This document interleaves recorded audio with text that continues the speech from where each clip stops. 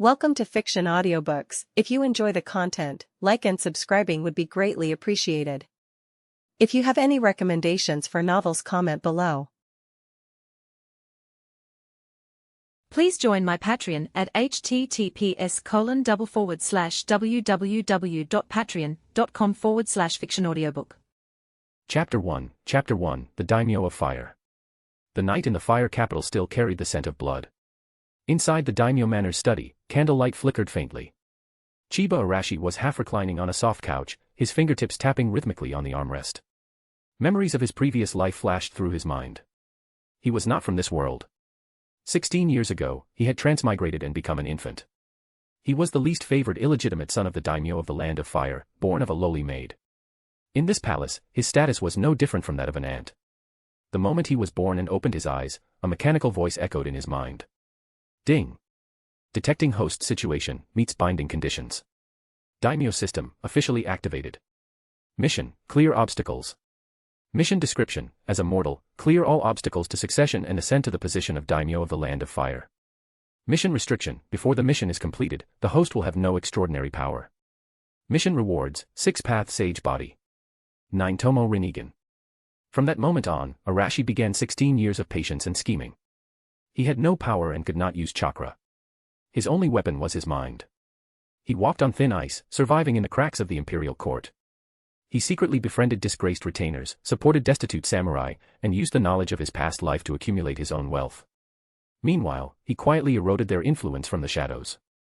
16 years. A full 16 years. He rose from an illegitimate son who could be executed at any moment to standing at the center of power, step by step. 2 months ago, the former daimyo died of a severe illness. For the throne, his brothers engaged in a bloody struggle. Arashi revealed his fangs at the right time and ultimately had the last laugh, becoming the sole candidate to inherit the title of daimyo. When he held the national stone, the symbol of the daimyo, the system's voice, silent for 16 years, finally spoke again. Ding. Congratulations, host, for completing the ultimate mission. Rewards being distributed. At that moment, a vast divine power surged through his body. His body was instantly reshaped, every cell filled with chakra. His eyes transformed into the purple Rinnegan with 9-Tomoe. 16 years. Arashi opened his eyes, the purple glow flashing before reverting to black pupils. 16 years as a mortal, he murmured, a faint smile forming. The overwhelming contrast made even him feel unreal for a moment. But he quickly adapted. He was still the same Chiba Arashi, used to solving problems with strategy and patience. Now, he simply had an extra trump card. Arashi rubbed his temples and sat upright. On the table before him lay the recently approved budget for city defense repairs. My lord, it's late, you should rest. An old voice came from outside the door. Come in. Arashi didn't look up. The door was pushed open, and an old man entered, carrying a bowl of soup. The old man, Gen, was a loyal retainer who had cared for Arashi since childhood.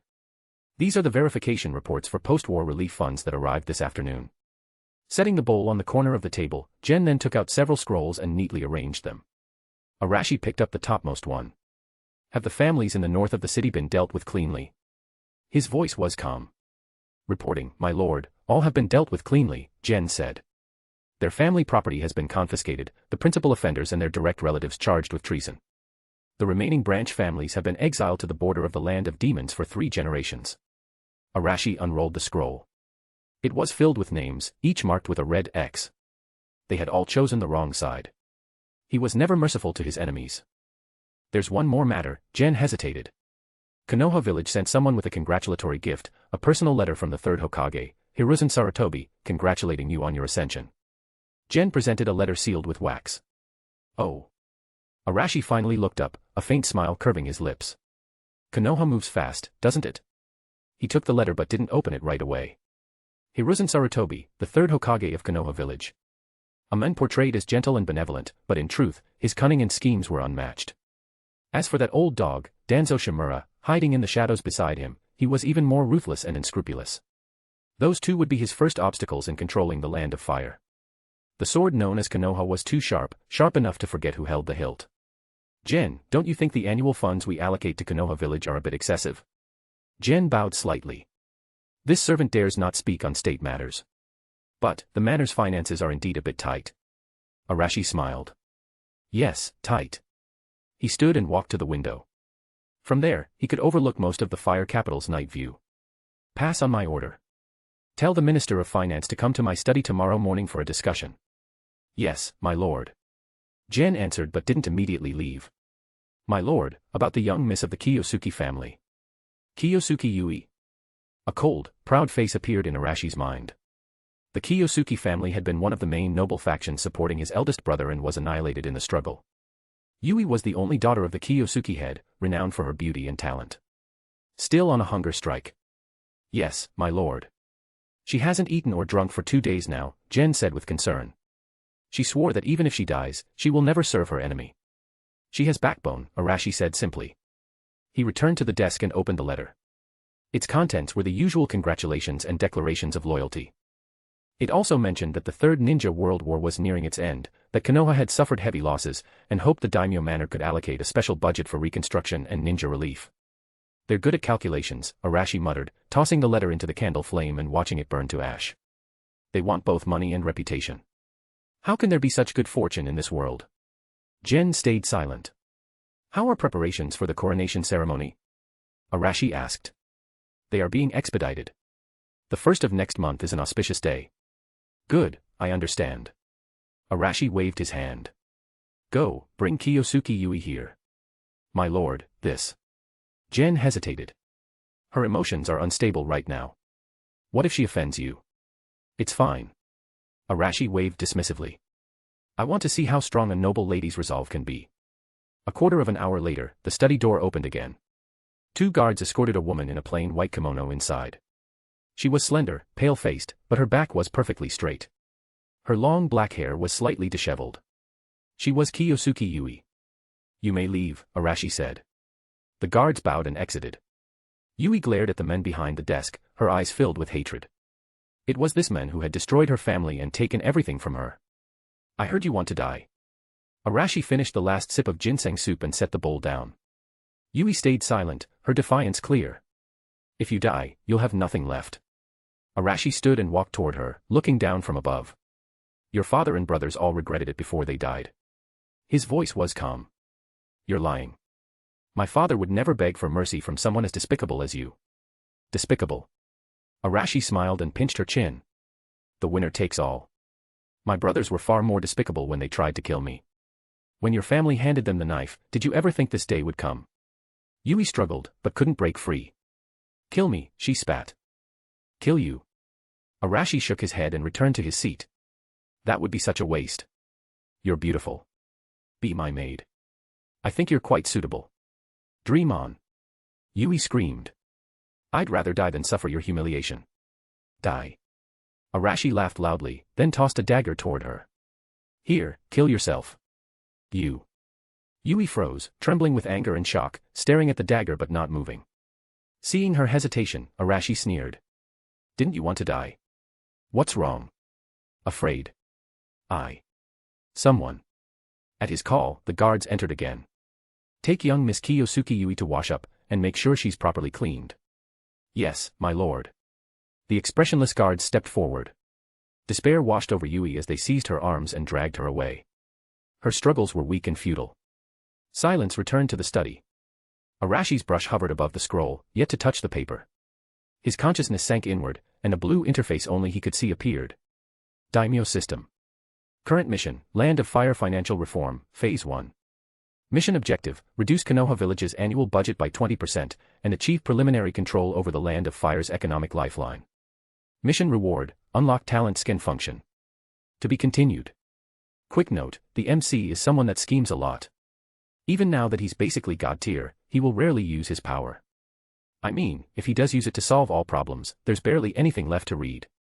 Also, he's a straight-up villain and dark-hearted, so don't complain later. If you don't mind, proceed reading. I'll be dropping 2 bonus chapters for every 10 reviews. 1 bonus chapter will be released for every 100 power stones. If you enjoy the story, please consider leaving a review, it helps a lot. Don't forget to add the book to your library. Chapter 2, Time to teach Konoha frugality. The night was thick and silent. Arashi set down the scroll and stood up to stretch his limbs. After finishing his official duties, he walked out of the study and slowly made his way toward the sleeping quarters. The guards and maids along the corridor all bowed their heads, barely daring to breathe. Arashi was long accustomed to such treatment, and it pleased him. At the entrance of the sleeping quarters, 2 newly assigned maids stood respectfully with their hands clasped and their bodies slightly bowed. Arashi pushed open the door and entered. Inside, candlelight flickered, and the faint scent of incense filled the air. A figure lay curled up on the bed, the bedding outlining the graceful curves of a woman's body. Arashi's footsteps lightened, and a faint smile appeared on his face. Perhaps hearing the sound, the figure on the bed visibly tensed. Arashi walked straight to the bedside, sat down, and with a playful look, reached his hand into the bedding. What he touched was not soft skin but the rough texture of fabric. His smile vanished instantly, and he pulled the quilt back sharply. "You're still wearing clothes." Yui suddenly opened her eyes. Her gaze was filled with fear, but her expression remained stubborn. Arashi ignored her emotions. His face darkened as he let out a cold snort. "It seems you still haven't learned how to be a maid." "Someone." The door opened immediately, and the maids outside hurried in, falling to their knees and pressing their foreheads to the cold floor. "I told you to teach her the rules." Arashi pointed at Yui, his voice carrying suppressed anger. "Didn't you teach her?" This." The maid trembled violently, repeatedly bowing her head. Arashi frowned, his patience thinning. "Take her away and teach her again. Make her understand what a maid's duty is." He paused, his tone dropping lower. "If she still hasn't learned by this time tomorrow, you will be held responsible." The maid quickly nodded. "Why yes, my lord. I will definitely teach her properly." Arashi turned slightly, and the maid immediately scrambled up, rushed to the bed, and grabbed Yui's arm. No matter how she struggled, she was forcibly dragged out of the sleeping quarters. The hall door closed behind them, cutting off her cries. The next morning, sunlight streamed through the study windows, casting soft shadows across the floor. Arashi finished reviewing several reports and was slowly sipping his tea. "Lord Tanaka requests an audience, Lord Daimyo," Jen announced from outside. "Let him in." Soon, a slightly overweight middle-aged man entered briskly. His name was Tanaka Shigeru, an old minister of the Land of Fire. Tanaka bowed respectfully. "May Lord Daimyo be in good health." "Sit," Arashi said, setting down his cup. "Thank you, Lord." Tanaka sat carefully, occupying only half the chair, his posture humble. After a few formalities, Arashi said, "Last night, the 3rd Hokage of Konoha sent a letter." Tanaka asked, "What did it say?" Arashi toyed with the cup lid, his tone even. The letter was very touching. First, it congratulated me on my succession, then it reminisced about the long-standing friendship between Konoha and the Daimyo manor, and finally, it made a small request. Tanaka's eyelids twitched. A small request mentioned by the Daimyo himself could not be small. What does the 3rd Hokage mean? His meaning is that in this great war, Konoha made great contributions but also suffered heavy losses. The village lies in ruins, awaiting reconstruction, Arashi said indifferently. So, he hopes the Daimyo manor can provide an additional budget for post-war rebuilding. Tanaka's face turned bitter, and he immediately protested, "My lord, that is absolutely impossible. The national treasury is emptier than my hair. Suppressing the rebellion already drained our reserves. Reconstruction efforts and compensations all require funds. We have nothing left to give." "Oh." Arashi raised an eyebrow. "Is it that serious?" "Even more so, my lord. Bring Konoha's account books for me to see." Tanaka had come prepared. He hurriedly presented a thick ledger with both hands. Arashi took it, flipping through swiftly, scanning several lines at a time. The figures inside were staggering. Procurement of weapons, ninja mission subsidies, casualty compensation, infrastructure construction, research and development. These expenditures consumed 1/3 of the Land of Fire's annual budget. During the 3rd Great Ninja War, that share had even risen to half. Arashi's expression darkened. He shut the ledger with a dull thud. "So much." Cold sweat formed on Tanaka's forehead as he explained, "Konoha is, after all, our military shield. Without their efforts at the front lines all these years, we..." Arashi smiled faintly. "Tanaka, I ask you, Konoha is important, but are the other citizens of the Land of Fire not important? During wartime, I can understand high military expenses. But now, the 3rd Raikage is dead, Iwagakure is weakened, Sunagakure has submitted, and Karigakure is caught in internal strife. The war is nearly over. Instead of reducing spending, he wants even more funds. What kind of logic is that?" Tanaka hesitated, speechless.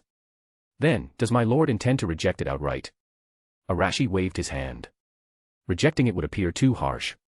The 3rd is respected and has rendered great service to the Land of Fire. We can't be so heartless." Tanaka looked confused. Arashi's smile deepened. "Not only can we not reject it, we must actively help him. Help him and help Konoha village learn what frugality means. He raised 2 fingers. Starting next quarter, Konoha's annual budget will be reduced by 2/10. 2/10. Tanaka nearly leapt from his chair. My lord, that's impossible. That's an enormous cut. Konoha will never agree. The third Hokage. He will agree, Arashi interrupted calmly.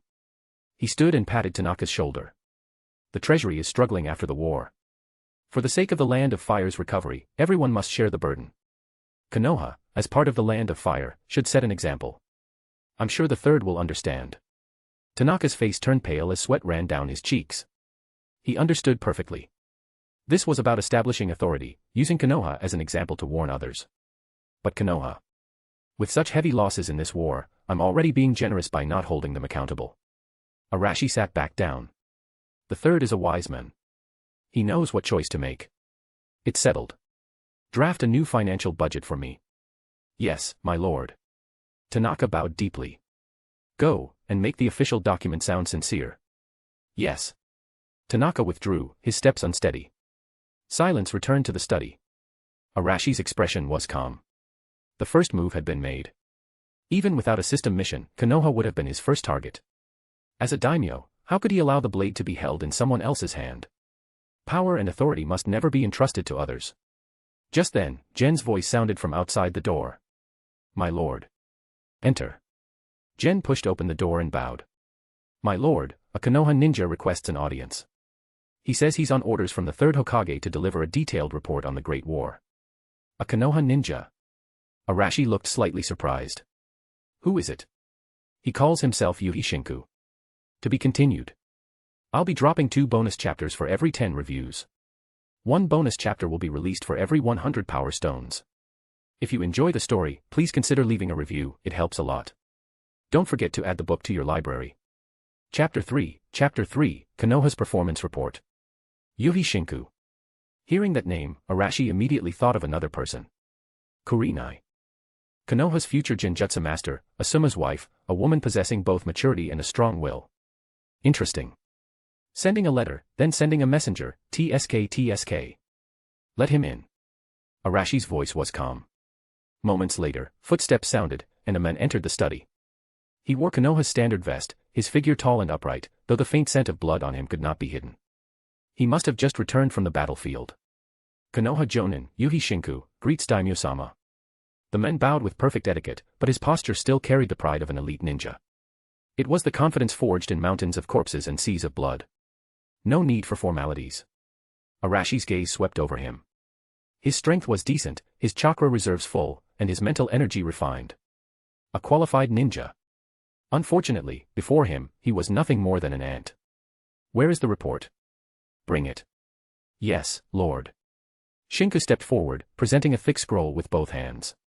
The report details Konoha's casualties, material expenditures, and strategic assessments from this war. Please review it, Daimyo-sama. Gen stepped forward, received the scroll respectfully, and placed it on Arashi's desk. Arashi didn't open it immediately. He lightly tapped the scroll with his finger. You've worked hard. To survive such a brutal battlefield, you are a hero of Konoha. And a meritorious subject of the Land of Fire. His tone was warm and courteous, like a gentle spring breeze. Shinku quickly bowed. To serve the Land of Fire is the duty of a Konoha ninja. Well said. Arashi nodded approvingly, then unrolled the report. The Battle of Kikyo Pass. The Canopy Bridge Battle. One after another, battle names appeared, followed by cold, emotionless casualty numbers. Each number represented a vibrant life, a shattered family. Senju Hashirama, your naivety killed them all. It's tragic, Arashi murmured as he rolled the scroll shut.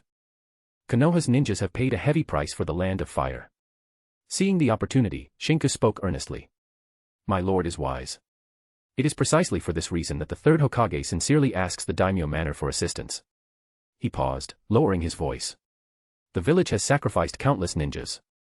Their families need compensation, the wounded need treatment, and the homes destroyed by war must be rebuilt. All of this requires funds. I implore Daimyo-sama to understand Konoha's difficulties. Here it comes. Arashi sneered inwardly. Jonin Shinku, I understand your purpose, and I have already read the third's letter. He shifted the topic smoothly, pushing the scroll forward. But it seems you have misunderstood something. This report is not a record of Konoha's merits or a petition for rewards. It is a performance report, detailing how Konoha has fulfilled its duties to the Land of Fire. Shinku's pupils shrank sharply. Arashi's tone wasn't loud, but his words struck like a hammer. Do you think the funds the Daimyo Manor allocates to Konoha are insufficient? Or have you used them for your own comfort during peacetime, and now come asking for more? You must understand that money pays for your sacrifices in war, it pays for every casualty on this report. You have shed blood, and the Land of Fire has not treated you unjustly. Arashi stood, walking around the desk until he stood before him, looking down from above. My brothers emptied the treasury in their struggle for power, that was my family's affair. I quelled the rebellion and drained the finances, that was state business. And now, you come to me, bringing what should be a duty report, demanding more compensation. Jonin Shinku, tell me, why?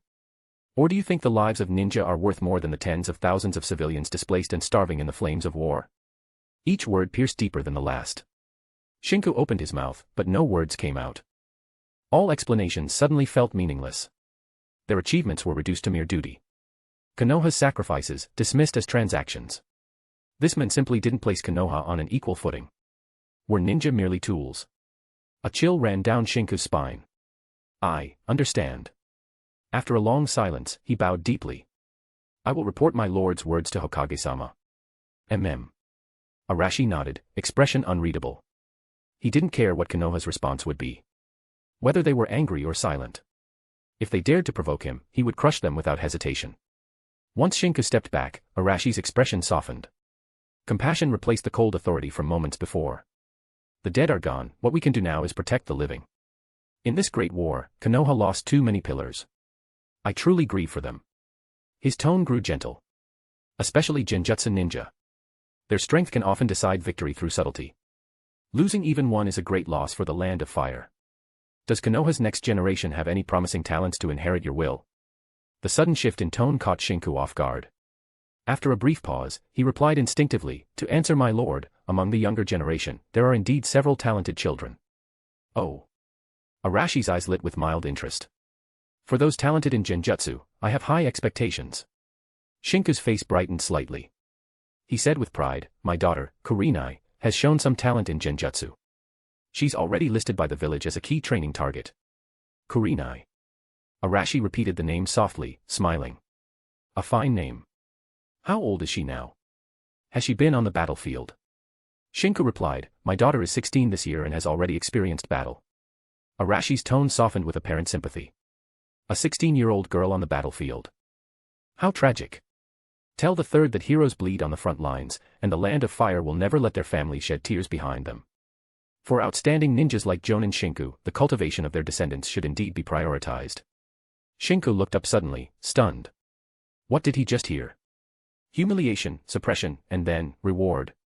I will allocate a special fund for genius cultivation to Konoha starting next quarter. I hope your daughter and other gifted youths will receive the support they deserve. Thank you, my lord. Shinku's tone was filled with gratitude. Good. You've endured a long and tiring journey. Arashi waved dismissively. I've received the report. You may return. He added casually, since you're already here, don't leave so soon. Walk around the capital, see the post-war reconstruction, and understand the people's lives. Yes. Shinku bowed deeply, then turned and left. Only after walking out of the Daimyo Manor and feeling the cool evening breeze did he realize his back was drenched in cold sweat. Meeting this young daimyo was more exhausting than facing enemies on the battlefield. That invisible pressure had nearly suffocated him. So, this is what true power feels like. Inside the study, Arashi toyed with the brush in his hand, a faint smile tugging at his lips. Hiruzen Sarutobi, do you think sending an elite jonin would test me? You'll soon learn that I won't just cut your budget. I'll take your talents too. Pushing those thoughts aside, Arashi returned to his documents. Establishing a new order required absolute patience. Time passed quietly. The moon rose high in the night sky. Gen entered silently to replace the candles, his movements light and precise. My lord, it's late. Arashi didn't look up. Only after finishing the last document did he exhale deeply. Continuous work had finally taken its toll, leaving a trace of fatigue. Suddenly, that pale, stubborn face from yesterday appeared in his mind. He wondered if, after a day of teaching, that hard bone had finally been broken. Arashi stood, a hint of anticipation in his eyes, and walked slowly toward the sleeping quarters. To be continued. I'll be dropping 2 bonus chapters for every 10 reviews. 1 bonus chapter will be released for every 100 power stones. If you enjoy the story, please consider leaving a review, it helps a lot. Don't forget to add the book to your library. Chapter 4, Do You Regret Going Against Me? Arashi returned to his bedchamber, where candles still burned brightly and incense smoke coiled gently upward. Upon entering, he saw Yui lying alone on the bed. He removed his outer robe and tossed it casually to a maid standing in the corner, then walked slowly toward the bed. His footsteps were quiet, yet Yui's body tensed up, curling into a smaller shape. "My lord." Her voice trembled, faintly pleading. Arashi stood by the bed, looking down at her silhouette. He responded indifferently, his tone devoid of warmth. "This time, you're not wearing anything, are you?" The words struck like a slap, making Yui's body tremble. "No," she whispered, her voice almost inaudible. Arashi said nothing further. He reached into the bedding, and his fingertips brushed against soft, smooth skin. Only then did he pull his hand back in satisfaction, nodding slightly. "Sit up." His tone was calm but firm. Yui froze, her mind going blank. "Sit up. Wouldn't that mean? Don't make me repeat myself."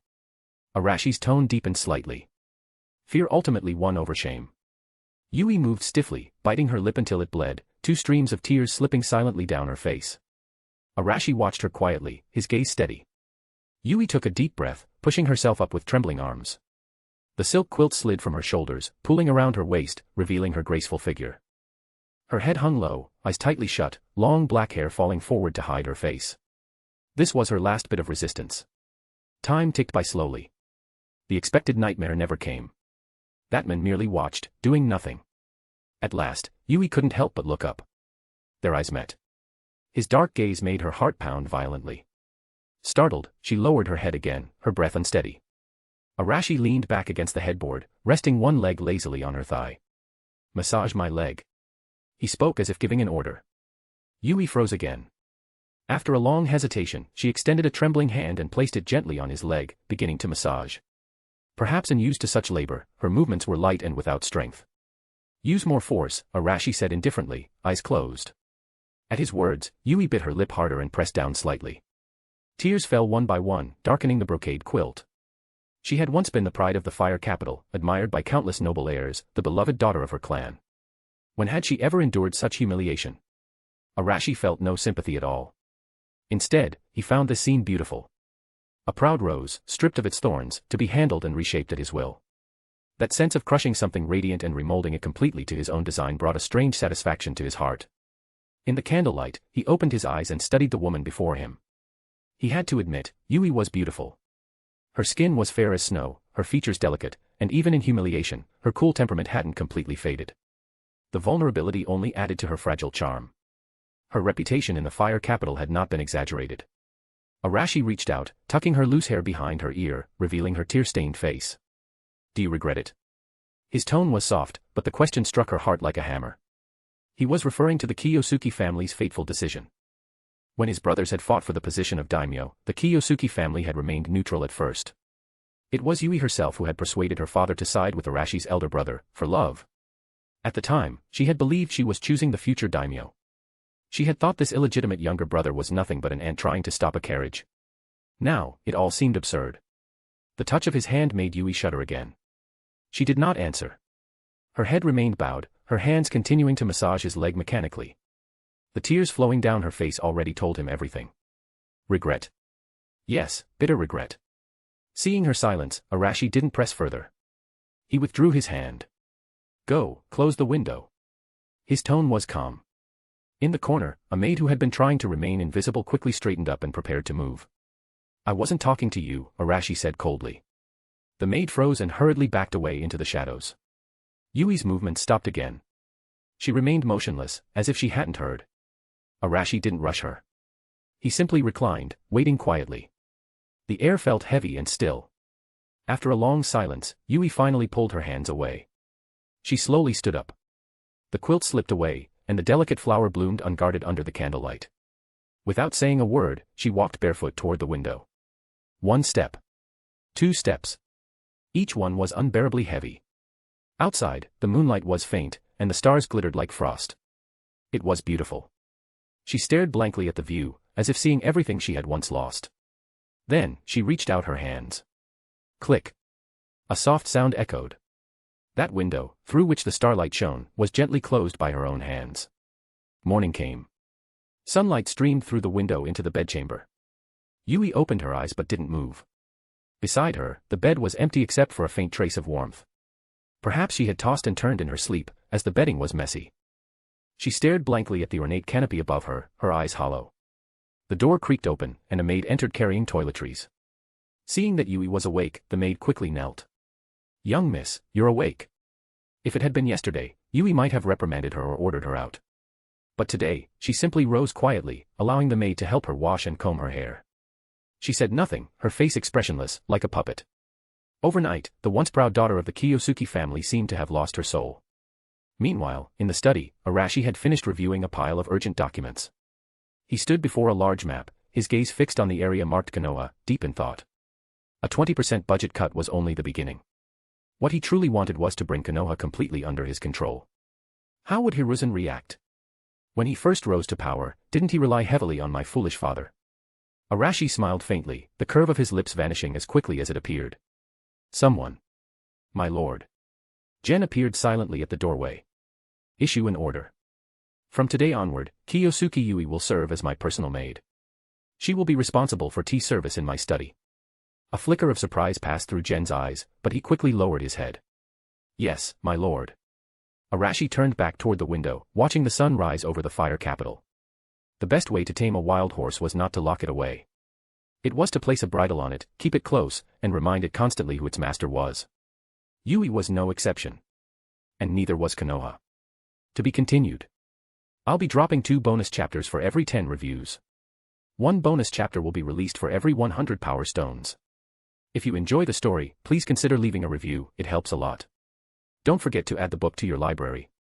Chapter 5, The Fire Capital's Banquet of Blades. Inside the study, the faint scent of sandalwood filled the air. Arashi leaned back in his chair, eyes closed in rest. Yui knelt beside him, awkwardly brewing tea. She was dressed in a simple maid's uniform, her former grace and arrogance gone. Only a pale, expressionless face and hollow eyes remained. Boiling water poured into the teapot. Steam rose, carrying a light aroma of tea. She discarded the first brew, refilled the pot, and carefully poured the tea into a cup, offering it to him with both hands. Throughout the entire process, she didn't say a single word, her silence was almost frightening. Arashi didn't open his eyes. Jen. Your subordinate is here. Jen, waiting by the door, immediately responded. Go summon Lord Tanaka of the Ministry of Finance, Lord Ito of the Ministry of Internal Affairs, and Kawachi no Kami, Yamashiro no Kami, all of them. Arashi listed several names in a calm tone. Yui's hand trembled slightly as she held the cup. Those were all high-ranking nobles and old ministers of the fire capital. During the succession struggle, most had remained neutral, while some had secretly supported her would-be husband, Arashi's late elder brother. Was this a reckoning? Yes, my lord. Jen bowed and left. Only then did Arashi open his eyes, taking the cup and blowing gently on the tea. The tea is good, he said casually, glancing at her. Yui's shoulders tensed even further, her head lowering until it nearly touched the floor. Half an hour later. In the Daimyo Manor's council hall, more than a dozen officials and nobles stood in neat rows. The air was heavy, their expressions grave. No one dared to sit. Whispers filled the air. Unease showed plainly on every face. Why did Lord Daimyo summon us so suddenly? I don't know. Everyone here seems to. Quiet. Don't speak carelessly. Tanaka Shigeru, Minister of Finance, stood at the front, beads of sweat forming on his forehead. He knew better than anyone how ruthless the new daimyo's methods were. Suddenly, a steady rhythm of footsteps echoed from outside. All conversation stopped. Arashi, flanked by guards, entered the council hall. He wore a black robe embroidered with gold patterns that shimmered faintly under the light, adding an air of composed authority to his refined features. He didn't take the main seat. Instead, he stopped in the middle of the hall, his calm gaze sweeping across the room. Everyone he looked at quickly lowered their head. My lords, you are the pillars of my land of fire, Arashi began, his voice even yet commanding. I invited you here today because I need your help with a few matters. He clapped his hands. Jen entered, leading 2 guards carrying a large wooden box. Thud. The heavy box landed with a dull sound that made everyone's heart tighten. Open it. The lid was lifted. Inside was a pile of scrolls and ledgers. At first, the ministers only looked on curiously. But when a few scrolls slipped, revealing familiar handwriting and family crests, the color drained from their faces. Tanaka Shigeru froze. He stared at a blue-covered ledger with a T stain on the corner. It was the false account he had forged himself. Next to him, Minister Ito spotted a personal letter, his own handwriting, pledging full support to the late daimyo's eldest son. Kawachi no Kami felt his knees buckle. He saw a mining report detailing falsified production numbers, signed by him and one of the executed traders. Each man saw his own doom staring back at him. Silence fell. The hall was filled only with the sound of ragged breathing and chattering teeth. Cold sweat drenched their fine robes. The wooden box before them no longer looked like a box, it was a coffin prepared for them. In that suffocating silence, Arashi's calm voice cut through the air. "My lords, what is the matter?" He scanned the crowd, feigning concern. "You all look unwell. Is someone ill?" His feigned gentleness was sharper than any blade. He knew everything and he wanted them to know that he knew. Tanaka Shigeru finally collapsed to his knees, trembling. "Your subject is guilty." His cry broke the silence like shattering glass. "Lord Daimyo, please spare us. We were momentarily blinded, my lord. Have mercy." One after another, they knelt, their voices shaking, begging for forgiveness. The great hall dissolved into chaos. Arashi stood silently, watching their pathetic display, a faint smirk on his lips. "Silence." Jen barked. The hall fell quiet again. Heads remained bowed low. "All of you, rise," Arashi said flatly. "These items were taken from the estates of my late brothers during the rebellion." He picked up a random scroll from the box and weighed it in his hand. "I haven't looked inside yet. I suppose there's nothing important." He turned, tossing the scroll casually back into the box. "Jen, bring a brazier." "Yes." A large copper brazier was quickly brought in. Under the stunned gazes of the ministers, Arashi motioned to the guards. "Pour it all in. Burn it." The guards obeyed, tilting the box over the flames. Whoosh. Scrolls and ledgers tumbled into the fire, the blaze roaring to life. The flames reflected off Arashi's composed, elegant face. "I am not one to dwell on the past," he said clearly, his voice steady above the crackling fire. "Let the past burn clean, like this flame. I have not read what was inside, and no one will ever mention it again. But remember, such things must never happen again." He turned, sweeping his gaze across the room. "I only care about the future. From this day onward, your loyalty belongs to me alone. Those who create value for me will receive everything they desire. Do you all understand?" As his words echoed, Tanaka Shigeru's expression shifted from terror to elation. He fell to his knees again, tears streaming down his face. "Your subject, Tanaka Shigeru, swears eternal loyalty to Lord Daimyo. I will serve without hesitation." "Your subjects swear eternal loyalty to Lord Daimyo." The others followed, their cries merging into a chorus that shook the hall. At that moment, all hesitation, all pretense of independence, vanished. Only reverence and fear remained. This young daimyo had burned away their sins and bound their souls in one stroke. From this day forward, their lives belonged to him. Arashi watched them with satisfaction, mentally sorting through a list of trusted names. He could have executed these men to make an example of them, but what then? Without these seasoned officials, who would manage the nation? Letting hot-headed samurai handle finance and infrastructure? The land of fire would collapse in months. No, they had to live and serve him faithfully. Once his new generation of loyalists was ready, these old dogs would have no value left. For now, killing them was the lesser path. Controlling their hearts was the true way. To be continued. I'll be dropping 2 bonus chapters for every 10 reviews. 1 bonus chapter will be released for every 100 power stones. If you enjoy the story, please consider leaving a review, it helps a lot. Don't forget to add the book to your library. Chapter 6, Carrots, Sticks, and a Very Big Pie. The flames in the brazier gradually weakened, leaving only scarlet embers that occasionally burst with a spark. In the council hall, the waves of allegiance had not yet settled, and the smell of charred wood still lingered. Arashi's sneer faded, replaced by a gentle smile. Looking at the ministers kneeling on the ground, faces showing the relief of surviving a disaster, Arashi said, "Rise. You are the pillars of the land of fire. There is no need for such a grand bow." His voice was not loud, but it instantly calmed the restless crowd. "Thank you, Lord Daimyo." Tanaka Shigeru and the others stood shakily. Their backs stayed slightly bent, and none dared meet Arashi's eyes. The sight of that burning brazier had seared itself into their minds. Arashi did not return to the main seat. He paced to the center of the hall and stood with his hands clasped behind his back. Then he sighed. The sigh was soft, but it made the ministers' hearts jump to their throats. My lords, Arashi said with a trace of sorrow, my few useless elder brothers nearly emptied the treasury for the sake of a false reputation. Stabilizing internal strife, appeasing the territories, and rebuilding the capital will cost a fortune. He paused, letting his gaze sweep over them. Just yesterday, Lord Tanaka even told me the treasury is cleaner than his hair. Tanaka shuddered, nearly dropping to his knees again. Your subject was only making a comparison. Your subject deserves punishment. No, you are right, Arashi said, waving for him to relax, though worry deepened on his face. Now the war is about to end, tens of thousands of soldiers await pensions, displaced civilians wait to be resettled, the ruins await reconstruction, and money is needed everywhere. These past few days, I have slept poorly because of money. His words were filled with helplessness. The ministers exchanged glances. He is asking for money. Then again, this daimyo, for all his thunderous methods, did inherit a wreck. And every person present had contributed, more or less, to that wreck. As Minister of Finance, Tanaka knew the treasury best. He clenched his jaw and stepped forward first. He knelt again.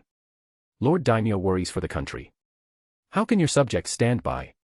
Your subject, Tanaka Shigeru, is willing to share your lordship's burden and donate 70% of his family property to replenish the national treasury. The hall was stunned. 70%. That was the Tanaka clan's wealth accumulated over a century. Had he gone mad? In an instant, the ministers understood. This was not madness. This was loyalty. He was using money to buy his life, to buy his clan's future. That fire had just burned away the evidence of their crimes. Now it was time to pay for absolution. Your subject, Masashi Ito, is willing to donate 70% of his family property to share your lordship's burden. Your subject, Kawachi Mori, is willing to donate all earnings from the 3 iron mines in his territory for the next 10 years. Your subject. For a moment, the hall resounded with pledges of donation. It was like an auction of loyalty. Whoever spoke slow, whoever gave less, was disrespectful to the daimyo. Yui stood in the corner, watching this absurd yet real scene, her heart unsettled. One fire, a few words, and those miserly old foxes were emptying their coffers. Such methods were terrifying. Arashi listened quietly. The worry on his face eased, though his brows remained slightly furrowed. In his heart, he sneered. A bunch of fools. Do I need your money like this? If I wished, a single thought could wipe out your wealth and your lives together. A thought flashed through his mind. Arashi lifted his hand, pressing down lightly. Good. I appreciate your intentions. He sighed, his expression turning complicated. State affairs are difficult. I should not ask you to spend so much. But for now, this is the only path. It is just that. Money alone is not enough. Their hearts tightened again. There is more. Arashi paced a few steps, then said slowly, after this war, I found many positions in the court overstaffed and inefficient. Some hold multiple posts, occupying seats yet accomplishing nothing. If this continues, the country will cease to be a country. He stopped and looked at several old ministers who held real power. I plan to streamline the court. Eliminate useless departments, merge redundant posts, and promote capable young people.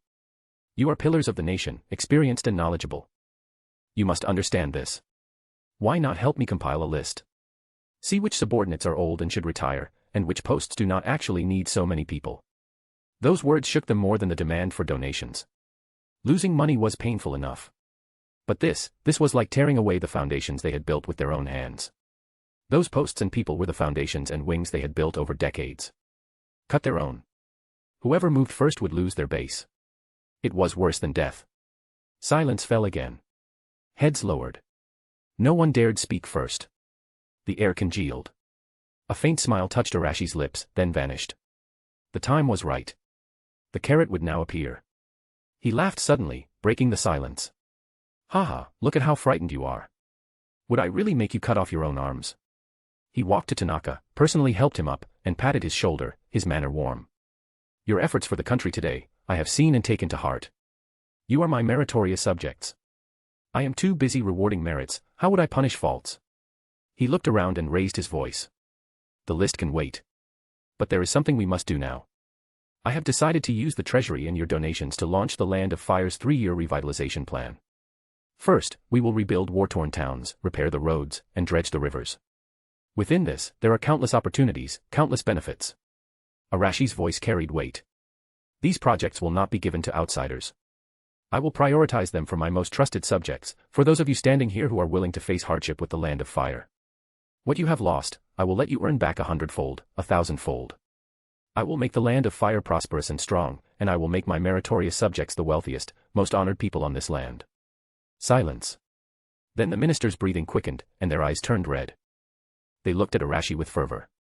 This daimyo had first crushed their pride with ruthless force, then erased their leverage in one stroke, seized their wealth, and tightened his grip on their power.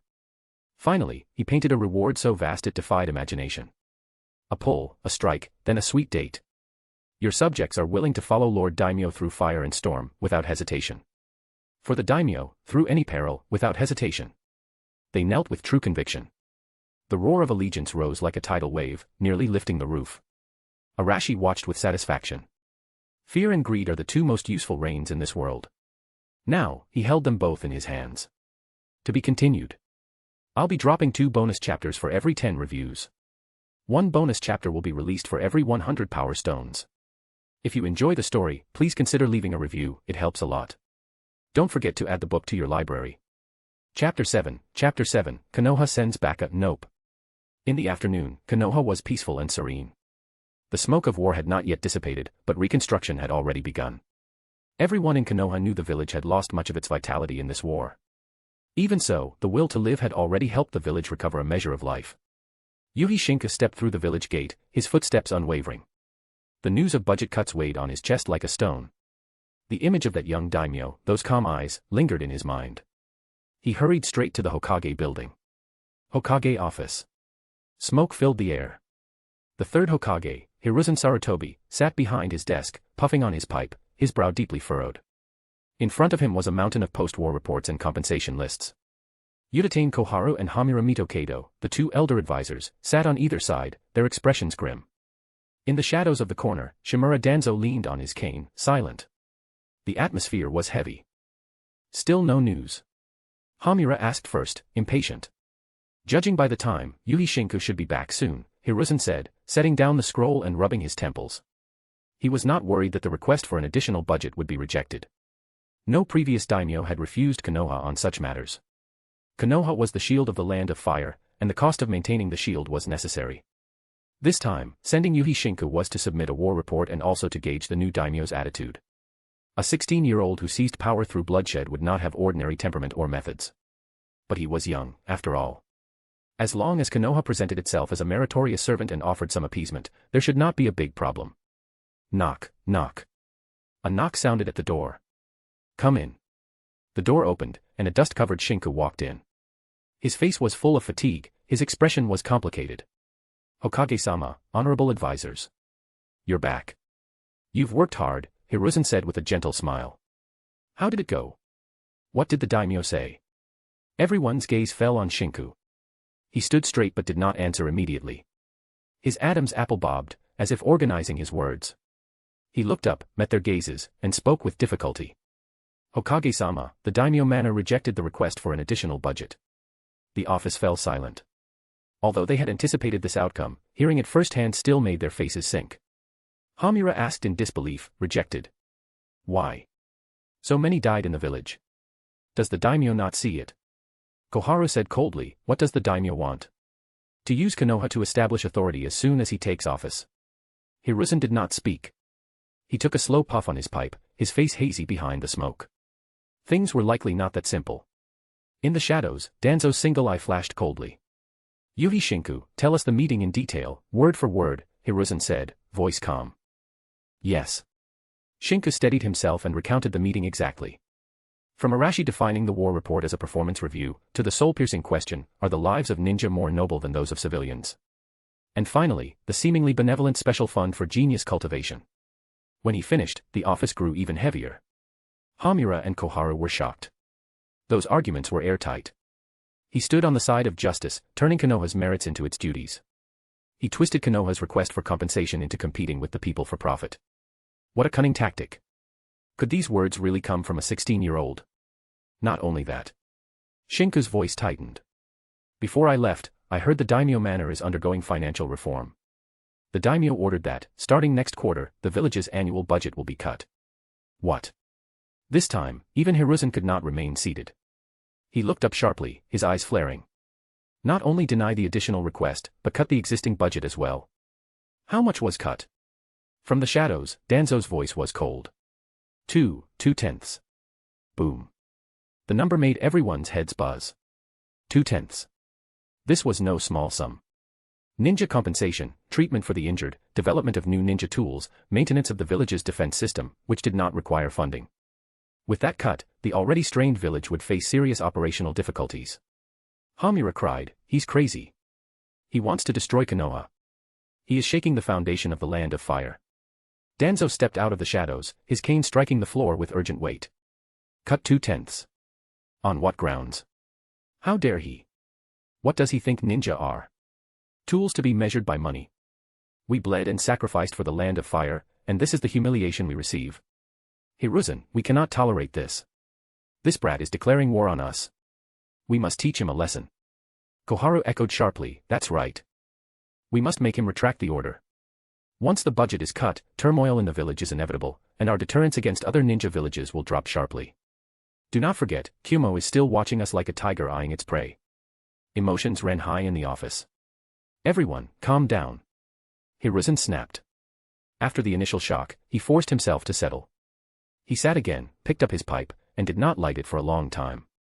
His mind was filled with the young daimyo described by Yuhi Shinku. Calm, dignified. Emotions unreadable. Speaking the most piercing words in the gentlest tone. First striking with a stick, then tossing a useless candy to make you grateful. He knew this method well. But it should not appear in a 16-year-old. These methods, this cunning, this depth, clearly the mark of someone steeped in power for decades. He remembered the past.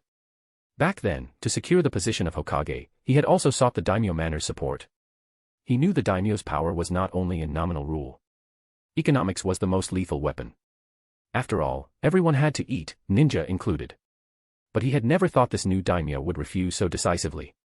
The other party did not bargain with Konoha. He issued a notice. They had all misjudged him. A chilling memory flashed through Hiruzen's mind. Just last month, he had received a plea for help from this daimyo. At that time, the struggle for the daimyo's position was at its peak. He had refused. Cold sweat formed. Hiruzen. What are you hesitating for? Danzo stepped closer, voice sinister. Send the Umbu to warn him. Let him learn what co-governance means. Foolish. Hiruzen slammed the desk, voice sharp. Danzo stopped. Hiruzen stared, eyes like blades. Warn him. How? Send an assassin. Then what? Make the nobles and civilians of the land of fire see Konoha as rebels. Let the other 4 nations laugh at us. Give them an excuse to declare war. Without the daimyo manor's support, can the village endure a war? The barrage left Danzo speechless. Yes. The other side was the legitimate daimyo. His reason for cutting the budget was national hardship and the need to overcome it together. On what grounds could Konoha object?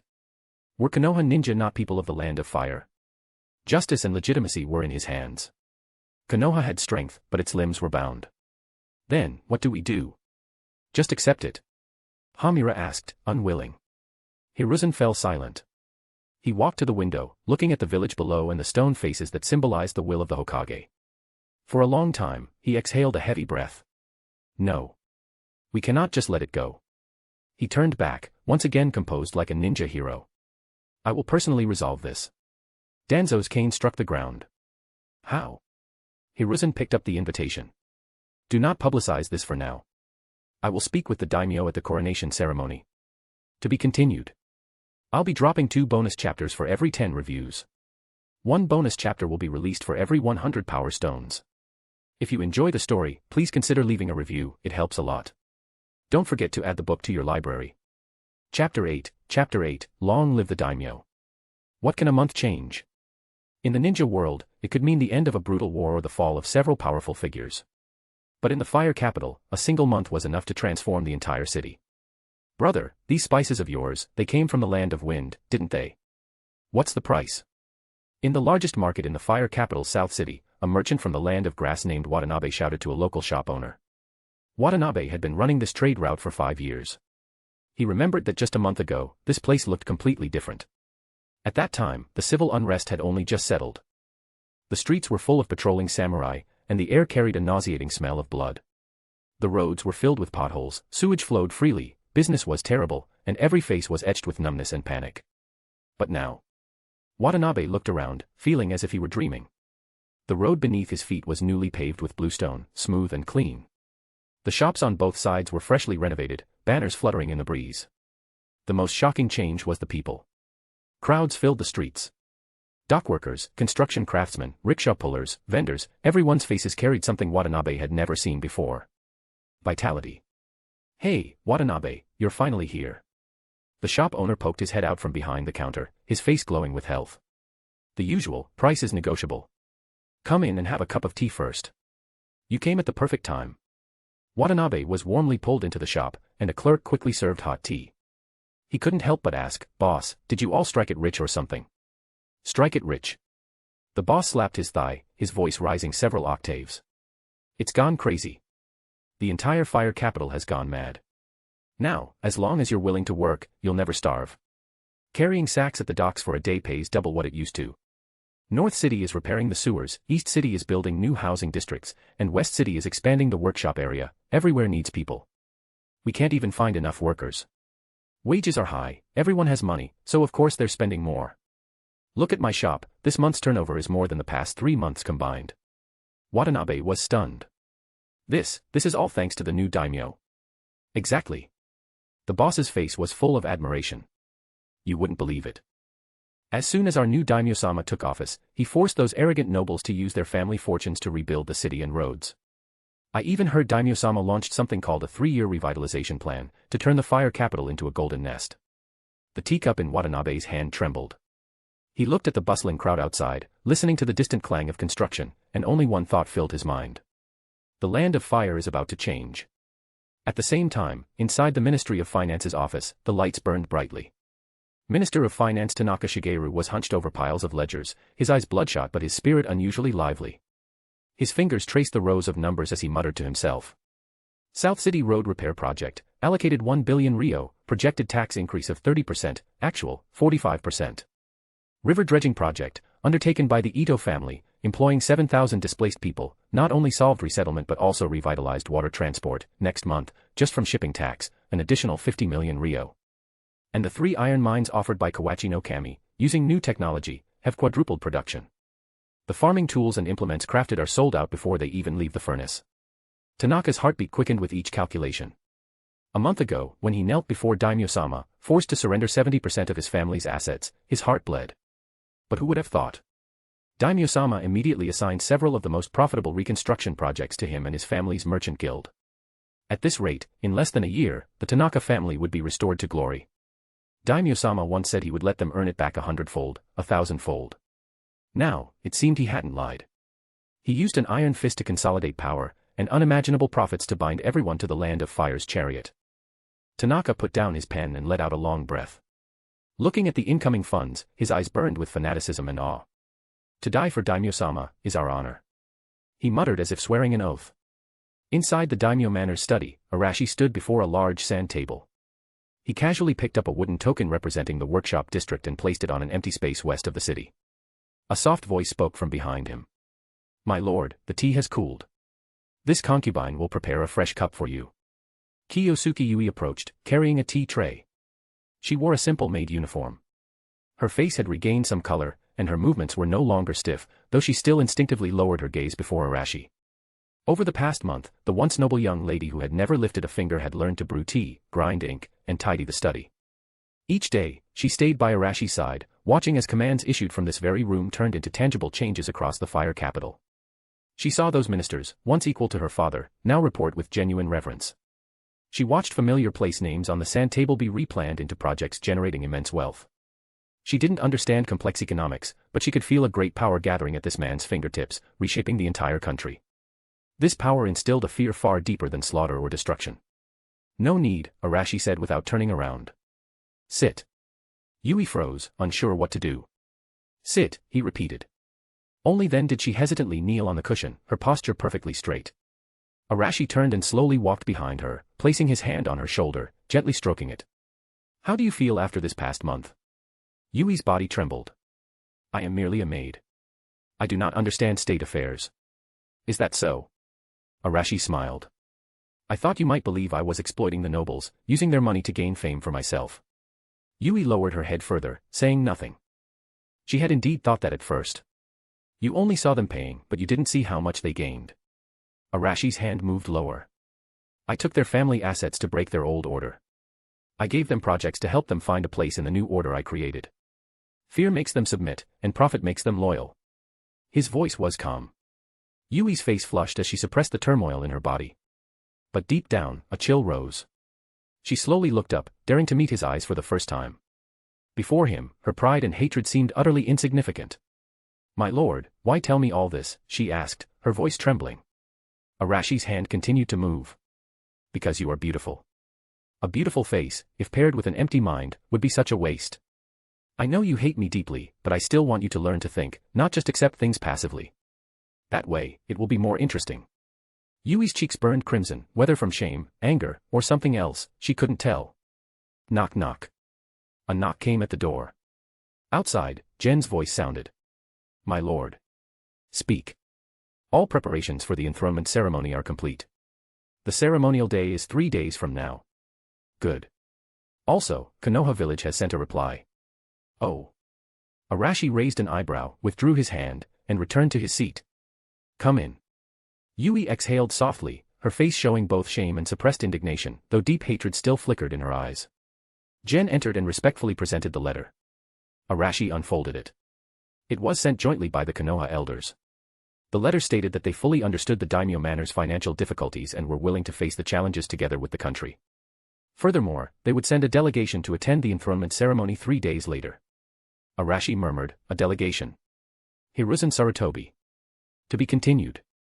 I'll be dropping 2 bonus chapters for every 10 reviews. 1 bonus chapter will be released for every 100 power stones. If you enjoy the story, please consider leaving a review, it helps a lot. Don't forget to add the book to your library. Chapter 9, Visitors from Konoha, Envoys from 4 countries.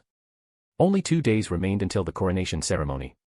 Fire Capital, a city that had just undergone a bloody purge, was not in chaos. Instead, it was orderly. The streets were spotless, and the nobles and ronin who used to roam freely were nowhere to be seen. In their place were teams of sharp-eyed guards clad in armor. They patrolled every street corner in groups of 3. A carriage adorned with the Uchiha clan fan crest slowly entered the city. Inside the carriage, Uchiha Fugaku, Hyuga Hayashi, and the clan chiefs of the Ino, Shika, Cho families rode together, conversing merrily. However, due to Akimichi Cho's presence, it felt a bit crowded. Just then, Hayashi's expression changed slightly, and veins bulged around his eyes. Hayashi, what's wrong? Narashikaku, who was beside him, noticed the change and quickly asked. The others also cast inquiring glances. Hayashi did not answer immediately. His Byakugan penetrated the carriage, scanning the surrounding buildings, his brows tightly furrowed. Something's not right. After a long while, he slowly spoke. The defenses of this capital are more than just the guards we see. Oh. Shikaku's interest was piqued. There are ninja hidden at every critical intersection, Hayashi said in a solemn tone. Fugaku snorted. Are they the 12 guardian ninja? Doesn't seem like it. Hayashi shook his head. Their chakra fluctuations are unfamiliar, and there are about 30 odd of them, but of all the people I've detected, the weakest are at least Chunin level. Some of their chakra are even on par with ours. The carriage instantly fell silent. The relaxed expressions on everyone's faces vanished. A ninja force of over 30 individuals, at least Chunin level, and with experts of elite Jonin level. This power was enough to instigate a coup in a small country. Moreover, this force did not belong to Konoha. It seemed to be the doing of that daimyo. This is troublesome. Shikaku rubbed his forehead, muttering to himself. This young daimyo is very assertive. In another carriage, 2 figures sat within it. It was the 3rd Hokage, Hiruzen Sarutobi, and Minato Namikaze behind him. Minato, do you feel it? Hiruzen scanned the surrounding streets, his tone deep. Minato nodded, looking at the orderly streets. Yes, this daimyo is very capable. Hiruzen sighed, his gaze directed toward the distant, majestic daimyo manor. Indeed. I just wonder if this daimyo still remembers the blood Konoha shed for the land of fire. After speaking, he looked serious and turned to Minato. During this great war, we suffered heavy losses, and the village, both internally and externally, needs an explanation. As the 3rd Hokage, it's time for me to take responsibility for all of this. His words were full of self-reproach, but Minato understood the deeper meaning beneath them. Take responsibility. How to take responsibility? By resigning from the position of Hokage to take responsibility. This was both a gesture of accepting responsibility and a tactical retreat. Daimyo Manor, in a side hall. The delegations from the Daimyo Manors of the Land of Lightning, Land of Wind, Land of Earth, and Land of Water had already been arranged to wait here. The atmosphere was somewhat subtle. The envoy from the Land of Lightning was a burly noble, dressed lavishly, his face full of arrogance, with 2 Kimogakure ninja guards behind him, exuding an intimidating aura. The envoy from the Land of Earth was short, appearing to be a civil official, stroking his beard silently, also with 2 Iwagakure ninja guards behind him. The envoy from the Land of Wind was a middle-aged official with a weathered face, and behind him stood a masked female ninja with dangerous eyes. Most striking was the delegation from the Land of Water. The envoy was a pale-faced, gloomy young noble, and the guard standing behind him was Biwa Juzo, one of the 7 ninja swordsmen. Making so many of us wait here, this is hardly proper hospitality. The envoy from the Land of Lightning was the first to break the silence, his voice rough and tone displeased. Although the others did not speak, their faces showed dissatisfaction. Just then, the door of the side hall was pushed open, instantly drawing everyone's attention. The person who walked in was a young woman. The woman carried a tray with exquisite pastries on it. She lowered her head, moving with light steps, placing the pastries one by one on everyone's tables. The gloomy noble whistled with interest, the sound not loud but particularly jarring. "Oh, the Land of Fire's maid, she's quite pretty." The woman seemed not to have heard. After placing the last pastry, she bowed and retreated to the side, standing with her hands clasped. Just then, footsteps sounded outside the door again. This time, it was the Daimyo Manor's old butler. "Gen, my lords, thank you for waiting," Gen bowed. "Daimyo has specially ordered this old man to arrange lodging for you, my lords." The envoy from the Land of Lightning snorted. The Land of Fire's hospitality leaves much to be desired. Gen's smile remained unchanged. "Daimyo said that since you, my lords, have traveled a long way and endured hardships, you should rest well. Tomorrow evening, Daimyo Manor will host a banquet to welcome you, my lords." With words spoken to this extent, the envoy from the Land of Lightning found it difficult to make a scene. Daimyo Manor. Arashi stood by the window, looking down at his capital. In his consciousness, on the interface of the Daimyo system, points of light representing powerful individuals lit up one by one. Uchiha, Hyuga, the Ino, Shika, Cho families. Inuzuka, Aburame. Hiruzen Sarutobi, Minato Namikaze. And the ninja guards in the delegations of the 4 great nations. They've almost all arrived. Are all the arrangements made? Yes, my lord, all have been properly arranged, Gen's voice came from behind him. Very good. Arashi turned around, his gaze falling on an invitation. This was sent by Hiruzen, arranging to pay a visit tomorrow. His finger tapped on Hiruzen's name. He was somewhat looking forward to tomorrow's arrival. To be continued. I'll be dropping 2 bonus chapters for every 10 reviews. 1 bonus chapter will be released for every 100 power stones. If you enjoy the story, please consider leaving a review, it helps a lot. Don't forget to add the book to your library. Chapter 10, Retreating to Advance. As the enthronement ceremony approached, the Fire Capital was completely reshaped within a single month. The shadow of war seemed to have dissipated, and prosperity was visible to the naked eye. The expanded streets were wide and clean, with shops lining both sides. Caravans from various countries, guided by guards, orderly entered the designated trade zones. The air was filled with the aroma of food, intertwined with the clang of blacksmiths, forming a picture of human life and activity. Children chased and played, their faces full of laughter.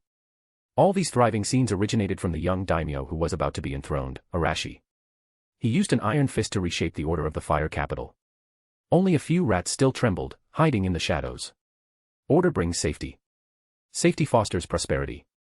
But beneath this prosperity, an undercurrent was quietly surging toward the center of power in the Fire Capital, the Daimyo Manor.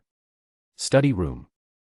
Arashi stood before a huge map, his gaze calmly surveying the entire territory of the Land of Fire.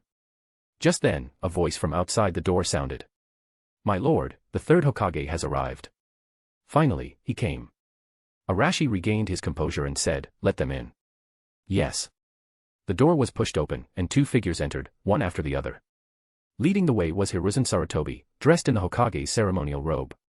He deliberately restrained his powerful aura, his face covered with wrinkles, his eyes cloudy, looking decrepit and older than in the manga, completely lacking the demeanor of the ninja god he once was. Minato Namikaze followed closely, with dazzling short golden hair, bright eyes, and a perpetually humble and gentle smile on his face. The 2 entered the room and bowed deeply to Arashi. Konoha's Hiruzen Sarutobi greets Daimyo-sama. Konoha's Minato Namikaze greets Daimyo-sama. Arashi turned around, a gentle smile on his face. Please rise, both of you, no need for such formalities. He gestured with his hand. The third has toiled for the country, and Jonin Minato is even more a pillar of the nation. Please, have a seat. Thank you, my lord. The two sat down as instructed, their postures respectful. Hiruzen's gaze subtly swept across the study room, finally resting on Arashi, a chill in his heart. He was even more composed than described in the intelligence. Not only did he show no youthful impetuousness, he was remarkably calm. The bloody struggles he had endured recently seemed to have left no trace on him. Arashi said lightly, "Someone, bring tea." The side door of the study was gently pushed open, and a maid entered, carrying a tea tray. She kept her head down, her steps light, serving tea to Hiruzen and Minato with meticulous movements, so elegant she hardly seemed like a maid. Minato politely thanked her, his gaze involuntarily drawn to the woman's profile, struck by her beauty.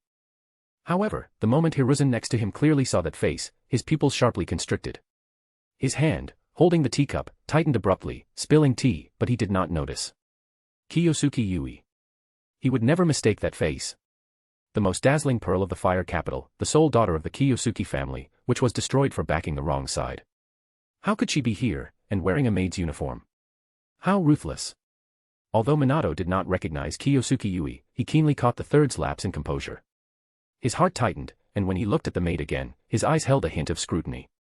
After setting down the teacups, Yui did not retreat but walked behind Arashi, standing with her hands at her sides, like a statue. This silent gesture was like a heavy hammer, striking Hiruzen's heart. The speech he had prepared all the way here now felt stuck in his throat. Arashi's face showed concern. "Third, you look a bit unwell.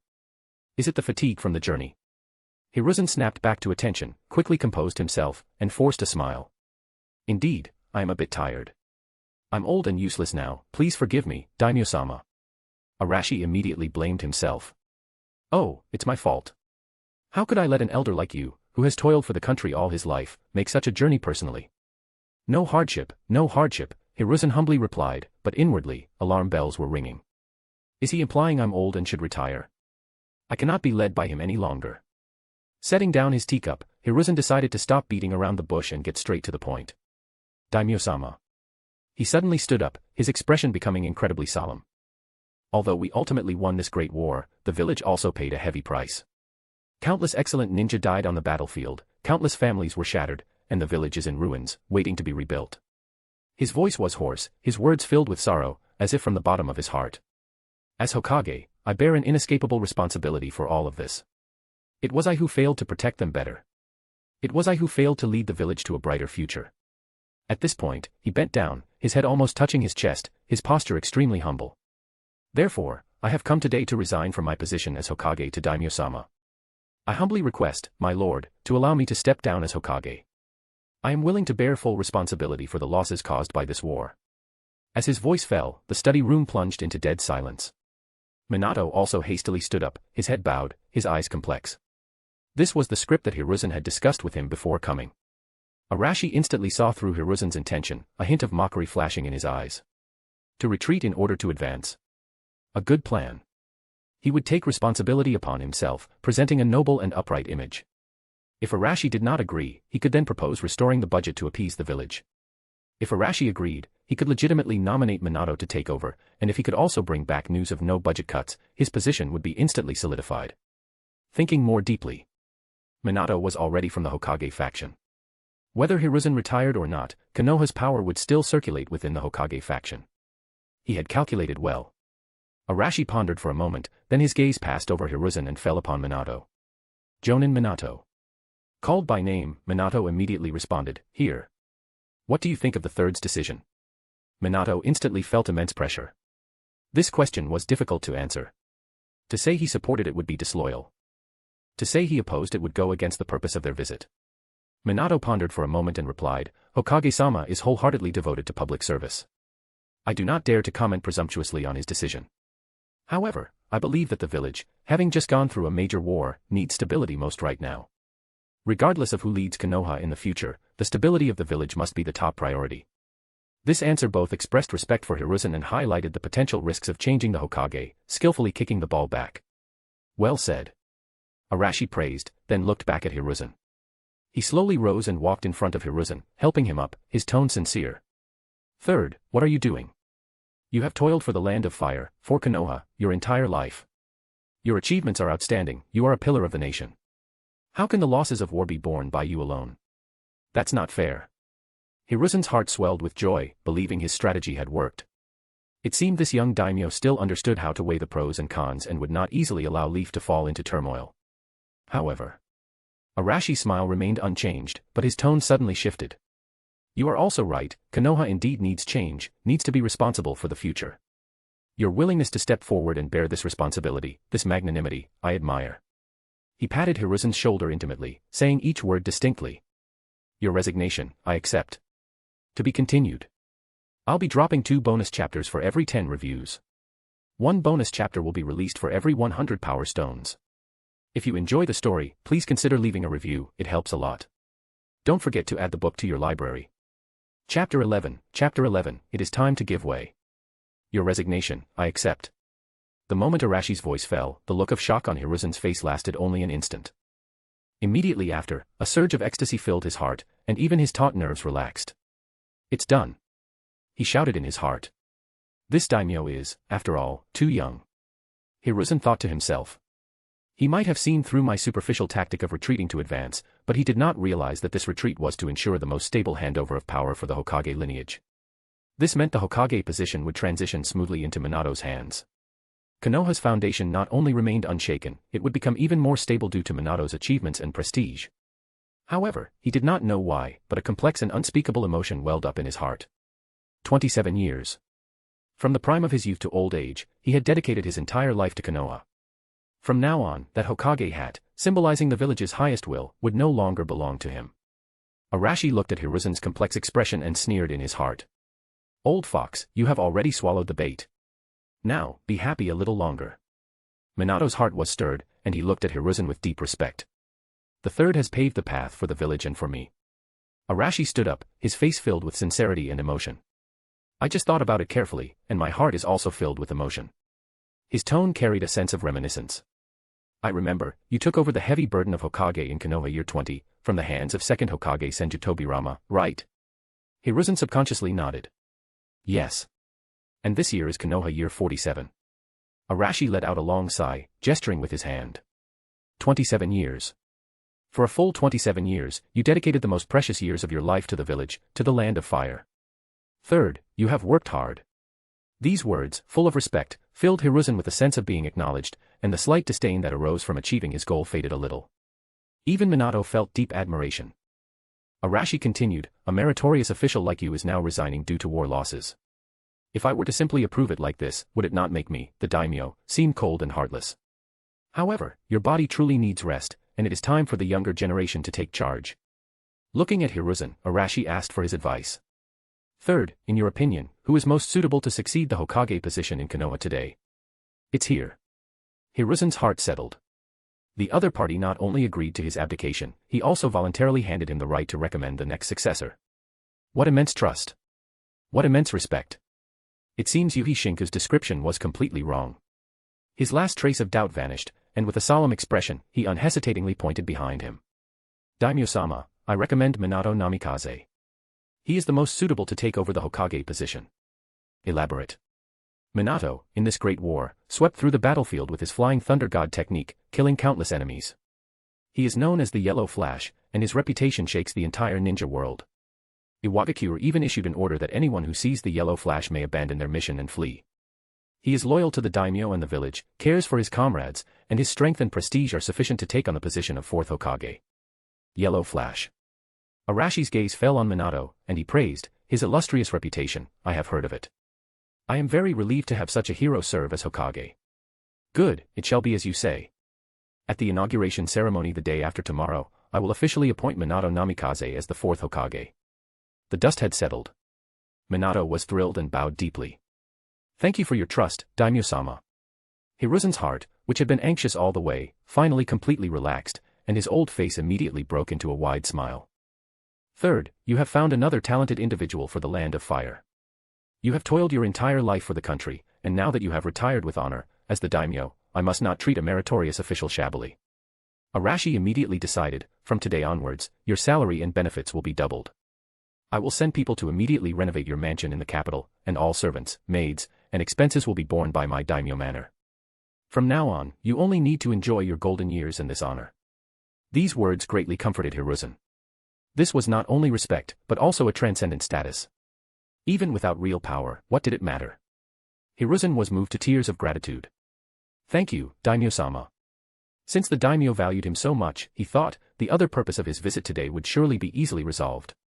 Thinking of this, Hiruzen's smile became even more sincere, and he said, the daimyo's kindness is boundless, and I am eternally grateful. However, there is one more matter concerning Konoha's foundation, which I must speak of. Oh. Arashi looked at him with interest, thinking to himself, it is finally here. Third, just speak directly. It is about the reduced budget. Hiruzen sighed, putting on a worried expression for the country and its people. Konoha is the shield of the land of fire. The cultivation of the ninja, the execution of missions, and the defense of the village all require money. A 20% reduction would truly make the village's operations difficult to maintain. He thought that these heartfelt words, coupled with the good atmosphere just now, would surely make the daimyo relent. However, the smile on Arashi's face had already faded. Third. He was not angry, his tone was calm, yet incredibly serious. My reduction of Konoha's budget is not aimed at you, it is a national strategy. Come, follow me. He stepped forward and took Hiruzen's arm, pulling him to the table, and pointing to a document, said, do you know what this is? Hiruzen shook his head blankly. Arashi unfolded the document and showed it to him. Hiruzen turned his head and clearly saw the contents inside. It recorded loss reports from all over the country, including population and property, with lines of cold, shocking numbers. Hiruzen was speechless, clearly startled by the numbers on it. The war is over. At this moment, Arashi's voice slowly drifted over. You only see Konoha's war losses, but have you seen the entire land of fire? Have you visited the border towns? They were destroyed by war, a scene of desolation. Have you asked in the rural villages? How many families there have lost their children and husbands, leaving only orphans and widows? The civilians of the land of fire need to recuperate. The destroyed towns need to be rebuilt. The displaced civilians need to be resettled. Do these things not require money? Arashi suddenly turned around, his gaze piercing like a torch, directly into Hiruzen's heart. Every single ryo must be used effectively. The most important thing now is to appease the people and rebuild their homes, not to let a ninja village that has already won the war continue to maintain its massive wartime expenses. This series of words, along with the shocking war damage report, struck Hiruzen and Minato like heavy hammers. They had never considered this issue from this perspective. In their eyes, the village's interests were above all else. But at this moment, the people's livelihood, as spoken by the daimyo, was the foundation. Third. Arashi's tone softened, but his subsequent words seemed somewhat critical. Konoha is the sharp blade of the land of fire, the pride of the nation. But Konoha cannot only know how to demand from the nation, yet not understand the daimyo's difficulties, nor the suffering of the myriad people. Hiruzen's face instantly turned pale. His lips trembled, wanting to argue, but he found himself unable to utter a single word. This sentence was too heavy. It was equivalent to directly nailing Konoha, and him, Hiruzen Sarutobi, to the pillar of shame for contending with the people for profit. Minato, standing by, was struck as if by lightning. He wanted to refute, but he could not speak. Because every word the other party said stood on the moral high ground, its legitimacy irrefutable. To be continued. I'll be dropping 2 bonus chapters for every 10 reviews. 1 bonus chapter will be released for every 100 power stones. If you enjoy the story, please consider leaving a review, it helps a lot. Don't forget to add the book to your library. Chapter 12, Hiruzen, you don't even have the right to refuse. The atmosphere in the Daimyo Manor study was heavy. All the arguments and contingency plans he had prepared were useless against this young daimyo. The other party did not even bother with schemes. He simply laid bare a problem Hiruzen had deliberately ignored, right in front of him. Bloody. Konoha or the land of fire, which is the main body? Ninja or civilians, which is the foundation? He suddenly remembered something Danzo often said. For Konoha. Hiruzen opened his mouth, his throat dry, unable to utter a sound. Refute. What could he use to refute? Was he to publicly declare that the lives of civilians were less important than Konoha's future? If those words left his mouth, Hiruzen would be nailed to a pillar of shame. Minato stood behind him, silent, the warmth gone from his face. He looked at the report on the table, then at the third Hokage's ashen face. The belief he had always held was shaken. For the village, must he truly disregard other people? The study was very quiet.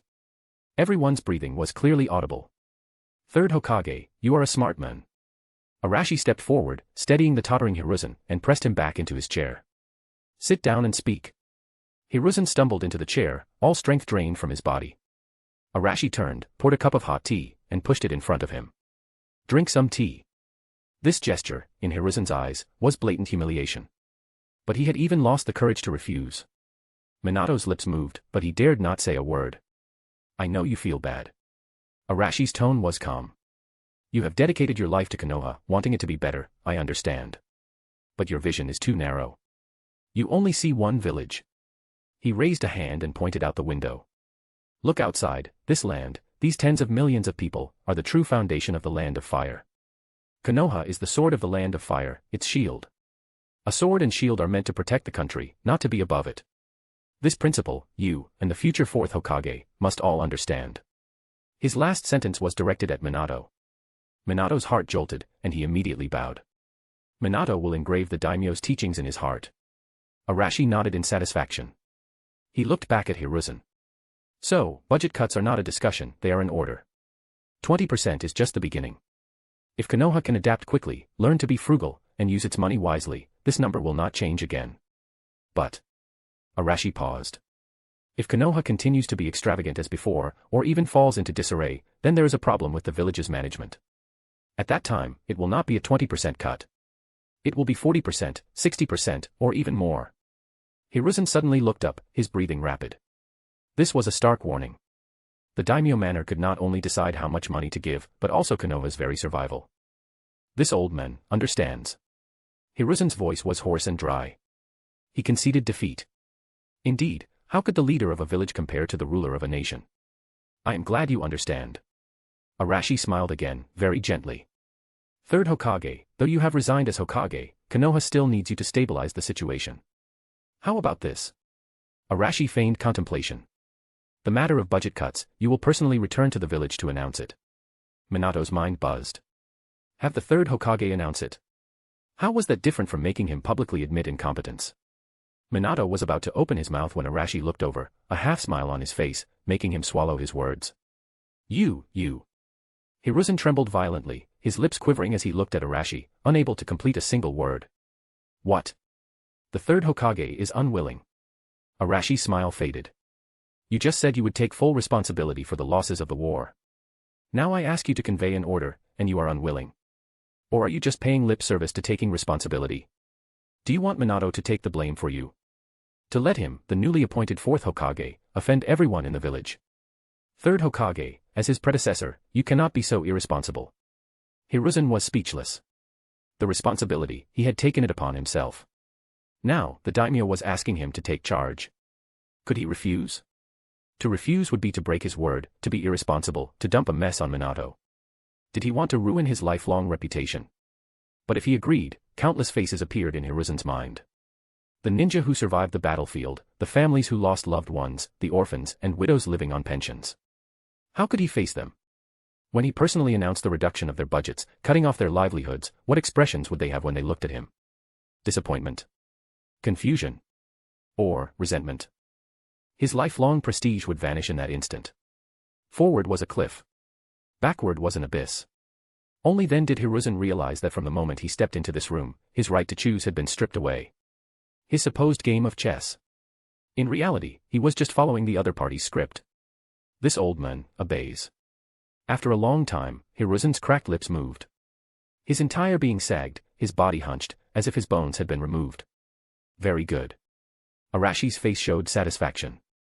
He stood up and picked up a prepared document from behind the desk. This is the new fiscal budget proposal, and my official appointment letter for the fourth Hokage. Take them back. Minato stepped forward and received them with both hands. The day after tomorrow is my enthronement ceremony.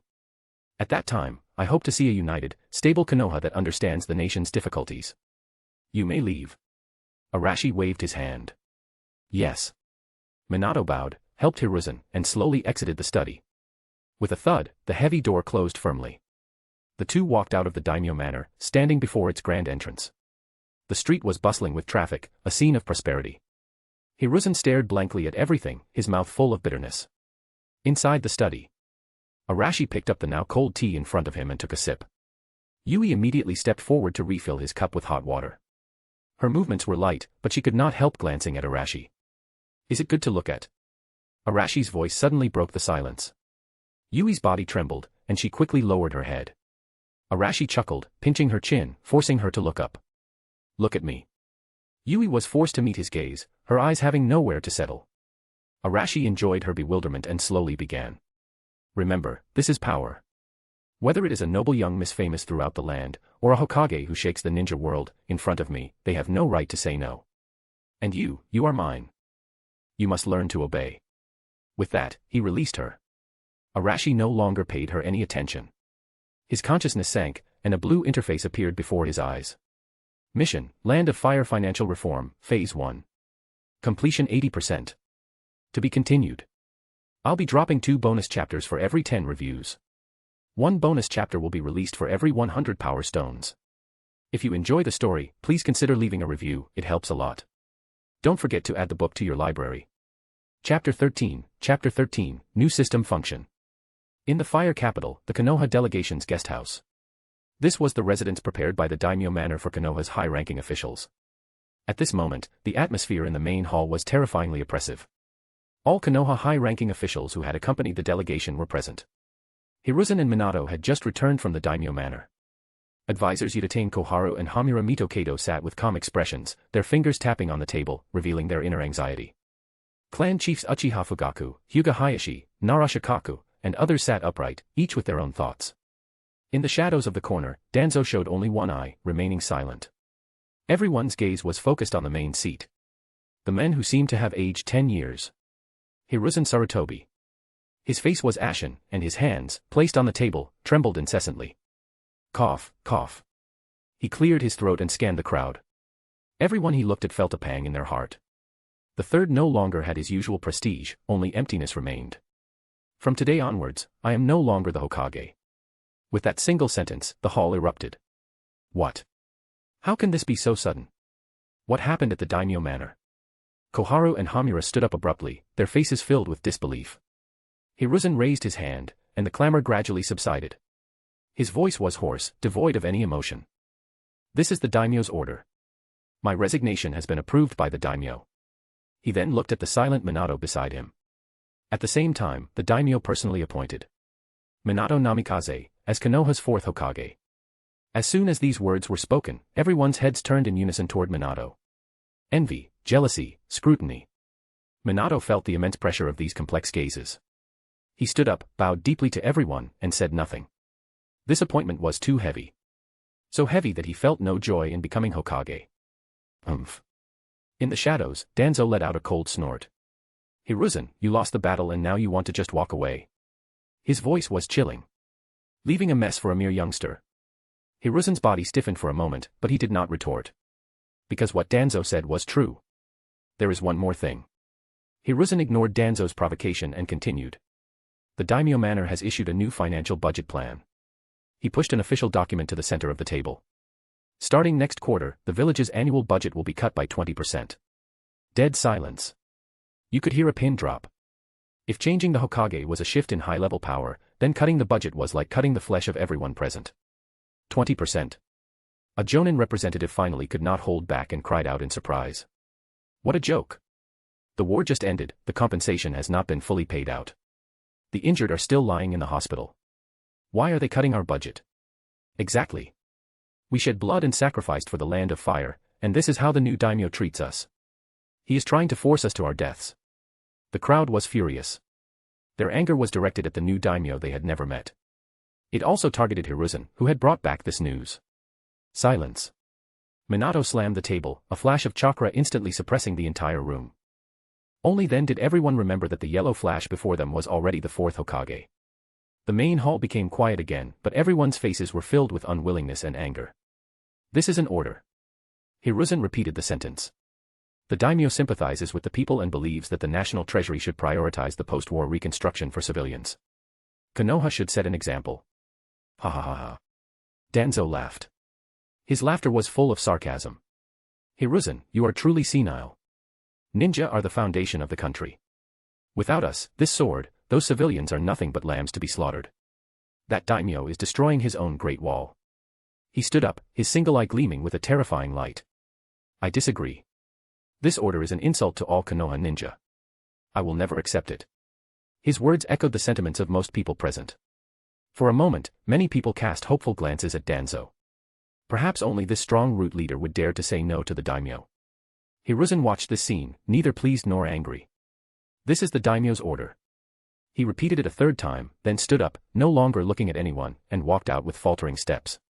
His back view was desolate. Daimyo Manor. Inside the sleeping quarters, sandalwood incense wafted.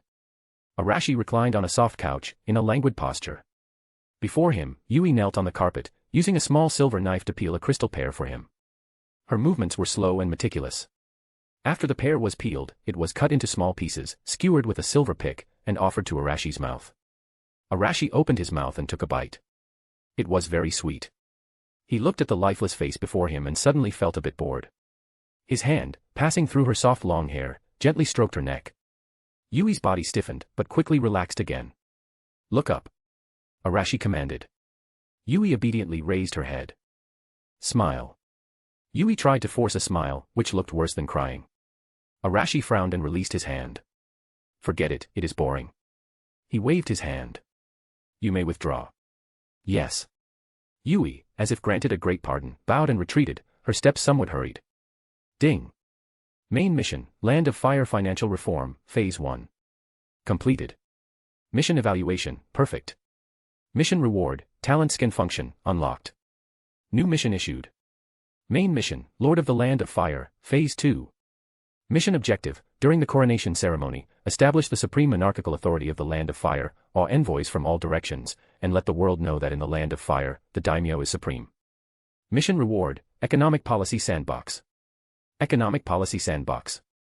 What is that? Never mind, I will figure it out after completing the mission. His attention shifted to the newly unlocked talent skin function. Enable. Enable. Instantly, a three-dimensional map covering the entire fire capital unfolded in his mind. On the map, countless light dots appeared. White represented civilians, red represented ninja. The depth of the light dots' color directly indicated the strength of their power. Among them, several light dots were crimson, almost purple. Minato Namikaze, 4th Hokage, awaiting appointment. Loyalty 65, wavering. Threat rank, low. Uchiha Fugaku, Uchiha clan chief. Loyalty 50, unstable. Threat rank, low. Hyuga Hayashi, Hyuga clan chief. Loyalty 55, observing. Threat rank, low. The new function was so useful. The previous system could also display people as light dots. But it did not show loyalty. Now with the new function, it was clear who was loyal and who was a traitor. Arashi's consciousness finally lingered on a familiar name. Danzo Shimura, root leader. Loyalty 10, rebellious. Threat rank, low. Only 10 points of loyalty. Arashi ignored him and continued to move his thoughts, scanning the area where the four nations' delegations were staying. Land of Earth, Land of Wind, Land of Lightning. The delegation's guards were formidable, all with elite jonin in charge. What interested him most was the location of the Land of Water delegation. There, in addition to the overt envoy and the guard Biwa Juzo, was a crimson, almost purple light dot. Mei Terumi, undercover. Hidden Mist Village Genius Ninja. Loyalty -20, hostile. Threat rank, low. Mei Terumi. Why would she be here? Arashi's mind immediately brought up information about this woman. The future 5th Mizukage. What is she doing here? To be continued. I'll be dropping 2 bonus chapters for every 10 reviews. 1 bonus chapter will be released for every 100 power stones. If you enjoy the story, please consider leaving a review, it helps a lot. Don't forget to add the book to your library. Chapter 14, New World. The night was as dark as ink. At the Daimyo Manor, in a secluded and quiet courtyard, this place was usually untouched by anyone, with only rockeries, flowing water, and a dead plum tree. Tonight, however, a lone lamp flickered in the courtyard. Biwa Juzo stood under the lamp, his shadow stretched long. He wore the standard hidden mist uniform, and the massive kubikurabocho strapped to his back broke the silence of the courtyard. A faint killing intent lingered in the air. He was here because of an unsigned note that had appeared abruptly on his pillow, no one else had noticed it. To be able to come and go unnoticed under his nose, within a heavily guarded embassy. That alone was enough to be a show of power. Juzo's eyes gleamed darkly, veins bulging on the hand gripping his blade. He was not afraid of death. Which of the 7 ninja swordsmen of the mist hadn't crawled out from a pile of corpses? But he hated being toyed with, whether by that tyrant back in the village or by this mysterious schemer. Creak. The moon gate opened. A man walked in, carrying a pot of tea and 2 cups. The newcomer wore black, his face handsome, and there was no trace of chakra within him. Juzo's muscles tensed instantly. The one who arrived was none other than the new daimyo of the Land of Fire, Chiba Arashi. Juzo had considered countless possibilities. But never that the one meeting him secretly at night would be this new ruler himself. A daimyo coming alone to meet an enemy jonin. Was this basically walking into a trap? Ignoring the killing intent radiating from Juzo, Arashi walked straight to the stone table and sat down, pouring himself 2 cups of tea. He spoke calmly, "Sit." His tone was steady and unhurried. Juzo didn't move, his cold gaze fixed on him. His voice was rough. "Daimyo of the Land of Fire, you've got guts." Arashi lifted the cup, blowing on the rising steam, then glanced at him. What right does a man who doesn't even dare draw his sword have to speak of courage? The words made Juzo's face darken. His hand had been gripping his sword all along, but his instincts screamed at him that this man before him was extremely dangerous, more dangerous than any opponent he had ever faced. Juzo dropped the pretense and asked directly, "Why did you call me here? What do you want?" Arashi was just as direct. "I think you're impressive, so I'm giving you a chance to serve me." Juzo let out a sharp laugh, baring his white teeth. "Serve you? Me, Biwa Juzo of Hidden Mist, swear allegiance to you, the daimyo of the Land of Fire. You haven't woken up yet, have you?" Arashi wasn't angered. His tone remained calm. "If not to me, then who do you serve?" "The Hidden Mist. The 4th Mizukage, Yagura Karatachi. Are you truly loyal to them?" Juzo's smile froze. Watching his reaction, Arashi silently recalled this man's future. Biwa Juzo, a tragic yet respectable figure. Disgusted by the blood mist tyranny, he would one day defect and join Akatsuki. His future partner would be that monster, Uchiha Itachi. And his end would come on a mission. When he used the Kubikurabocho to block a tailed beast ball to protect Itachi. The blade pierced his abdomen, and he died from his wounds. A man who died by his own weapon. A man who, despite being from the mist, sacrificed his life to protect a comrade from an enemy village. Arashi's eyes softened slightly. A scoundrel with principles. A rogue ninja who valued loyalty, fundamentally stubborn. Once such a man gave his loyalty, he would be far more reliable than any opportunist. These thoughts flashed by. His gaze on Juzo carried a faint appreciation. "You and I are both tired of this twisted world. Ninja are used as tools in the games of the powerful, dying meaningless deaths on the battlefield. Civilians are displaced by war, unable to even survive. Villages are ruled by ambitious fools and madmen, who build their power with the blood of their comrades. Don't you think this world should have been destroyed and remade long ago?" Juzo frowned deeply, his eyes narrowing, his tone sharp. "What exactly are you getting at?" Arashi leaned back in his chair. "I want to end it all. I want to build a new order, a truly peaceful world without war or prejudice. Where both ninja and civilians can live in peace." Juzo was silent for a long moment. Then he burst out laughing, a harsh, mocking sound. "Peace. What a lofty dream. Then tell me, Daimyo-sama, what do you have to back it up?" "Just your words." He stepped forward, and a suffocating killing intent swept through the courtyard, scattering the fallen leaves. The candlelight flickered violently, nearly going out. Yet Arashi sat unmoved, unflinching. "Back it up," he repeated softly, almost amused. He didn't answer. Instead, he raised his hand and extended one finger toward the empty stone table. The next instant, Juzo's mind went blank. No hand signs. No chakra fluctuations. Tiny motes of light gathered at Arashi's fingertip, condensing into form. First, antennae. Then, wings. Finally, a complete butterfly. A living butterfly, born from nothing. It fluttered gently, tracing an arc through the air, before landing on the branch of the dead plum tree. This wasn't ninjutsu. Juzo's thoughts froze completely. Ninjutsu was the manipulation of chakra, shape transformation, nature transformation, all applications of existing energy. But this? Creation from nothing. He was watching life itself being created out of thin air. What kind of power was this? Juzo's hand on his sword trembled violently. A bead of cold sweat slid down his temple, falling to the stone slab and shattering. His killing intent crumbled away completely. "Now, do you understand what I have to back it up?" Arashi's calm voice echoed again. Juzo stared at him, fear and awe intertwining in his eyes. If such power existed, perhaps it really could change that cursed world. His throat tightened, and he forced out a hoarse voice, I will serve you. As long as you help me kill Yagura Karatachi and end the mist's tyranny." His teeth clenched hard as he spoke that name. Arashi smiled and shook his head. Yes, but not yet. What I seek to end isn't a single village, it's the entire world. Juzo's fists clenched, nails digging into flesh. Arashi looked at him and continued, you can stay by my side and watch.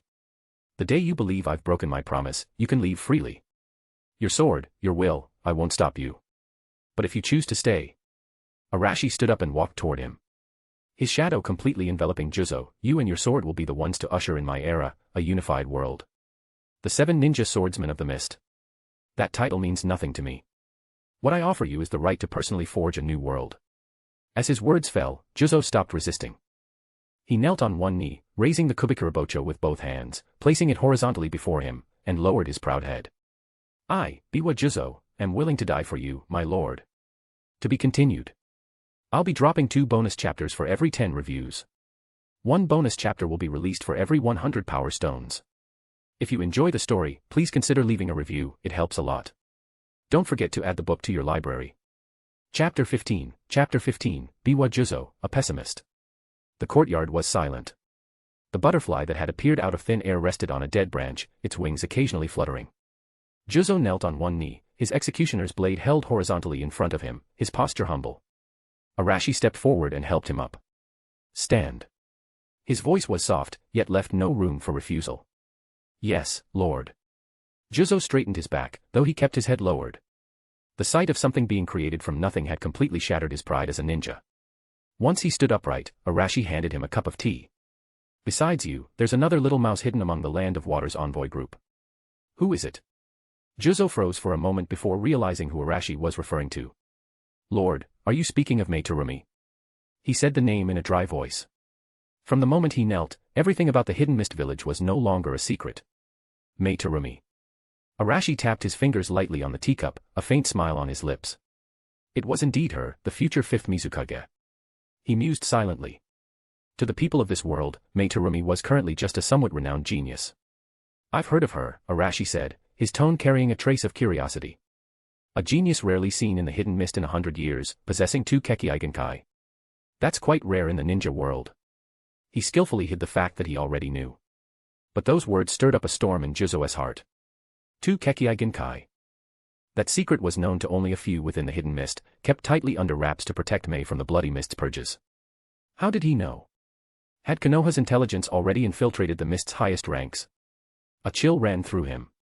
Juzo was increasingly thankful for his decision tonight. Yes, Lord's insight is sharp. Suppressing the shock in his heart, Juzo continued, she possesses 2 Kekkei Genkai, lava release and boil release. Seeing that he hid nothing, Arashi nodded in satisfaction. Such a person, instead of staying quietly in the hidden mist, sneaks into the fire capital. What does she intend to do? Arashi was genuinely curious. Although he knew the general course of events, he didn't know the details. Mei came to raise supplies for the rebel army. Rebel army? Yes. Juzo nodded. A group led jointly by her and the former Mizukage's guard, Elder Genji. They could no longer bear the bloody mist's tyranny and intend to overthrow the 4th Mizukage and rebuild the hidden mist. Arashi tapped the table thoughtfully. An elder and a genius girl doesn't sound very strong. Juzo replied honestly, indeed. Most of the rebel army are bloodline limit families who were ostracized or hunted down over the years, along with some civilian ninja who couldn't endure the tyranny. They lack equipment, supplies, and money. Mei disguised herself as a guard and risked her life to infiltrate the fire capital. She hoped to use her own savings to buy military rations and ninja tools from the black market and smuggle them back. Arashi nodded. To have that courage, she's quite a character. Then he asked, do you think she might be willing to serve me? Juzo was stunned. He subconsciously looked up, met Arashi's gaze, and instantly understood. This man not only wanted his blade but also Mei herself. He hesitated for a moment, then shook his head firmly. Impossible. Arashi asked calmly, oh. Why are you so sure? She's different from me. Juzo's voice was heavy. I'm already rotten. I've long despaired of this world. I only want to find a place to die, or die for a purpose. But Mei, she's an idealist. She truly loves the hidden mist. She believes she can change that hell and save those trapped in the bloody mist. She'll fight against Yugura Karatachi, but she'll never betray the hidden mist. Asking her to pledge allegiance to the land of fire is asking her to destroy her beliefs with her own hands. She would rather die. Juzo's tone was firm. Before that, she would choose death. Interesting. Arashi smiled. The more difficult the challenge, the more intriguing it was to conquer. Tell me about the current situation in the hidden mist. He shifted the topic. Is Yagura Karatachi really that despised? At that name, Juzo clenched his fist, eyes filled with hatred. His voice dropped low, like it was forced from his throat. Lord, you can't imagine it. The hidden mist now isn't a ninja village anymore, it's a living hell. The name Bloody Mist was forged with the lives of mist ninja. Lord, do you know what the graduation exam at our ninja academy is? Arashi, of course, knew, but remained silent. Hearing it from someone who lived through it carried more weight than any report. Juzo continued, the academy's graduation exam forces students to kill each other. Only those who kill their comrades are qualified to graduate. Countless talented children didn't die on the battlefield, they died at the hands of their own friends. He also ordered the purge of all bloodline limit families, calling them remnants that threaten the village's stability. The Kagaya clan was driven outside the village, the Hozuki clan either died or fled, anyone with special abilities is hunted as a monster. The whole village is filled with suspicion and fear. Neighbors inform on each other, subordinates betray their superiors. No one lives like a human anymore. What's laughable is that his reason for all this is to purify and stabilize the village. Juzo's body trembled with rage. Arashi listened quietly, his expression unchanged. He already knew Yagura Karatachi was just a puppet. The true mastermind was Uchiha Obito. If that's the case, why didn't you join the rebel army? Arashi asked. With your strength, you'd be invaluable to them. The anger faded from Juzo's face, replaced by sorrow. He gave a bitter smile. It's useless. What good would killing one Yagura Karatachi do? The elders who backed him and the clans that crave power would just choose another Yagura. The name would change, but the system would stay the same. As long as the Mistman-eating rules remain, no matter who becomes Mizukage, nothing will change. Elder Genji wants to reform it, and Mei Terumi wants to save it, but they're too naive. They think they can patch the cracks, make small repairs to something already rotten to the core. But I. He gripped the hilt of his blade, despair filling his eyes. What I want is to dig out that rotten root, burn it, and everything above it. Arashi finally smiled in satisfaction. Yes. A man driven to despair should have such resolve. Then why do you trust me? Arashi looked straight into his eyes. Why believe I won't become the next Yagura Karatachi? Just because of that technique I showed you. You refused before. Juzo fell silent. He looked up at the butterfly resting on the dead branch. He remembered what he saw after entering the fire capital. Wide, smooth streets. Civilians smiling freely. Workers laboring with bright eyes and hope. It was something he had never seen in the land of water. Something called hope. I don't trust anyone, Juzo said slowly, his voice hoarse. And I don't trust you either. Your power, it's terrifying, but I've seen too many madmen with great power. But. He paused. On the way here, I saw your capital. I saw the faces of those civilians. They have food to eat, work to do, and no fear of losing everything overnight. You're building a new world. One I don't understand, but one where people can live like human beings. His gaze met Arashi's, filled with awe. Destroying everything is easy. What's difficult is building something new on the ruins. Lord, you have the power to destroy, yet you choose to create order. I'm willing to take that gamble. Arashi stood up, making a welcoming gesture. Then congratulations. You've chosen well. Welcome aboard. From today on, you'll remain with the envoy group. Stay hidden and don't expose yourself. I'll send someone to contact you. His codename is Shadow. Your task is to tell him everything you know about the hidden mist, word for word. Yes, Lord. Arashi waved his hand. Go. Juzo bowed, said no more, hoisted his kubikurabocho, and leapt away into the night. Only Arashi remained in the courtyard. To be continued. I'll be dropping 2 bonus chapters for every 10 reviews. 1 bonus chapter will be released for every 100 power stones. If you enjoy the story, please consider leaving a review, it helps a lot. Don't forget to add the book to your library. Chapter 16, The Senju Clan. The night wind swept through the courtyard, rustling a few withered leaves. The candlelight flickered, elongating Arashi's shadow. Biwa Juzo's presence had vanished. The butterfly, which had appeared from nothing, dissolved into specks of light and faded away. Arashi took a sip of the now cold tea and suddenly spoke, addressing the empty moon gate. How long do you think Biwa Juzo will be useful? There was no reply. Only the whisper of the wind. After a few breaths, the shadow of the dead plum tree in the corner seemed to stir. A dark figure separated from the shadow and silently appeared behind Arashi. He was dressed entirely in black, with no chakra fluctuations, and even his breathing and heartbeat were imperceptible. Then a hoarse voice broke the silence. His value depends on what you need him for, my lord. As for how long he'll be useful, I will keep an eye on him. Arashi showed no surprise. He finished the cold tea in his cup. The man in black was Onosaku, his umbu. Publicly, he was only a steward managing several of the Daimyo Manor's businesses, an ordinary merchant.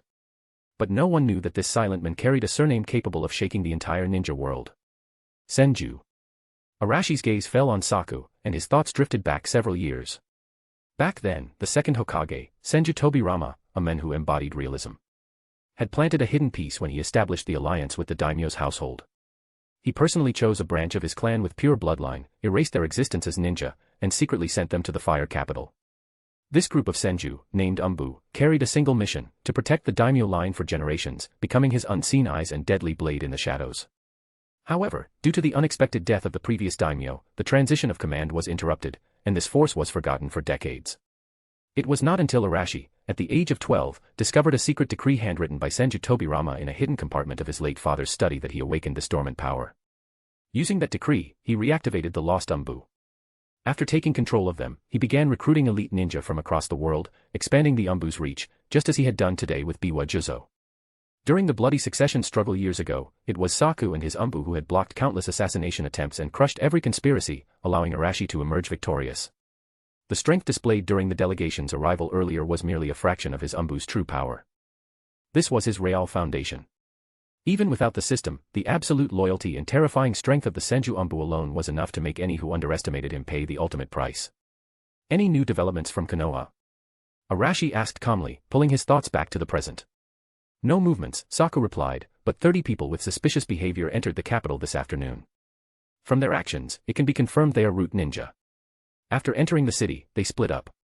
2 of them went directly to the west side and have not returned. Did you send someone to follow them? Yes. Jean is trailing them. Every one of their actions is under surveillance. Arashi's expression did not change. It seems Danzo still could not hold back. He had expected this. Once the budget cuts were announced, Danzo would inevitably act, but even he had not thought it would be this soon. There was no need to guess what a man with only 10 points of loyalty would do. He would naturally seek out the remnants who failed in the last power struggle. What about those rats? Arashi asked. Have they contacted the Konoha guests? My lord, they have, Sokka said hoarsely. It has been confirmed that their leaders are your third brother, Chiba Shu, and his uncle, Saionji Takashi. They have gathered around 200 assassins and rogue samurai. They are hiding in the sewers beneath the city's west side, using it as a temporary base. As for those 2 root ninja, during their meeting with Saionji Takashi, they handed him a scroll. A scroll, do you know what is inside? Unclear. Jean did not dare get too close. Arashi tapped his fingers lightly against the table. He did not need to guess. The scroll no doubt contained Danzo's promise to support his useless brother once the deed was done. To think Danzo wanted to trade a mere piece of paper for the life of the daimyo. He was still the same schemer. But that was fine. Everything was unfolding exactly as Arashi had expected. Should we eliminate them now? Saku asked quietly. With the power of the Umbu, erasing such a ragtag group would be effortless. No. Arashi raised his hand to stop him. Fishing takes patience. Let them keep preparing. Whatever they lack, give it to them. I want them to grow arrogant, to believe destiny favors them and victory is in their grasp.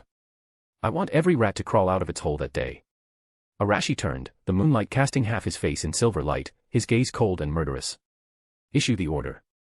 Keep them under close watch, but do not alert them. It is time for the delegations from the 4 nations and those people from Konoha to witness the true majesty of the fire daimyo. As you command. Saku bowed lower, feeling the overwhelming and ruthless will emanating from his young lord. You may go. Yes. As soon as the words left Arashi's mouth, Saku's figure melted back into the shadows and vanished. The courtyard returned to silence. The sky was beginning to pale. A new day was about to dawn. And what awaited him was the day after tomorrow, the grand coronation ceremony prepared just for him. At the same time. Fire capital, west side, underground sewers. The cold, damp air carried a nauseating stench of mold and decay. A faint fire flickered over a dry stone platform, illuminating several twisted faces. Saionji Takashi held a scroll, studying it carefully. Beside him, a sallow-faced young man with sunken cheeks, Chiba Shu, watched impatiently. Uncle, stop reading. Ask them already how much support Konoha is offering. Shu's voice was hoarse and trembling with excitement as he stared at the two masked root ninja before him. Shu-sama, please calm yourself, Saionji Takashi said soothingly, then turned to the two root operatives, bowing humbly. Gentlemen, we understand Danzo-sama's promise. But on the day of the ceremony, the defenses will be tight. With our limited manpower. One of the root ninja finally spoke, his voice cold. Our mission is to ensure Arashi dies at the coronation ceremony. He did not answer the question, merely stated the command. The scroll makes it clear. Once Arashi dies, Danzo-sama will intervene personally, stabilize the fire capital, and recognize you, Shu-sama, as the sole legitimate daimyo of the land of fire. Shu roared, I am asking if you will take action. Do not forget that bastard Arashi also has ninja guarding him. Rest assured, Shu-sama, the root ninja replied calmly. Our presence here is the greatest assistance. When you strike, those ninja guards will be handled by someone else. Danzo-sama only cares about results. The process is yours to create. Hearing that, Saionji Takashi let out a quiet breath of relief. Shu, however, burst into wild laughter, his eyes gleaming with madness. Good. Good. Good. He shouted the word 3 times, clenching his fists. As long as I can kill that bastard, I will do anything. I will take back everything I lost, the throne, the wealth, and that woman, Kiyosuke Yui. His voice was filled with jealousy and hatred. The two root ninja exchanged glances, saying nothing more. A moment later, their figures blurred and melted into the darkness. In the sewers, only Chiba Shu's crazed laughter echoed endlessly. To be continued. Chapter 17, The Eve of the Bloody Ceremony, Bonus. Bonus for 100 horsepower, not up to 100 yet, but I'm dropping in advance, XD. The day before the coronation ceremony. Daimyo Manor, Main Hall. The hall was brightly lit, as if it were daytime. Hundreds of attendants and ceremonial officials moved about, yet the entire place was silent. Everyone's face carried a solemn expression. Arashi stood on the high platform in the center of the main hall. He wore a layered Junihito robe embroidered with golden flame patterns that shimmered in the candlelight. 2 elderly ceremonial officials knelt before him, carefully adjusting the hem of his robe. Your Highness, for tomorrow's ceremony, you must enter through the Suzukumen gate and walk 99 steps. When ascending the platform, your left foot must go first, symbolizing the treading down of the old and the creation of a new chapter. Chief ceremonial official Yamano's voice was aged and respectful, explaining every detail, afraid of even the smallest mistake. He had already repeated these instructions to Arashi no less than 10 times. Arashi stood motionless, his expression blank, letting them adjust his attire. These tedious rituals were utterly boring to him. Compared to the coronation itself, tomorrow's grand performance of executing the tyrant would be far more interesting.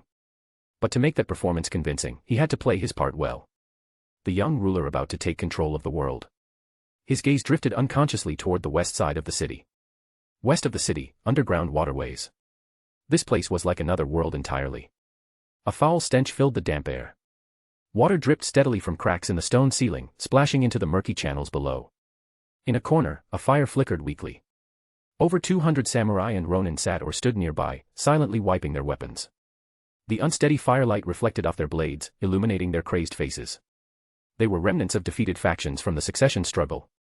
Desperate men who had already gambled everything and lost. Saionji Takashi stood on a raised platform, frowning as he looked down at the foul water below. His thoughts were as chaotic as the sewage. Unease gnawed at him. A deep, restless unease. Behind him came the sound of labored breathing. Chiba Shu's eyes were bloodshot, his face flushed with feverish excitement. He stared fixedly at the only passage leading upward, like a wild beast caged too long, both restless and eager. Uncle, do you think we can really trust Danzo? His voice was hoarse, trembling with conflicting emotions. Trust? Saionji Takashi sneered inwardly. He knew better than anyone that a schemer like Danzo was simply using them. They were just a blade. And once used, a blade could easily be discarded. But they had no other path left. Saionji said nothing, merely lifting his gaze toward the distant Daimyo Manor. Daimyo Manor, Main Hall.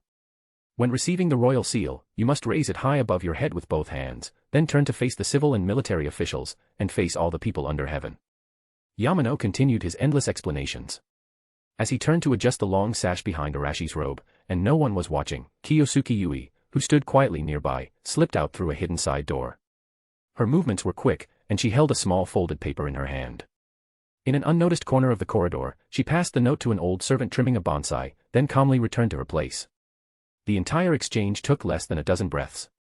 When she resumed her position, her breathing was steady, her face unchanged, as if she had never moved at all. None of the guards or ceremonial officials noticed. Only Arashi, standing silently on the platform, revealed the faintest smile, one filled with amusement. He made no sound and did not even glance in her direction, as though nothing had happened. The subtle expression vanished in an instant. His consciousness spread outward from the Daimyo manor, flowing across the city like a tide. He began observing other, more interesting lights. At the Konoha annex, Minato's light shone brightly and steady. He was buried in Hokage paperwork, a diligent young man. Hiruzen's light was dimmer. He sat alone in his room, quietly smoking his pipe. And Danzo's light flickered coldly, like an ominous star. He was waiting too, deep in the sewers. Still no word. Chiba Shu suddenly turned and grabbed Saionji Takashi's arm, his nails digging into flesh. The men we planted in the city guard said he'd deliver the final defense map for the ceremony today. Don't rush, Saionji replied, forcing calm. At a time like this, you must keep your head calm. How can I be calm? Chiba Shu shoved him away, his face twisting in hysteria. Tomorrow. Tomorrow is that bastard's coronation. If we fail, we all die. I don't want to die. I am the true daimyo. That throne is mine, mine. His roar echoed through the narrow tunnel. The outlaws around him turned their heads, their eyes filled with a mix of pity and scorn. A wave of helplessness washed over Saionji. Was this truly the men he had chosen to follow? At that moment, a faint whistle sounded in the distance. It was their agreed signal. Everyone tensed, their eyes snapping toward the dark end of the tunnel. A man in civilian clothes stumbled toward them, his face glowing with excitement. Sir. Shu-sama. We got it. The defense map has been obtained. He presented a scroll as if offering a sacred treasure. Chiba Shu snatched it eagerly and unrolled it. Saionji leaned in close. The scroll detailed the guard deployment for tomorrow's ceremony, the patrol routes, even the shift changes. Excellent. Chiba Shu's eyes gleamed with feverish light. Look here. The East Tower has the weakest defense. Our men can break through from there. And here, when Arashi ascends the platform, he'll only have 12 guards. We have just one chance. He jabbed his finger at the map, his voice rising with excitement. The air in the tunnel ignited.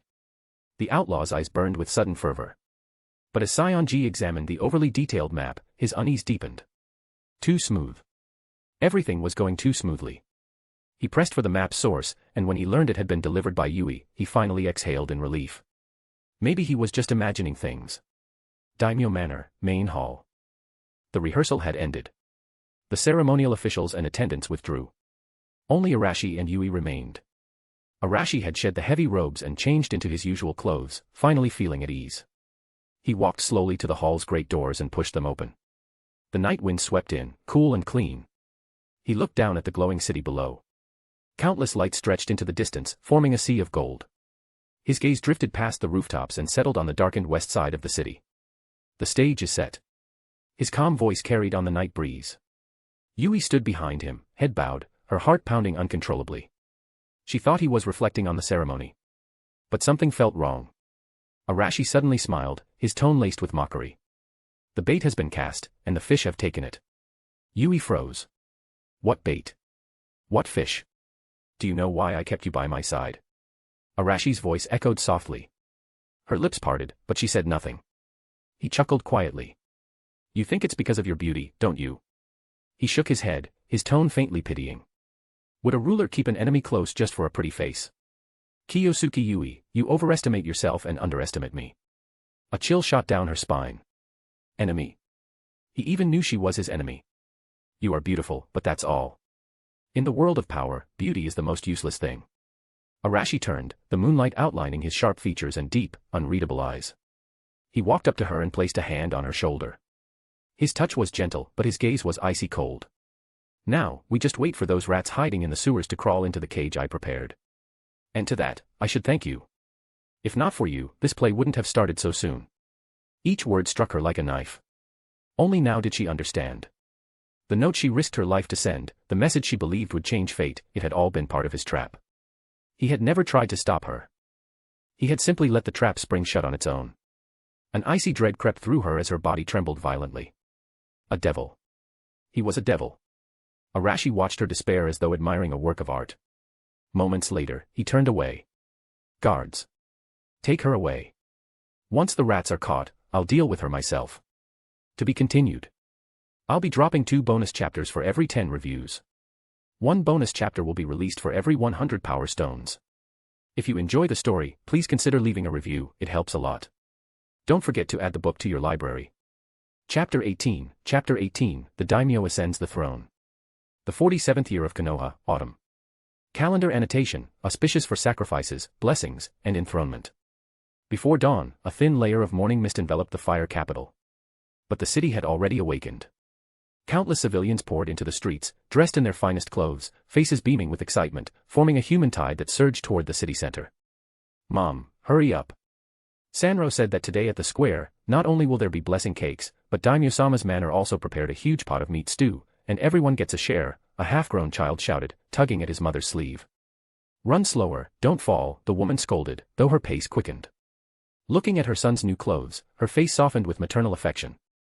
If it weren't for Daimyo-sama waiving those harsh taxes and the city workshops paying fair wages, let alone new clothes, we wouldn't even know how to survive this winter. Food and clothing are nothing. The real thing is seeing Daimyo-sama with our own eyes, a burly, bearded man nearby laughed loudly. If not for Daimyo-sama, would we be living so well now? Ha ha ha. Yes, my family has meat with every meal now, all thanks to Daimyo-sama's grace. Laughter and chatter filled the air. Brand new flame banners fluttered along the streets. Armored guards stood at every intersection, their postures firm and eyes sharp, yet their presence made the civilians feel secure. The sun pierced through the morning mist, casting golden light that gilded the city. Today was the day the new king ascended the throne. It was the day the land of fire turned a new page. Unlike the festive crowd in the square, the mood on the viewing platform was much more restrained. Envoys from the 4 great nations were already seated, and beneath their calm expressions, a silent tension lingered. The envoy from Kumo stood with his arms crossed, his face full of impatience. He looked at the dense crowd of civilians below, his expression openly disdainful. A bunch of lowlifes, and they're allowed to witness a grand ceremony like this. The land of fire grows more unruly by the day. The envoy from Iwa narrowed his eyes slightly, maintaining a calm composure. The envoy from Suna had a weathered face and said nothing. Behind him, a masked kunoichi vigilantly scanned the surroundings. In the delegation from Kiri, the young noble yawned lazily, his face gloomy. Juzo stood behind him, head bowed, no one knowing what he was thinking. From the corner of his eye, he occasionally glanced toward another guard, Mei Terumi. She was dressed sharply today, highlighting her graceful figure. Her face was calm and aloof, though her heart was far from tranquil. The sincere admiration and affection on the civilians' faces below puzzled her. In her eyes, weren't daimyo and nobles all bloodsuckers who exploited the common folk? Why was the scene here completely different from what she had seen in Kiri? On the other side, in Konoha's viewing area, Minato sat at the forefront, his golden hair glinting in the sunlight. Looking at the sea of people before him, each face filled with hope, a surge of emotion rose within him. The will of the people was the foundation of the land of fire. For the first time, he deeply felt the true weight of the words nation and people. Behind him, Hiruzen remained silent. The old man wore plain clothes, holding an unlit pipe in his hand. His cloudy eyes swept over the passionate civilians, then the alert guards, and finally rested on the 99 steps leading up to the supreme throne. That was once a place he had to look up to. And now, he was about to lose even the right to do so. In the corner, Danzo's single eye gleamed coldly. His hands, hidden within his sleeves, were clenched tightly. At the same time, on the east side of the square, in the underground wine cellar of a tavern. It was dark and damp, filled with the sour stench of fermenting wine. Nearly 100 desperados were crammed inside, the stench of sweat mixed with the odor of poison smeared on their weapons, creating a nauseating air. Shu and Takashi stood at the very front. Through the cellar's small ventilation shaft, they could hear the cheers outside, growing louder and louder. The sound was like red-hot iron needles piercing Shu's heart. "Uncle, it started outside." His voice trembled, lips pale. Takashi's face was equally pale. He gripped Shu's shoulder tightly, growling, "Stay calm. Remember the plan. Wait for the bells. When you hear the 9th bell, that's our signal to move." Shu gritted his teeth, staring at the thin ray of light through the shaft, eyes bloodshot. "The throne, Yui, wealth, they should all be mine." He roared silently in his heart again and again. The cheers outside were like a death knell, and also the flame igniting his ambition. Dong. A deep, drawn-out bell chime echoed from the highest point of the daimyo manor, resounding across the entire city. The noisy square instantly fell silent. In the cellar, every desperado gripped their weapon tightly. Shu's breathing nearly stopped. 1, 2, 3. When the ninth bell reverberated across the sky, Takashi suddenly opened his eyes, madness flashing within them. He said nothing, only raised his hand sharply and let out a suppressed roar. Attack! Above the square, silence reigned. Tens of thousands of civilians, the delegations of the 4 great nations, Konoha's high-ranking officials, all eyes turned to the end of the 99 steps. Under everyone's gaze, the heavy vermilion gate symbolizing supreme authority slowly opened. Chief Ceremonial Officer Yamano, dressed in the most solemn ceremonial robes and holding the congratulatory text, walked out step by step. He reached the top of the steps, facing the heavens and the gathered crowd, and chanted in a loud, clear voice. The auspicious hour has arrived. Welcome. The land of fire's new daimyo, Chiba Arashi-sama. As his words fell, impassioned and elegant music soared into the sky. A figure appeared behind the vermilion gate.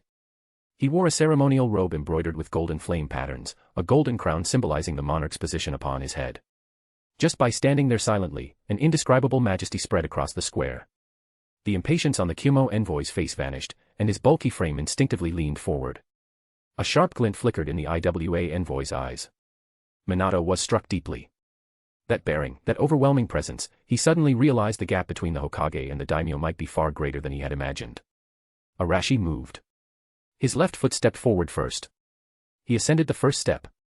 His pace was slow but steady. Each step echoed solemnly in the silent square. The civilians below unconsciously held their breath, faces full of reverence and awe. Step after step, Arashi climbed the 99 steps. He arrived at the elevated platform carved from a single massive stone. At the center of the platform, on a jade tray, a crystal completely crimson in color lay quietly. The national stone. A symbol of the nation's supreme power. Yamano's voice rang out again, trembling with excitement. Please, Daimyo-sama, accept the nation's stone, restore balance to the land and bring peace to its people. Arashi slowly stepped forward. He extended his hands, his movements solemn and deliberate. The entire square was so quiet that even a pin drop could be heard. Everyone widened their eyes, witnessing a moment destined for history. Arashi's hands were about to touch the national stone. At that exact moment. Kill. A blood-curdling roar erupted. Kill that usurping tyrant. Avenge the former daimyo. Boom.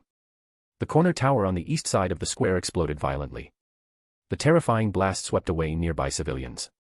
Dozens of dark figures burst out from the smoke. They wielded long blades, eyes bloodshot, charging madly toward the platform. Chaos erupted among the crowd. Screams and cries echoed through the air. Protect Daimyo-sama. The guards roared, forming a human wall against the attackers. But this was only the beginning. Move out. From the crowds in the west, north, and south, another 100 ambushers suddenly erupted. They formed a massive encirclement from all directions, their target clear, Arashi. The gleam of blades, flashes of steel, and blood instantly stained the sacred square red. An assassination attempt on the new king. A long-planned murder plot, unfolding under the gaze of all. Had begun. To be continued. Chapter 19, Trapped, Bonus. Bonus for 200 horsepower. The plaza instantly turned into hell. People ran in terror, pushing and trampling one another in panic. The original joy and solemnity were shattered by the sudden assassination. Protect Daimyo-sama. The city guards closest to the high platform reacted first. They formed a wall with their bodies, raised their spears and shields, and roared as they charged toward the desperados emerging from the smoke and dust. Clang. Blades clashed with spear tips, sparks flying as hot blood splattered. Minato. Hiruzen stood up abruptly, the pipe in his hand cracking. Minato's golden hair fluttered as his figure flashed, about to rush forward. The Konoha ninja all rose at once, their killing intent flaring as they prepared to assist. But just as they were about to move. Whoosh. Whoosh. Whoosh. A series of sharp sounds came from all around. More than 10 dark figures silently appeared in front of them, blocking their way. They were dressed in the daimyo manor's guard uniforms, yet an eerie aura radiated from them, the smell of blood thick in the air. Everyone, please calm down. The leading dark figure's voice was hoarse. He didn't turn around, only extended a black-gloved hand in a halting gesture. Minato's forward motion stopped abruptly, his golden eyes filled with shock. Their concealment was flawless. Even he hadn't noticed them before now. In that brief pause, the assassins broke through the city guard's defense line. With sinister grins, they were about to step onto the high platform. At that very moment, another wave of sharp sounds filled the air. Whoosh. Whoosh. Whoosh. From beneath the high platform, behind the pillars of the main hall, and even from cracks in the stone floor, over 30 dark figures shot out. They were silent, carrying a chilling killing intent, like a vast net that instantly closed around the high platform. Clang. Clang. Clang. Intense sounds of metal clashing erupted all at once. The battle on the high platform turned fierce in an instant. Over 30 Umbu engaged the assassins. Amidst the flashing blades, they drove all the attackers off the platform. This sudden development made Shu and Takashi, who were hiding in the crowd, extremely anxious. In their plan, this was supposed to be a lightning-fast strike. But the surrounding guards had already begun to reform their encirclement, cold spear tips closing in from every direction. If they delayed any longer, everything would be lost. Under immense pressure, Shu's psychological defenses completely collapsed. He looked like a madman, his crimson eyes fixed on the viewing platform as he roared with all his might. Danzo-sama. Shimura Danzo. You promised me. Where are your people? Hurry up and act. His roar silenced the entire plaza. On the viewing platform, the envoys from the four nations looked bewildered, and the people of Konoha could barely hide their shock. Act. A sharp shout came from behind the Konoha delegation. Boom. After a brief silence, nearly 30 figures wearing pure white masks suddenly erupted from among the fleeing civilians in the plaza. Root. Their movements were swift and coordinated. Ignoring the surrounding guards trying to stop them, their short blades drew arcs of death as they charged straight toward the high platform. This sudden turn instantly broke the balance of battle. The Root ninjas and desperados converged, and with unstoppable force, they stormed the high platform.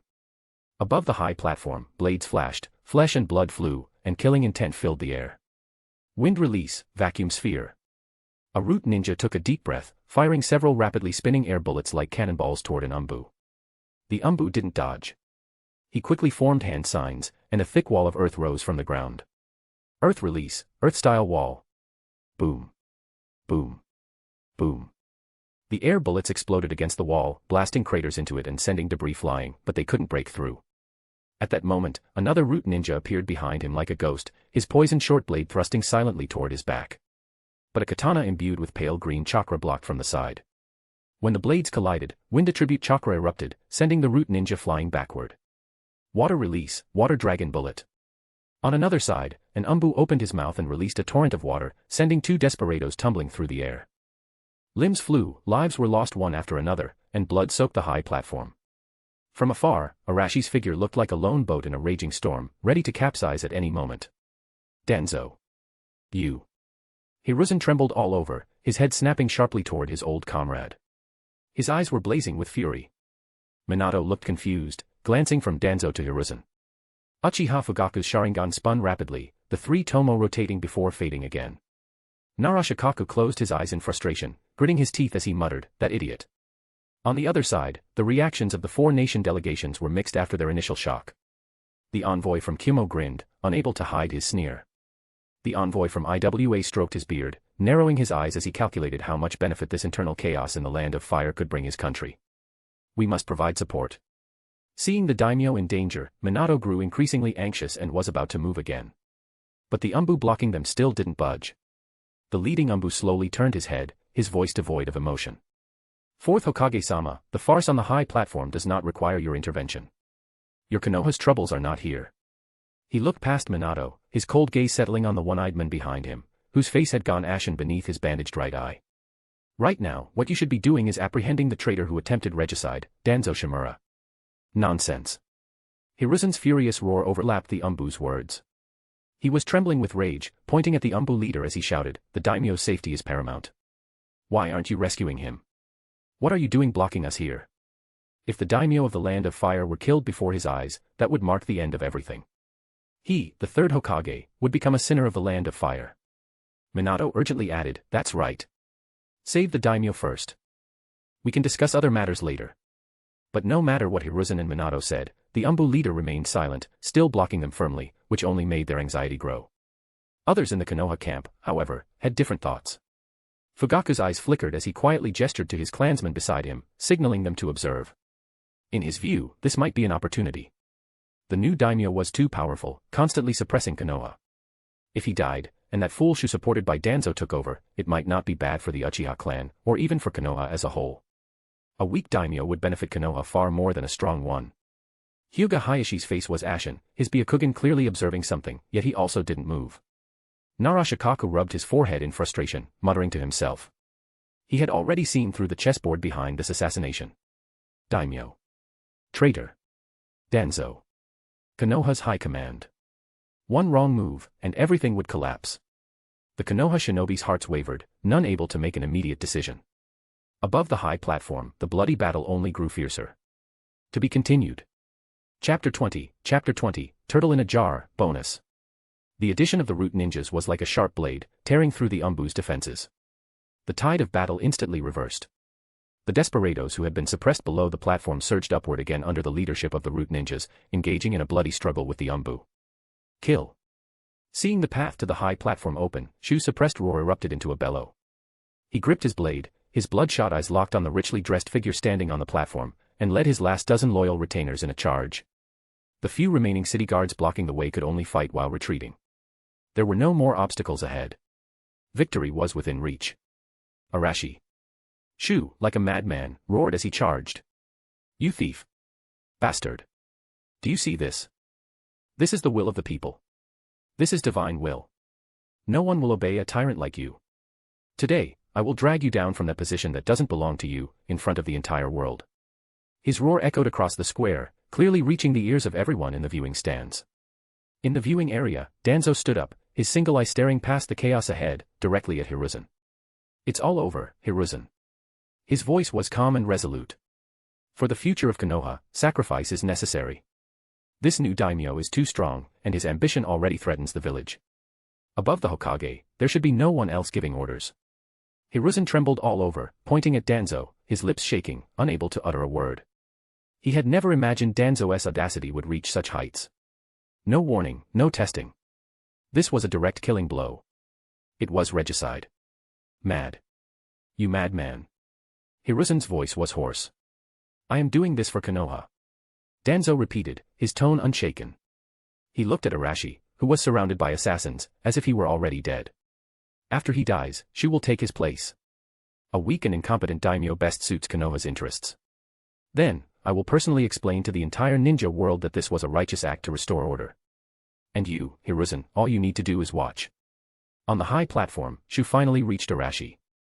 He and his last few loyal retainers surrounded Arashi and several city guards, their blades pointed at his calm, dignified face. Shu panted heavily, sweat and blood mixing together, running into his eyes and stinging them painfully. But he didn't care. He stared at Arashi, who stood just an arm's length away, then glanced greedily at the national stone in Arashi's hand, his eyes filled with jealousy and venom.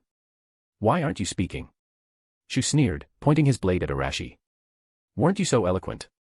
So impressive. Now, your guards, your army, can't even protect themselves. Your throne, your wealth, your woman, they'll all be mine soon.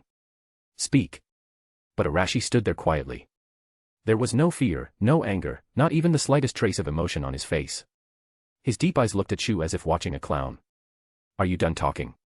He finally spoke, his tone calm and indifferent. You. Shu's fury flared even stronger at that unshakable composure. My dear third brother. Without waiting for Shu to reply, Arashi's lips curved slightly.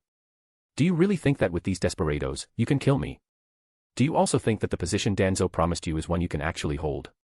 Arashi stepped forward, brushing aside a city guard, completely ignoring Shu's raised blade. The invisible pressure made Shu instinctively take a step back. A useless fool who sold out the family's interests for a chance at inheritance. A stray dog I personally threw out of the fire capital. A pitiful worm who could only crawl in the gutter, waiting for scraps and empty promises before daring to bare its fangs. With each sentence, Shu's face grew paler. Each word cut into him like a knife, stabbing deep into his fragile pride. Are you even worthy of coveting my throne? The final question completely shattered Shu's sanity. Ah. He let out a beast-like roar, his long blade raised high, bringing it down toward Arashi's head with all his might. Die for me. But just as the blade was about to fall, Arashi merely lifted his eyelids slightly. Then, the world went silent. Swish. Swish. Swish. Swish. Countless sounds of rushing wind echoed from every direction. 1. 10. 50. Over 100 dark figures appeared silently on the roofs of the main hall, in the clock towers around the square, and from the shadows of nearby buildings. They were dressed in black combat uniforms, their faces covered by pure black masks, each holding a standard long blade. A wave of killing intent swept across the entire square. Thump. Thump. Thump. The heavy sound of armor rang out from the four entrances of the square in perfect rhythm. Squads of city guards poured in like a tide. Their steps were uniform, their shields forming an iron wall, their spear tips pointed outward, sealing off every escape route. Traitors, kill without mercy. The cold command was given.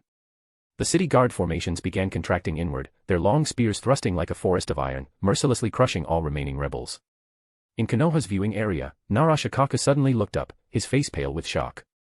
Hayashi's Byakugan activated to its fullest, veins bulging on his temples. Not an illusion, not shadow clones. Those were over 100 shinobi, each with chakra levels comparable to a jonin. Fugaku's Sharingan spun wildly, disbelief flashing in his eyes. Minato was frozen in place. Hiruzen stood stunned.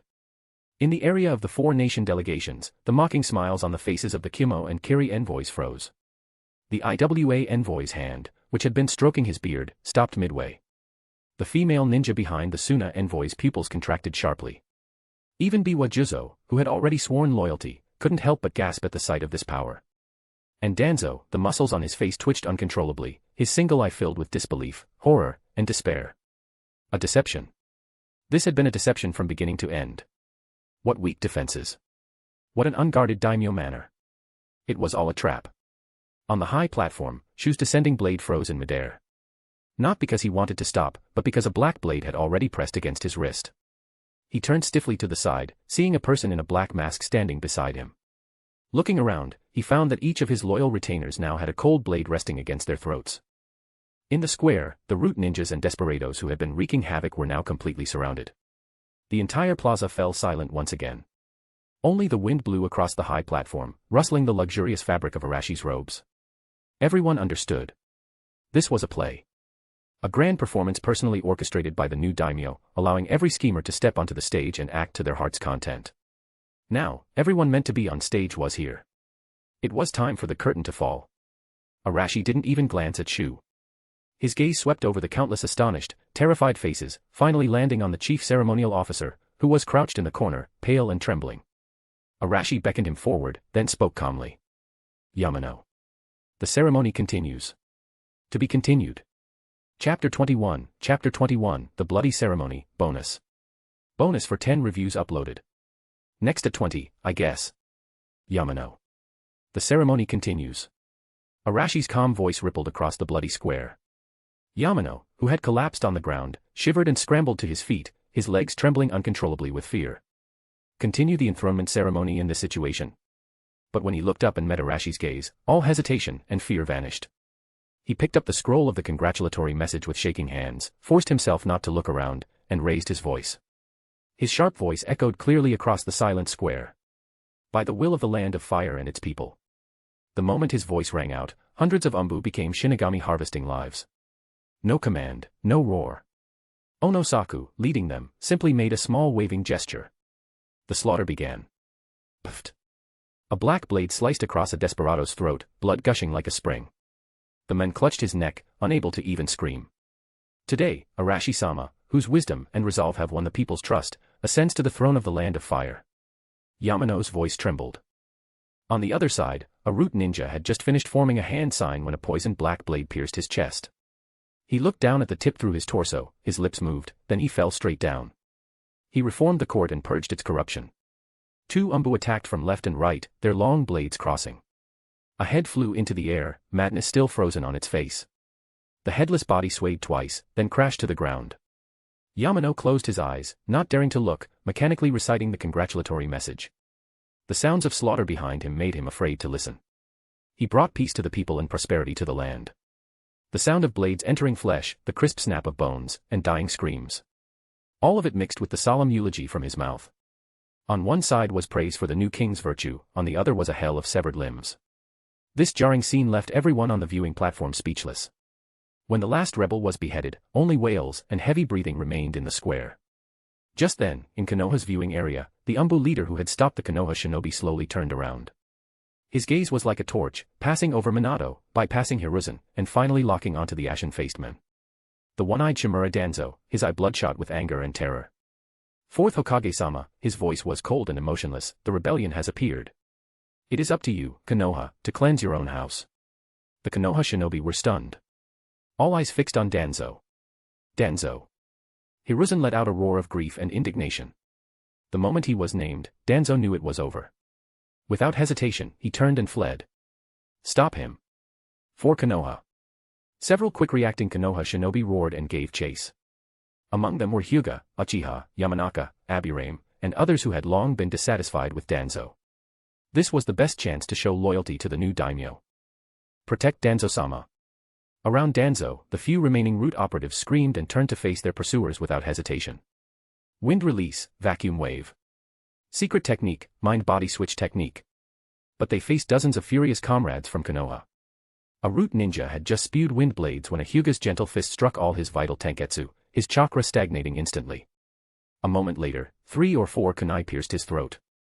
Another root ninja from the Yamanaka clan tried to seize control of his opponent's mind but was kicked in the head. His skull caved in, and blood and brain matter splattered. The battle started fast and ended even faster. In just over a dozen breaths, all those root operatives lay in pools of blood. Danzo was surrounded in the center of the square. He clutched his bleeding right arm, panting heavily, his single eye sweeping venomously over everyone around him. Danzo. You bastard. What are you trying to do?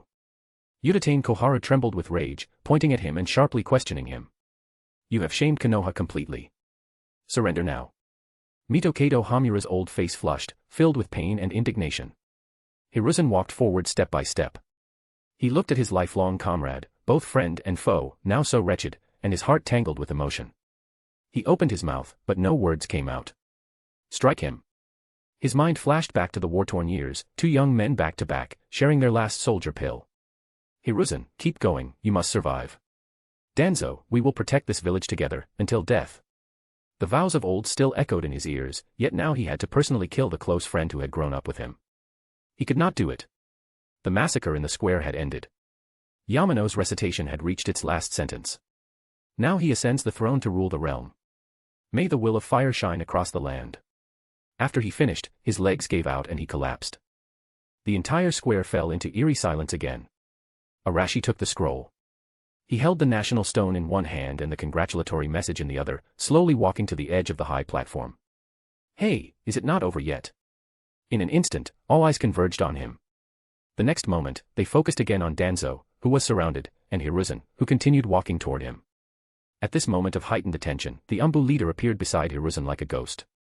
Third Hokage-sama, his voice was not loud, but it pierced Hiruzen's heart. This is an internal affair of your Konoha, a calamity you indulged. He raised a hand and pointed. First to the civilians trampled to death in the chaos, then to the 4 nations' delegations. The faces of those delegates wore the expressions of spectators. Everyone is watching. It is you who must cut out this cancer and prove to the world that Konoha can still be saved. Or do you want my liege to take action personally and cleanse your house for you? To declare to the world that you Konoha shinobi cannot even deal with your own traitors. The words were damning. Hiruzen's body trembled, his vision blurred. He understood the meaning. If he did not act, the daimyo would. For the daimyo to personally clean up a Hokage advisor would be an immense humiliation. He could feel the gazes from the delegations around him. Pity, schadenfreude, and disdain. Konoha's glory, the Hokage's dignity, were shattered at this moment. The Umbu leader's voice rang out again, not loud, but very clear. Show your aura as a ninja hero, Sarutobi Hiruzen. Let everyone see whether your fangs have truly been worn down by time. This is for Konoha. For Konoha. Those words pierced Hiruzen's last line of defense. For those words, he had compromised his entire life, and endured it. Now, for those words, he had to kill his good friend with his own hands. The Konoha shinobi around him did not speak, but the killing intent of some was no longer hidden. Do it, Hiruzen. At the end of the road, Danzo, who had seen through the situation, let out a resigned laugh.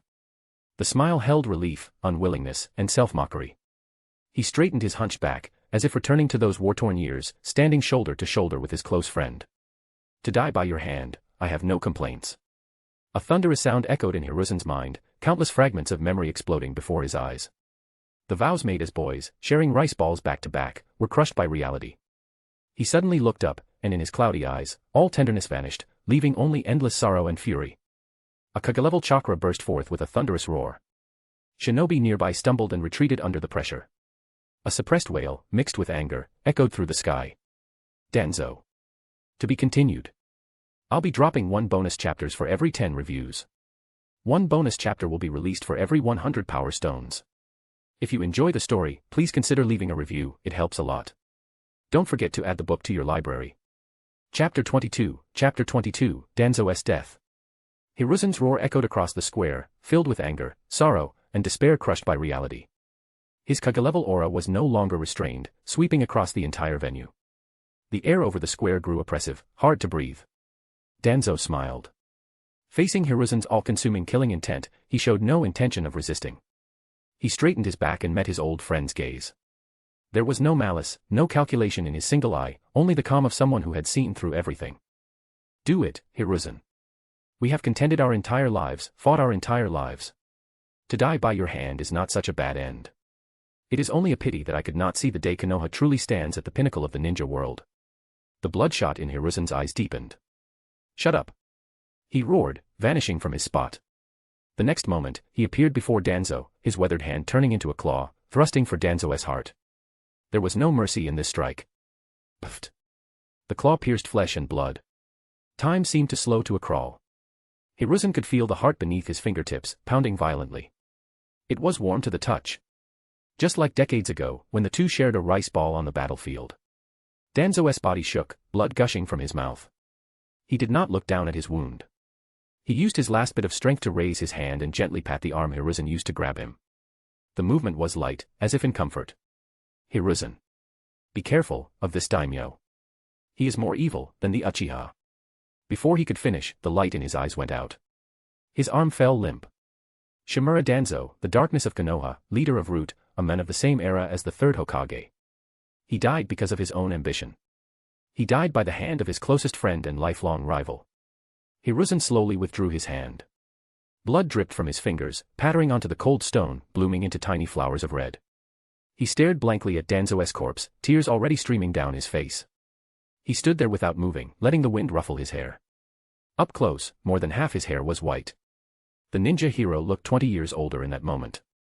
The surrounding noise could not break the silence here. The Konoha shinobi watched, their expressions complex. Sadness, anger, bewilderment, and an unspeakable sense of relief. Minato clenched his fists, nails digging into his palms. Hiruzen's lonely figure pained him. But he knew that from the moment Danzo rebelled, this outcome was already decided. On the high platform, Arashi watched without a ripple on his face. It was as if only an annoying insect had died, not a Konoha Hokage advisor. He turned to the four nations' delegations on the viewing platform, clearly seeing the looks on their faces. Seeing the daimyo look over, they all lowered their heads. The Kyumo envoy's mockery had vanished, fine sweat beading on his forehead. The IWA envoy no longer stroked his beard. His hands hid in his sleeves, trembling slightly. The Suna envoy's eyes held more apprehension than shock. The Kiri envoy was equally fearful, not daring to meet his gaze. Mei trembled slightly. The cruelty and bloodshed of the hidden mist were visible struggle and tyranny. But this man before her, with his silent machinations, was unseen. He shed little blood, led them into his trap, and made Konoha's two giants kill each other, turning a ninja hero who had shaken the ninja world into a wretch who murdered his friend in front of everyone. Such methods, such a heart, made her feel that whether it was Kirigakure, or the resistance she and Gungetsu had formed, it all seemed like a child's game. Arashi was satisfied with their reactions. This was precisely the effect he wanted. Kill one to warn 100, deter all sides. He slowly raised his hand, his voice sounding again, not loud, but reaching every corner of the square. Saku. Your subordinate is here. The Umbu leader, wearing a black mask, appeared silently behind him and knelt on one knee. Clear the battlefield. Collect the civilians' remains, give them proper burial, and compensate their families. As for all rebels, display their heads at the city gates for 3 days. And the masterminds. Arashi's gaze fell on Saionji Takashi and Chiba Shu, who had long since collapsed into terrified heaps. Compared to Shu, Saionji still had some defiance. Though his legs trembled, he refused to collapse, glaring with hatred. Saionji Takashi, beheaded and displayed. Exterminate his clan. Chiba Shu, bind his limbs, silence him, and consign him to the state prison. Let him live and watch how my land of fire grows stronger day by day. Yes. Onosaku accepted the order and signaled for men to take them away. Arashi, you will die a terrible death, you. Ugh. As his fate was declared, Saionji cursed, only to be punched in the mouth by an umbu, blood and teeth flying. Shu trembled violently, extreme fear in his eyes. He made a gurgling sound, unable to beg for mercy. Ignoring the dying dog's barking, Arashi looked toward the Konoha camp, his gaze landing on Minato. Fourth Hokage. Minato's heart tightened and he straightened instinctively. Daimyo-sama. The third Hokage is exhausted. Take him back to rest. Arashi's tone was flat. I do not wish to see a second internal strife in Konoha. Remember that. A warning that disregarded the other party's status. After what had happened, Minato bowed. Yes. In that moment, the era belonging to the daimyo began. Arashi nodded in satisfaction. He looked at no one else and slowly walked back to the center of the high platform. He raised both hands, solemnly lifting the national stone that symbolized the highest authority of the land of fire. Sunlight spilled down, and the intricate flame patterns on the stone seemed to come alive, burning brightly in his palm. He held the national stone high. Facing the multitude. Facing the world. The ceremony is complete. As the chief ceremonial officer shouted, the tens of thousands in the square fell silent for a heartbeat, then erupted in cheers like a crashing tide. Long live Lord Daimyo. Long live the land of fire. Perhaps they did not understand politics or schemes. But they had seen with their own eyes how the daimyo crushed the rebellion with thunderous means, protecting their peace. That was enough. Amid the deafening cheers, a faint blue curtain of light, visible only to him, slowly unfolded before his eyes. Ding! Main quest, Lord of the Land of Fire, Stage 2, has been completed. Quest evaluation, perfect, with lightning speed, in the spotlight of all, cleared internal and external enemies, established the daimyo's supreme authority, and deterred petty schemers from all directions. Quest rewards are being distributed. Congratulations to the host. You have received the reward, Economic Policy Sandbox. To be continued. Chapter 23, White Silk, Bonus. 300 horsepower. The grand ceremony concluded. The scent of blood had not yet dissipated, and the populace began to exit in an orderly fashion, though the fervor on their faces had not faded. They had witnessed a bloody baptism and the birth of a new daimyo. From today onward, the land of fire would have only one voice. That would be the voice of the daimyo. In the daimyo manor's bedchamber, the lingering sandalwood drove away the blood-stained air from outside. Arashi was already dressed in loose black casual clothes, leaning against a soft couch covered with snow-white fox fur. He held a cup of clear tea, a maid fanning him from behind, his expression leisurely and content. He had schemed for over a decade, rising from an overlooked illegitimate son to a ruler of a nation. From this moment on, whether by law or name, he was the sole dominator of this land. This feeling of holding the fate of countless lives in his palm was indeed delightful. Thump, thump, thump. A knock sounded at the door. Enter. Arashi did not even lift his eyelids. The elderly butler, Gen, pushed the door open. His steps made almost no sound. Reporting, my lord, Kiyosuke Yui is demanding to see you in the state prison. She asked this subordinate to convey a message. She said she spoke out of turn and begs you to give her another chance. Kiyosuke Yui. At the name, a trace of coldness flickered in Arashi's eyes. The most pathetic thing about a betrayer is believing their betrayal is unique, excusable, and that they can always expect forgiveness. How naive. Betrayal is always either 0 times or countless times. Like a broken bowl, even if glued back together, the cracks remain. What is more, he had confiscated her family's property and executed her father and brothers. Keeping her by his side so long was only to lure out bigger fish, and to give her a chance. Now that the fish were in the net, the bait had no further use.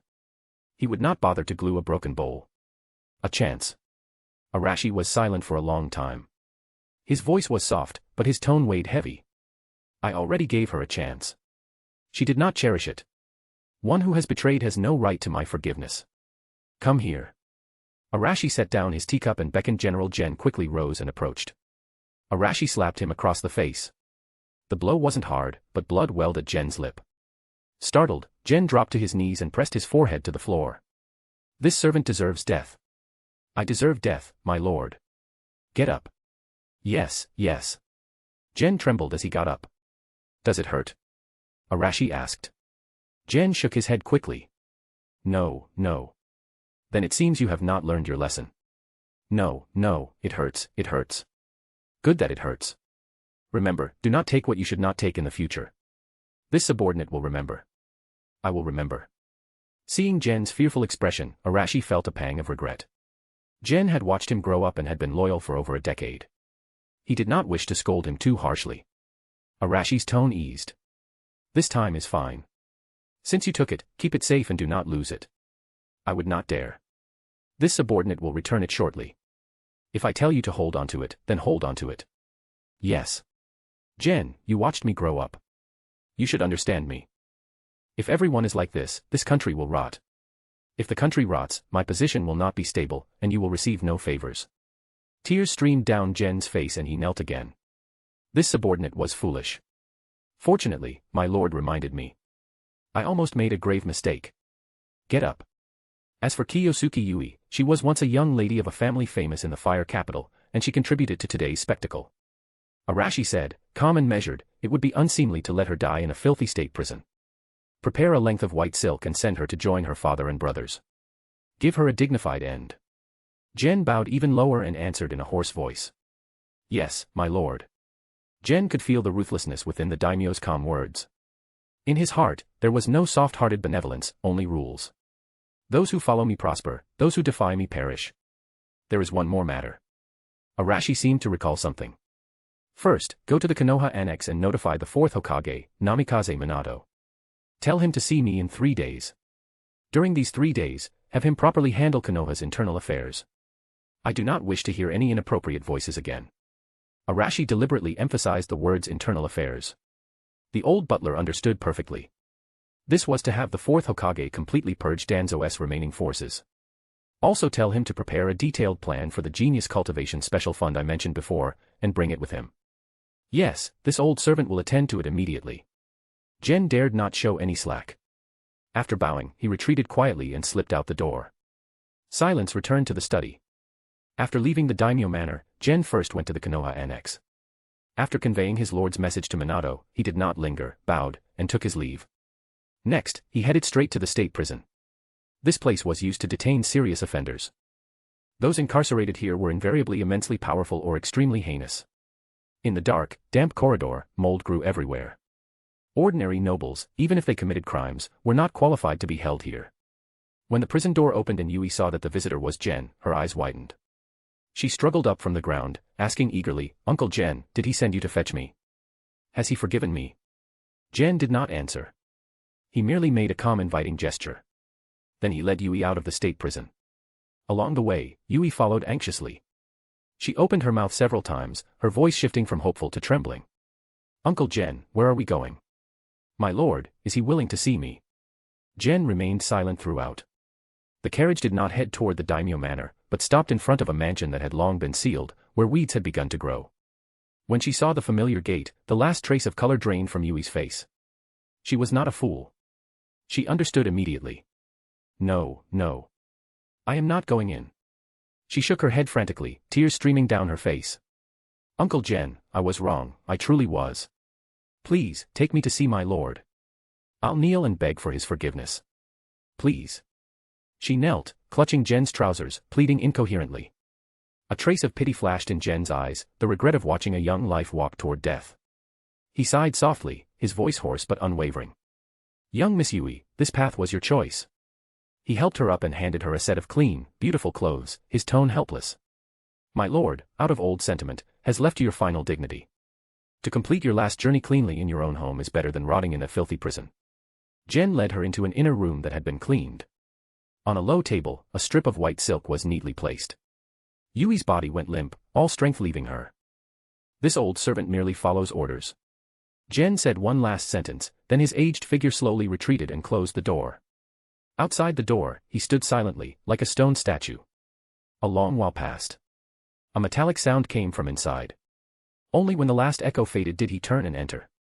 After confirming that Yui was dead, he had her body taken away, then left. His figure once again merged into the night. To be continued. Chapter 24, Children. Bonus. 400 horsepower. Arashi stretched and sat up from the soft couch. After dealing with miscellaneous matters, it was finally time to tally the gains. He dismissed all the maids. With a thought, a light blue screen unfolded before his eyes. The system's cold, mechanical voice rang out. Ding. Main mission, Dominator of the Land of Fire, Stage 2, has been completed. Quest evaluation, perfect, with lightning speed, in the spotlight of all, cleared internal and external enemies, established the daimyo's supreme authority, and deterred petty schemers from all directions. Quest rewards are being distributed. Congratulations to the host. You have received the reward, Economic Policy Sandbox. The screen refreshed, and a new mission prompt appeared. Ding. Current mission, Might of Lightning, Stage 3. Mission description: the Land of Lightning has yet to sign a peace treaty with the Land of Fire, and the hidden cloud grows restless. As supreme ruler of the Land of Fire, you must make the Northern Power understand who holds the balance of power, teach the Land of Lightning a lesson it cannot ignore and force it to sign the treaty. Mission reward, National Luck plus 1,000 points. Immediately after, another prompt surfaced. Ding. Detected that the host's foundation is established, but the legacy is unstable. Triggering a side mission. Side mission, Eternal Foundation, expand the lineage, strengthen the Fire's future. Mission description: the stability of a nation rests on its foundation. As the founder of a new era, only a lasting bloodline can secure the throne and prevent future unrest. Expand your household, raise heirs, and strengthen the roots of the Land of Fire, build the legacy that will endure for generations. Mission reward: for each excellent bloodline born, the host will receive random rewards such as extended lifespan and enhanced physique, and unlock the Imperial Education template. The previous mission was quite normal.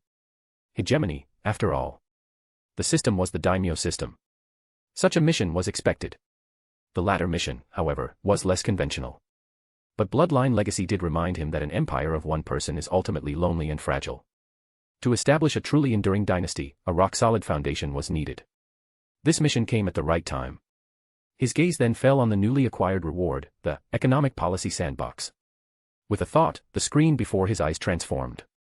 A three-dimensional sandbox model floated into view. Mountains and rivers. Cities and villages. The entire geography of the ninja world was displayed upon it. He could even see faint glows representing population flows between cities. This was not just a model, but a living microcosm. Function description. 1. Macro simulation. The host can test any economic policy, such as tax rate adjustments, infrastructure investment, and trade agreements, on the sandbox.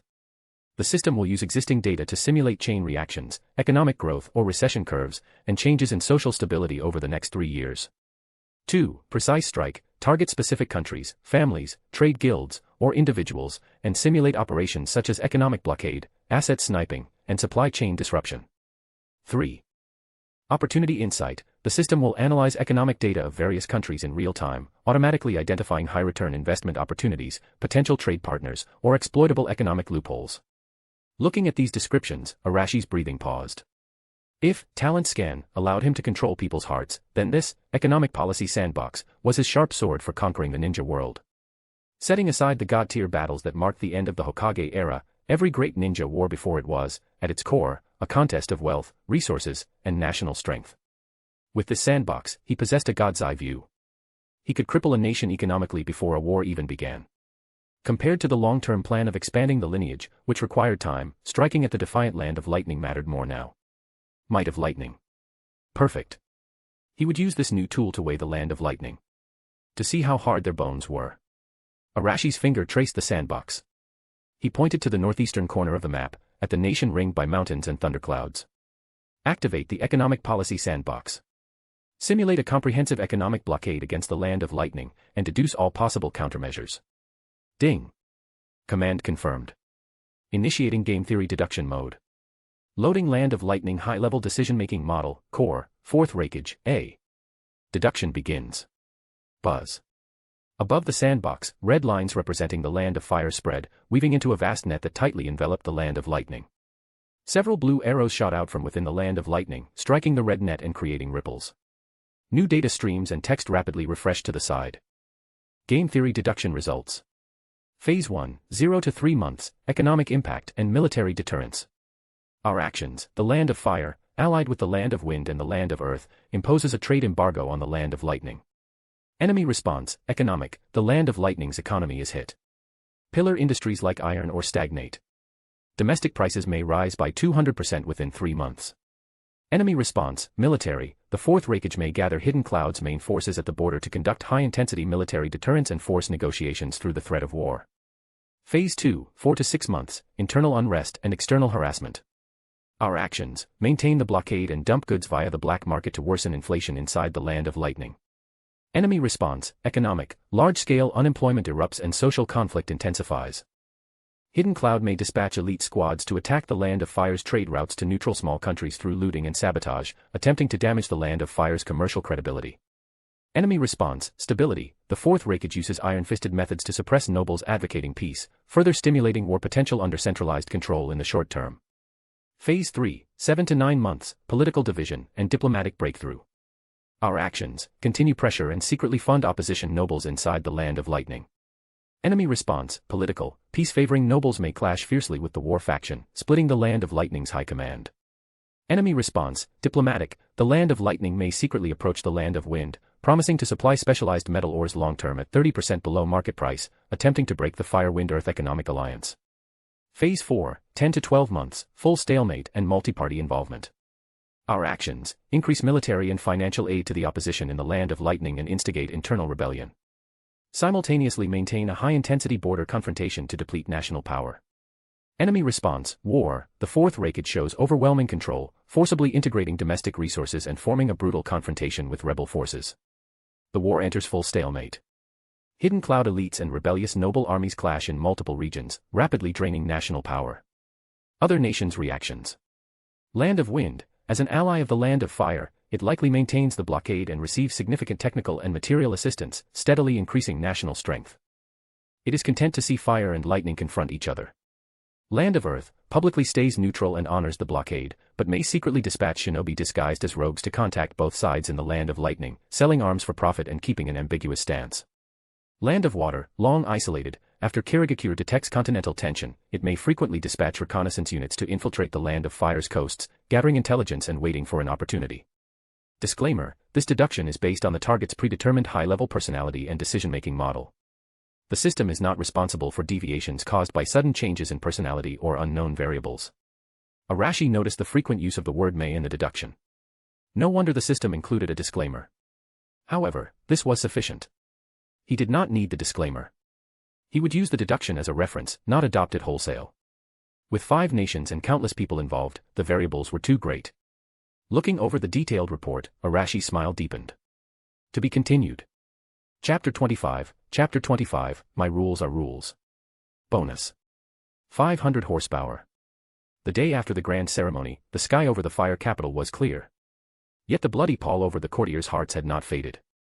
At dawn, the civil and military officials had already assembled outside the Daimyo manor, each one standing in silence. The heads that had hung on the city gate yesterday, and the prince whose limbs were crippled and dragged away, were burned into everyone's memory. The heavy palace doors opened, and the officials filed in. A scent of sandalwood mixed with new lacquer drifted by.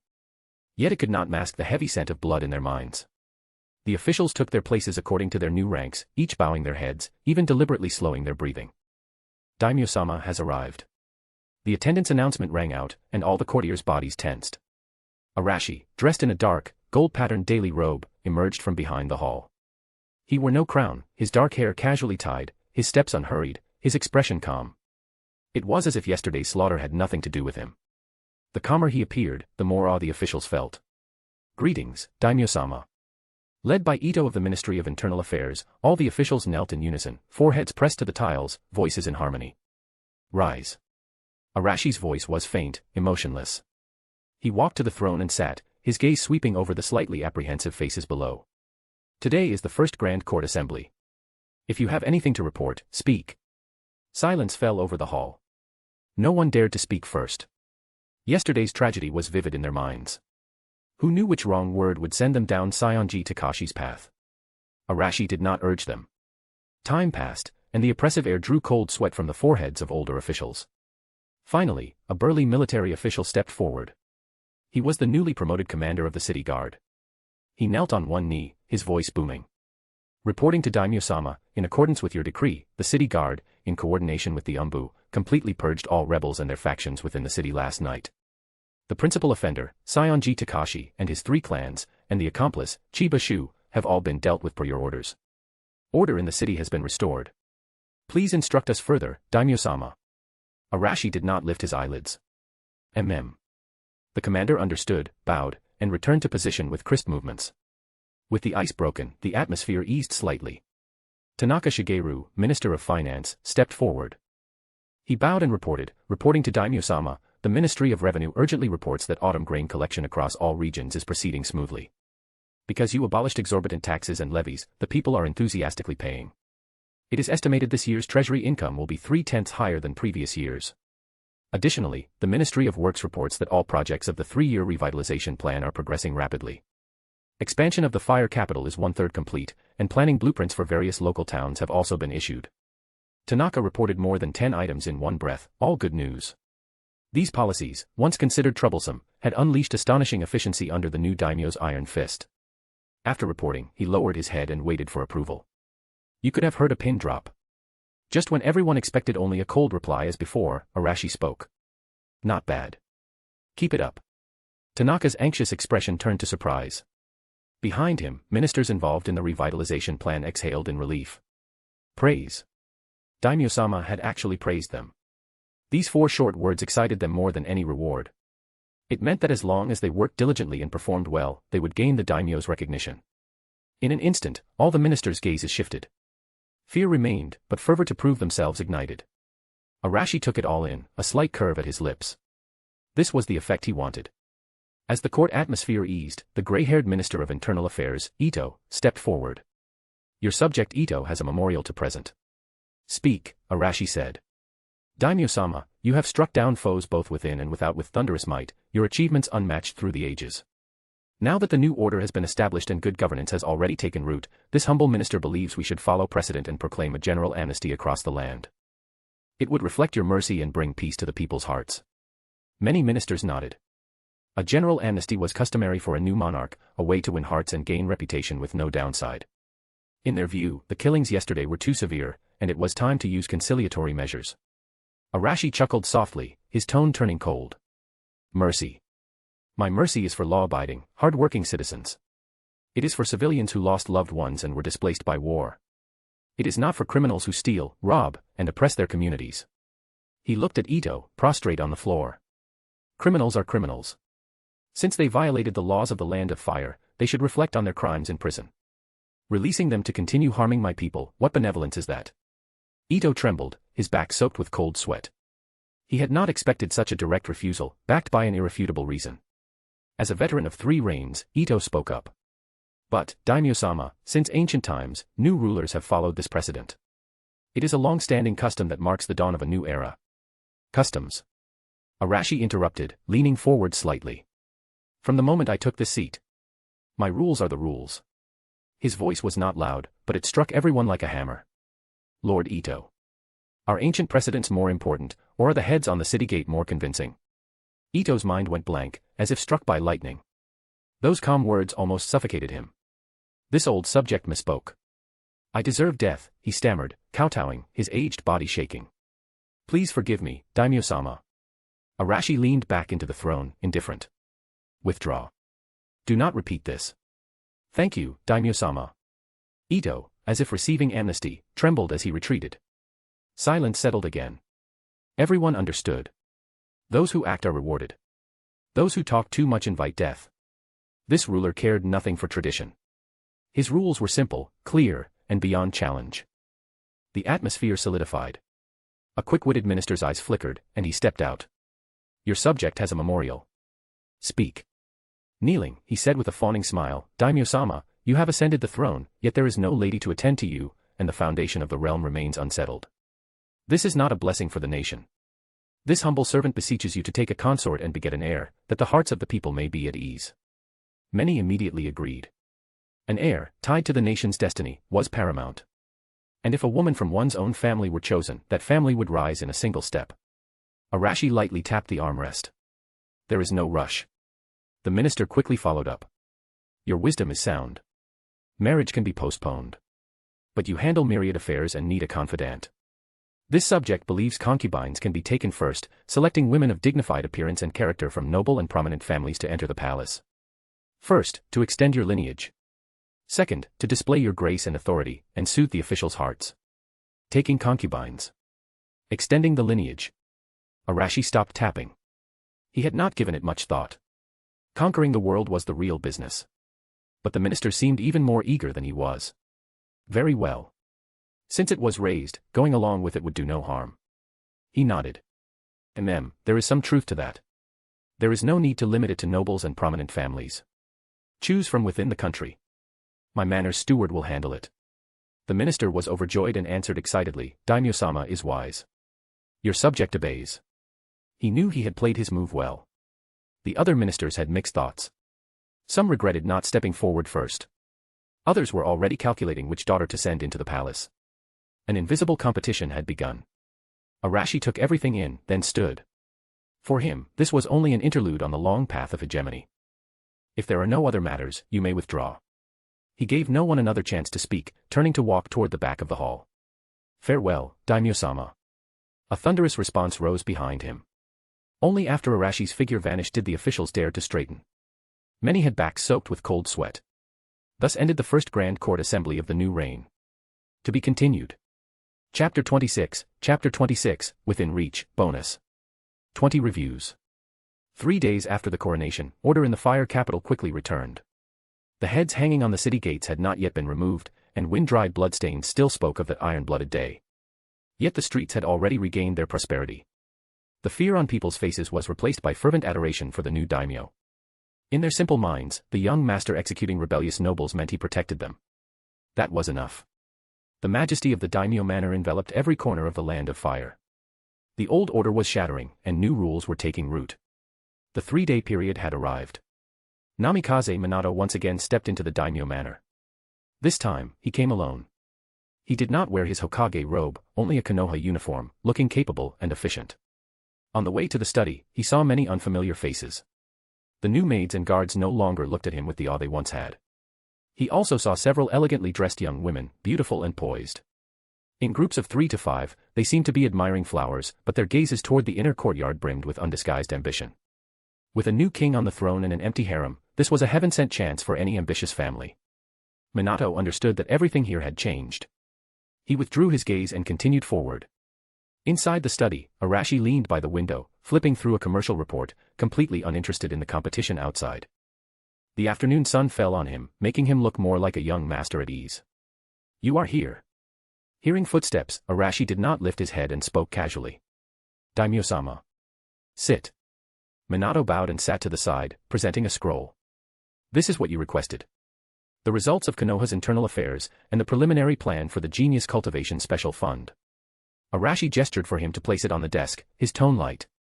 Has everything been handled cleanly? Yes. Minato's reply was a bit strained. All root members involved in the rebellion have been purged, and the remaining personnel have been disbanded, awaiting further review. Arashi finally set down the report and sat up straight. He did not look at the root report, as if it were a minor matter. His gaze fell on the plan. Tell me your thoughts. Yes. Minato steadied himself and elaborated. The plan was comprehensive and fair.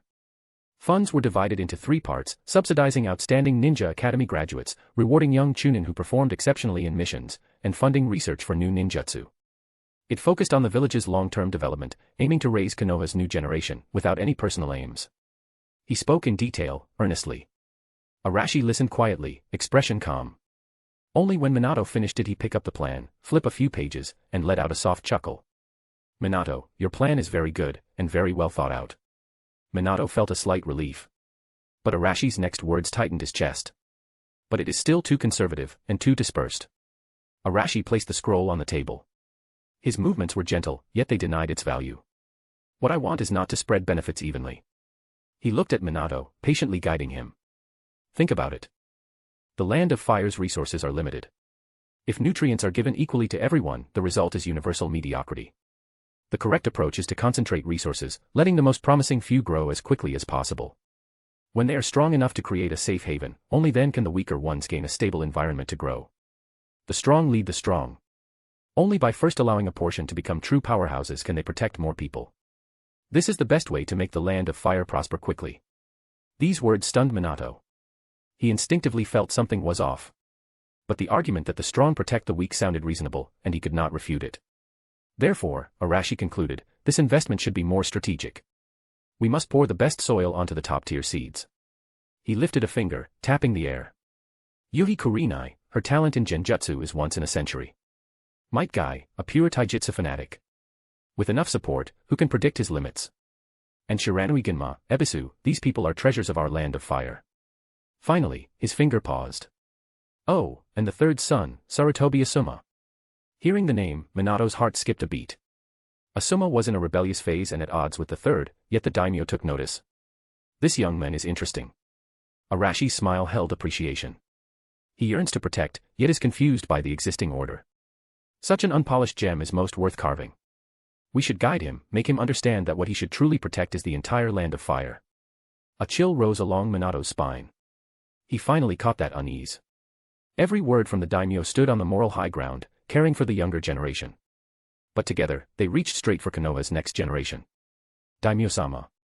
Minato could not help speaking, urgency in his tone. Asuma and the others are still young, their minds are not settled. The ninja path requires tempering of will. Giving them too much too early, I fear it will. Will what? Arashi interrupted gently. Make their path smoother. Let them serve earlier. Minato, you are a genius, but sometimes your ideas are too idealistic, just like Sarutobi's. Willpower matters. But can a hungry man's will block an enemy's kunai? How long can a ninja's will last if he cannot provide for his family? Times have changed. What I want to cultivate are the nation's sharpest blades, the strongest fighting force of our land of fire. They must have unwavering will, and the power worthy of that will, and absolute loyalty to the nation. Minato's lips moved, but he was speechless. Every word was impeccable. Of course, I am not forcing you. Arashi seemed to see his struggle, and his tone shifted. You can treat this plan as a reserve for another scheme. The 12 Guardian Ninja, you know that title, do you not? Minato certainly knew. They were the strongest guards directly under the daimyo, the highest honor a ninja of the land of fire could attain. He instinctively replied, but daimyo-sama, do your umbu not already handle your safety? That mysterious, powerful unit from the ceremony was unforgettable. Good question, Minato. Arashi was not displeased. He looked at him with appreciation. This shows you are thinking. Umbu exists to protect the land of fire as a whole, to be the blade over the enemy's head, the scalpel for internal cancers. They should not be confined to my side as mere bodyguards. Arashi's voice carried force. I am choosing new 12 Guardian Ninja precisely to free the umbu from personal duty. So they can execute more important missions. Do you understand? This is not for me alone. It optimizes the top-tier fighting power of our entire land of fire. Minato fell completely silent. The logic was flawless. He framed a private guard as serving the nation's defense.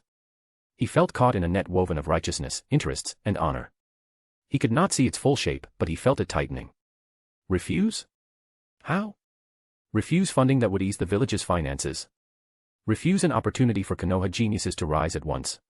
If he refused, even without the daimyo's word, the village's families and shinobi would tear him apart. I understand. After a long silence, he finally spoke, voice hoarse and dry. I will revise the plan according to your wishes. Very good. Arashi nodded in satisfaction and settled back into his lounge chair. I hope to see a new plan that reflects the land of fire's strategic vision. Go. Yes. Minato bowed again, turned, and left. To be continued. I'll be dropping 1 bonus chapters for every 10 reviews.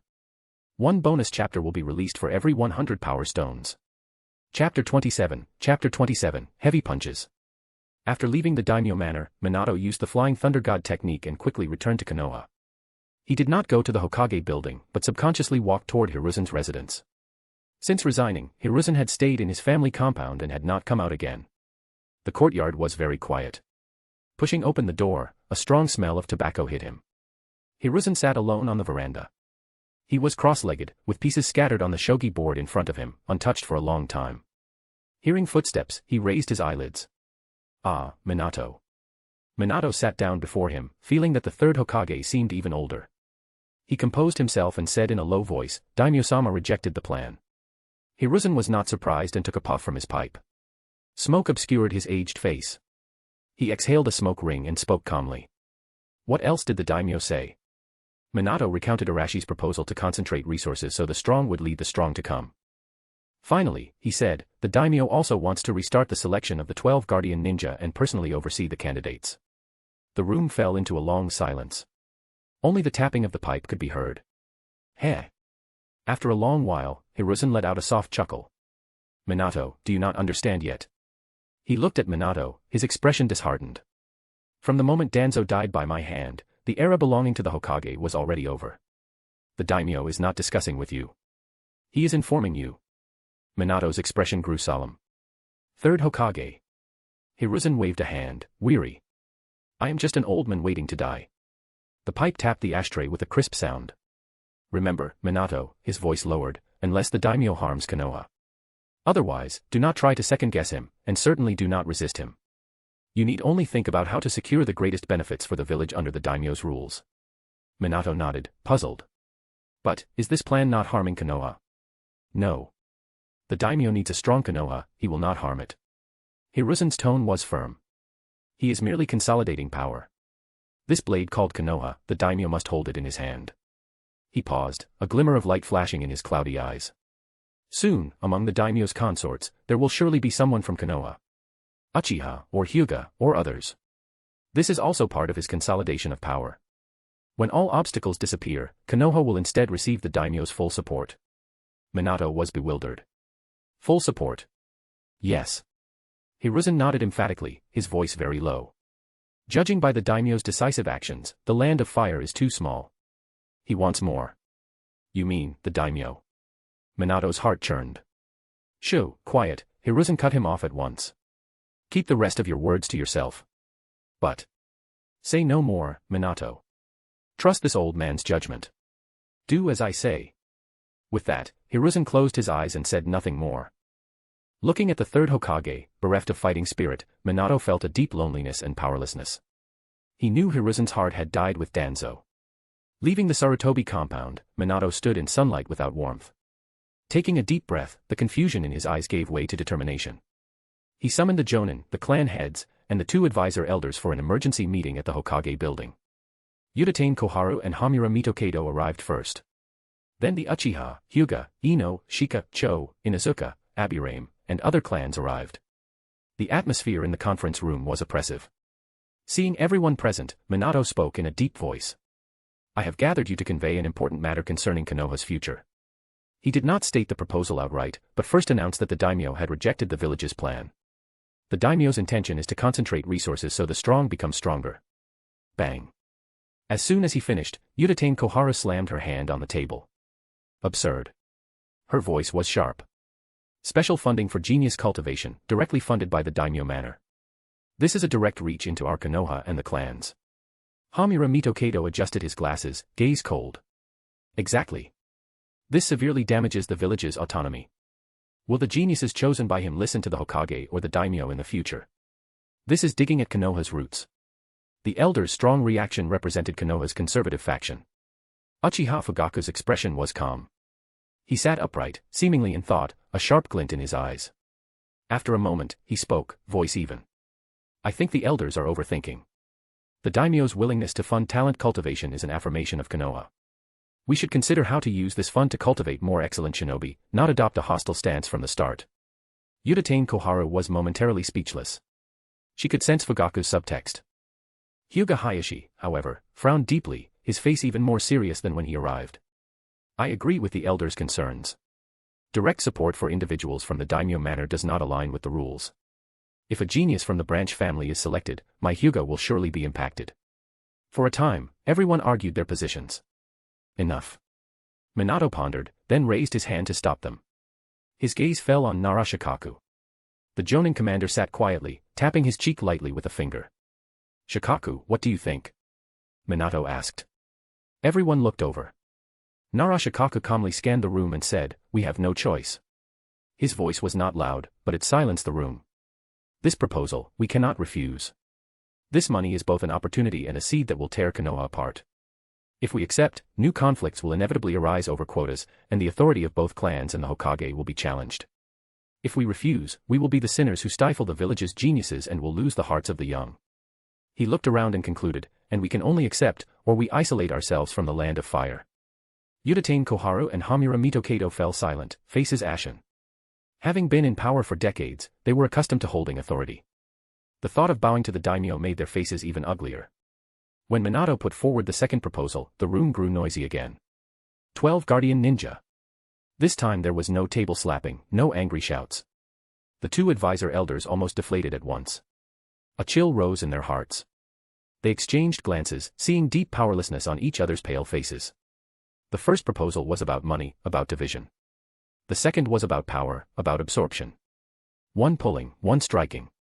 One internal, one external. It was not a conspiracy. It was an open display of force. It was the force of crushing a military village with the resources of the entire land of fire.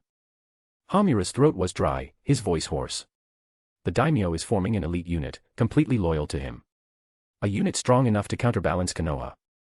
Udatane Koharu's hands trembled uncontrollably.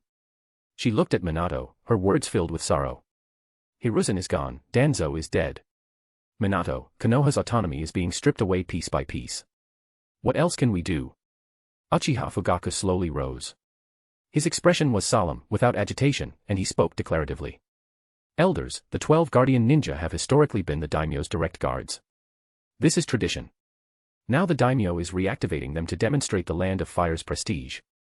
If we refuse, are we not telling other countries the land of fire is divided?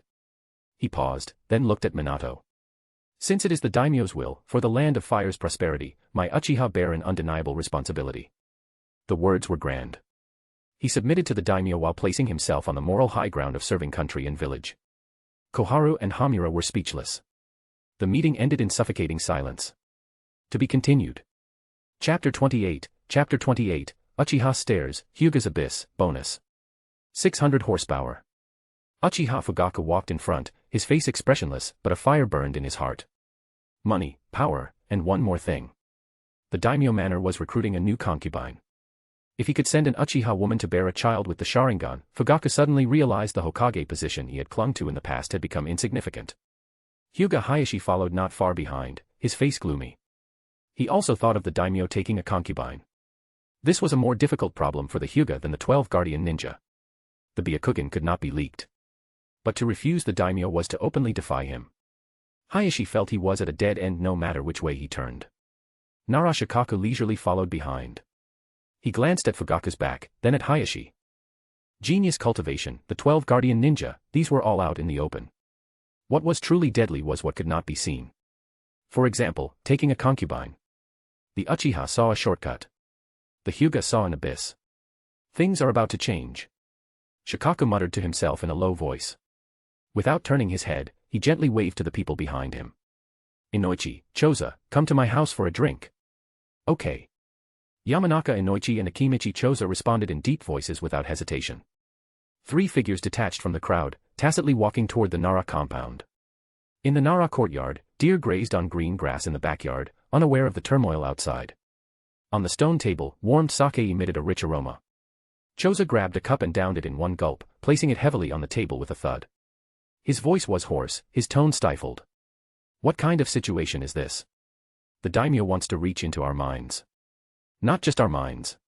Inoichi gently swirled his cup, his eyes sharp. I can feel the village's morale already wavering. Shikaku leaned against the veranda pillar, watching the deer, and spoke slowly. Because this is not a conspiracy, it is an open scheme.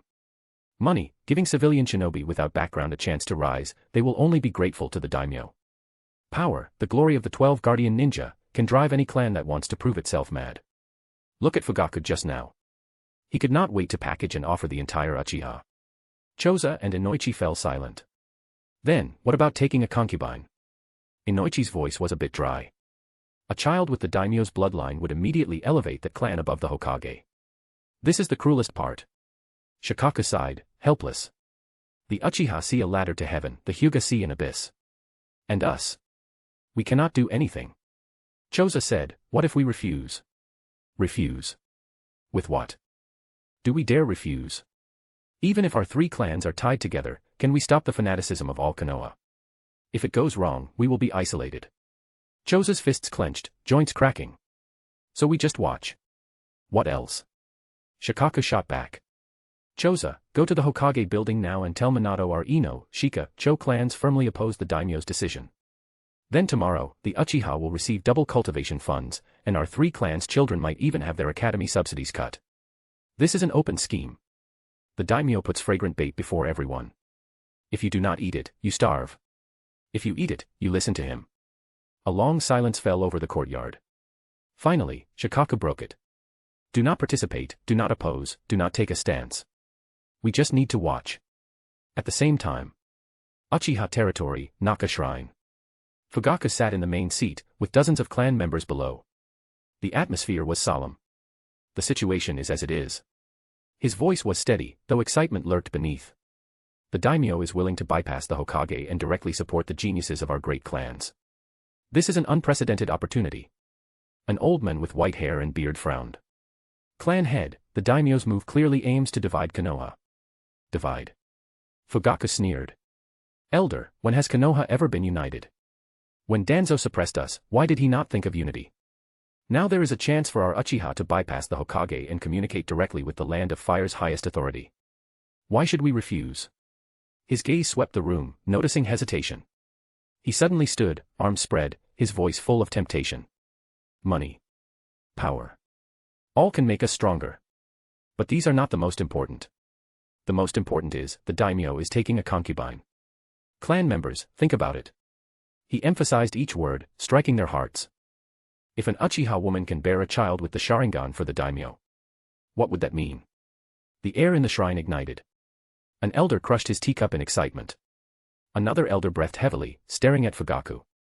Hokage. Compared to a future monarch with the daimyo's and Uchiha's blood, what was a village's kage? By then, our Uchiha will surely become the true #1 clan in the Land of Fire. I have decided. Fugaku's voice echoed through the shrine. Immediately select 3 outstanding women of the clan, shinobi or not, as long as they are beautiful, virtuous, and firm of mind.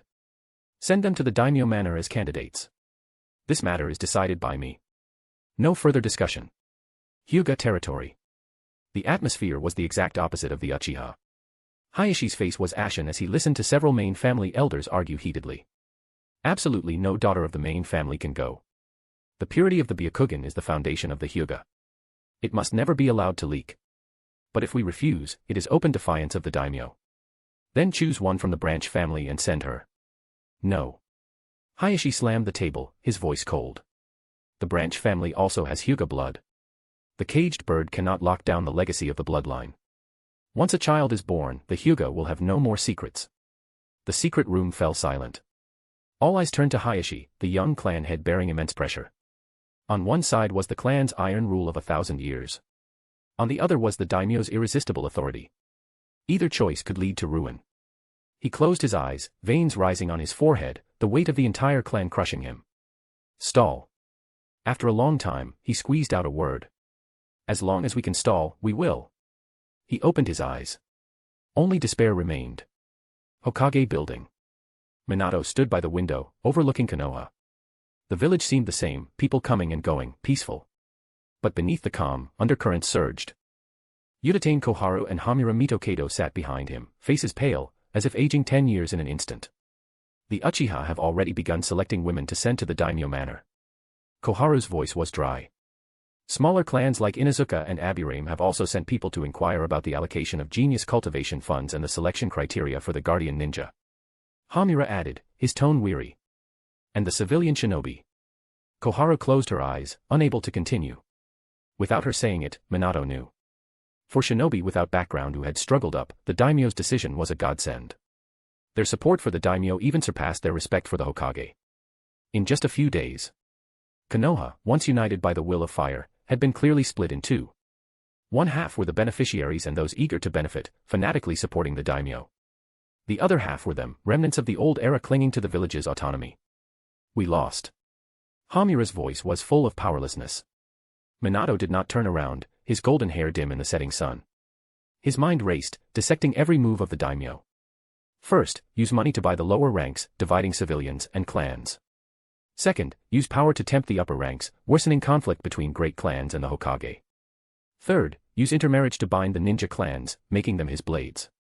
Each step was open and aboveboard, each step targeted the weakest desires of the human heart. Impeccable. He frantically deduced all countermeasures, but every path led to the same end, civil war, division, Konoha's collapse.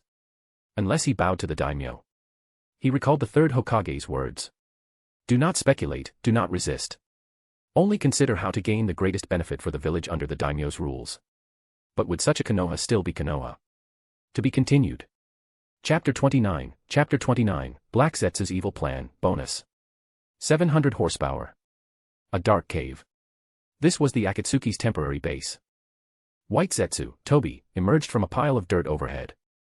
He gesticulated wildly, shouting in an exaggerated tone. Obito. Obito. Great news. The men he called Obito wore a tiger-striped mask. Uchiha Obito sat silently on a rock, seemingly meditating with his eyes closed. The swirling tobi circled around him. It's incredible. The new daimyo of the Land of Fire has clashed with your Konoha's Hokage. I heard that root leader, Danzo, tried to cause trouble at the inauguration ceremony, but the third Hokage personally ripped out his heart. Puffed, blood splattered everywhere, it was so exciting. I wonder if a person whose heart is ripped out still poops, if. What happened to Konoha? Obito interrupted Tobi's rambling, his voice icy. Oh, the entire Konoha is in chaos now. Tobi immediately got back on topic, gloating. The Hokage's orders aren't being followed outside the Hokage building anymore. Also, the Uchiha are scrambling to send beauties to the daimyo, the Hyuga's faces are pale with worry, and even the Ino, Shika, Cho are starting to waver. Listening to Tobi, the single eye beneath Obito's mask instantly filled with crimson. A chance. This is a chance. Obito suddenly stood up, his voice hoarse and frantic. I will go destroy that hypocritical village right now. Calm down, Obito. Black Zetsu emerged from the ground at his feet, stopping him. You are too impulsive. The Sharingan in Obito's eye spun wildly, slowly converging into a Mangekyo. His tone was grim. Konoha's internal strife, this is a once-in-a-lifetime opportunity. Do you dare stop me? A chance. Black Zetsu let out a mocking laugh. You underestimate Konoha too much. Hiruzen may be old, but his strength remains. More importantly, Minato. That man's Flying Thunder God technique has already surpassed the second Hokage. As long as he is in Konoha, it is impossible for you to come and go as you please. Seeing Obito's eagerness for revenge and undiminished killing intent, Black Zetsu's speech quickened. And Uzumaki Kushina. Do not forget, she is not only the Nine-Tails Jinchuriki, but she is also an Uzumaki with powerful sealing techniques. If you go now, it is meaningless except to die. At the words to die, Obito did not grow angry, but laughed instead, his laughter filled with madness. He murmured, die. Dying is good. If I die, I can go see Rin. Black Zetsu was silent for a moment, realizing that simple threats had no effect on him. Have you forgotten our plan? Black Zetsu grew anxious. The Eye of the Moon plan. I have not forgotten. Obito remained stubborn. It does not matter without me, you can find someone else. Black Zetsu's voice suddenly grew sharp. What about your revenge for Rin? Are you going to die miserably with empty hands and go see her? Tell her you could not do anything for her. Rin's death, the fault of this world, is that just going to be forgotten? The name Rin, like a dagger, pierced deep into Obito's heart. He trembled all over, and the killing intent around him grew heavier. Watching Obito ignite with hatred again, Black Zetsu knew the time was right. His tone shifted, cold and seductive. Forcing your way in is the lowest form of revenge. I have a better plan, one that will make Minato taste the same despair as you. Obito suddenly turned his head, his crimson Sharingan staring at Black Zetsu. Black Zetsu spoke unhurriedly. Minato and Uzumaki Kushina are husband and wife, right? They will have a child sooner or later. And when a Jinchuriki gives birth, the sealing formula within her body weakens to its extreme. At that time, the Nine-Tails seal will be at its weakest. The air in the cave seemed to freeze. Obito's breathing grew heavy. He understood Black Zetsu's intention.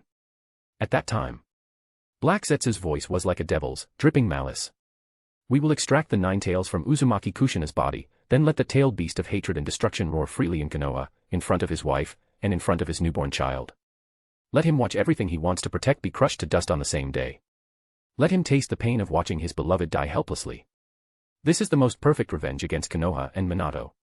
Obito's body began trembling uncontrollably with excitement. And Kakashi.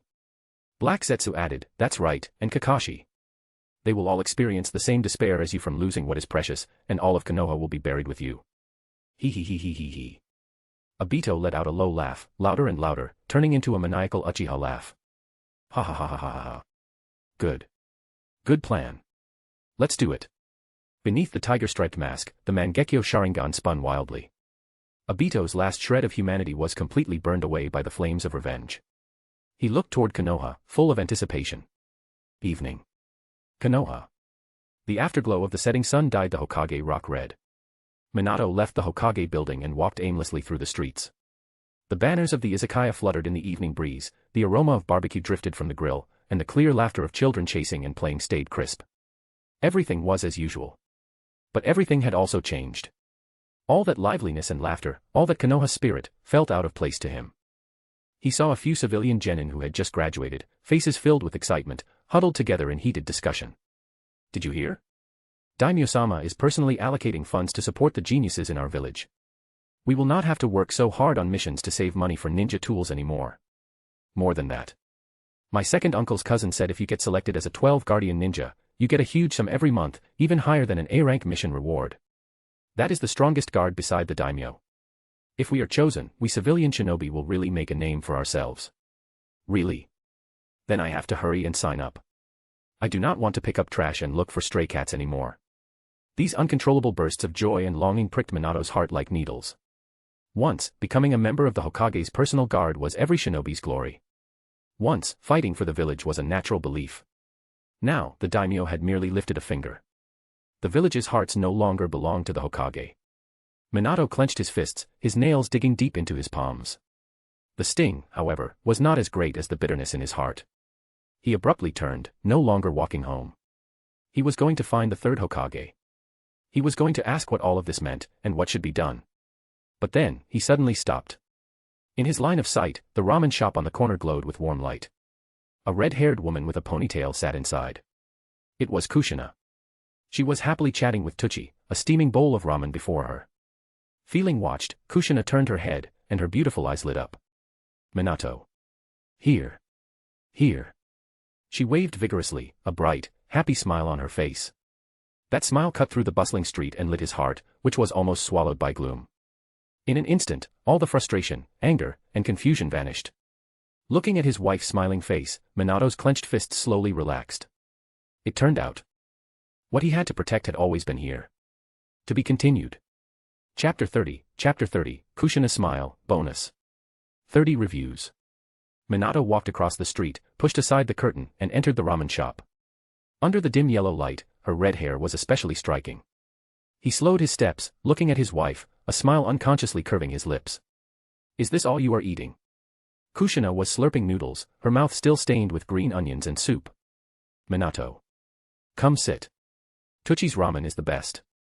Her voice was full of energy, and as she ate her noodles, she called out to Minato. I just love it. It is the best in the whole world. Kushina replied righteously, holding up her bowl like a treasure.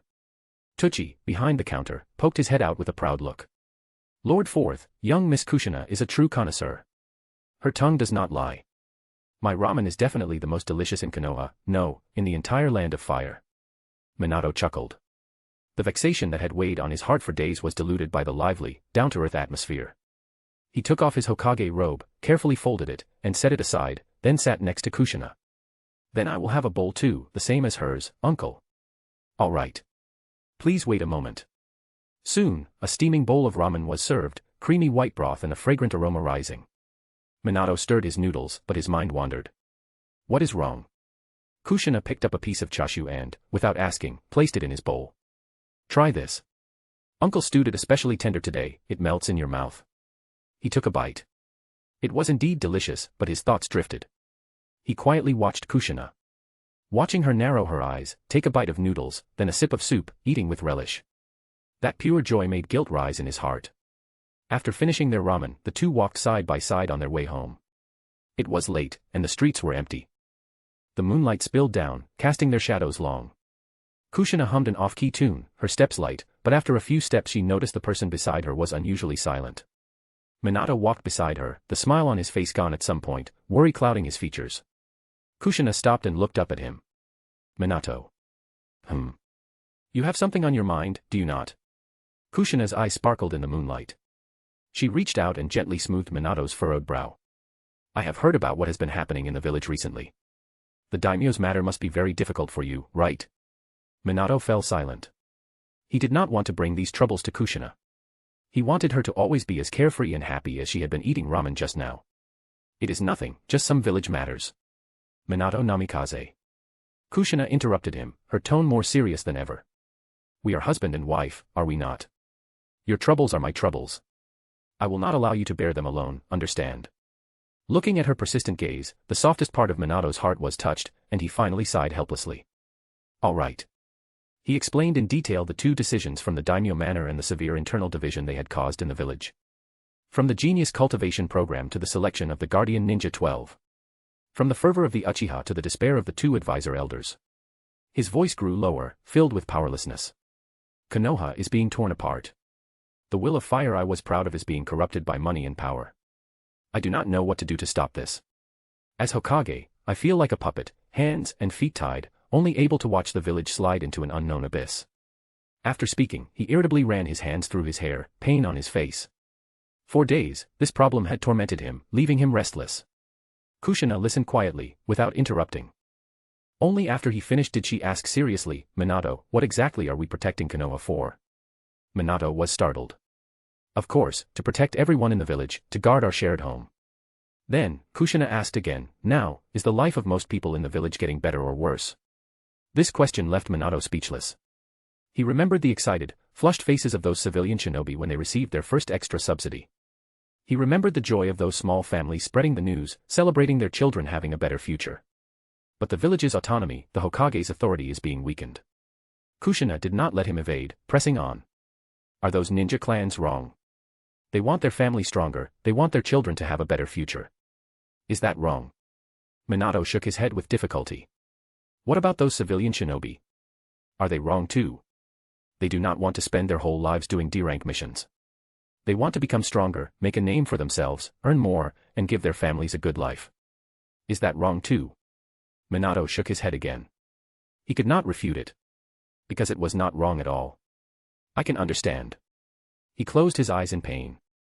But they have all forgotten that everyone used to fight for Konoha as a collective. Was the selfless dedication of the will of fire wrong? That is because there were no other options before. Kushina's voice suddenly rose, clear in the quiet night. Before, all resources were controlled by the Hokage and a few large clans, so of course they could only fight for the village. Because if they did not, they would get nothing. That is not dedication, that is having no choice. Now, the Daimyo has given them another choice, one that lets them live better through their own efforts. Everyone is striving for a better place. Why should we stop them? Minato's mind was in chaos. Every word from Kushina struck hard at the beliefs he had held since childhood. The things he had upheld, the Hokage's responsibility and Konoha's traditions, were crumbling inch by inch. Seeing the lingering confusion and pain on her husband's face, Kushina's heart ached. She stretched out her arms and gently embraced him. Her cheek rested against his broad, warm chest. Her voice became incredibly gentle, yet full of strength. Minato. Do not forget. You were once a civilian shinobi too. Boom. This sentence, like a thunderclap, exploded in Minato's mind. He froze, his body trembling violently. Yes. He had forgotten. How could he have forgotten? He had forgotten that he too was once the most ordinary civilian, desperately taking missions to save money for a C-rank ninjutsu scroll, eating only the cheapest military rations for a month. He had also hidden in the corner of the training ground, enviously watching shinobi from great clans. They possessed innate bloodline limits, seemingly endless resources, and could effortlessly learn the ninjutsu he yearned for but could not attain. He had reached where he was thanks to the third Hokage's recognition, Jiraiya-sensei's guidance, and his own exceptional talent and hundredfold effort. But in the village, how many could have his luck and talent? More people struggled at the bottom, never touching the edge of their dreams in their lifetime. The daimyo's appearance gave them a chance. A chance he too had once yearned for. He had always stood from the Hokage's perspective, high above, thinking about maintaining the village's balance and traditions. Yet he had forgotten that, for the shinobi struggling at the bottom, this so-called balance was the greatest injustice.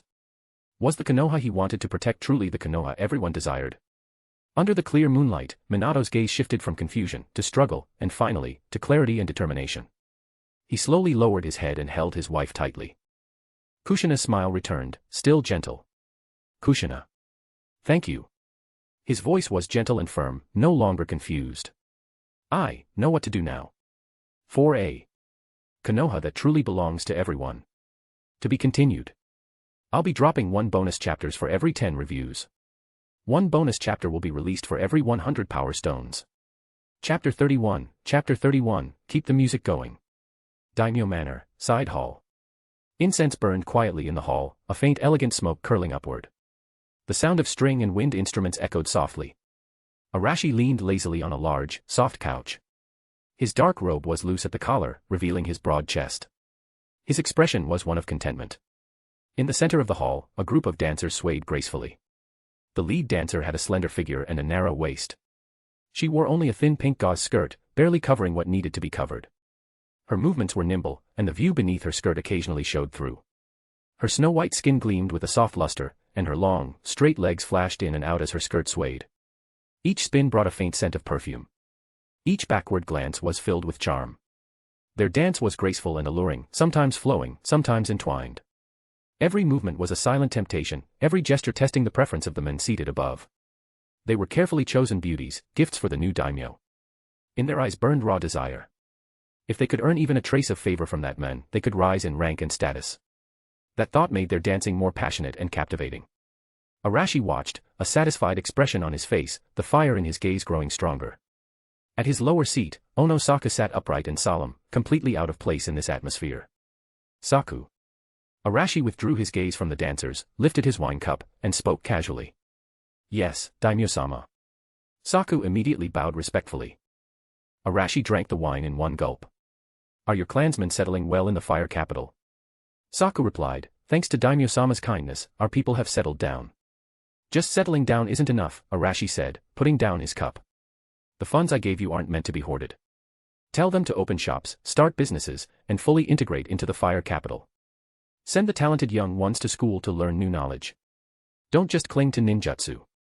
You've already joined the Umbu, so your clan should be able to stand proudly in the sunlight, not hide forever in the shadows. If your children's faces aren't smiling, wouldn't that make me a failure? Saku looked up suddenly, shock flashing in his eyes. Then gratitude replaced it.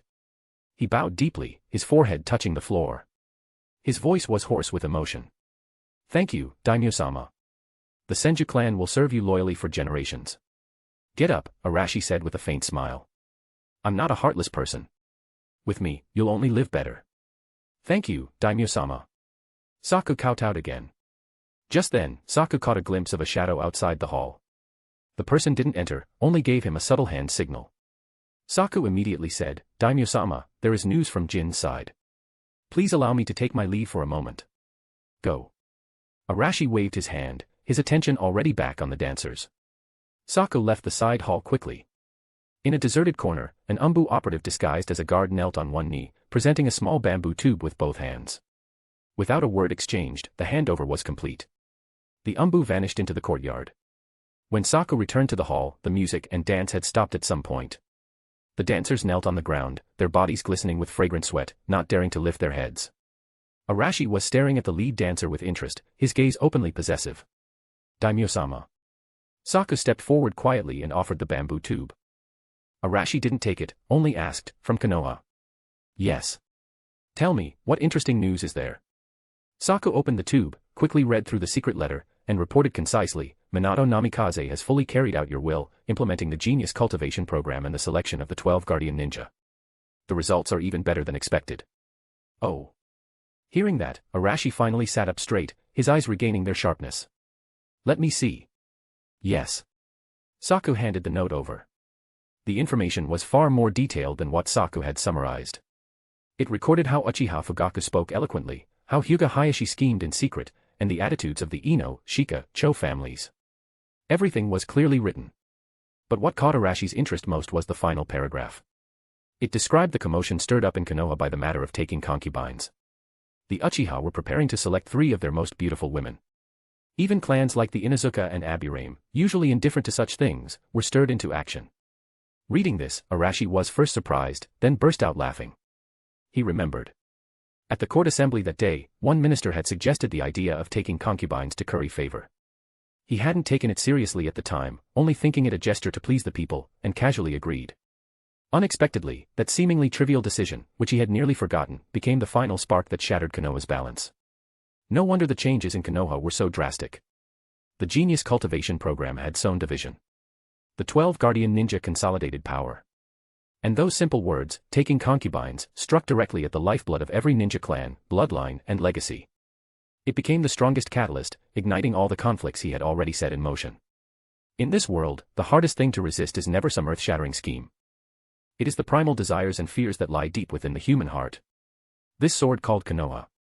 He had thought it would take great effort to seize it from Hiruzen Sarutobi and the other elders. Now it seemed it wouldn't take long at all. Arashi tossed the secret letter aside. Saku caught it and destroyed it with a fire release technique.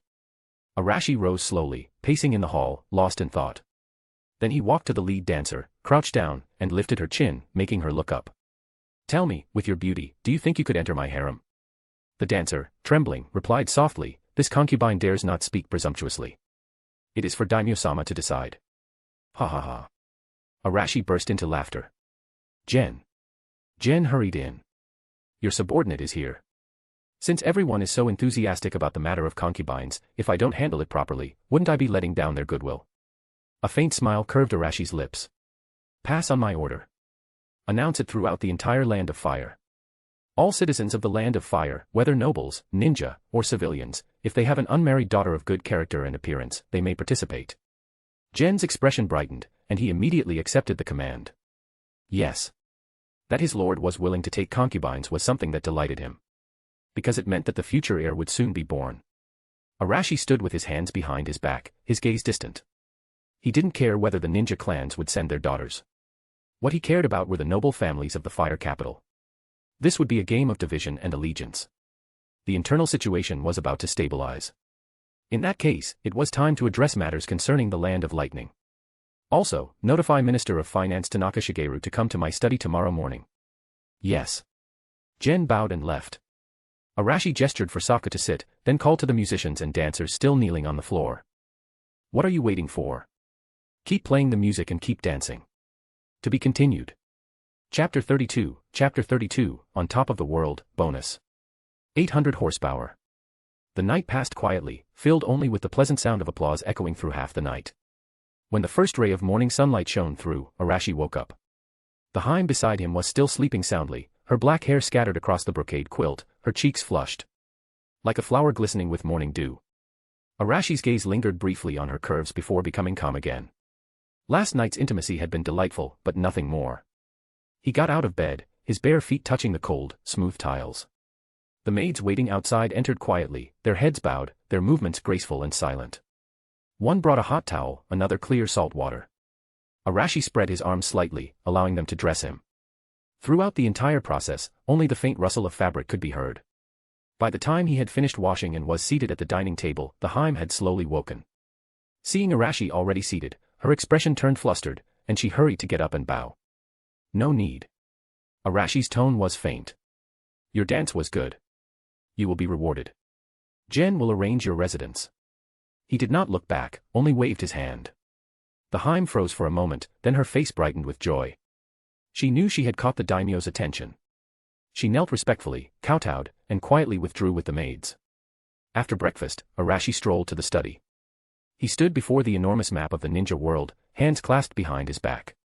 In his mind, the results of the system's deductions from several days ago began to evolve into specific strategies. Economic influence and military deterrence.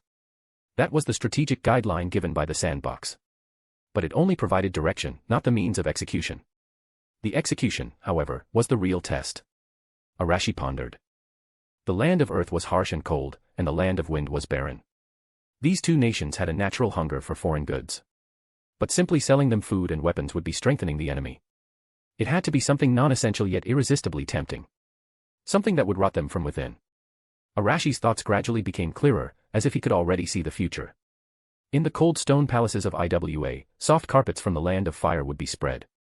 On a windswept afternoon in Suna, nobles would sip sweet black tea they had never tasted before. Once they grew accustomed to such luxuries, they would never return to their former lives. If the strategy worked, Iwa and Suna's economic dependence on the land of fire would grow immensely, and their upper classes would become deeply tied to it. When the seeds of desire sprouted, they would willingly become pawns in his hands, all to preserve their luxury. Arashi took a sip of warm tea. Everything was ready, only lacking an obedient executor. A knock came at the study door. "Come in." Jen pushed the door open and bowed. "Daimyo-sama, Tanaka Shigeru requests an audience." "Let him in." Arashi sat back, his expression returning to a lazy calm. Soon, the slightly plump Tanaka Shigeru entered, dressed particularly formally. "Greetings, Daimyo-sama." He knelt low, performing a deep bow. "Rise, and be seated." "Thank you, Daimyo-sama." Tanaka sat carefully, his posture humble, then presented a scroll. "Reporting to Daimyo-sama, this is the preliminary budget plan for the concubine selection ceremony. Please review it." Arashi waved a hand. "For such minor matters, you and Jen can handle them. You don't need to ask me about everything." "Yes, this official understands." Tanaka quickly retracted the scroll.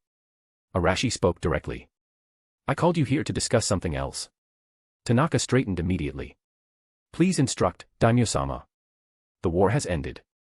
The country must recover, and the people must live in peace. I intend to strengthen trade relations with IWA and Suna. What do you think we should sell them? Tanaka's mind raced. Strengthen trade with IWA and Suna. Why these two nations in particular? What about Kumo and Kiri? Years in politics had honed his instincts. Something about this felt deliberate. He thought for a moment before replying cautiously, Daimyo-sama is wise. Post-war reconstruction and mutual trade are indeed the best ways to enrich the nation and benefit the people. IWA is cold and harsh, and Suna is barren. If we sell them grain and cloth in exchange for ore and local products, it would be a win-win situation. Arashi chuckled softly. The light laugh made Tanaka's heart sink. He had said the wrong thing. Tanaka, Arashi said calmly, you are good with finances, but your vision is too narrow. We cannot sell too much grain or cloth. If we give them too much, they will be full and warm, and then they will have the strength to pick up weapons again. We want to make money, not strengthen them. Do you understand? Tanaka immediately understood. The daimyo's goal was not simple trade at all. This was a grand strategy, a terrifyingly elegant one that used economics as a weapon. And his earlier suggestion now seemed childish. He sat frozen, his thoughts spinning. Not food or cloth. Not strengthening, but weakening through desire. A flash of inspiration struck him. Luxury goods. Silk, porcelain, tea, fine wine. The unique luxuries of the land of fire. This official understands. I know what we should sell now. The trade of grain and cloth can remain symbolic, but what we truly need to sell are those things they lack, yet can never abandon once they have them. Like silk. Which noble lady in IWA or Suna wouldn't crave beautiful clothes? Who would want to face stone and sand forever? And our porcelain. They'll need exquisite tea sets to flaunt their status. Oh, and sugar. No one can resist sweetness. Once people taste it, they'll never return to bitter lives. We have endless supplies, and they can only buy them with money. Tanaka spoke faster, growing excited. He felt as though he had stepped into a new world. These luxuries were beautiful poisons, intoxicating and corrupting. They wouldn't make a nation stronger, only weaker, consumed by indulgence. Arashi listened quietly, eyes gleaming with satisfaction. Good. This old man was still useful. Just as Tanaka thought he had grasped everything, Arashi asked lightly. Speaking of which, Kumo still refuses to sign the peace treaty. They really are a bunch of fools with only muscles for brains. A pity. With so many good things, they won't have the fortune to enjoy them. That one sentence made Tanaka freeze. Strengthening trade with IWA and Suna, excluding Kumo, corrupting their elites through luxury, tying them to fire's wealth, all the clues clicked into place. The goal was isolation. To strangle Kumo economically. This daimyo had no intention of true peace. He would use money and trade to choke Kumo to death outside the battlefield. Tanaka didn't even dare breathe too loudly. Then another thought hit him. IWA, Suna, Kumo, what about Kiri? He gathered his courage. Then. Daimyo-sama, what should we do about Kiri? What do you think? Arashi returned the question. Tanaka froze, then sank into thought again. Kiri, the hidden mist village, was mired in civil war, closed off from the world. A nation consumed by internal strife, too busy with itself to interfere. The current greatest threat to the land of fire was Kumo, not Kiri. His thoughts aligned, and he bowed. This official understands. Kiri is deeply trapped in the blood mist conflict and cannot interfere with us, nor can it be a useful ally. Our main target is Kumo. We should avoid creating new problems. With Kiri, we only need to maintain the status quo, keeping minimal trade, neither helping nor hindering it. Arashi was finally satisfied. Then proceed. Draft a detailed trade list and implementation plan. To improve efficiency, you will head a new department, the Foreign Trade Promotion Department, to handle all related affairs. He had bet correctly. Tanaka was overjoyed and quickly accepted. Oh, and, Arashi added casually, I have some promising young people skilled in economics. They'll join the department as your deputies to gain experience. Yes, Daimyo-sama. This official obeys. He understood. These were the daimyo's confidants. But he felt no resentment, only relief. It meant the daimyo still valued him. You may withdraw. This official takes his leave. Tanaka bowed deeply and left the study. Only Arashi remained. He slowly stood and walked to the enormous map. His gaze fell on the land of lightning, eyes gleaming with conquest. To be continued. Chapter 33, The Decree, Bonus. 900 horsepower. The decree from the Daimyo manor regarding the selection of consorts spread throughout the entire land of fire. The decree mentioned no coercion. Instead, it was issued under the name of celebrating the new ruler's ascension, praying for national prosperity, and extending the land's fortune. The wording was elegant and sincere. It stated that the daimyo, grateful for his people's support, wished to share his glory with all. Therefore, this selection was not limited to nobles but open to the entire land of fire. Any woman at least 18 years old, unmarried, and of good character and appearance, regardless of her background, could voluntarily participate. Once selected, she would gain great honor, and her family would receive generous rewards and protection. It did not seem like a consort selection. It was more like a festival that could change one's destiny. On the day the decree was issued, the fire capital completely erupted. In every street, alley, tavern, and tea house, chatter filled the air. Did you hear? Even civilians can join the consort selection. If our daughter is chosen, she'll be set for life. My second daughter is absolutely beautiful. Your second daughter? The one who looks a bit like your neighbor Watanabe. Yes, that's her. It's strange, actually. The common folks' conversations were simple and enthusiastic. Though mixed with jokes and gossip, they saw it as proof of the daimyo's kindness. But inside the noble estates, the atmosphere was very different. The noble families of the fire capital all held urgent meetings at once. They understood what this really meant. This was not merely a consort selection but an invitation to political alignment. We must choose the most outstanding daughter from our clan. This is our chance for a century of prosperity. The rewards don't matter. Forming a bloodline connection with the daimyo is a priceless treasure. Countless greedy eyes focused on this grand event. If possible, they all wanted their family's daughter to become the daimyo's lady. While the outside world was in chaos, the daimyo manor remained calm.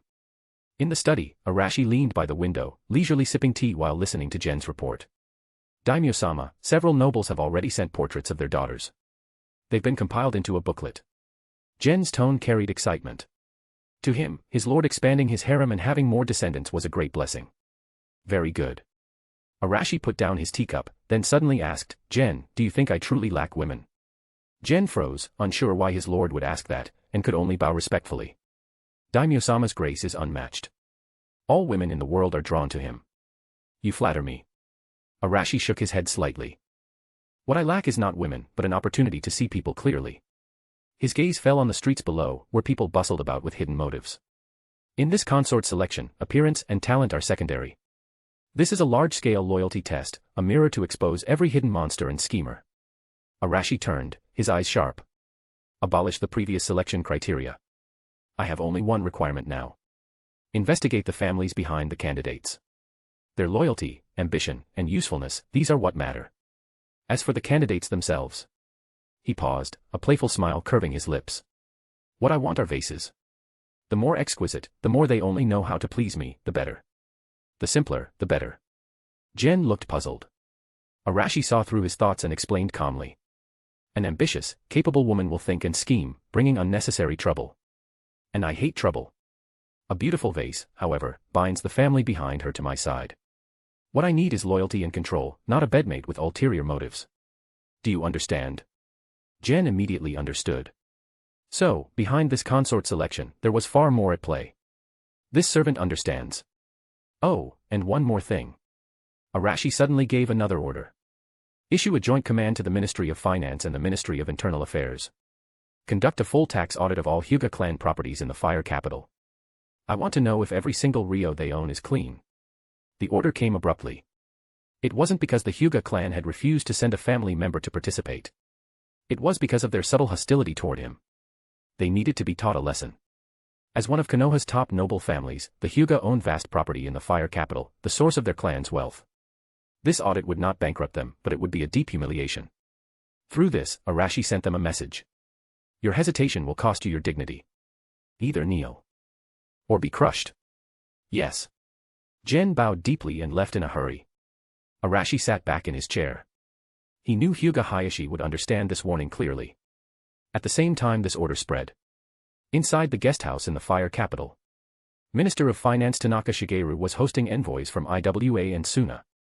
This time, Tanaka did not take them to the lavish noble districts. Instead, he led them through several ordinary streets. There, they saw a different side of the fire capital. The air was filled with genuine laughter from the people.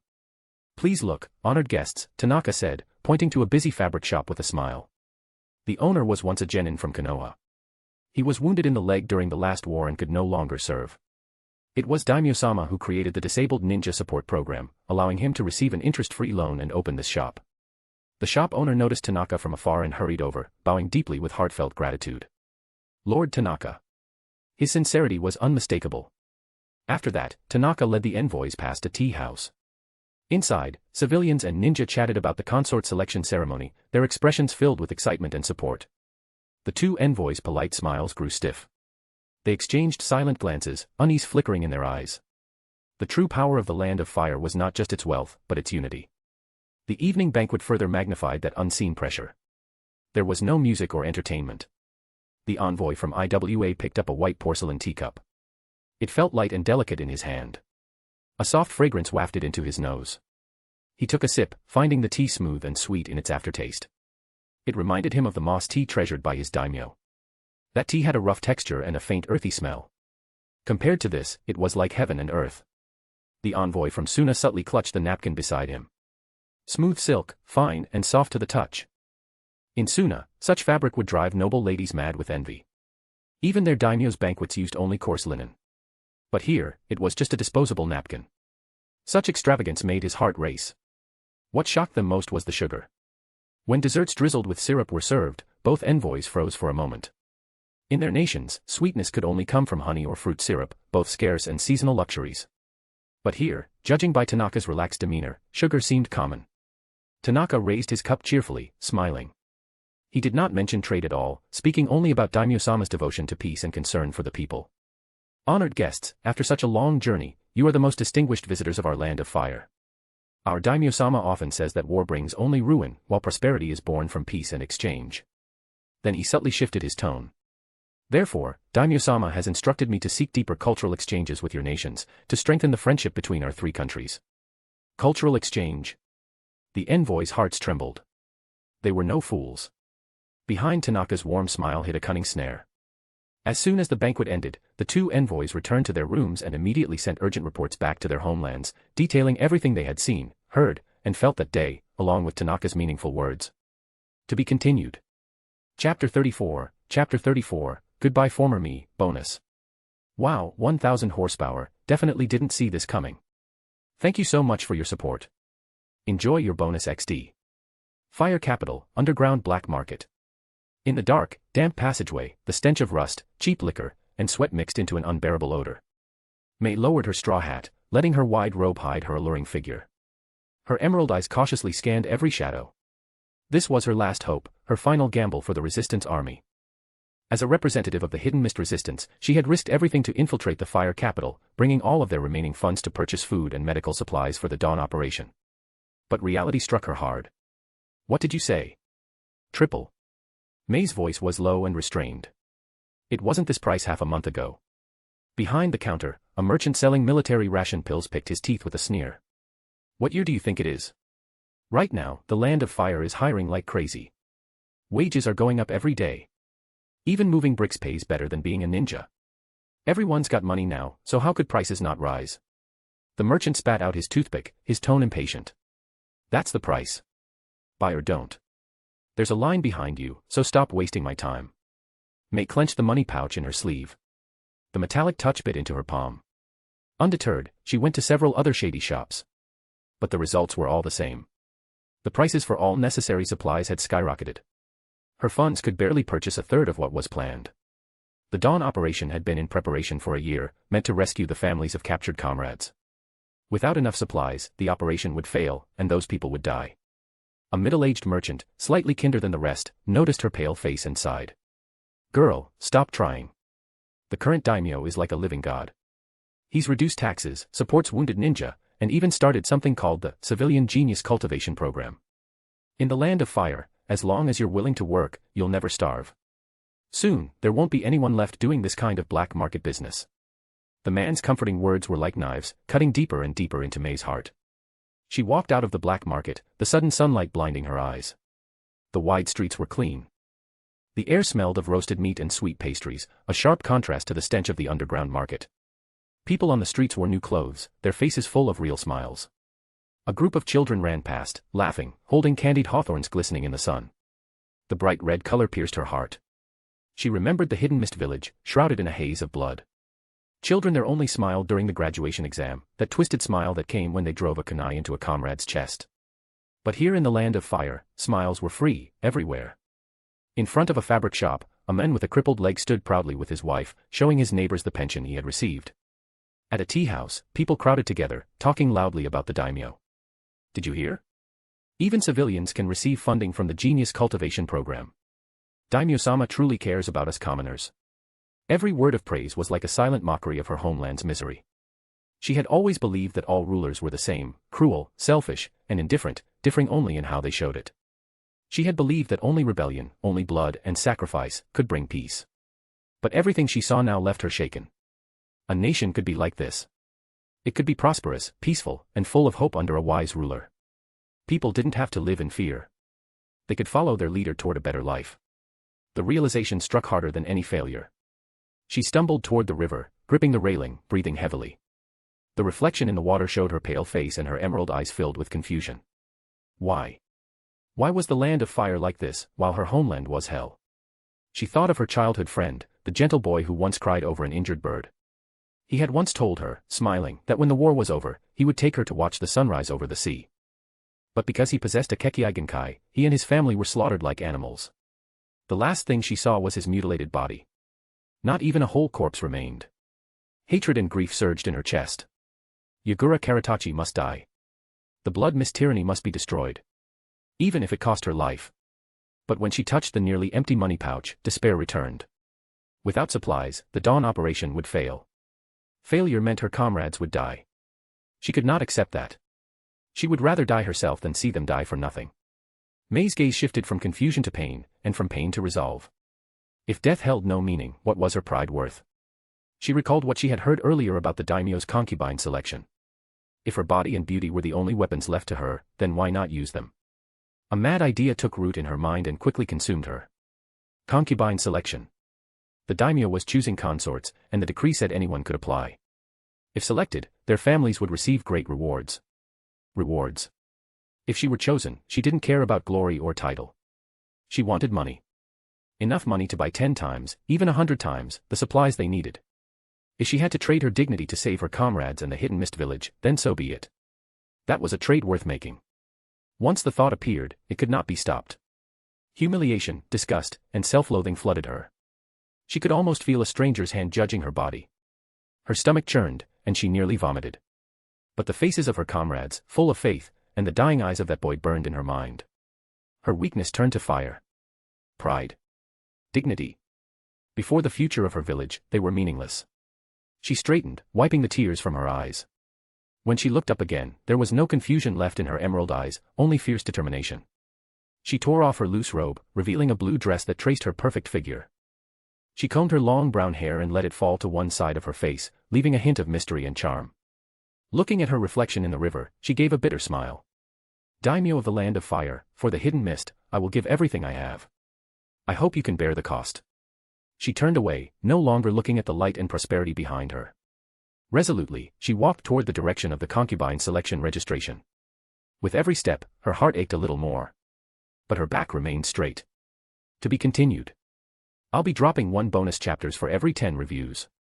1 bonus chapter will be released for every 100 power stones. Chapter 35, Broken Mist Flower.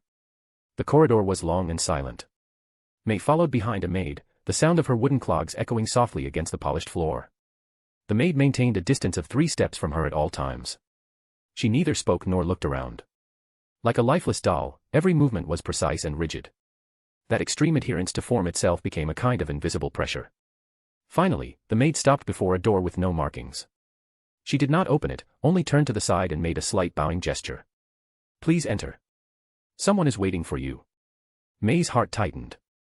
Was she going to meet that man already? She steadied her breathing, forcing her heart to calm. More than a dozen plans flashed through her mind. Probing conversation. Sudden attack. Even the desperate resolve to die together. But when her hand touched the cold door knocker, she extinguished every one of those thoughts herself. It was useless.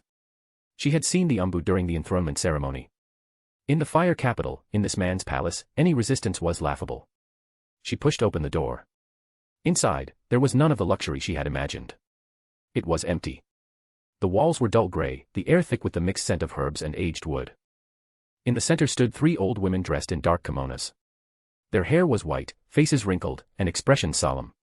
As May entered, the heavy wooden door behind her slowly closed. Click. The soft sound of the lock falling made her pulse quicken. Her emerald eyes tightened, and her hand instinctively reached for her back. It was empty. Only then did she remember that all her weapons had been confiscated before entry. No need to be nervous. The leading old woman finally spoke, her voice dry, like leaves rubbing together. We are simply following orders. Another old woman stepped forward, holding a wooden tray. On it lay a ruler, a measuring tape, and a thick booklet. There are rules for the consort selection. There is a system for entering the palace. Before you meet Daimyo-sama, you must undergo a full examination. The color drained from May's face. She was not naive. She knew exactly what examination meant. Take off your clothes. All of them. The old woman's tone was calm, almost casual. But the words hit May like a blade. Humiliation and rage surged through her. She was the leader of the Hidden Mist Resistance. An elite jonin who had mastered 2 Kekkei Genkai. She had waded through seas of blood, snapped the necks of countless enemies. And now she was being treated like an object, to be inspected. What if I refuse? Her voice was cold, trembling slightly even as she spoke. A ripple finally appeared in the old woman's eyes. Not surprise, not anger. Pity. Girl, think carefully. Once this door closes, there's no turning back. If you refuse now, we won't force you. We'll just escort you out. But everything you seek will vanish with that choice. Her words were calm, but each syllable pressed heavier on May's chest. She clenched her fists, her nails cutting deep into her palms. The pain helped her stay clear-headed. She thought of her comrades still fighting in the blood mist. She thought of her ruined, suffering homeland. She was their hope. If she turned back here, what would their sacrifices mean? May slowly opened her fists. The fragile pride in her heart was crushed, turned to dust beneath the weight of duty. She closed her eyes. When she opened them again, the anger and resistance were gone. What remained was acceptance. And sacrifice. Her trembling fingers moved to untie the sash at her waist. The blue dress slipped down, pooling around her feet. Then the undergarments. One by one. Her figure was flawless, every line perfect. An ounce more would be excess, an ounce less too thin. The old woman's eyes passed over her inch by inch. There was no admiration. Only evaluation. Turn around. The dry voice sounded again. May's body stiffened, but she obeyed. A cold sensation touched her back. The wooden ruler. The old woman moved it down her spine, section by section, professional and precise. Bones straight. No old injuries. Then came the tape measure, brushing against her skin. A chill made goosebumps rise across her body. Shoulder width. Arm length. Waist circumference. Hip circumference. Leg length. One measured while another recorded in the booklet. The process dragged on endlessly. From height and weight to finger length, even the thickness of her hair was noted. She forced herself to detach. To empty her mind. She recalled her clumsy first attempts at chakra control. The joy of her first completed mission. The laughter of comrades drinking under the sunset. Those memories were her only defense. All right. Lie face down on that couch. The voice snapped her back to reality. She turned her head and saw a narrow couch in the corner, covered with a white cloth. Her heart sank. Her worst fear had come. She didn't move. Her feet felt rooted to the ground. Girl. There was impatience in the old woman's tone now. Don't waste everyone's time. May bit her lip until she tasted blood. She knew she had no choice. Step by step, she moved forward, her motions mechanical. When she lay face down on the couch, hot tears slid down her cheeks uncontrollably. Nausea and shame filled her chest. Her instincts screamed to resist. But a hand, cold and heavy, pressed against her back. She wanted to fight, but she couldn't. Time crawled. Each second was torture. Her mind went blank. All her pride and strength turned to ash. She didn't know how long it lasted. The hand finally lifted. Intact. No body odor. Good condition. Very clean. The old woman wiped her hands with a white cloth and gave her verdict flatly. Get up. Put your clothes on. Someone will take you to see Lord Jen. The three old women packed up their things and exited through a hidden door without another glance. Only Mei remained. She lay on the couch, unmoving. Her blank eyes stared at the floor. There lay her tears. And her shattered dignity. To be continued. Chapter 36, Will of Fire, Bonus. 1,100 horsepower. While Mei was still gathering her shattered dignity, Minato was also waiting for the daimyo's summons. Unlike before, Minato wore the Hokage's ceremonial robe today, symbolizing his position. His golden hair was still striking, and his deep blue eyes were calm. He did not even have a guard announce him. He simply stood quietly outside the study, waiting. His posture was not like that of the fourth Hokage famed across the ninja world, but like an ordinary subject awaiting his monarch's call. When he entered, he stopped 3 steps from the desk. Then he bowed at a 90-degree angle. Daimyo-sama. The address had not changed. However, the usual reserve and aloofness of the Hokage in his tone were gone. Arashi leaned back in his chair, tapping the armrest. He did not tell Minato to rise, nor did he speak. Silence was a monarch's best weapon. It applied pressure and revealed much. The study was silent. Minato maintained his bow, perfectly still, his fringe shadowing his eyes, hiding his expression. The sharp aura that usually surrounded him had been reined in. He was like a sheathed sword. After an unknown time, Arashi spoke. Have you come to your senses? Yes, I have. Rise. Tell me how you came to your senses. Minato straightened, meeting Arashi's gaze openly. I previously always considered matters from Konoha's perspective. My thinking was narrow, and I failed to live up to Daimyo-sama's expectations. Oh. Arashi leaned forward slightly, interest piqued. Then what perspective are you taking now? Minato drew a deep breath, his expression solemn. The Land of Fire. The 3 words landed heavily. He continued, from now on, Konoha's interests will fully serve the overall interests of the Land of Fire. Konoha is the Konoha of the Land of Fire. This statement was a belated pledge of allegiance. It meant Minato, the 4th Hokage, had completely submitted to the daimyo in spirit. Arashi's smile widened. This was better than he expected. A Hokage with a broken spine was a puppet. A Hokage who actively embraced his ideals was a useful tool. Very good. Arashi finally spoke with approval. Sit, Minato. Tell me your new plan. Yes. Minato sat as instructed, took out a scroll, and presented it with both hands. There was no pretense of equality now, only a subordinate reporting to a superior.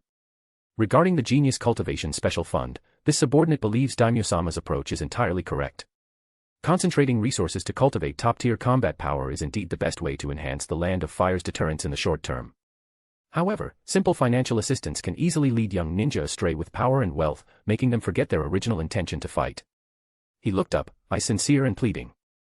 Therefore, I propose upgrading the Genius Cultivation Program to the Will of Fire Legacy Program. Will of Fire. Arashi savored the words. Continue. Minato continued, selected geniuses will not only receive funds and resources, but must also accept one-on-one mentorship.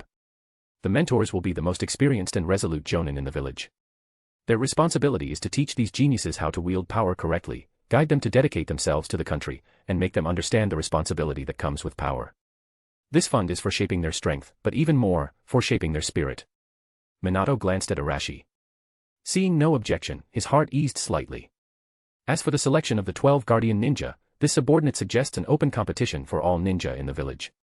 Regardless of origin or background, only loyalty and strength will matter. The 12 final winners will represent Konoha, becoming the sharpest swords in Daimyo-sama's hand, and the supreme honor of the Land of Fire. This will let all ninja see a fair path to advancement and maximize potential, selecting the strongest warriors for you. He finished and looked at Arashi expectantly. Arashi did not answer immediately. He picked up the plan and flipped through it page by page. The handwriting was neat, the organization clear, with detailed contingencies for selection rules and mentor screening. It was evident Minato had not rested much while drafting this. All of his struggle had gone into this scroll. Minato's heart tightened. He did not know if the daimyo would tolerate his hidden intention to bind genius cultivation to the Will of Fire. It was the last line he could hold as Hokage. After a long time, Arashi closed the scroll and set it on the desk. The plan is good. He looked at Minato, his gaze unreadable, as if to see through him. Minato, you are very clever. You know what I want, and what you want to preserve. You are trying to find a balance within my rules, one you can accept. Minato's heart sank. As expected, his intentions could not escape this monarch. However, Arashi's tone shifted, a playful expression returning. I like clever subordinates.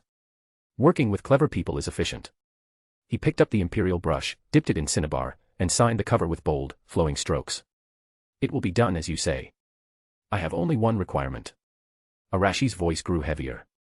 The mentor list for the Will of Fire Legacy program. The final list of selected geniuses.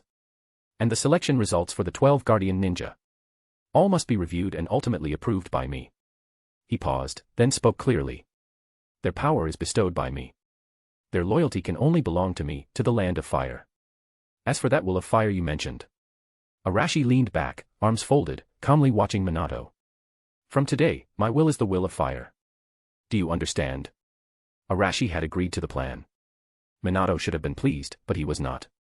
Because with one sentence, the Daimyo had taken the soul of the plan. The Daimyo's will was the Will of Fire. It was a final warning, the ultimate declaration of power. All his struggle, effort, and compromise turned to dust in that moment. What he tried to protect would exist only under a new name. A name belonging to the Daimyo. Minato slowly closed his eyes. When he opened them, the last flicker of Hokage's light in his blue eyes had gone out. He stood again, removed the ceremonial robe, revealing his ninja uniform. He folded the robe neatly and placed it aside. Then he knelt on one knee, without hesitation. This time, it was a subject's etiquette to his monarch. From today, Konoha will no longer have a Hokage. Only Minato Namikaze, supreme commander of Konoha under the Daimyo of the Land of Fire. In that moment, an era ended completely. Arashi finally smiled with satisfaction. No, you are still the Hokage. He generously returned the title. Because Hokage was just a name now. Thank you, Daimyo-sama. Ding. Target, Minato Namikaze. Loyalty, 85, loyal and reliable. Congratulations to the host for completing the hidden quest, the Hokage's demise. You have completely subdued the fourth Hokage, and Konoha, the sharpest sword, is now in your hands. Reward, National Luck plus 500. Very good. Arashi looked at the man kneeling before him, mood light. Rise, fourth Hokage. From today, you will have a bigger stage. He picked up the ceremonial robe and personally draped it over Minato. The future of the Land of Fire needs your Flying Thunder God technique. To be continued.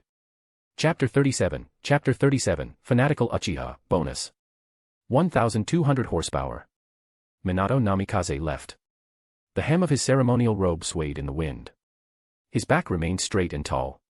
But Arashi knew the Hokage's flagpole had broken. And he had personally mended it, shaping it into the form he desired. Konoha. The Land of Fire's sharpest blade. From today on, both the hilt and the blade were firmly in his grasp. Only, some blades still needed a bit of sharpening. Arashi leaned back against the armrest, tapping lightly. Tap. Tap. Tap. Contentment. Satisfaction. To see the protagonist of an era, the hero of a world, kneel before him in heartfelt submission, this feeling was 100 times more wonderful than crushing him with the power of the six paths. Power was the confidence to overturn the table. Authority was the utensil for enjoying the good things in this world. Konoha Village. Uchiha clan territory. The sharp whistling of shuriken on the training grounds and the dull thuds of sparring had vanished. In their place came the sound of a zither and soft singing. 3 Uchiha maidens, dressed in simple kimonos, knelt on cushions. They kept their heads lowered, their expression solemn. Mikoto sat at the head. Her face was gentle, but her eyes were cold as iron. She personally instructed the girls. A flicker of the eye. A turn of the wrist. Any slight mistake drew her merciless reprimand. This was no longer a consort selection. This was a rigorous screening for the Uchiha, no. This was for the future mother of the nation of the Land of Fire. Ragio. Mikoto's voice was soft, yet it made one maiden in the room tremble. That girl resembled her 7 or 8 tenths. Her features were more youthful, with a trace of innocent charm still in her eyes. She was Mikoto's younger sister, Ragio. Sister. Ragio stood, nervously twisting her sleeve, her head bowed even lower. Your heart is not calm. Mikoto lifted the tea Ragio had just brewed, but did not drink. She only smelled it. The fragrance floats on the surface. It will be bitter when tasted. Ragio's cheeks flushed. She murmured, I am just a little nervous, sister. Nervous. Mikoto set the cup down gently, but her expression was icy. In the future, in front of Daimyo-sama, will you also say you are nervous? One mistake will not ruin only you, but the entire Uchiha clan. Can your life pay for that responsibility? The last sentence was a sharp rebuke. Ragio's lips trembled, her face turned pale, and she could not speak. The other maidens even softened their breathing. Seeing her sister's distress, reluctance flickered through Mikoto's heart, but resolve quickly replaced it. She walked up and straightened Ragio's slightly disheveled collar. Ragio, remember this. From the moment you stepped in here, your name ceased to matter. You are the future of the Uchiha clan. Her hand gently caressed her sister's face, so similar to her own, her eyes filled with complex emotion. Go and meditate beneath the backyard waterfall. When your heart is colder than pond ice, come see me again. Yes, sister. With tears in her eyes, Ragio bowed and withdrew, her slender back seeming as if it might collapse at any moment. Watching her sister's retreating figure, Mikoto's eyes turned distant. How could she not know how cruel this was? But she had no choice. Compared to the future glory of the Uchiha, a girl's tears were insignificant. Just then, clan head Fugaka stepped in from outside. He glanced over the room, satisfaction in his eyes, and nodded to Mikoto. You've worked hard. For the clan. Mikoto replied coolly. Fugaka moved beside her and lowered his voice. There is still no movement from the Hyuga. As expected. Mikoto's tone was calm. The arrogance of the Hyuga is engraved in their bones. Humph, foolish arrogance. Fugaka snorted. Does he think it is still the past? In Daimyo-sama's eyes, his Hyuga are no different from stray dogs on the roadside. He paused, a ruthless glint flashing in his eyes. However, that is perfect. The more stubborn the Hyuga are, the more our Uchiha loyalty stands out. I have already sent the ledgers of all Hyuga tax evasion and illegal operations in the fire capital to the Daimyo manor. This was the Uchiha pledge of allegiance. A flicker of unusual emotion crossed Mikoto's eyes. What about the Ino, Shika, Cho families? They are cunning. Fugaka's tone dripped with disdain. They say they will wait for Daimyo-sama's orders. They will regret it. Mikoto lifted her gaze toward the direction of the fire capital. When a child of the Daimyo, bearing Uchiha blood, is born, our clan will become truly eminent. Hearing this, Fugaka's eyes blazed. Yes.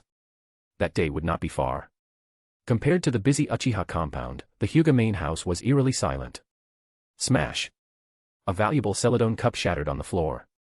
Hayashi's chest heaved, his face ashen, the veins at the corners of his eyes bulging with rage. The tax official from the Daimyo manor had just left. They had said little, only that a decision must be made quickly. Otherwise, all back taxes from the past 10 years must be repaid, plus a threefold fine. That astronomical figure could wipe out centuries of Hyuga wealth in an instant. This was not an audit. This was extortion. Too much. Too much. Hayashi roared. In front of him, several main family elders kept silent, not daring to breathe loudly. Clan head, what should we do? An elder stammered. You want me to send Hyuga daughters into the place as well? Hayashi turned, his pure white eyes bloodshot, glaring at the elder. I am telling you. Even if the Hyuga fight to the last person and shed the last drop of blood, we will never endure such humiliation. The roar echoed through the empty room.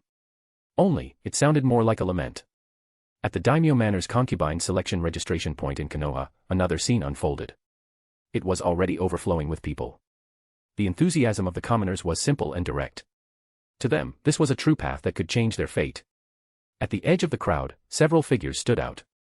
The Inuzuka representative sat beside a ninja dog, eyes scanning the crowd. The Abirame representative was wrapped in a trench coat, with a few insects fluttering restlessly. And the Kurama representative stood by as well. Beside each of them stood a beautiful young maiden of excellent appearance. These lesser clans did not expect to secure a concubine's position. Even a moment of favor from the daimyo would bring great benefits to their families. This fervor swept through all of Konoha. Even some respected jonin could not stay aloof. And Yuhi Shinku was among them. To be continued. Chapter 38, In the Name of Love, Bonus. 40 Reviews. Konoha Village, Training Ground 3. The afterglow of the setting sun stretched the shadows of 3 wooden stakes. Whoosh. The sharp whistle of a shuriken tore the air. It embedded in the bullseye, humming. Kurenai's black hair clung to her cheeks with sweat as she panted, crimson pupils shining with excitement. Genjutsu, Mist Servant Technique. Her figure split into 3. Each clone looked solid, even the unyielding battle intent was identical. She was very satisfied with her current strength. Ever since hearing that the Daimyo Manor had created a special fund for the genius cultivation program, Kurenai had yearned for that opportunity. She believed she could do it. Konoha's future would be better. That daimyo was not as cold as the rumors claimed. Kurenai. A familiar voice called out. The genjutsu dispersed, and Kurenai turned in surprise. Father. Shinku stood in the shade of a tree, still in his dust-stained standard vest, clearly just back from a mission. His face was stern, but his eyes were gentle. You're back. Was the mission smooth? Her steps were light as she jogged up to him, sweat beading on her forehead, brows lifting in a smile. Shinku answered quietly. His gaze fell to her fingers, chafed from high-intensity hand seals. Distress flickered in his eyes. Still practicing? Yes. Kurenai lifted her chin, proud. Father, my mist servant technique can already create 3 solid entities. Give me a little more time and I will definitely master demonic illusion, tree-binding death. She waited eagerly for praise. Like when she was little. But none came. Shinku just watched her silently. No praise, no encouragement. That complicated look made her uneasy. Kurenai. He spoke again, deeper than before. Come with me. Kurenai's joy went out like a flame. She sensed something was wrong. She nodded, reined in her emotions, and followed him home. The house was as tidy as ever. But today, the warmth was gone, replaced by a heavy pressure. Her father did not wipe his ninja tools first as usual. Instead, he knelt at the low table and personally poured her a cup of tea. Steam rose, blurring his face. Father. Kurenai sat opposite him, unease rising. Looking into his daughter's eyes, full of hope for the future, Shinku struggled inwardly. After a long silence, he sighed heavily. He knew.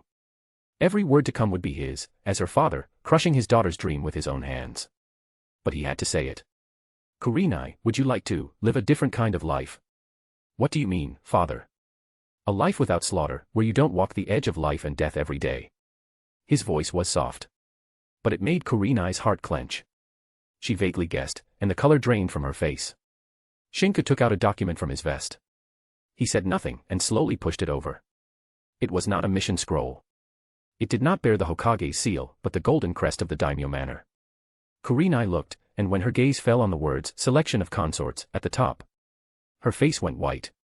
Her smile froze. Father, what does this mean? Her voice trembled with disbelief. She did not dare touch the document. The daimyo is selecting consorts, Shinku said, terrifyingly calm. With your beauty and talent, you will surely be chosen. I'm not going. A sharp cry. Kurenai sprang up, voice ringing. I want to be a ninja. I want to become an excellent jonin like you. I want to protect Konoha with my genjutsu. Ninja. A self-mocking smile tugged at Shinku's lips, his laugh weary. Kurenai, what is so good about being a ninja? He held out his hand. A hand full of calluses and scars, one knuckle twisted out of shape. He opened it before her. Look. This is the outcome of a lifetime as a ninja. I do not want you to live this life. His calm tone made Kurenai's heart ache. She knew he was thinking of her. But she could not accept it. But I like being a ninja. Her eyes reddened. Tears welled up, but she held them back stubbornly. This is my dream. And if I am selected for the genius cultivation program, I will become even stronger and bring true glory to the family. She thought genius cultivation program was her final trump card. It had the daimyo's approval. But her father only shook his head, looking at his innocent daughter with love and reluctance.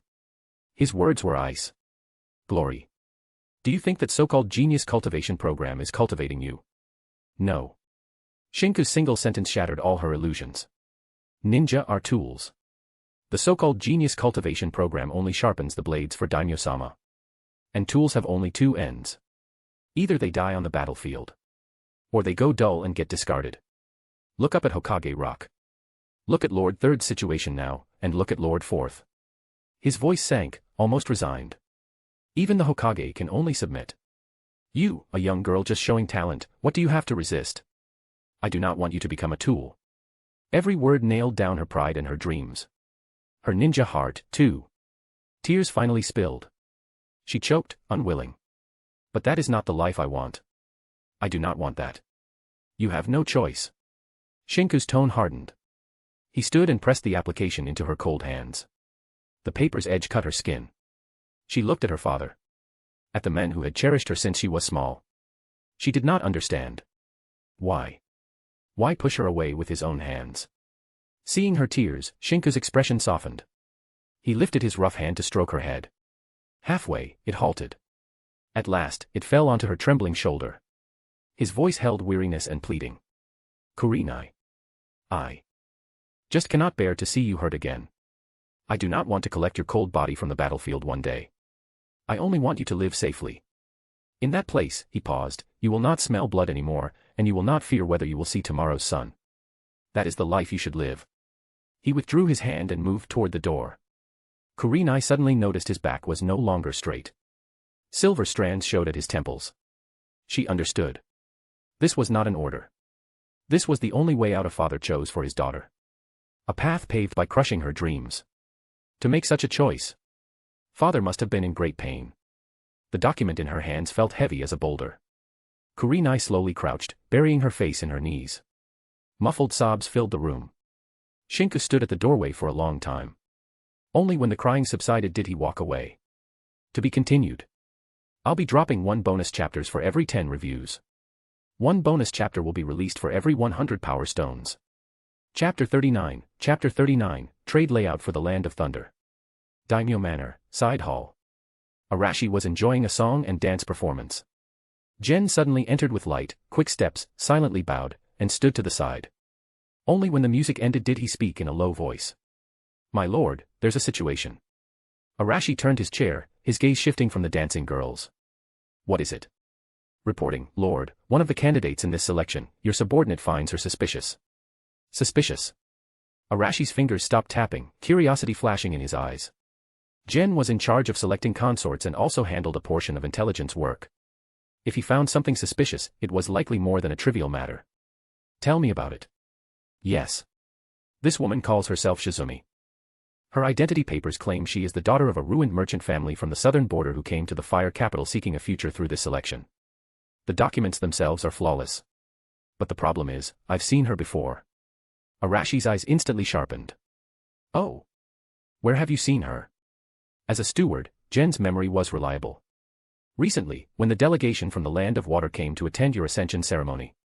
Jen's expression was solemn. At that time, Lord Ono was responsible for covert surveillance, and I assisted. I remember clearly that among the Land of Water's entourage, this woman wasn't originally present. She appeared suddenly.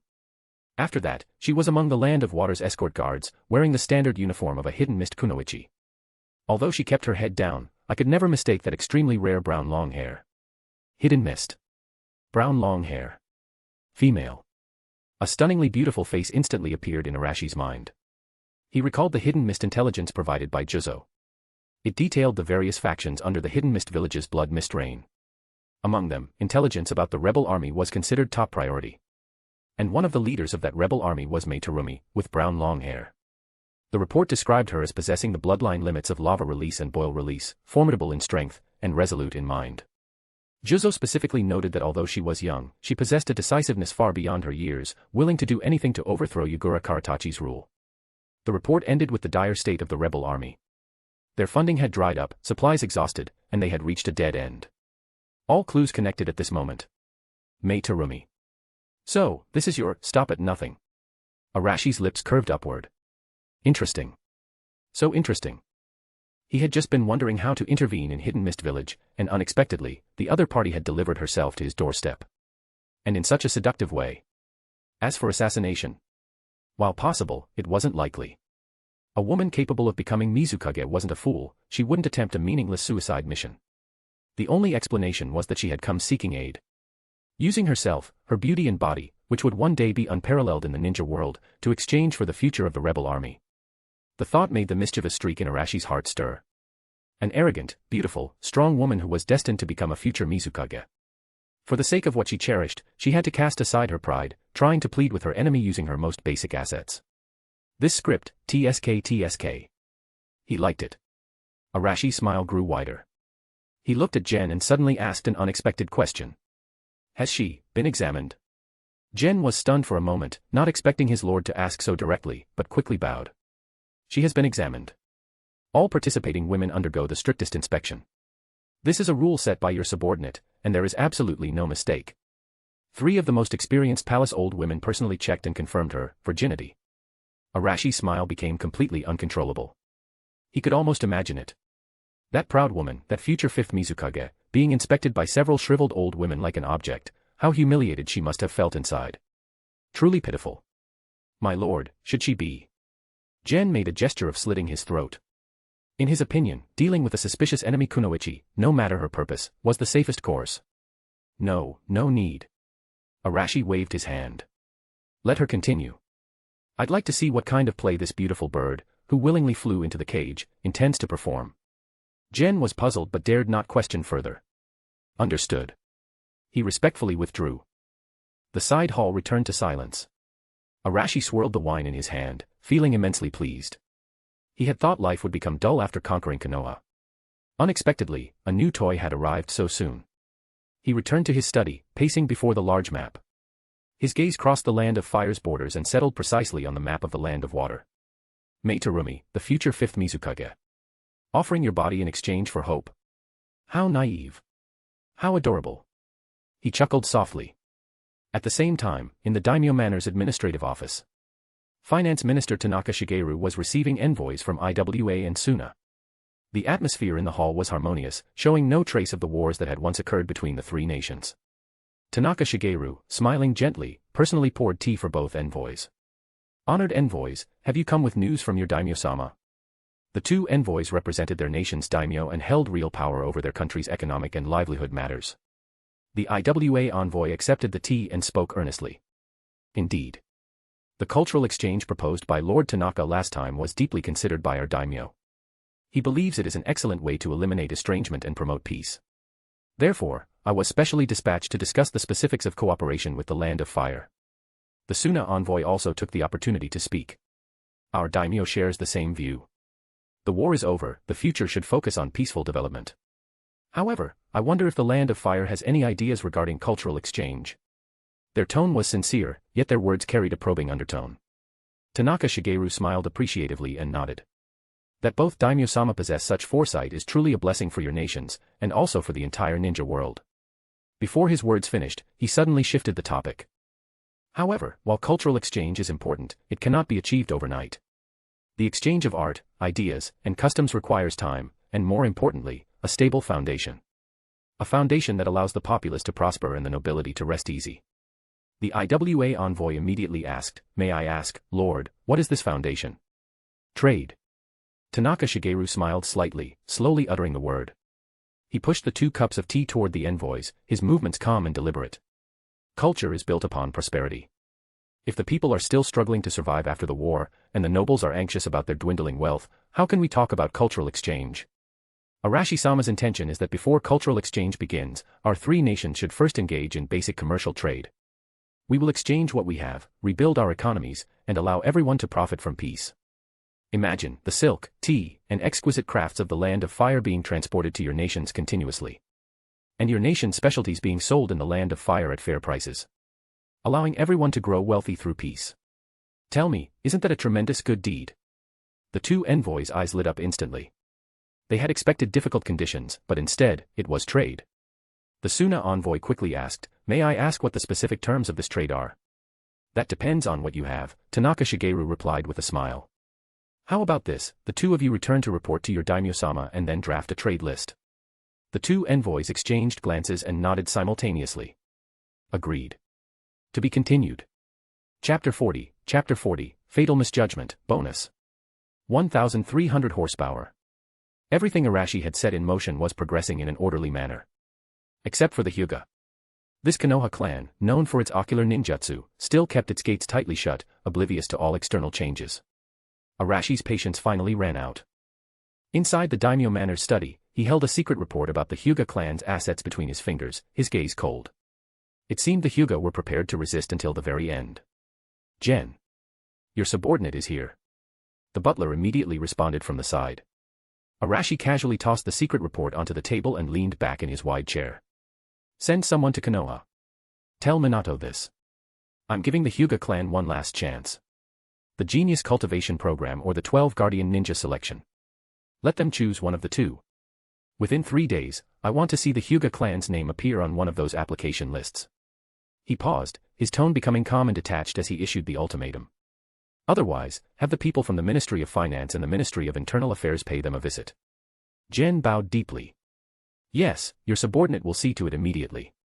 Konoha Village. Hokage's office. Minato was buried in mountains of scrolls. Ever since choosing to submit, he had positioned himself purely as an executor, efficiently carrying out the daimyo's orders. This saved him a great deal of trouble, but it also left him feeling powerless at times. Especially when it came to the Hyuga clan. Throughout Konoha, from the advisor elders to the ordinary shinobi, nearly everyone believed that the reason the Hyuga angered the daimyo was because they refused to offer a daughter of the main family with the Byakugan. In their eyes, all of the daimyo's actions were aimed at forcing the Hyuga to yield and hand over their unique bloodline limit. Even Minato himself had once firmly believed this. He thought the daimyo was pressuring the Hyuga in such a way to gain control over that ocular power. The genius cultivation program and the 12 guardian ninja selection had seemed like little more than intimidation tactics. Just as he was pondering how to persuade Hayashi again, a knock sounded at the door. "Come in." A young man in the uniform of a daimyo manor official entered, his face unremarkable. Minato recognized him at once. He was one of the daimyo's resident staff stationed in Konoha to convey orders. Lord Forth. The man bowed slightly, his posture respectful but without a trace of flattery. "No need for formalities," Minato said, setting down his pen and adopting a serious expression. "Does the daimyo have new instructions?" "Yes." The man wasted no words and directly conveyed Arashi's command. "The daimyo ordered me to inform you that the Hyuga clan must choose between the genius cultivation program and the 12 guardian ninja selection. The deadline is 3 days. If there's no response after 3 days, we will have to trouble Lord Forth to take action." Minato was completely stunned. His first reaction wasn't about the harshness of the order, but confusion. He subconsciously asked, only these 2 choices? What about the matter of the concubine selection? Did the daimyo not mention it? To him, that question was a given. Wasn't that the core of the conflict? As long as the Hyuga were willing to send a girl to the palace, the daimyo would surely be satisfied, and all problems would be resolved. He had originally thought this ultimatum would concern that issue. But now, that most crucial option had been directly removed. Upon hearing his question, a strange expression appeared on the messenger's face, a mix of amusement and bewilderment. "Lord Forth," he said slowly, "I think you have misunderstood the daimyo. The daimyo has never, from beginning to end, connected the concubine selection with the genius cultivation or the 12 guardian ninja. Absolutely no coercion was clearly written in the daimyo's edict. It seems." He paused briefly, then added, "This isn't something so difficult to understand, is it?" Boom. The words were light, but they hit Minato's mind like a hammer, shattering the deeply ingrained logic of shinobi politics that had guided his thinking. A trace of disbelief flickered in his azure eyes. His thoughts were in chaos as he re-examined everything that had happened. He remembered that both the genius cultivation program and the 12 guardian ninja had been personally explained to him by the daimyo. As for the concubine selection, it had been announced nationwide by the daimyo manor, it had never been directed at any specific clan in Konoha. So that was it. In an instant, all his confusion, assumptions, and self-righteous conclusions collapsed. He finally understood. They had been wrong. From the third Hokage, to the advisor elders, to every family in Konoha, and even himself, every single one of them had been absurdly wrong. They had treated the least important matter as the most important, while dismissing the genius cultivation and 12 guardian ninja programs as mere sideshows. Coupled with the Uchiha clan's proactive attitude, this led to a massive misjudgment. He thought of all those in Konoha who had sent their daughters for the concubine selection, and a self-deprecating smile crossed his face. It turned out, whether they participated or not, the daimyo hadn't cared at all. How laughable. How absurd. Minato's cheeks burned. They had been trapped within the fixed mindset of shinobi, using the logic of bloodline politics and desires to interpret the daimyo's grand design. They had thought the daimyo was driven by lust, never realizing they hadn't even understood what he truly wanted. Did the daimyo care about the Hyuga women? About the Byakugan? Perhaps. But that wasn't what mattered. The concubine selection was an opportunity offered to all. Yet for the daimyo, it was dispensable. If that concubine selection had been a loyalty test, then the Hyuga, with their misplaced pride, had turned in a blank sheet. They had stubbornly and righteously rejected what they viewed as humiliation. And then what? They extended that resistance to the genius cultivation and 12 guardian ninja programs. They thought they had preserved the Hyuga's dignity and the secret of the Byakugan. But in the daimyo's eyes, a clan unwilling to show even the most basic gesture of obedience was utterly insignificant. Why should a disloyal family have its bloodline merged with the royal line? The daimyo hadn't even bothered to force them to offer a woman. Realizing all this, Minato's back went cold with sweat. Just barely. Just barely, Konoha had almost lost a major clan. He finally understood the true meaning behind the ultimatum. The genius cultivation program demanded the Hyuga's future. The 12 guardian ninja demanded their present. No matter which they chose, the Hyuga had to make a statement, to maintain their arrogance, or pledge allegiance to the daimyo. It was 100 times more brilliant than forcing them to send a woman to the palace. Because what the daimyo wanted was never a woman or a pair of eyes. It was loyalty. The complete and unconditional submission of this ninjutsu clan. After realizing this, Minato felt from the bottom of his heart that he was unfit to be Hokage. Compared to the daimyo, he was truly too naive. I understand. Minato nodded solemnly. I will convey the daimyo's will, word for word, to Hayashi. The messenger nodded, bowed again, and then withdrew. Only Minato remained in the office.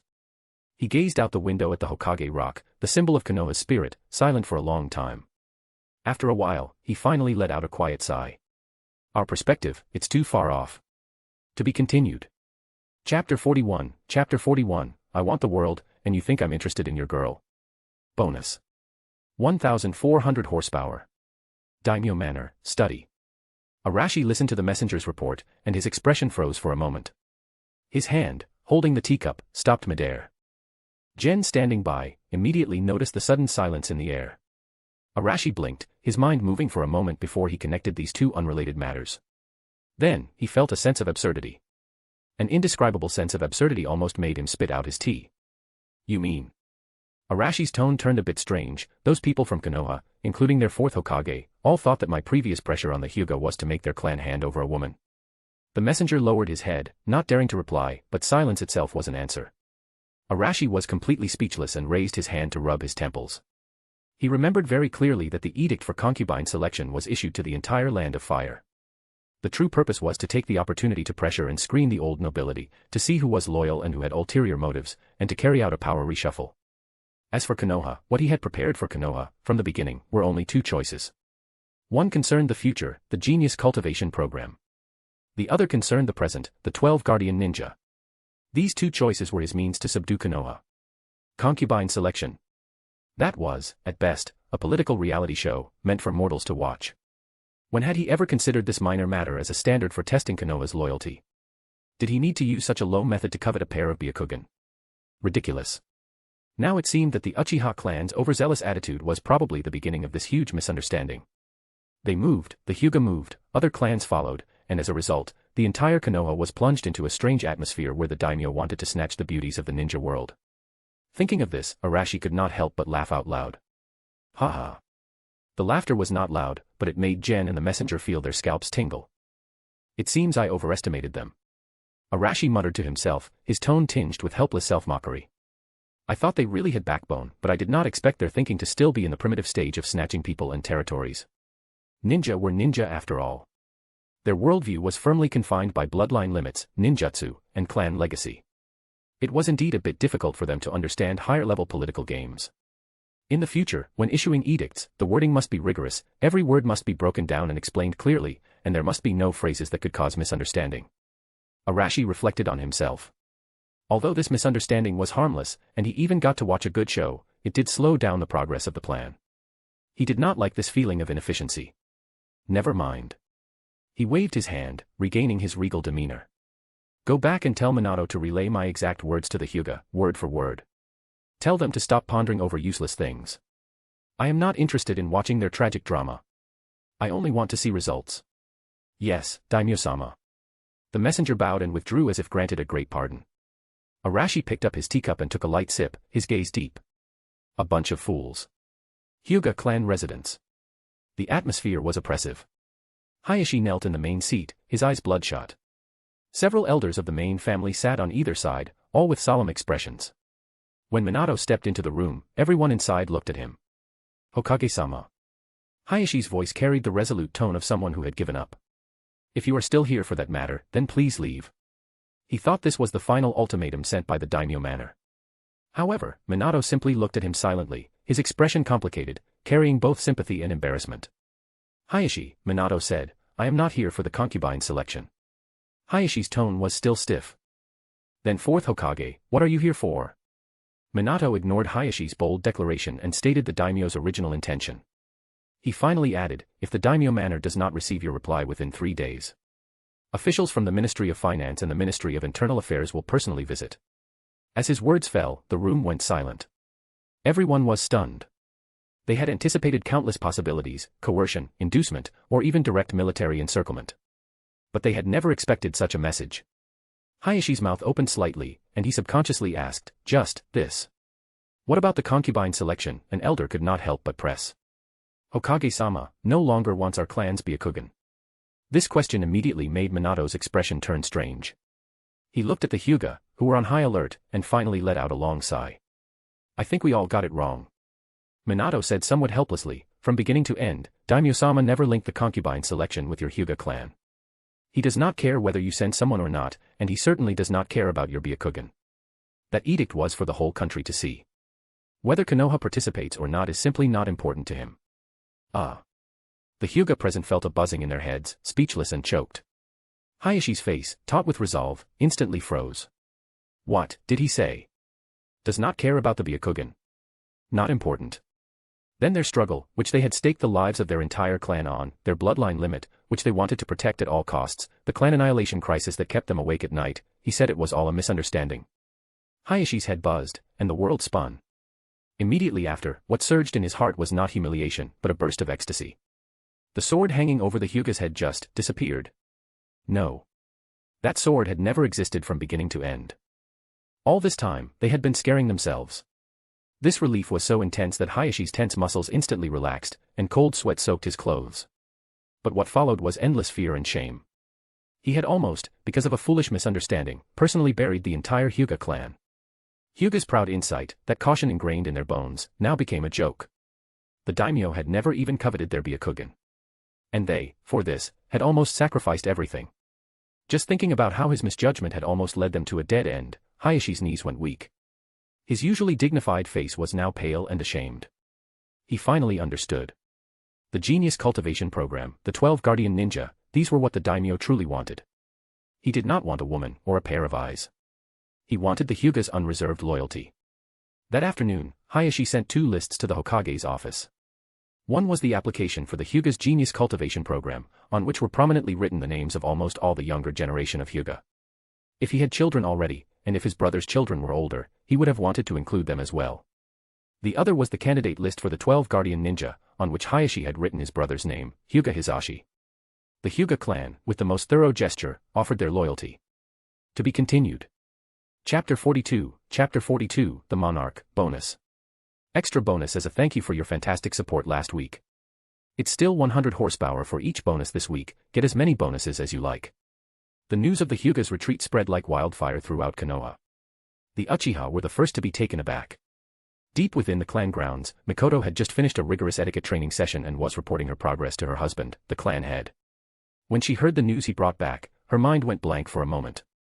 So, Daimyo-sama never intended to force the Hyuga from the start. Yes, it was us, we misunderstood. Fugaku's expression was dazed for a moment, but he quickly recovered. But it does not matter. His eyes became resolute again, filled with undisguised ambition. Even if this was a misunderstanding, our choice will not change. Whether the daimyo cares or not is not important. Before, we had no choice, we could only follow Konoha. Now, we must seize this opportunity to let the daimyo see our loyalty and value. As long as we seize this opportunity, our Uchiha will soar. He looked at Mikoto, his tone allowing no room for argument. Continue the training. Since those idiots from Hyuga backed down, we Uchiha must do this perfectly. For the Uchiha. Mikoto always harbored a worry about such an extreme gamble. But her husband's resolve made her suppress her anxiety, and she nodded solemnly. All right. For the Uchiha. For them, the twists and turns of the process were meaningless. As long as the Uchiha bloodline could truly integrate into the power core of the Land of Fire. Even if this was just self-serving flattery, they would see it through. Compared to the Uchiha's attitude of making the best of a bad situation, the atmosphere within the Ino, Shika, Cho clan grounds was much heavier. Inside the house, Shikaka stared at the intelligence report in his hand, completely stunned. Inoichi and Choza sat opposite him, their expressions equally dramatic. After a long time, Shikaka finally let out a long breath, and his entire body slumped. He looked dejected, his face showing self-contempt. We were all wrong. Terribly wrong. As Konoha's recognized strategist, Shikaka was accustomed to calculating everything, accustomed to exchanging the greatest benefit for the smallest cost. But this time, his proud mind played a fatal joke on him. I have been analyzing the daimyo's motives, thinking he was using both soft and hard tactics to covet our bloodline limits, to create division within Konoha. He gave a bitter laugh, pressing his throbbing forehead. Now it seems. Our perspective was too small. Inoichi swallowed hard and spoke with difficulty. You mean, the daimyo did not even care about our bloodline? It is not that he did not care. Shikaka shook his head. Rather, from the beginning, the daimyo never wanted it. We were considering the gains and losses of one village and one clan, how to protect our own secret techniques and legacy. But the daimyo was considering the entire land of fire, how to hold Konoha in his hand.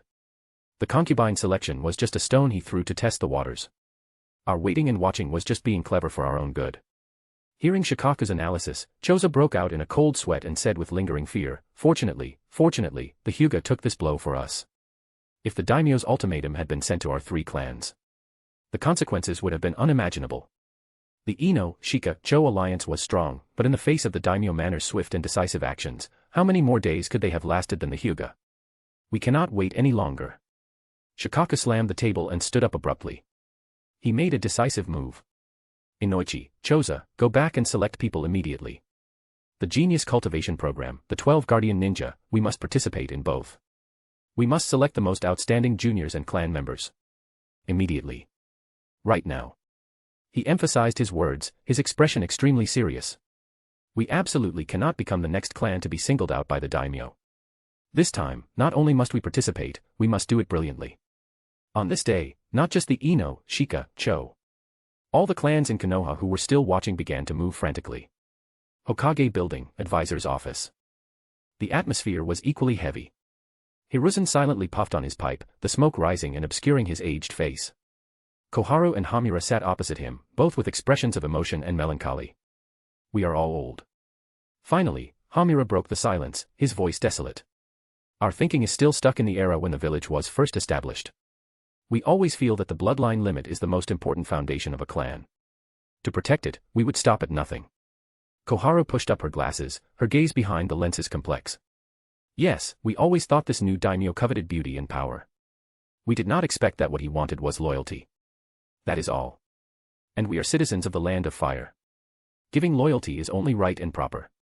Hiruzen exhaled a smoke ring and slowly said, Danzo said before he died that this daimyo was more evil than the Uchiha. Now it seems, Danzo understood some things, but not completely. He is not evil. He is a monarch. A true monarch who views the entire country as his chessboard. And we ninja, our proud village and clans, are merely pawns on his chessboard. He looked at the carved faces of the successive Hokage outside the window, his eyes dim. With such a daimyo, the era of the Hokage is truly over. When Konoha's major clans threw themselves into the two programs launched by the daimyo manor with unprecedented enthusiasm, a corner of the village remained lifeless. The Shimura clan grounds. There was no bustling activity like in the Uchiha grounds, nor the solemn dignity of the Hyuga main branch. Only desolation and decay. The weeds in the courtyard were untrimmed, and the doors and windows of many houses looked old.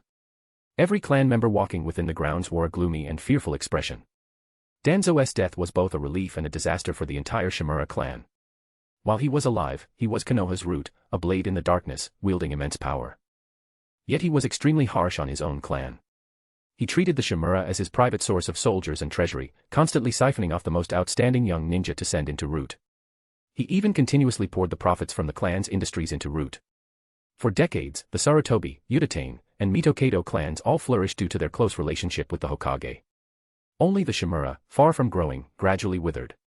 Now, Danzo had been executed for treason, his corpse displayed in the city. The Shimura name in Konoha had become synonymous with criminal. Inside the council hall, three white-haired elders sat opposite each other, their faces filled with gloom. They were the Shimura's only remaining elders. Outside, what is it like? Asked Shimura Ken, the leading elder. All the clans have gone mad, another elder replied bitterly. The genius cultivation program, the 12 Guardian Ninja. I heard that the Uchiha and Hyuga submitted lists of their most core disciples. Even the Ino, Shika, Cho had their three clan heads personally lead the selection, afraid of falling even half a step behind. Silence once again fell upon the council hall. For other clans, it was a celebration. For their clan, it was the end of days. Do we still have a chance? A younger clan member could not help but ask, his voice full of unwillingness. No one could answer that question. Danzo had committed the grave crime of regicide and rebellion. That the daimyo had not executed the entire Shimura clan was already an act of mercy. To still want an opportunity. It was simply wishful thinking. How will we know if we do not try? After a long moment, Elder Shimura Ken slowly stood up, a resolute look appearing on his aged face. The crime Danzo committed was his alone. Our Shimura have been loyal to the land of fire for generations. This has never changed. We cannot just sit here and wait for death. He looked at everyone, his gaze becoming sharp. Prepare a small gift. I want to see the fourth Hokage-sama. To be continued. Check out my new FIC, JJKX Fate, the Heroic Sorcerer. I'll be dropping 1 bonus chapters for every 10 reviews. 1 bonus chapter will be released for every 100 Power Stones. Chapter 43, Trade finalized. Hokage's office. Minato looked at Shimura Ken in front of him, then at the list he presented, his brow slightly furrowed. On the list were the names of all eligible young shinobi of the Shimura, 27 in total. Next to each name, 4 characters were marked in vermilion ink, at your disposal. Elder Ken, what is the meaning of this? Minato's voice betrayed no emotion. Shimura Ken's posture was very humble. Hokage-sama, Danzo, his sins are monstrous. He has brought indelible shame upon our clan. But the loyalty of the rest of the Shimura to the land of fire and to Daimyo-sama has never wavered. We, the Shimura, also wish to serve Daimyo-sama. He suddenly looked up, his cloudy old eyes abruptly becoming sharp. Is there still a path for the descendants of a criminal to serve the country? We beg Hokage-sama to show us a clear way. Minato fell silent. He looked at the old man, his thoughts churning. The daimyo had not issued any orders specifically targeting the Shimura. But this silence was like a blade that could fall at any moment, making the entire Shimura live in constant dread. Now, they could no longer bear it. Minato was inclined to agree, for he was not blind. Everyone in Konoha knew what kind of life the Shimura led when Danzo was alive. However, he could not make the decision on this matter. I will report your intentions truthfully to Daimyo-sama. As for whether Daimyo-sama is willing to give you a chance, I cannot guarantee it. Thank you, Hokage-sama. Thank you, Hokage-sama. Even a vague answer gave Shimura Ken hope. He bowed respectfully, performed a deep salute, then tremblingly withdrew. Watching Shimura Ken's hunchback, Minato picked up the weighty list with a sigh. Once upon a time, the Shimura were also a prominent clan in Konoha. When had they ever been so humble? He organized this application, along with the lists from other clans, and sent someone to deliver them to the fire capital at the fastest possible speed. The fate of the Shimura would be decided by that monarch with a single word. Meanwhile, far away in the fire capital, negotiations were underway. Daimyo Manor, Auxiliary Hall for Political Affairs. The hall was warm as spring. But the atmosphere was tense. Finance Minister Tanaka Shigeru wore a slight smile. Across from him were the negotiating representatives from IWA and Suna. Iwa's envoy was a solidly built middle-aged man, but his face looked haggard. Clearly, these 7 days of negotiations had consumed a great deal of his energy. He pointed to the draft trade agreement, which had been revised over 20 times, and said in a hoarse voice, Lord Tanaka, we have felt the sincerity of the land of fire. We are very grateful that the land of fire is willing to open exports of white sugar, silk, and refined sea salt. However, he changed his tone, pointing to one of the clauses in the draft. Regarding the establishment of a trade transit station on the border of the 3 countries, led by the land of fire in construction, with IWA and Suna jointly funding it. This point, we cannot accept. Beside him, Suna's envoy also nodded in agreement, his eyes narrowed, flickering with the unique vigilance and cunning of a desert people. Exactly. Trade should be free, with merchants carrying goods and traveling between their respective towns. Why must a fixed trade station be established? This sounds less like trade. It sounds more like building a military fortress for the land of fire on the border. This accusation was as sharp as a blade. Tanaka's smile remained unchanged. Instead, a young man beside him stood up. The young man was barely in his early 20s, with a handsome face, and his brand-new official uniform made his posture appear upright. Facing the envoys of the 2 countries, he was as steady as a mountain. This man was Asaba Toru, a trusted confidant who had followed Arashi throughout his rise. He bowed slightly, then spoke in a clear voice, neither humble nor arrogant. Sirs, I believe you have misunderstood. The reason for proposing the establishment of a trade transit station is not to restrict freedom. On the contrary, it is to ensure the freedom and safety of traveling merchants. He analyzed issues such as banditry on the border, trade route security, and tariff barriers one by one. He also compared the long-term expenditure of issuing missions with the one-time investment of establishing a transit station. In his words, he painted a blueprint of efficiency, safety, and mutual benefit. His words were watertight. However, the envoys of the 2 countries were clearly well-versed in this and did not fall for it. Easy to say. Suna's envoy snorted coldly, placing his teacup down heavily. Young man, your eloquence is good. But we are discussing national interests, not empty promises. Iwa's envoy added, construction led by the Land of Fire is inherently unfair. By then, whether the trade station contains shops or barracks will probably not be up to us to decide. We cannot accept this proposal. The negotiations instantly reached a stalemate. The air seemed to solidify, and Asaba's brow furrowed slightly. Just then, Tanaka, who had been silent, finally spoke. Envoys, please do not get angry. He looked at Asaba, feigning reproach. Asaba, your idea is good.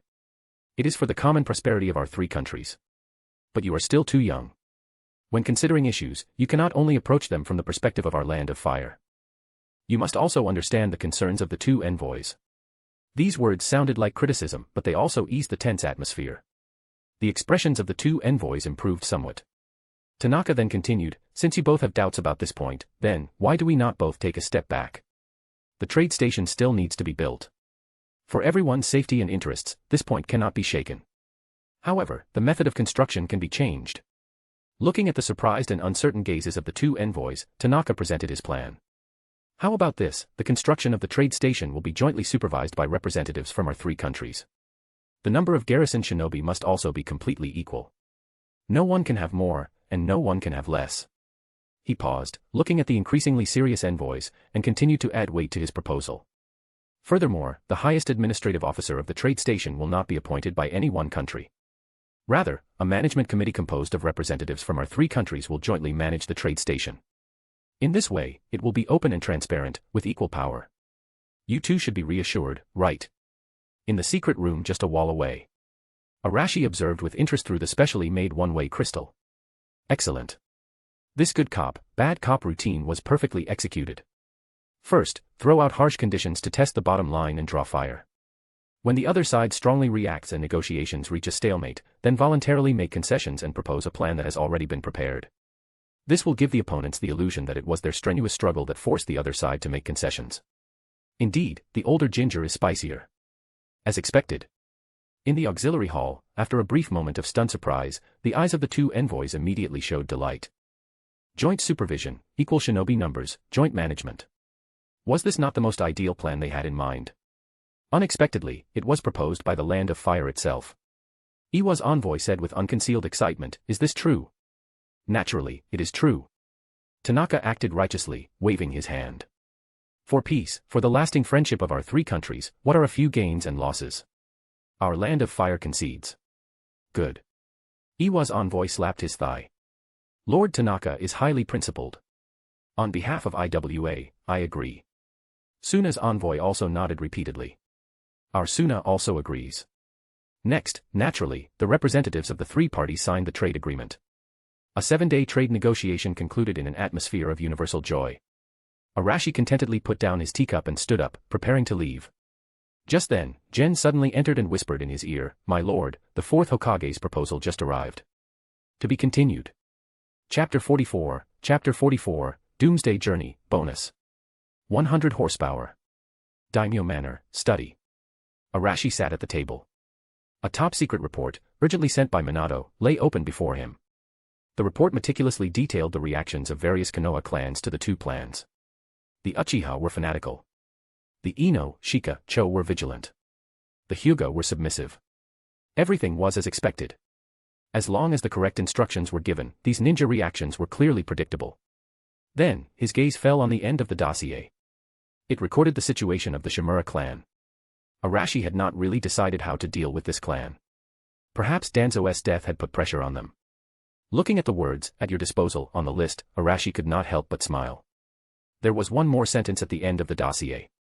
Is there still a path for the descendants of a criminal to serve the country? This made the amusement in Arashi's eyes grow even deeper. Interesting. Those pushed to a dead end, it seemed, could see their place more clearly than those affluent clans who had enjoyed smooth sailing. Gen beside him noticed his lord's change in mood and immediately lowered his head, softening his breathing. Whenever the lord showed such an expression, it meant that someone's fate was about to be rewritten. Gen. Your servant is here. Tell me, how should I deal with them? Your servant is dull-witted and dares not speak rashly. Speak when I tell you to, I pardon you of any offense.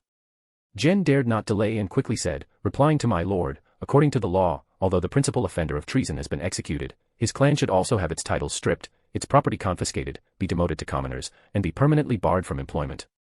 A very standard answer. demoted to commoners? Arashi thought for a moment, then shook his head. That is too wasteful. Cultivating a ninja required many resources, let alone a ninja clan. He walked to the giant ninja world map, his gaze lingering on the Land of Fire region for a moment. A concept had already formed. If the Umbu were to be the eyes, then someone needed to be the blade. He could not let the Umbu be both eyes and blade, otherwise it would easily become too powerful to control. The Shimura, these ninja burdened with sins and stripped of their future, were undoubtedly the best materials to be a blade. He would not tell anyone this idea. After all, if a ruler is not discreet, he loses his ministers. Thinking of this, Arashi walked back to the desk, picked up his calligraphy brush, and took a blank scroll. The brush tip fell, with only a few words. He sealed the scroll and handed it to an Umbu nearby. Send someone to Konoha, give it to Minato, and have him personally read it to the Shimura. The Umbu took the scroll, and his figure vanished. From beginning to end, Arashi did not explain a single word to Gen. Konoha, Hokage's office. Minato slowly unrolled the daimyo's letter. The content on it made him completely stunned. The entire letter contained only one sentence: the entire Shimura clan is hereby ordered to depart within 3 days for the fire capital, to await judgment. There was no reprimand. No disposition plan. Only this one sentence. Await judgment. Was this to execute the entire clan as a warning to others? Or was there another purpose? Minato could not completely guess the young lord's thoughts. Forget it, he would not think about it anymore. He just needed to be a messenger. Thinking too much was useless. He quickly composed himself and had Umbu summon Shimura Ken. Soon, Shimura Ken was brought in. The old man looked uneasy, with hope in his eyes. Hokage-sama, Daimyo-sama, he. Minato did not speak. He just pushed the daimyo's letter in front of him. Shimura Ken took the scroll with trembling hands. When he saw the sentence on it, his aged body swayed violently, and his face instantly drained of color. Go to the fire capital, await judgment. It was over. Everything was over. The last shred of luck, the last glimmer of hope, was completely crushed at this moment. He seemed to already see the men, women, old, and young of his clan being beheaded in the execution ground of the fire capital. Thud. The scroll in Shimura Ken's hand slipped, his cloudy old eyes filled only with despair. Hokage-sama. Is there no other way? He stammered, his voice like a murmur. Minato watched him in silence, finally only able to shake his head gently. The light in Shimura Ken's eyes was completely extinguished. He did not wail or beg for mercy. Supported by his clansmen, he left the Hokage building. He looked like a walking corpse. After the news spread back, the entire clan was instantly shrouded in despair. No wailing. No cursing. Only an extreme, suppressed silence. A young ninja suddenly drew a kunai, seemingly wanting to end his life. But his father beside him slapped the kunai away. If we go as an entire clan, the father roared hoarsely. They knew that in the face of absolute power, any struggle was futile. That afternoon, the Shimura began selling off their property. They did not choose to flee. Instead, they exchanged all their valuables for dry rations and clean water. Because they knew countless eyes outside were staring intently at them. The only thing they could do was pack their belongings, take their women and children, and embark on this journey toward death. 3 days later. Just as dawn broke. A procession of over 300 people silently walked out of the Konoha gate. In the procession, there were ninja, ordinary people, old folks, and even infants still in swaddling clothes. Everyone's face was ashen. This was a procession heading to the execution ground. On the official road leading to the fire capital, the procession moved slowly forward. The atmosphere was so oppressive it was suffocating. No one spoke. Only the heavy footsteps and the sound of cartwheels grinding over dust. The occasional cry of an infant gradually subsided under the mother's soothing. They were the entire Shimura clan. At the very front of the procession was the white-haired Shimura Ken. He wore a brand new plain white robe, and his usually straight back was now hunched. Every step he took was incredibly heavy. Because he was leading his entire clan toward an unknown, but very likely destructive, end. The clansmen behind him had vacant eyes. Fear had long been worn away by the long journey, leaving only the numbness of resignation. Finally, the majestic city walls of the fire capital appeared on the horizon. Upon entering the city gate, the guards checked their documents and waved them through. Once inside the city, they were stopped by an official. The Shimura clan. Yes, sir. Daimyo-sama has ordered. Follow me. The official spoke, then led them through the bustling streets. They were not taken to the administrative office where criminals were judged. Nor was it the prison where offenders were held. Ultimately, they were led to a spacious training ground on the outskirts of the city. The training ground had high walls on all sides, and the only entrance was a heavy iron gate. When the last Shimura clansman walked into the training ground, boom! The iron gate slammed shut behind them, cutting off everything inside and out. A tremor came from the ground, startling a baby into wailing, its mouth quickly covered by its mother, leaving only whimpers. Everyone's body stiffened. Their last retreat was completely cut off. They huddled together, over 300 people, confined in this empty space, awaiting an unknown judgment. Time passed bit by bit. The sun overhead grew fiercer, sweat drenched their clothes, but no one dared to move. After an unknown period, a small door on the other side of the training ground creaked open. The door was pushed open. A figure walked in, silhouetted against the light. He wore a simple black everyday robe, without any ornaments, his steps unhurried. But the moment he appeared, the entire training ground fell silent. The men slowly walked to the center of the field and stopped. He did not speak, just calmly scanned everyone present, his handsome face devoid of any expression. An indescribable pressure descended upon them. Wherever his gaze swept, the Shimura lowered their heads, their breathing becoming cautious. His dignified presence made it impossible to look directly at him. It was him. The Daimyo of the Land of Fire, Chiba Arashi. To be continued. Chapter 45, The Black Wind Rises, bonus. 200 horsepower. Thump. When Arashi's figure appeared, Shimura Ken could no longer support himself. His knees buckled, and he fell heavily to the ground. Behind him, hundreds of Shimura clansmen knelt in unison, burying their heads deep in the dirt. Among the crowd, young mothers desperately covered their children's mouths, fearing they might make a sound. They wept silently, their bodies trembling uncontrollably. Beside them, a newly adult ninja clenched his fists, his fingernails piercing his palms, oblivious to the blood flowing out. That face, which should have been full of youthful vigor, was now only filled with humiliation and despair. No one dared to look up. No one dared to speak. The entire training ground was deathly silent, with only the wailing of the wind. Arashi slowly walked down from the high platform, his boots crunching on the gravel. He stopped in front of Shimura Ken. He looked down at the old man prostrate on the ground. Shimura Ken. The sinner is here. Raise your head. Shimura Ken dared not disobey, slowly raising his face, which was filled with despair and fear. But he did not dare to look directly at the other party. Does your Shimura know its crime? Arashi asked indifferently. Shimura Ken's lips trembled, each word incredibly difficult to utter. The sinner knows his crime. Danzo was treasonous and deserves death 10,000 times over. My Shimura failed in its discipline and is unforgivable. Please, Daimyo-sama, mete out punishment. After speaking, he closed his eyes, awaiting the death sentence. Arashi's gaze passed over him, slowly sweeping across the ashen-faced Shimura clansman. The crime is Danzo's alone. He spoke slowly, his voice not loud, yet it clearly reached everyone's ears. What? All the prostrate bodies trembled violently, and countless people instinctively raised their heads, their faces full of disbelief. What did this mean? Could it be, could they still have a way to live? But the shame is your entire clan's.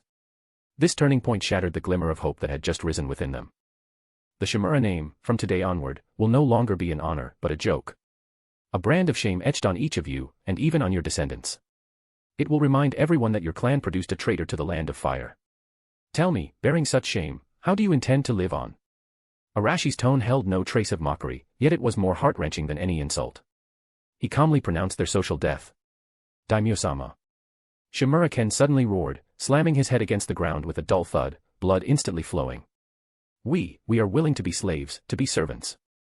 We are willing to toil like oxen and horses for Daimyo-sama, to reclaim barren land, to build city walls. We only ask, Daimyo-sama, we only ask that you grant the children a path to survival. He cried out desperately. At this moment, dignity had no meaning. All they had left was this humble body and a tiny glimmer of hope to continue their bloodline. A path to survival. Arashi looked at him. Do you only wish to live like livestock? I thought a ninja's bones would be harder. He shook his head, a hint of disappointment in his voice. Just as everyone thought hope was lost, Arashi's voice suddenly rose, reverberating throughout the entire grounds. I give you a choice. The entire place fell silent, everyone's breathing pausing in that moment. The first path, I revoke your status as ninja, demote you to commoners, and exile you to the frontier. You can live, but the shame brought by the Shimura name will accompany you for generations, until your bloodline is severed. The second path. He paused, his sharp gaze sweeping over everyone. Bury your past, forget your names. I will grant you a new identity, a new mission. You will delve into the darkness, becoming the sharpest claws of the Land of Fire. You will execute the dirtiest missions. Your names will never be recorded in history, your achievements will remain unknown. You will live for me, die for me. Your lives, your souls, belong only to me. These words were filled with blood and cruelty, yet they rekindled a faint light in the eyes of some young ninja. Rather than die in shame, better to perish in battle. In return, Arashi's gaze fell upon the children protected behind their parents. Your children will no longer have to bear this shame. They will, with new identities, enter the best ninja schools in the Land of Fire, receive the most excellent teachers, the most abundant resources, and the strongest yet harshest training. They will become the sharpest swords in my hand, to earn their own glory, and let their names resound throughout the ninja world. Now, make your choice. Arashi's voice returned to calm, yet it contained an irresistible power. To cling to life in shame, never to rise again. Or to burn yourselves out in the darkness, to exchange for a bright future for your descendants. Silence. Within the training ground, a pin drop could be heard. Everyone was stunned by these words, their hearts pounding. They still had a choice. And one of the options was to exchange for a future for their descendants. The mother holding her child suddenly looked up, her eyes brimming with tears. The young ninja who had clenched his fists began to tremble uncontrollably, not from fear, but from an unspeakable excitement. Immense euphoria overwhelmed everyone's reason. This was not a judgment. This was a gift. It was salvation. It was this great monarch, in their most desperate hour, granting them a glimmer of hope, a path of atonement paved with blood and life. Shimura Ken was the first to react. He was incoherent with excitement, his entire being coming back to life. Your subordinate chooses the second path. Your subordinate is willing to die for Daimyo-sama. His roar ignited the entire grounds. Willing to die for Daimyo-sama. A shout like a mountain and a tsunami erupted from hundreds of mouths. The young mother placed her child beside her, bowing deeply, her forehead leaving a bloody mark. The young ninja knelt, shouting, his voice hoarse, but with unprecedented fervor. The shouts converged into a fervent wave of sound, soaring into the sky, making the entire training ground hum. There was no more fear or despair, only endless fervor, gratitude, and a yearning for the future. Arashi watched all of this with satisfaction. What he wanted was precisely a group of warriors willing to sacrifice everything for hope. Very good. From this day forward, there is no more Shimura in the world. You shall be called the Kurokaze clan. At this moment, a ninja clan that had existed for hundreds of years, along with its glory and its sins, was completely buried. In its place was a new ninja clan, hidden in the shadows, ready at any moment to draw its blade for its monarch. To be continued. I'll be dropping 1 bonus chapters for every 10 reviews. 1 bonus chapter will be released for every 100 power stones. Chapter 46, Beauty Bows. At the Daimyo Manor, in the study. Arashi finished reviewing the last petition. With a stroke of his vermilion brush, he signed both the Genius Training List and the 12 Guardian Ninja List submitted by Minato. As the signatures were completed, the future of Konoha was firmly within his grasp. He set down the brush, leaned back in his chair, and lightly tapped his fingertips against the wooden armrest. Unconsciously, whenever Arashi was deep in thought, he would make this gesture. His mind drifted back to 3 days ago, to the Shimura clan members who had knelt before him, to whom he had bestowed the name Kurokaze. He had given them new life, turning them into his fangs. Disguise yourselves as rogue ninja and head to the border between the Land of Fire and the Land of Lightning, he had instructed. Act as bandits. Only plunder trade caravans from the Land of Lightning. Remember, not too often. I want the border trade routes of the Land of Lightning to be in a state of chronic blood loss, but not immediately fatal. That was the first mission he had given them. These directives would slowly eat away at the Land of Lightning, piece by piece. A dormant chess piece had been placed. Now, it was time to enjoy another game. Gen, Arashi called. The butler, who had been standing nearby, quickly stepped forward and bowed, awaiting orders. Have the Department of Internal Affairs select an official to go to Konoha and disperse the funds, Arashi said. The ceremony must be grand, and he must personally hand them out. Gen bowed deeply. Yes, my lord. Also, have the 12 Guardian Ninja come here as soon as possible. As you command, my lord. Having dealt with these matters, Arashi stood up and stretched, his joints cracking in a series of crisp sounds. Outside the door, the etiquette officer in charge of the Internal Affairs Department had been waiting for a long time. When summoned, he quickly entered and knelt to report. Reporting, my lord, the initial selection for the concubine candidates has been completed. There are a total of 36 qualified women. Today is their first day of palace training. Would you like to observe? Arashi's interest was immediately piqued. Now that official business was done, it was time to relax. It was a good chance to see if there were any women who caught his eye. Lead the way. A secluded courtyard. This place was temporarily being used as a training ground, isolated from the bustling areas of the manor. The air was filled with the scent of pine. Arashi walked up to the second-floor corridor and sat in the main seat. From here, his view was expansive, allowing him to observe everything in the courtyard below. He could have appeared openly, enjoying their expressions of fear, awe, and devotion. But that would have been too dull. Rather than watching a performance meticulously choreographed for him, it was better to observe from afar. What he wanted to see was not what they had learned, but their genuine reactions. The maid understood, bringing him clear tea and setting up a gauze screen in front of him. The screen blocked outside gazes, but it couldn't block his sharp scrutiny. He lifted the teacup, his eyes cold and focused, watching the 36 collectibles below with great interest. These women, from all over the land of fire, stood stiffly in several rows. Each had changed into her finest clothes, faces devoid of makeup, showing their truest selves. All were exceptionally beautiful. There were noble young ladies of high birth and elegant bearing. There were modest civilian girls who stood nervously among them.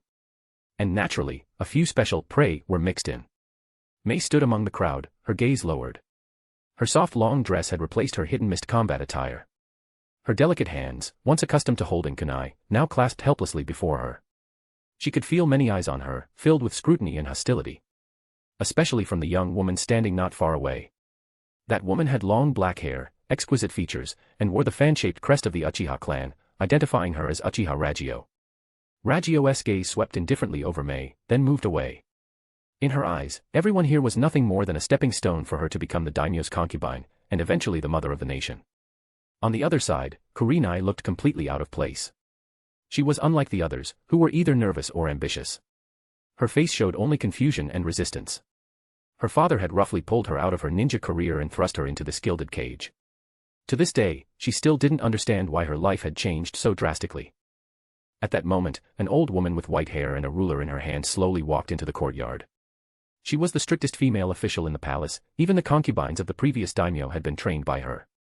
From today onward, forget your past, the old woman said, her voice dry and sharp, grating on everyone's ears. Here, you have no names, only one identity, concubine candidate. For the next month, you will learn palace etiquette. Every word, every movement, every frown, every smile, must conform to the rules. First lesson, how to kneel. Kneeling is not prostrating. It is using your knees to feel the majesty of your sovereign. She demonstrated, every movement as precise as if measured with a ruler. Knees together. Lower yourself slowly. Keep your upper body straight, hands placed on your knees. Head slightly bowed, to show respect. Now, repeat my actions. Begin. At her command, the women in the courtyard all bent their knees. Arashi watched them with great interest. What a fascinating performance. Down below, the old woman barked sharply, you. As a noblewoman, your posture is improper, your legs are wide open. Are you trying to invite someone? The ruler sliced through the air with a loud crack, striking the ground in front of a noblewoman. Her face went pale, her body trembling uncontrollably. The old woman's gaze shifted to another. And you? Lift your waist. The daimyo manor doesn't need fawning servants, it needs women who can serve the sovereign properly. She knew her limits well. Her reprimands were harsh, but she would never leave scars. Because among these women, a future concubine of the daimyo might emerge. Her strictness was an act, meant to instill discipline. And discipline was the fastest way to smooth rough edges, more effective than physical pain. The eyes of the civilian girl being scolded turned red, tears welling up, but she forced them back, not daring to let them fall. Arashi's gaze eventually settled on Mei. She bit her pale lower lip and forced herself to bend her knees, those same knees that once belonged to a ninja. The moment they touched the soft cushion, her body trembled slightly. Perhaps she had never knelt before anyone. But now, to obtain the funds that could save her comrades, she had to kneel. And she did so properly. His eyes then moved to Kurenai. Her movements were stiff. Those legs that could walk upside down on trees struggled with the simplest of actions. Those knees seemed to only kneel for the will of fire, to protect her comrades, not to please a man she had never met. Arashi's smile deepened. He hadn't expected Kurenai to be among the candidates. In his previous life, he had actually liked her character. But since she came, she had to follow the rules here. Finally, his gaze fell on Ragyo. Her movements weren't mere practice, but a deliberate performance. Her slender waist curved gracefully, her kneeling posture exuding elegance and charm that invited pity. When she bowed, her slender neck lowered slightly, revealing fair skin and a hint of cleavage. Her exquisite face was calm and focused, showing neither humiliation nor resistance. It was as if she viewed this training as a stage to display herself. Beneath that calm exterior lay undisguised ambition. She even took pride in it. She used her body and demeanor to silently declare that she was the most perfect woman here, the one destined to win. The old woman was clearly pleased with her. Well done. It seems you've practiced diligently. Remember, everything about you exists to please Daimyo-sama. Your body, your smile, even every breath you take, must be just as he desires. Those who cannot learn, or learn poorly, will be eliminated directly. Do you all understand? Yes. The responses were sparse, tinged with nervous tremors. Arashi set down his teacup, the bottom clinking softly against the table. Mei's endurance of humiliation. Kurenai's silent resistance. Ragio's ambition. All of them were striving to become his chamber guests. And he would be the only admirer of their raw states. To be continued. Chapter 47, like cooking, bonus. 300 horsepower. A gentle breeze blew, carrying the strict admonishments of the female officials and suppressed sobs. 36 stunning women were being taught court etiquette. Whether they came from noble backgrounds or possessed fiery temperaments, they now struck various alluring yet proper poses under the female official's stern guidance. This scene would undoubtedly stir any man's heart. Yet, it was also the most direct manifestation of power.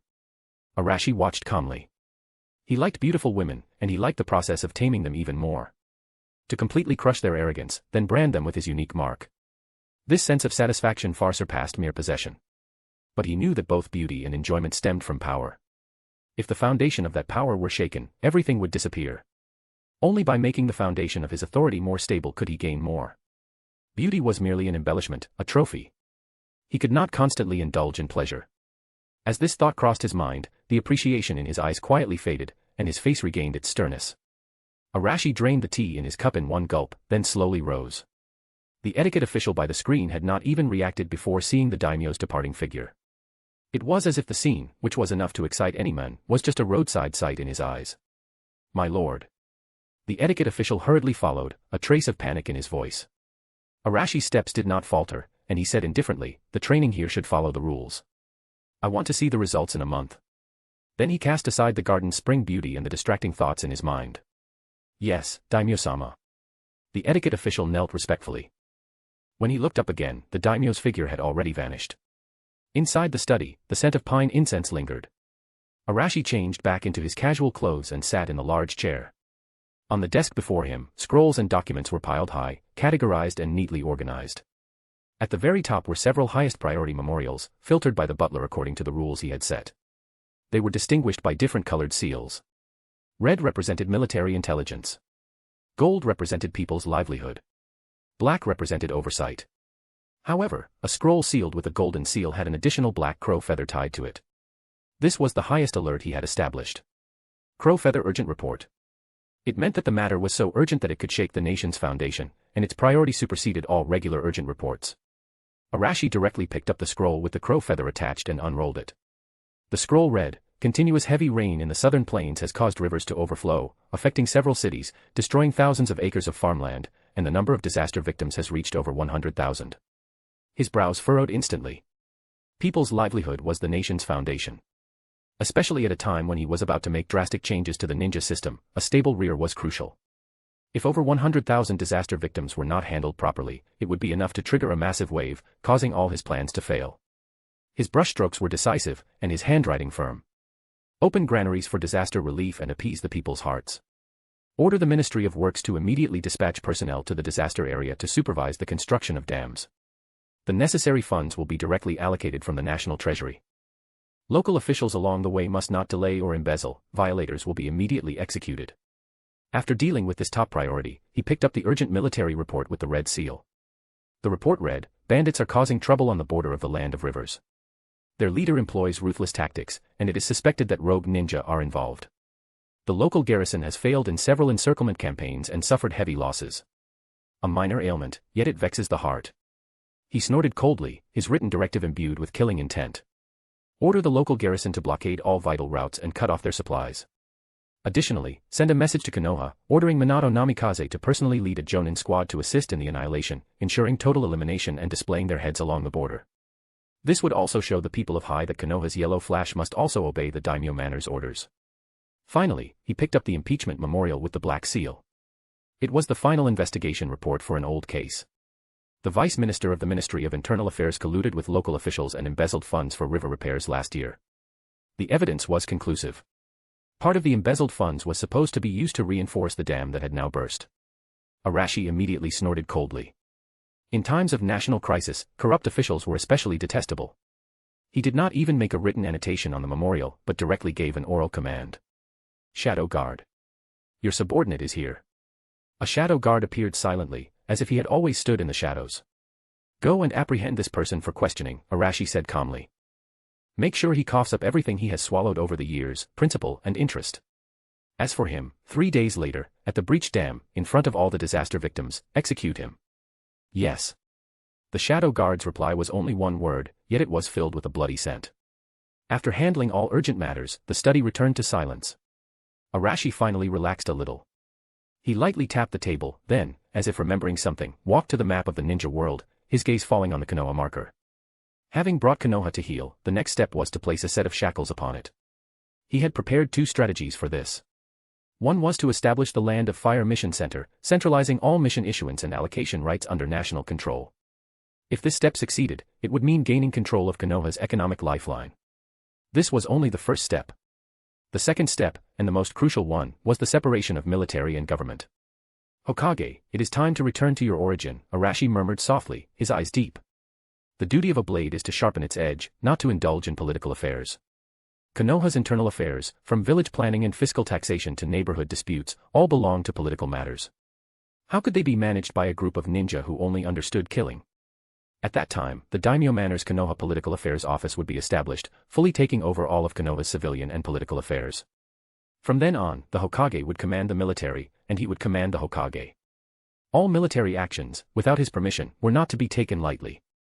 And he would govern with one hand and command the military with the other, unifying the strength of the entire Land of Fire. When both military and political power were in his hands, that would be the true reign over the world. In fact, he had another arrangement, but this arrangement required patient effort. On the day of his ascension, the content of the arrangement was slightly altered by him. The reason for adding the term Will of Fire was that he absolutely had to obtain the interpretive authority of the Will of Fire. This might seem unimportant, but its significance far exceeded the previous 2 points. The current Konoha ninja had all grown up hearing about the Will of Fire. No matter how high and mighty the daimyo was, in their hearts, Konoha's status was greater than that of Land of Fire. He could subdue one generation by force, but he could not do so for every generation. Therefore, obtaining the interpretive authority and re-injecting a new Will of Fire into the new generation of ninja was crucial. This point was of utmost importance. When these 3 steps were completely accomplished, the entire Land of Fire would truly be under his command. After unifying the world, following this path would allow him to manage the world faster and better. However, he had not found a suitable opportunity yet. Arashi had also considered using his 6 paths power to forcefully advance and quickly enter the process of unifying the world. But after careful consideration, he dismissed the idea. Governing a large country is like cooking a small fish, being too rigid and overbearing would only force everyone to unite and resist him. After the Third Ninja World War, Konoha was already severely weakened and could not withstand any further turmoil. Even if he had immense power, if he lost Konoha, this blade, would he unify the world by himself? If others resorted to guerrilla warfare, he would be completely worn down and fall into a desperate state of constantly rushing about. He would definitely win, but he would also be left with only a ruined Land of Fire. How could he enjoy himself then? How could he reign over the world? After all, governance requires a sufficiently large population as its foundation. So, no rush. He could not be anxious. Arashi took a deep breath, admonishing and comforting himself in this way. Just then, an official suddenly requested an audience at the door. It was Asaba Toru.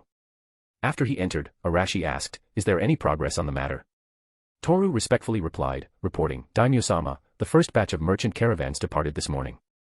And the trade transit station that the 2 countries promised to jointly fund has also begun site selection and surveying." Arashi burst into laughter. Good, very good. This good news immediately dispelled much of the vexation he had felt from the earlier bad news. First, the initial selection of concubine candidates was complete. Then, the trade arrangements were also progressing rapidly. This greatly pleased him. To be continued. Chapter 48, Return of Heroes, Bonus. 400 horsepower. Konoha, early morning. The Ninja Academy's training ground was temporarily repurposed. The open space, usually filled with children's laughter, was now packed with people. Clan heads of various families, elders who had retired to the background, and young ninja who had emerged from the genius program. They stood in familial order, clearly delineated and silent. At the front of the crowd, Hiruzen Sarutobi wore simple clothes, his pipe unlit. Beside him, Minato Namikaze wore his Hokage robe. His clear blue eyes were as serene as the sky, and a warm, sunny smile graced his face. He stepped forward, his gaze sweeping over the young faces, and said, "Everyone." His voice, amplified by chakra, reached everyone's ears clearly. "Today, we gather here to witness a new step toward the Land of Fire's prosperity. The Daimyo-sama, concerned for us ninja, has established a special genius cultivation program to nurture Konoha's next generation of pillars, and has personally allocated a massive sum of funds." He paused, then turned slightly and continued, "Next, I invite the special envoy from the Daimyo Manor's Internal Affairs Department to read the Daimyo-sama's decree and distribute the funds." All eyes turned in unison to a middle-aged man dressed in the official robes of the Daimyo Manor. He did not rush forward until Minato finished speaking. Behind him were 2 rows of heavily armored samurai. Behind the samurai were over a dozen large, heavy wooden chests. The chests were locked, but many below craned their necks, their Adam's apples bobbing. The Internal Affairs official cleared his throat, his chin slightly raised as he looked down at the field. By order of the Daimyo-sama. Everyone in the audience instinctively stood straighter. Effective immediately, the Land of Fire's special genius cultivation program is officially launched. All those selected are pillars of the Land of Fire and shall be treated as vital national assets. The Daimyo-sama has decreed that, to ensure the unimpeded growth of these geniuses, special funds are approved and will be distributed according to their talent rank. Now, the names will be read. Uchiha Shirsue, rank A+, monthly stipend of 3 million ryo. Mitarashi Anko, rank A, monthly stipend of 2 million ryo. Might Guy, rank A, monthly stipend of 2 million ryo. One name after another was called out. One young ninja after another walked onto the high platform under the envious gazes of the crowd. When the money chests, filled with brand new banknotes, were handed to them, almost all the young people's arms trembled. That was not just the weight of money. It was also a ladder to instant success in the future.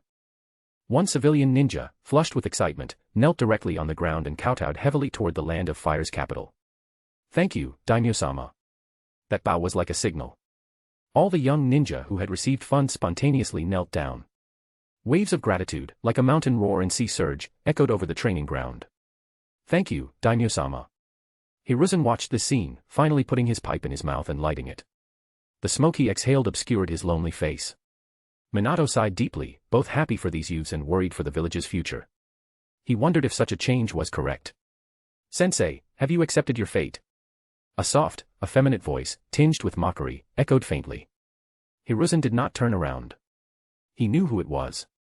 Orochimaru. His most brilliant disciple, who had appeared behind him at some point, a playful smile on his pale face. Hiruzen exhaled a smoke ring. "You finally decided to leave your laboratory." Hee hee. Orochimaru chuckled softly, his long tongue licking his lips, a look of morbid excitement on his face. Such a magnificent spectacle, would it not be a pity not to witness it firsthand? He looked at the young ninja who were so grateful to the daimyo, his tone mocking. Look at them, such pure eyes, such sincere gratitude. The Konoha you protected your entire life, the will of fire you preached your entire life, in the end, are worth less than this gold. Hiruzen-sensei, do you not think it is pathetic? Hiruzen did not answer, merely took a deep drag from his pipe. Hee hee hee. Orochimaru chuckled mockingly, his gaze shifting from Hiruzen's back and returning to the mountain of money on the high platform. The mocking smile on his face gradually vanished, replaced by irritation. Ever since Danzo was eliminated, his biggest source of funding had dried up. Most of the research that required massive financial support had been put on hold. Even worse, without Root's cover, he was almost unable to acquire experimental subjects. 10 days ago, he risked infiltrating the Konoha prison and managed to get a few death row inmates out. However, the security there was even tighter than before, and any slight disturbance would attract swarms of umbu. He had almost been exposed yesterday. As if sensing Orochimaru's anxiety and resentment, Hiruzen slowly turned, facing his disciple's pale face. Orochimaru, put away your thoughts. Times have changed. This is no longer an era where you can do as you please. Orochimaru's smile grew even more sinister. Do as I please? Sensei, do you not think this is truly the era where one can do as one pleases? As long as one can gain the favor of that person. His words made Hiruzen's heart sink sharply. There was no further conversation between the two. After the ceremony ended and the crowd dispersed, the internal affairs official slowly approached. He walked directly to Minato, bowing slightly. His posture was humble, but his words were impeccable. Minato-sama, the daimyo has another verbal decree that requires your personal supervision. Minato politely said, please speak. The official's tone was equally polite. The daimyo-sama says that all those selected for the 12 guardian ninja shall depart immediately for the land of fire's capital to report, without delay. This matter, I shall trouble the 4th Hokage to arrange. Minato nodded. I understand. Just then, a lazy yet highly penetrating female voice rang out. What is all this commotion about? Is it a funeral for the village? Quite the spectacle. The voice was not loud, but it instantly silenced the entire field's clamor. Everyone turned to look in unison. They saw a woman slowly approaching. Her face showed the fatigue of a hangover, and her tall figure was draped in a loose green robe, but the baggy clothing could not completely conceal her ample curves beneath. With each step, her proud bosom swayed. Her slender waist contrasted with her full hips. As she walked, her round, perky figure swayed gracefully. It was Tsunade. One of the legendary Sannin, the first Hokage's granddaughter, the peak of medical ninjutsu. She had returned. Her face showed no traces of age, still the peak beauty of a woman in her 20s. But her beautiful eyes held an unshakable weariness. A young girl followed behind her. The girl wore a dark blue kimono, holding a small pig in her arms. Her figure was still youthful, but her chest had already begun to develop. Her black short hair framed her cheeks, accentuating her fair skin. Her delicate face was filled with bewilderment and unease. Her name was Shizune. She curiously observed the scene before her, completely unaware of what was happening. Why were the 3rd Hokage and 4th Hokage both here? Why was Orochimaru also here? The girl's naivety and innocence formed a stark contrast with the mature, charming, and powerful Tsunade in front of her. Tsunade. Hiruzen's expression grew even more complex as he saw his other disciple. Since the end of the Canopy Bridge battle earlier in the year, there had been no more warfare in the western part of the Land of Fire. This coincided with the internal strife in the hidden mist to the east. Only Kyumo refused to give up, still constantly provoking incidents along the border. But the strategic advantage accumulated by the Land of Fire during the Third Ninja World War meant that Kyumo alone no longer posed a threat. So Tsunade had left Konoha with Shizune to travel around. Hiruzen knew Tsunade had issues with him, so he tacitly approved. Seeing Tsunade return, Orochimaru's eyes narrowed slightly, and he spoke in a sinister tone, "You actually decided to come back." Tsunade retorted unceremoniously, "Talk to me in that tone again, and see if I do not beat you up." Then, without even looking at Orochimaru, she walked directly to the 3rd Hokage, frowning. "Old man, what happened to the village to make it like this?" Her tone was aggressive, completely disregarding everyone else. Hiruzen gave a wry smile and shook his head. "We will talk later." The internal affairs official had noticed Tsunade when she appeared. Without lingering, his gaze returned to Minato, a formal smile on his face. "Minato-sama, today's matters are concluded, I shall not tarry." "All right, thank you for your trouble, sir," Minato said politely, then gestured to Nara Shikaku. "Shikaku, please see him off for me." The official bowed slightly again, then turned and left with his guard. "I understand. To be continued. I'll be dropping 1 bonus chapters for every 10 reviews. 1 bonus chapter will be released for every 100 power stones. Chapter 49, like a monkey. After the Internal Affairs Department official left, Minato finally had time to greet Tsunade. He said, "Tsunade-sama, you have returned." "Minato, you look well." Tsunade glanced at him, her gaze sweeping over him, then she frowned deeply and asked her teacher. "What exactly happened to the village? Why does it feel like someone else's home? This is not the place to talk." Hiruzen extinguished his pipe and waved his hand at her and Orochimaru. "Let's talk at my house." Tsunade paused, snorted coldly, and said to Minato, "Coming along." Minato chuckled.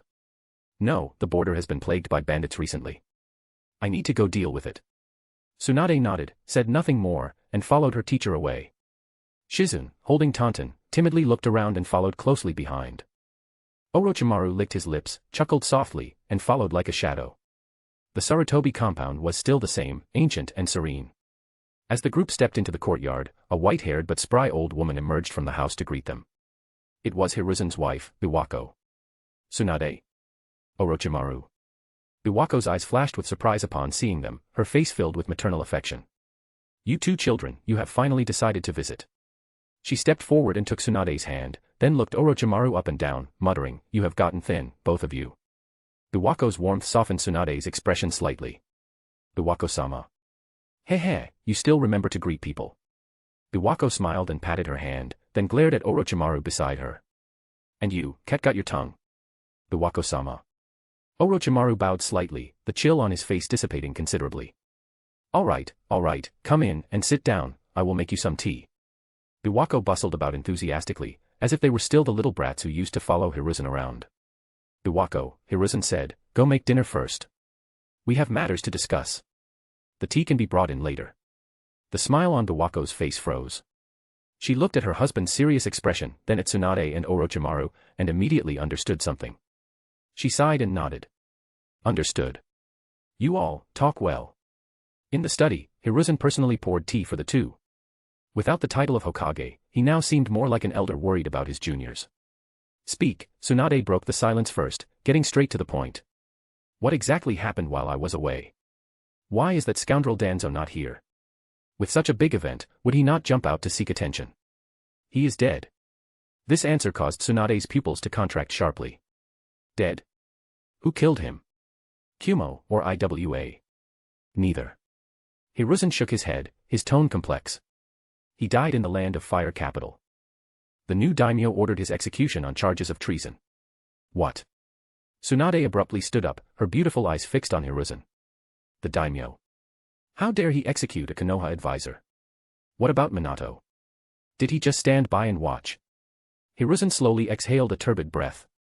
He tried to commit treason. He began to recount the events that had transpired. Starting from the daimyo manor's decree, which directly cut Konoha's financial budget by 20%. He spoke of how Danzo secretly conspired, attempting to launch a coup but was swiftly suppressed. Tsunade interjected, then he deserved to die. Hiruzen did not refute, a mournful look in his eyes, and continued his narration. He explained how, after Danzo's death, the daimyo used the genius cultivation program and the 12 guardian ninja as bait to completely reshuffle Konoha's power structure. Tsunade listened with a pounding heart. Her expression shifted from initial anger, to shock, and then to disbelief. She could not imagine how the daimyo, who was supposed to provide financial support, managed to directly extend his hand into Konoha's heart. This had already broken the tacit balance of power that had formed between ninja and nobles since the first Hokage established the village. So, now all the geniuses of the village, all the future hopes, are nominally the daimyo's people. Yes. Hiruzen nodded, a bitter smile on his face. Not only that, the re-establishment of the 12 guardian ninja also caused all the major families to scramble. Now, the will of the daimyo manor is unobstructed in Konoha. Tsunade slowly sat down, her chest heaving violently. She felt as if she had experienced a very absurd dream. Heh. Beside them, Orochimaru, who had been silent, suddenly chuckled softly. Hiruzen-sensei, you seem to have missed the most interesting part. Hiruzen glared at him. Orochimaru, however, paid no mind. He looked at the bewildered Tsunade. Tsunade, do you know? During the process of our great daimyo integrating Konoha, something particularly amusing happened.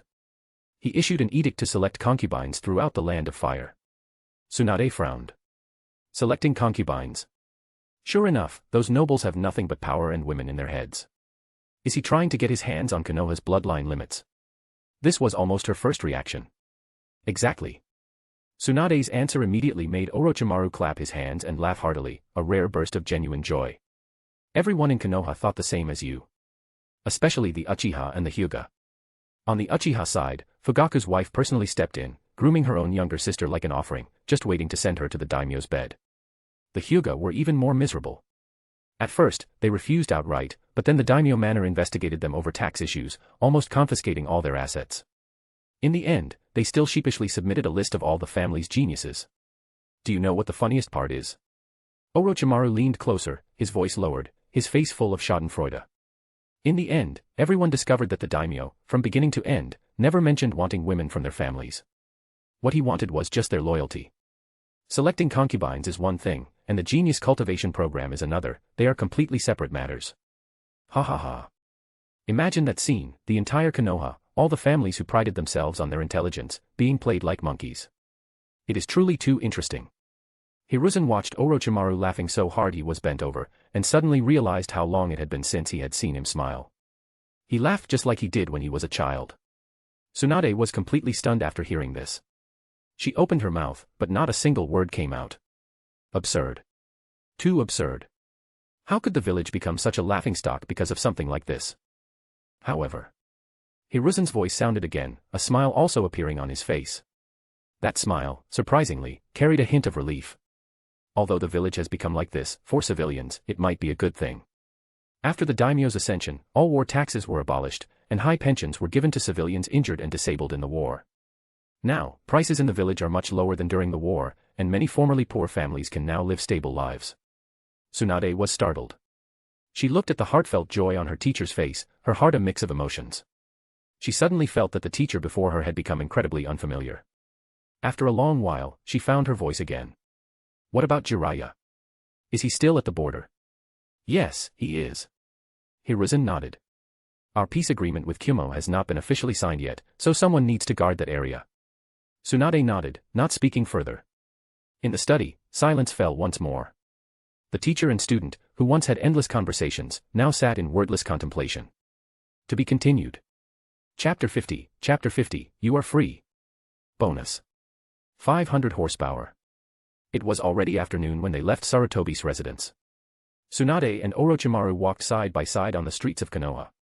The late autumn sun was no longer scorching. It felt warm and pleasant on their bodies. The old man, he is really old.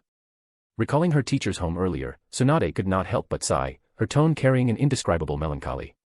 The man who was once so spirited and could suppress the three of them now looked like an ordinary old man.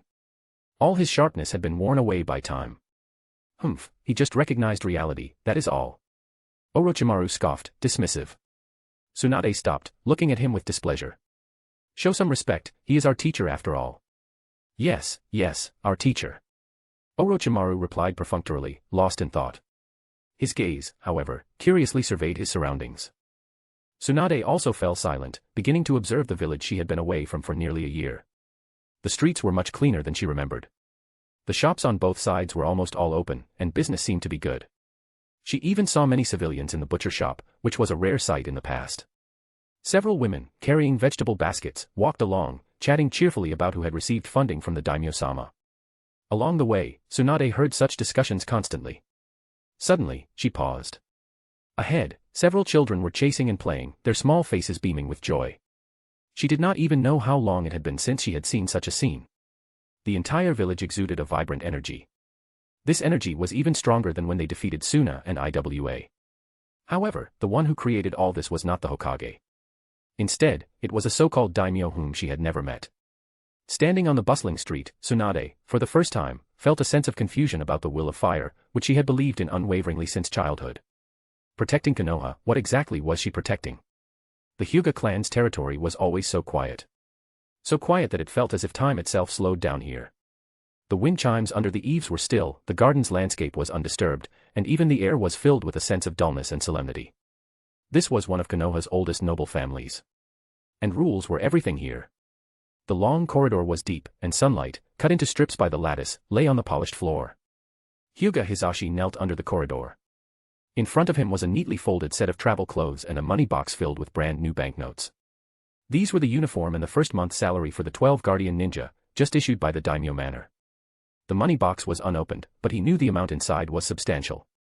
Yet, he simply knelt silently, his back straight, not moving an inch. He was waiting. Waiting for the clan head of the main family, his twin brother, Hyuga Hayashi. As a member of the branch family, even after becoming one of the 12 guardian ninja, he could not leave without permission. He had to obtain permission from the main family. Footsteps came from deep within the corridor, neither fast nor slow. Hisashi did not look up. He merely lowered his head further. Hayashi stopped in front of him, looking down at his younger brother. He wore a pristine white main family robe, his face identical to Hisashi's, his expression indifferent. Leaving. Hayashi spoke, his voice flat, devoid of emotion. Yes, clan head Sama, Hisashi replied respectfully, his voice equally calm. In the Hyuga, branch family members addressing the main family had to add Sama to their title. Even if they were biological brothers. Are your things packed? Yes. Going to the land of fire capital, you will stay for 10 years, representing the face of the Hyuga. You must not be negligent. Yes, I understand. I will not fail the family's trust. The conversation was brief, like a formality. Hayashi's gaze fell on the money box. The daimyo manor is quite generous, he said, his tone complex. Once upon a time, the fate, income, and life and death of the branch family were decided by a single word from the main family. Now, an order from the daimyo manor easily granted them wealth and status that even the main family could not bestow. This made Hayashi feel annoyed. After a moment of silence, Hayashi took out a money pouch from his robe and placed it in front of Hisashi. Take this money. You will need it on the way. Hisashi's body stiffened slightly. He did not look up, saying in a low voice, thank you for the clan head Sama's generosity. The money pouch was thin, like a handout.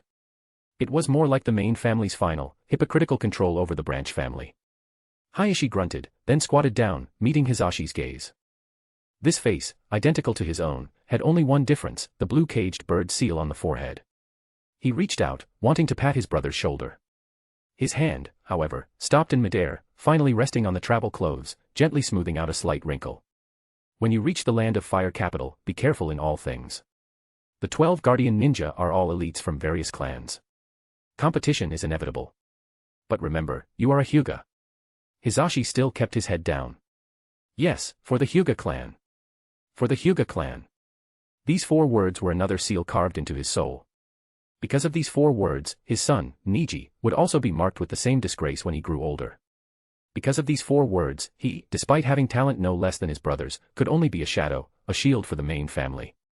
Seeing his submissive appearance, a wave of inexplicable vexation rose in Hayashi's heart. He stood up. Go say goodbye to Niji. Yes. Hisashi finally looked up, but his gaze avoided his brother's face, turning instead to the cherry blossom tree in the courtyard. Niji, he is still young. In the future, I entrust him to the clan head Sama's care. Hayashi's eyes flickered. He knew what his brother wanted to say. Niji is also a member of the Hyuga. The main family has its own arrangements, Hayashi replied. Rules are rules. Sometimes, even as clan head, he could not break them. Hisashi's lips moved, but he said nothing more. He lowered his head again, touching his forehead to the ground in a standard deep bow. Then I'll take my leave. With that, he slowly rose, picked up his travel clothes and money box, turned, and silently walked out of the corridor. He did not look back. There was no extra word of farewell. His back was solitary, step by step, walking out of this courtyard that had oppressed him for half his life. Watching his brother's retreating figure, Hayashi remained silent. He watched him walk from light into shadow, and then from shadow toward the sunlight outside the corridor. Watching that figure about to disappear around the corner, he suddenly spoke. Hisashi. Hisashi's footsteps halted. He did not turn around. Hayashi looked at that stiff back, his Adam's apple bobbing, and said in a voice he himself found unfamiliar. You are free. The air, in that instant, solidified. Free. How ridiculous. From the moment he was born, from the moment the seal was branded on his forehead, these 2 words had nothing to do with him. A long silence. Just as Hayashi thought he would not answer, Hisashi turned around. On his face was an impeccable smile. But in those pure Byakugan, there was no trace of a smile, like a bottomless cold abyss. Clan head Sama is joking. His voice was still calm. My freedom, at the moment of my birth, belonged to the main family. Now, it, like my life, belongs to the great Daimyo Sama. It has never been mine. So how can one speak of freedom? With that, he bowed slightly again, his smile unchanged. I must go fulfill my duties, clan head Sama. As his words fell, he turned and left, without another pause. Hayashi stood stiffly in place. His brother's last look, those few words, pierced through his disguise, tearing apart his hypocrisy as an elder brother. Freedom. Yes. How could a person with the caged bird seal branded on his forehead ever be free? That impulsive remark, instead, felt more like a curse. Hayashi suddenly felt a chill.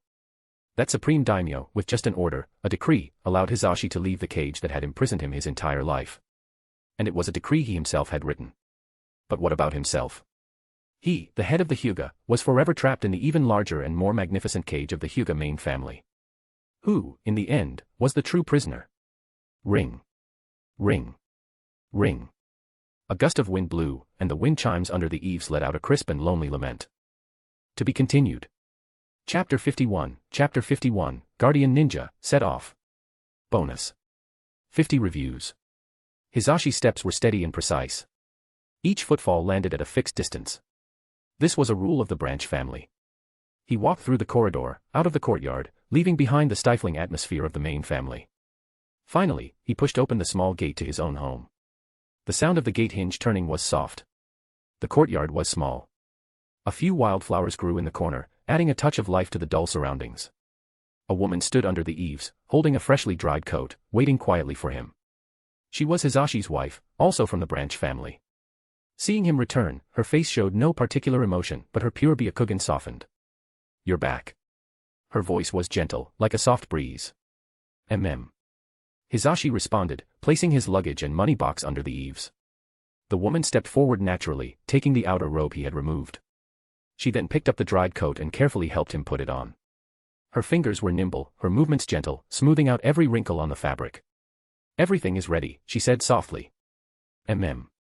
Hisashi replied again, reaching out to gently hold his wife's somewhat cold hand. They did not speak further. But in that silence flowed a warmth and understanding that outsiders could never comprehend. The two walked into the room side by side. The room was not large, but it was meticulously tidy. On the tatami, a small figure lay quietly under a futon, sleeping soundly. That was their child, Niji. Hyuga Niji. Only a few months old, his small face was chubby, his eyelashes long, and he occasionally smacked his tiny mouth. Hisashi knelt beside the futon, his usually straight back finally relaxing. He reached out to touch his son, but his hand stopped in midair. He looked down at his calloused hands, hands capable of sudden violence and killing. He was afraid of disturbing his son's dream. His wife noticed his hesitation, smiled, and pulled his hand over, gently placing it on the swaddling clothes. "He's very well behaved. He doesn't cry much. He's like you." A genuine smile finally appeared on Hisashi's face, one from deep within his heart. He gazed at his son's sleeping face, his eyes gentle. "Niji," he whispered softly. Freedom. For him, it was both a luxury and an irony. But looking at his son, he suddenly felt that his journey might truly bring this child real freedom. Perhaps Niji wouldn't have to bear that humiliating mark on his forehead. Perhaps he wouldn't have to bow before the main family. Perhaps he wouldn't have to be like him, a bird trapped in a cage until death. If he could achieve these things, what did his own life matter? Daimyo, that title flashed through his mind, carrying a reverence and hope he hadn't even realized he possessed. On the way, be careful. At some point, his wife had leaned gently against his shoulder. I know. Hisashi put his arm around her, savoring this rare moment of tenderness. Winter is coming soon. The fire capital will probably be cold. It's fine. The clothes you made are very thick. Be careful with money. The stipend from Daimyo-sama is generous. It's enough. They chatted idly, talking about ordinary household matters. Yet it felt more comforting than any solemn vow. Time passed bit by bit. The sky outside the window turned golden. Hisashi knew it was time to leave. He took one last look at his sleeping son, as if engraving the image into his heart. Then, he slowly rose. His wife also stood, adjusting his clothes. "I'm leaving. I'll wait for you to come back." No more words were exchanged. Hisashi picked up his luggage and money box, turned, and walked out the door. The moment he stepped outside, the warmth of a husband and father vanished. His figure once again became calm and upright. His wife stood behind the door, silently watching him. He didn't look back, walking straight ahead. The morning mist had not yet dispersed. At Konoha's main gate, Hisashi stood alone, his posture straight. He was the earliest to arrive. A gust of wind blew, and a figure approached from a distance. It was Asuma Sarutobi. Among the guardian ninja, he was the youngest. Seeing Hisashi, Asuma paused, then raised his hand in greeting. "Morning, Hisashi-senpai." He walked forward, smiling cheerfully and speaking with a polite tone. "I didn't expect you to be even earlier than me." As the third Hokage's son, Asuma knew how to interact with elites from prominent families. Hisashi was a little surprised. He knew Asuma's rebellious nature and didn't expect him to be so polite. He nodded politely. "Morning, Asuma." Asuma habitually pulled out his cigarette case, flicked one out, and placed it in his mouth. His hand reached for a lighter, but he stopped. He glanced at Hisashi, then at the cigarette between his fingers. Clicking his tongue, he withdrew his hand, keeping the unlit cigarette in his mouth. Leaning lazily against the gatepost, Asuma said, "We'll be working together for 10 years, senior. A place like the fire capital must have tons of rules. Just thinking about it gives me a headache." "Perhaps. Everywhere has many rules." The two chatted casually. Soon, 3 more figures arrived together. They were ninja from the Ino, Shika, Cho families. The Nara clansman leading them saw Asuma and raised his chin. "Asuma, you're here too."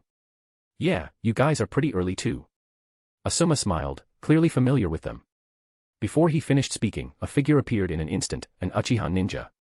His expression, like most of his clan, was calm and distant. His gaze swept across the scene. He nodded slightly, a form of greeting, then stood alone on the other side, keeping his distance. It wasn't hostility. Everyone understood that. It was simply the Uchiha's way. They also knew that once on the battlefield, the Uchiha were the most reliable comrades. Unless they died, they would never betray their allies. Next came the Inuzuka, Aburame, and Kurama clans, arriving one after another. Some of them were familiar with each other, having even saved one another's lives on the battlefield. Now, they nodded and exchanged a few words. Finally, two young men approached, their steps cautious. They were Kazuma and Natsukawa, outstanding individuals who had risen from the civilian ranks. Seeing the elites from the major families, they instinctively stopped at the edge of the group.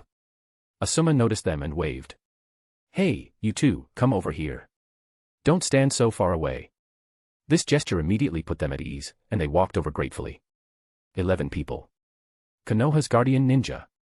All were now present. They came from different families, with different backgrounds and personalities. There was a rebel like Asuma, a Hokage's son who wanted to escape his father's shadow. An elite like Hisashi, burdened by family destiny. And civilian geniuses like Kazuma and Natsukawa, eager to prove themselves. But from today onward, they would share one identity. One loyalty. They looked at each other, knowing in their hearts that from the moment they stepped out of Konoha's main gate, they would become the daimyo's direct guardian ninja, comrades who would serve together for 10 years. Asuma looked around, counted the heads, and took the cigarette from his mouth. "There are 11 of us here, so everyone should be present. I heard my father say that the last member of the 12 guardian ninja is Great Master Chiriku, the guardian monk of the Fire Temple. He'll meet us in the Fire Capital. Any questions?" No one spoke. The ninja from the major families remained calm, clearly already informed. Kazuma and Natsukawa, however, showed faint surprise, not expecting a non-Konoha member in their group. Asuma nodded at their reaction. "Since there are no questions, let's depart. I can't wait." He said no more and took the first step forward. Hisashi followed closely behind. The others followed in silence. The moment they stepped beyond the village gate, without a single word, their formation spread out instantly into a standard alert formation. The road ahead was unknown, but those traveling together were, for now, comrades. Their destination, the Fire Capital. To be continued. I'll be dropping 1 bonus chapters for every 10 reviews. 1 bonus chapter will be released for every 100 power stones. Chapter 52, Ninjutsu shouldn't be used only for killing. The Fire Capital was always bustling. When the first ray of sunlight pierced through the clouds, the area outside the city gates was already teeming with people. Artisans, youths, farmers, they had gathered from all over the land of fire, their faces showing fatigue, yet their eyes shone with hope for the future. "I heard you can earn 5,000 ryo a day in the city. Is that true?" "More than that. As long as you're willing to work. If you get into one of Daimyo-sama's manor workshops, food and lodging are included, and there's a bonus at the end of the month. My neighbor's second son sent back 30,000 ryo last month. He said he's building roads in the city and can eat meat every meal." The daimyo's series of recruitment notices and generous welfare policies were attracting laborers from surrounding villages and towns at an incredible pace. Prosperity in the Fire Capital was growing at an unprecedented speed. Arashi stood atop the highest pavilion of Daimyo's manor, overlooking the crowds below, his brows tightly furrowed. The head butler, Gen, stood respectfully behind him. "My lord, the city guard and the Ministry of Internal Affairs just submitted reports. The population in the west of the city has surged, and conflicts concerning public order and livelihood have already appeared." As Arashi's most trusted butler, Gen was responsible for handling all intelligence and documents. He knew his master prioritized issues concerning the people's welfare, so he reported immediately when the document arrived. Arashi tapped lightly on the windowsill. "I ordered the Ministry of Works to begin construction on the new residential area in the west half a month ago. What happened? Has the work not started yet?" "Reporting, my lord." Gen bowed even lower. "The Ministry of Works seems to have encountered some difficulties. The Vice Minister of Works has been waiting outside for some time, saying he has an urgent matter to report to you personally. Let him in." Arashi turned and sat back in his chair, his fingers tapping rhythmically on the armrest. Moments later, a Ministry of Works official covered in sweat hurried in and immediately knelt to the ground. "Greetings, Daimyo-sama. Speak. What has you in such a rush?" Arashi's tone was calm and emotionless. "Reporting, my lord." The official's voice trembled. "That land in the west of the city, we can't build houses there." With that, he pulled out a blueprint and a small bag of soil from his sleeve, continuing, "I organized the best artisans in the capital to survey the area multiple times. The soil is soft as sand, and the underground water level is too high. It can't support the foundations of large buildings. If we force construction, all the houses will collapse within half a year. Arashi picked up the bag of damp sandy soil and squeezed it. So, what's the Ministry of Works' conclusion? Your subordinate suggests converting the land into farmland and choosing another site for the residential area. It's just that resurveying, planning, and site selection will take at least 3 months to produce a preliminary plan. Arashi's tone immediately grew heavier. 3 months. By the time you all come up with a plan, the daylilies will have withered. By then, the west of the city won't just have public order issues, there'll be riots. He looked down at the trembling official and said slowly, I reject your suggestion. You may leave. Yes. The official bowed quickly and withdrew. After he left, Arashi rubbed his forehead in thought, then turned his gaze toward the shadows in the study. Have the Shadow Guard and the Kurokaze clan gather all ninja skilled in earth release and assemble immediately at the construction site in the west of the city. Yes. The figure standing silently in the corner flickered once and disappeared. Arashi then turned to Jen, prepare an inconspicuous carriage for me. I want to personally inspect the site. Yes, my lord. Jen bowed and quickly went to make arrangements. Half an hour later, an ordinary carriage left through the side gate of Daimyo-sama's manor and blended into the bustling street.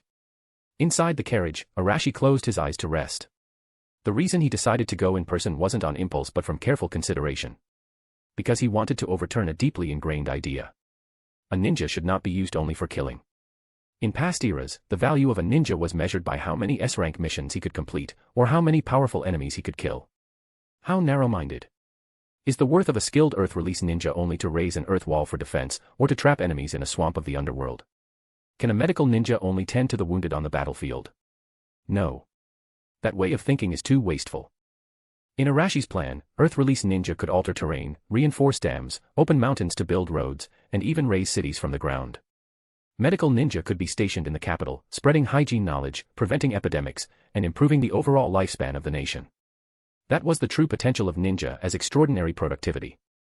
Using the sharpest blade to chop firewood is a waste. But if that firewood can light the hearths of an entire nation, then it holds more value than slaying any Kage-level opponent. Today, he would show everyone what a ninja, the sharpest weapon, could achieve in his hands.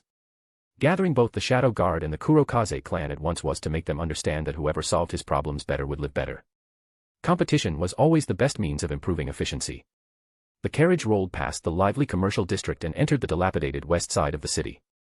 The fragrance of food and perfume in the air gradually faded, replaced by the scent of sweat and dust.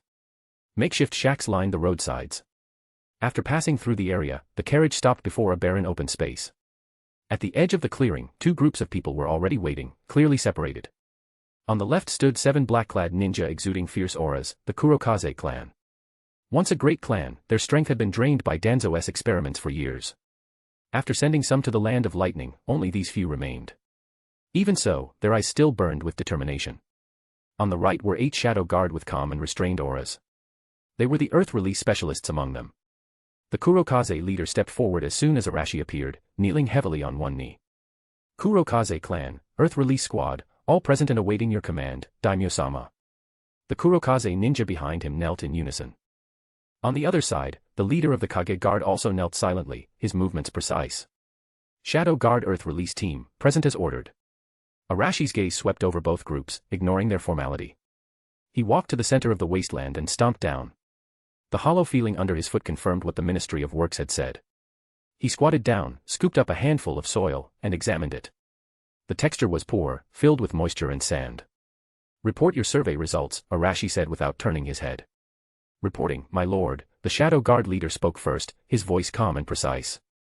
Using secret techniques, we found that within 3 zhang underground, it's all quicksand-like soil. Below that is a hard rock layer.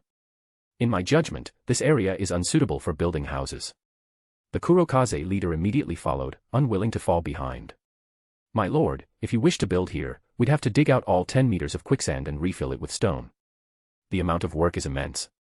Even with earth release ninjutsu, completing it quickly would be difficult. The Shadow Guard were the eyes, and the Kurokaze the blade. Their roles were clear. Arashi stood up, brushing the dirt from his hands. So, you both believe this land is unsuitable for building houses. Your subordinates are incompetent. Both groups lowered their heads even further. Arashi didn't respond. He gazed silently at the vast, barren land for a long while. Then he spoke slowly, his calm voice carrying weight with every word. I will ask only one question. If I can turn these 10 meters of quicksand into solid rock within a day. Do you have the confidence to shape all the walls and foundations of the houses using earth release within half a month? To be continued. Chapter 53, Proper Use of the Six Paths, Bonus. 600 horsepower. Arashi's voice was calm. But his question made all the ninja present freeze. Within a day, transform quicksand 10 meters deep into rock. How would that even be possible? Who would do it? Was the Daimyo going to do it himself? The Shadow Guard leader found the thought absurd. The Daimyo he served was the ruler of the Land of Fire, a man of exceptional political acumen, but not a practitioner of ninjutsu. What was he planning? Was this an impossible task meant to test their loyalty? Or was he using it to punish the Ministry of Works? The Shadow Guard leader couldn't help but speculate. The Kurokaze leader's thoughts were simpler but sharper. He also had doubts, but he saw this as a test. If they hesitated or questioned the order, it would mean the complete eradication of the Kurokaze clan. A death sentence. But there was no choice. The Kurokaze leader took a deep breath, then suddenly stepped forward, dropping to one knee with determination. My lord. As long as you can do it, even if the Kurokaze clan must sacrifice our lives, we will build your new city within half a month. His voice was resolute. He didn't know how the daimyo would achieve it, nor did he need to. This was an opportunity to prove their loyalty. As their leader declared his stance, the Kurokaze ninja behind him immediately followed, kneeling in unison. We are willing to die for Daimyo-sama. Their unified voices shook the air. The Shadow Guard leader, who had been hesitating, flinched and cursed himself internally. Whether this was real or just a test, loyalty was what mattered. The Kurokaze clan, remnants once labeled as traitors, understood this better than the elite Shadow Guard themselves. Cold sweat ran down his back. He dared not delay another second. He immediately knelt down, head bowed deeply. Your subordinate accepts the command. We will surely complete the mission. Arashi looked at the two kneeling groups, and a faint thought crossed his mind. Loyalty sometimes needed to be proven. He said nothing more, simply turned and walked toward the center of the barren land. All the ninja remained kneeling, holding their breath, their eyes fixed on him. Arashi stopped. He didn't form any hand seals. He merely lifted his right hand gently, then closed his eyes. The moment he did, the world seemed to fall silent. An oppressive force descended from above, and the air itself seemed to groan under its weight. Then they saw it, a pitch-black sphere forming silently in Arashi's palm. The Kurokaze ninja, veterans of countless battles, had seen many forbidden techniques. But never one that made their very souls tremble. On the other side, the Shadow Guard leader stood frozen. As a descendant of the Senju clan, he was highly attuned to life force. But the power emanating from this black sphere was vast beyond comprehension. How can he? Before he could finish the thought, Arashi released his hand. The black sphere drifted downward and merged silently with the earth. The process was quiet. 1 second. 2 seconds. Nothing happened.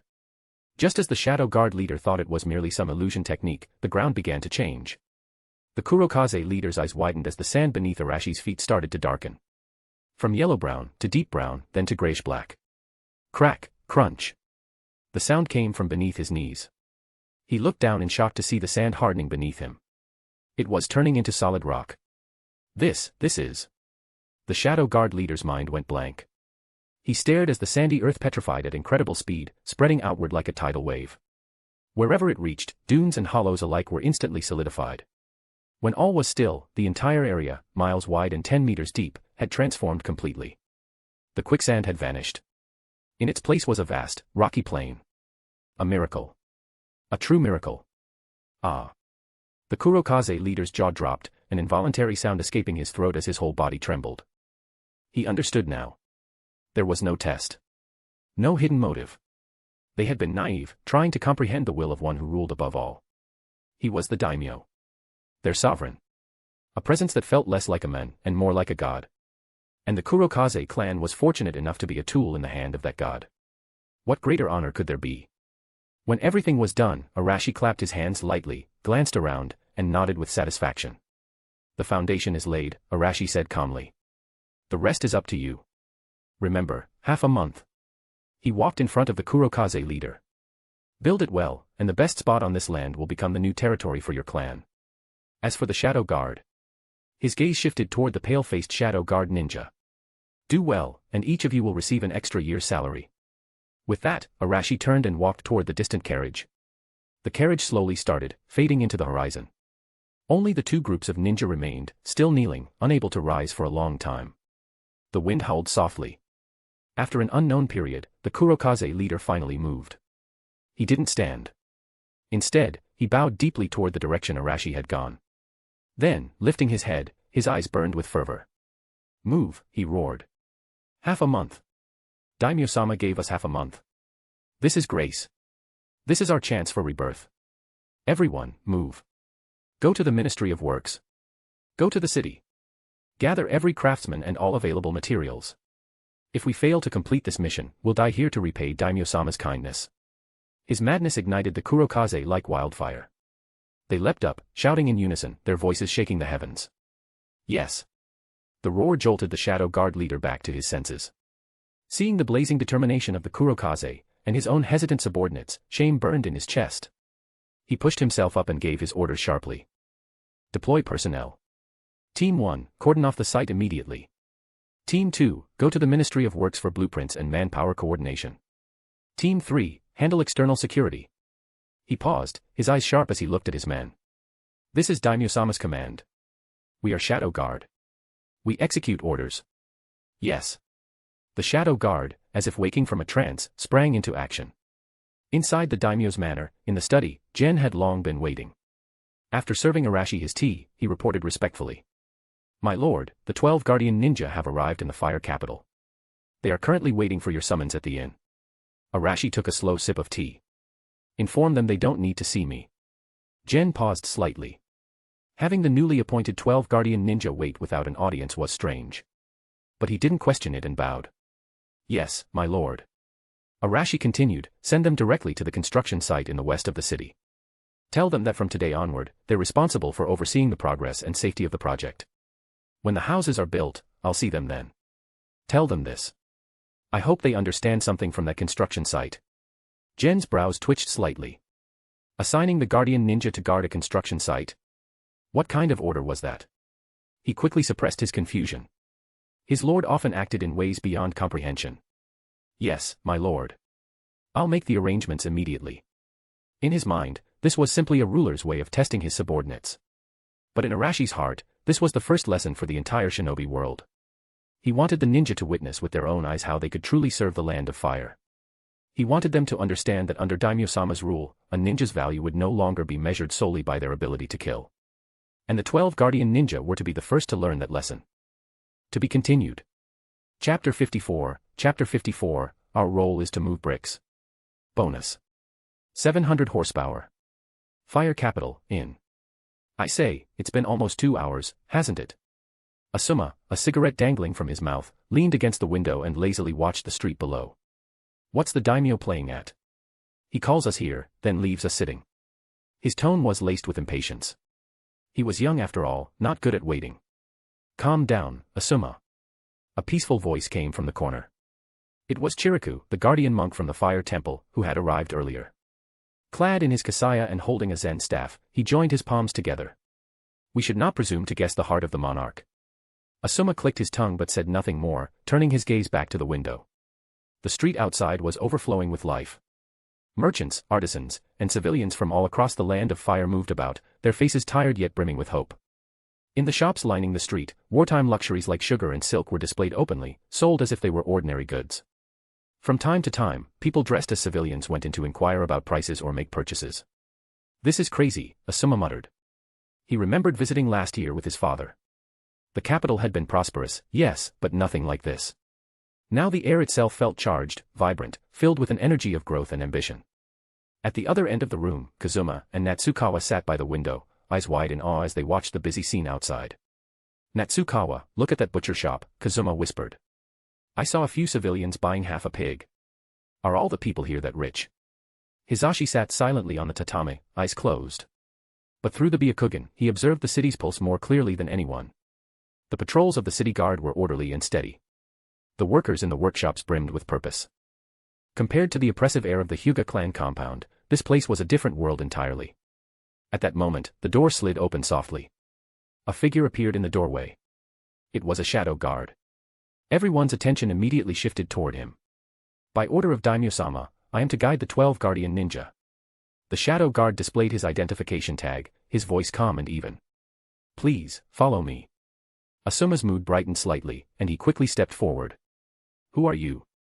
Are we going to meet the daimyo now? No, the shadow guard replied. Daimyo-sama is not receiving guests today. At those words, Asuma's brows furrowed instantly. They had traveled across the land of fire, only to not even meet the ruler they were to serve. The others exchanged uncertain glances. Even Chiriku's usually tranquil expression showed faint confusion. Only the Uchiha ninja stood silently, face unreadable. Since their entire clan had pledged itself to the daimyo, every order carried meaning. It was not his place to question, only to obey. Then where are we going? Asuma pressed. The construction site, came the reply. The room fell silent. The construction site. They were the 12 guardian ninja, the daimyo's direct elite force, chosen from Konoha's finest. And he wanted them to go to a construction site. To do what? Move bricks. Though everyone's hearts were filled with questions, no one dared object. This was the daimyo's order. Perhaps he was waiting for them there. The group followed the shadow guard silently out of the inn and merged into the crowded streets. As they moved westward, the scenery gradually changed. The bustling shops and fragrant food stalls gave way to dust, sweat, and the raw smell of earth. At the end of the road lay a massive construction site. Thousands of artisans and laborers worked tirelessly, their shouts and hammering forming a symphony of progress. And there, they saw a sight that left them utterly speechless. More than a dozen ninja, working in teams, moved in synchronization, forming hand seals. Earth release, earth flow river. Earth release, earth flow divide. Earth release, earth flow rampart. With each technique, the ground trembled. The earth flowed like waves, rising, shaping itself into smooth, wide foundations. Massive earth walls shot up from the ground, forming the skeletal frames of new houses. One ninja pressed his palms to the soil, and in mere seconds, the foundations of 5 houses took shape. The 12 stood frozen. The cigarette slipped from Asuma's mouth, hitting the ground with a dull clatter. Ha, ha ha. He let out 2 hollow laughs, his voice shaking with disbelief. Is this a joke? Having Jonin use earth release to build walls. What is this, the newest punchline in the ninja world? I went through years of training, mastered ninjutsu, to fight for the will of fire. Not to become some kind of super bricklayer. To him, this felt like an insult. The Nara clansman beside him stayed quiet, but his mind raced. Efficient, this method was unbelievably efficient. But, what did it mean? If ninjutsu could be harnessed for large-scale construction, wouldn't that completely redefine the role and value of ninja? Wouldn't it overturn Konoha's mission system and the entire shinobi economy? The thought sent chills down his spine. This daimyo was far more dangerous than he had imagined. Hisashi's expression was like ice. As a member of the Hyuga branch family, he understood discipline and hierarchy better than anyone. To him, ninjutsu was sacred, an art of battle and protection, a symbol of noble status. To use that same power for labor. That was desecration. He couldn't comprehend it. Kazuma and Natsukawa, however, trembled for a different reason. Their hearts pounded, eyes shining. Kazuma's vision blurred as memories flooded back, the leaking roof of his childhood home, his mother's cough echoing in the cold, and the freezing nights when rain seeped through the walls. If only ninja had helped them build a house back then. He didn't understand what ninja dignity meant. Nor did he care.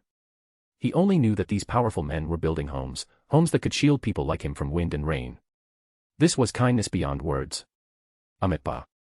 Chiriku clasped his hands together, his voice low and reverent. There was no resistance in his eyes, nor fanaticism, only calm enlightenment. Killing to protect life, severing karma but not people. Ninjutsu was a blade, capable of both destruction and creation. Wasn't this, what stood before them, the truest expression of purpose? This daimyo, who ruled with the thunder of authority yet the compassion of a sage, embodied great virtue. While everyone wrestled with their own thoughts, the shadow guard turned toward them. Daimyo-sama has given his order. From today until the project's completion, you 12 will oversee the construction's progress. Asuma's face went rigid. Even the Uchiha's stoic expression cracked, a faint vein pulsing at his temple. To have him, an elite of the Uchiha, supervise builders. This was the important duty they had been summoned for. Rage surged in his chest, but he swallowed it down. The shadow guard ignored their expressions and continued, Daimyo-sama also said. He hopes you can understand some principles on this construction site. When the buildings are complete, Daimyo-sama will meet you. With that, his figure blurred and vanished, leaving the 12 guardian ninja standing in the dust. Understand some principles. Understand what? To the clan-born elites like Asuma, the words sounded like mockery. But to Kazuma and Natsukawa, they sounded like revelation. The wind blew across the site, stirring up clouds of dust. To be continued. Chapter 55, Super Bricklayers, Bonus. 800 horsepower. The construction site was chaotic, and dust filled the air. Ugh. Asuma, who had just swallowed a mouthful of dust, spat several times in frustration. Then, gritting his teeth, he turned and kicked the wall that had just been raised with earth release. Bang. The wall didn't even shake, but the rebound made his foot numb. That only made him angrier. No. I've had enough of this, he roared. I'm going to see the Daimyo. I want to ask him to his face what he thinks we are. Foreman. With that, Asuma turned and stormed toward the exit, his chakra flaring violently. Stop. A cold voice rang out. Two ninja dressed in shadow guard uniforms appeared in front of him, blocking his path. The Daimyo has ordered that you are not to leave until the project is complete, said the leading guard, his tone flat and emotionless. Asuma's temper instantly boiled over. Move. I'm one of the 12 guardian ninja, not some prisoner for you to watch. His Jonin-level chakra erupted, making the dust around him swirl and freeze midair. Even the loud noise of construction seemed to pause for a moment. The Kurokaze ninja and several shadow guard performing earth release stopped briefly to glance over, then immediately turned back to their work. It was as if the confrontation wasn't worth their attention. That sense of being completely ignored made Asuma's fists clench tighter. I'll say it again, move. He took a step forward, hand gripping the hilt of his chakra blade at his waist. The air grew heavy. The Uchiha ninja narrowed his eyes, his body tilting slightly as if ready to act. The Nara clansman, sensing danger, muttered inwardly, "This is bad," and prepared to intervene. Swish. Swish. Swish. 6 more figures appeared around Asuma, surrounding him with the first 2. Not only that, on the rooftops and scaffolding, shadowy forms flickered one after another. It was like a massive net closing in around the entire site. 8 shadow guards surrounded Asuma at close range, with who knew how many more watching from above. He froze. He could feel it clearly, one wrong move, and a dozen killing strikes would descend instantly. The eyes of these shadow guard were sharp and cold. They would kill him without hesitation. Here, the title of Guardian Ninja meant nothing. The only thing that mattered were 3 words, Daimyo's order. Asuma, stand down, the Nara clansman called sharply, his tone warning. Asuma's face turned pale, then red, his chest heaving as he struggled to control his anger. The hand gripping his blade trembled. Finally, with visible effort, he released his grip. He turned around, storming back to his place with clenched teeth. The conflict was defused. But a heavy silence hung in the air. Every ninja from a noble clan felt the same chill sink into their hearts. They finally understood. They weren't stationed here, they were being kept here. Just then, a heated argument broke out on the far side of the site. Ninja-sama. Ninja-sama. Please stop. A sweating old craftsman ran over, holding a bent steel punch, shouting toward a shadow guard who had just completed an earth release technique. The guard frowned, clearly impatient. What are you yelling about? Can't you see I'm working? You, look at this. The old craftsman held up the twisted tool, his face anxious. This wall you made, it's too hard. My steel punch can't even get through. How are we supposed to secure the window frames? The ninja gave it a quick glance, then replied indifferently, hard is good. It means it's strong. If your tools can't handle it, get better tools. But, the blueprints clearly require bolt holes here. Without them, we can't install the doors and windows. How should I know about bolt holes? Don't bother me. Ninja-sama, if you do this, we can't continue our work. You. Fine, fine, tell me how to do it, and I'll change it. The scene was fully visible to the guardian ninja. Asuma's jaw tightened, his suppressed anger rising again. But this time, he didn't explode. He just gave a cold snort. The Nara clansman, however, frowned even deeper. This was only the beginning. Soon, more voices erupted across the site. Hey! Ninja-sama. The measurements are wrong. A middle-aged foreman ran up, holding a carpenter's ruler, gesturing angrily toward another wall. The blueprint says exactly 3 meters here. But this wall, 3 meters and 1 centimeter on one end, 2 meters and 99 on the other. That's off by 2 centimeters. How am I supposed to fit the prefabricated beams?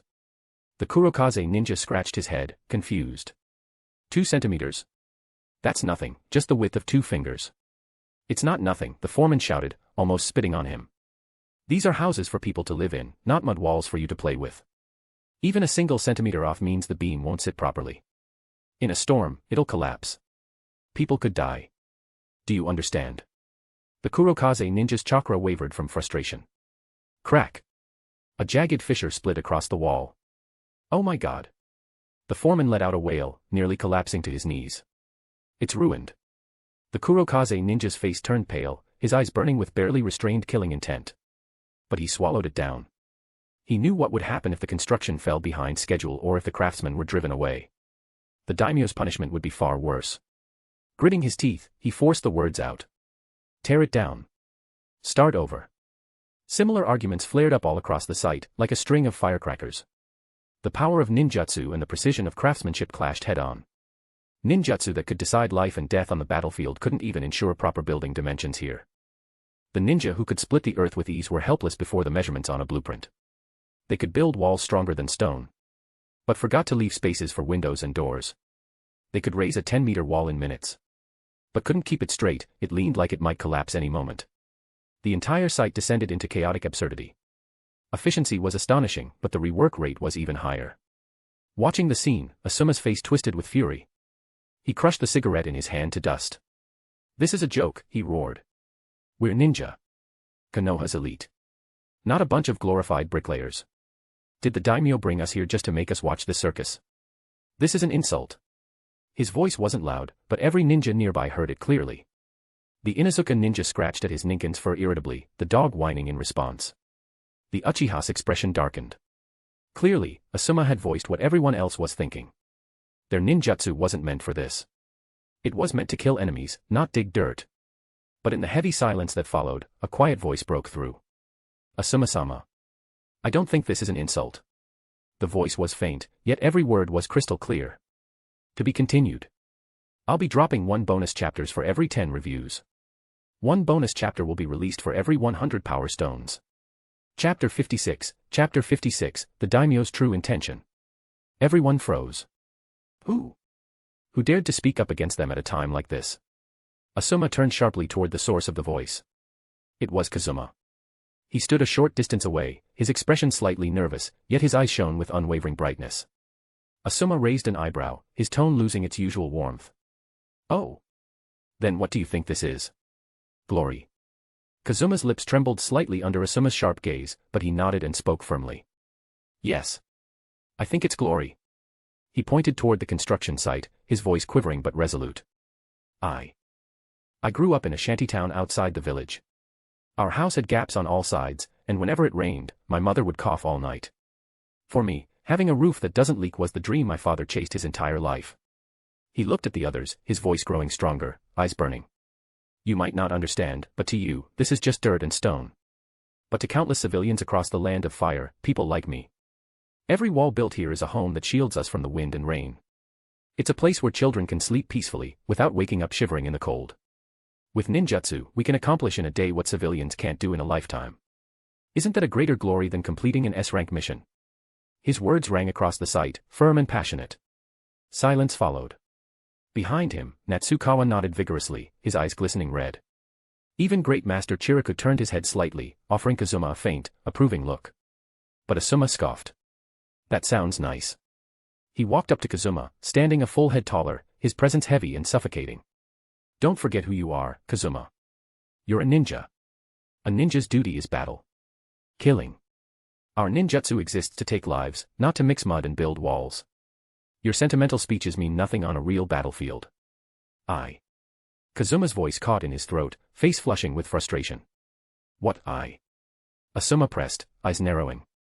Put away those foolish thoughts. Civilians need protection, yes, but not by building them houses. You stand here because of Konoha's grace. You should be thinking of how to serve the village, not pitying laborers. Kazuma's eyes flashed. So you'd rather die fighting than build homes for them? Of course. Asuma sneered.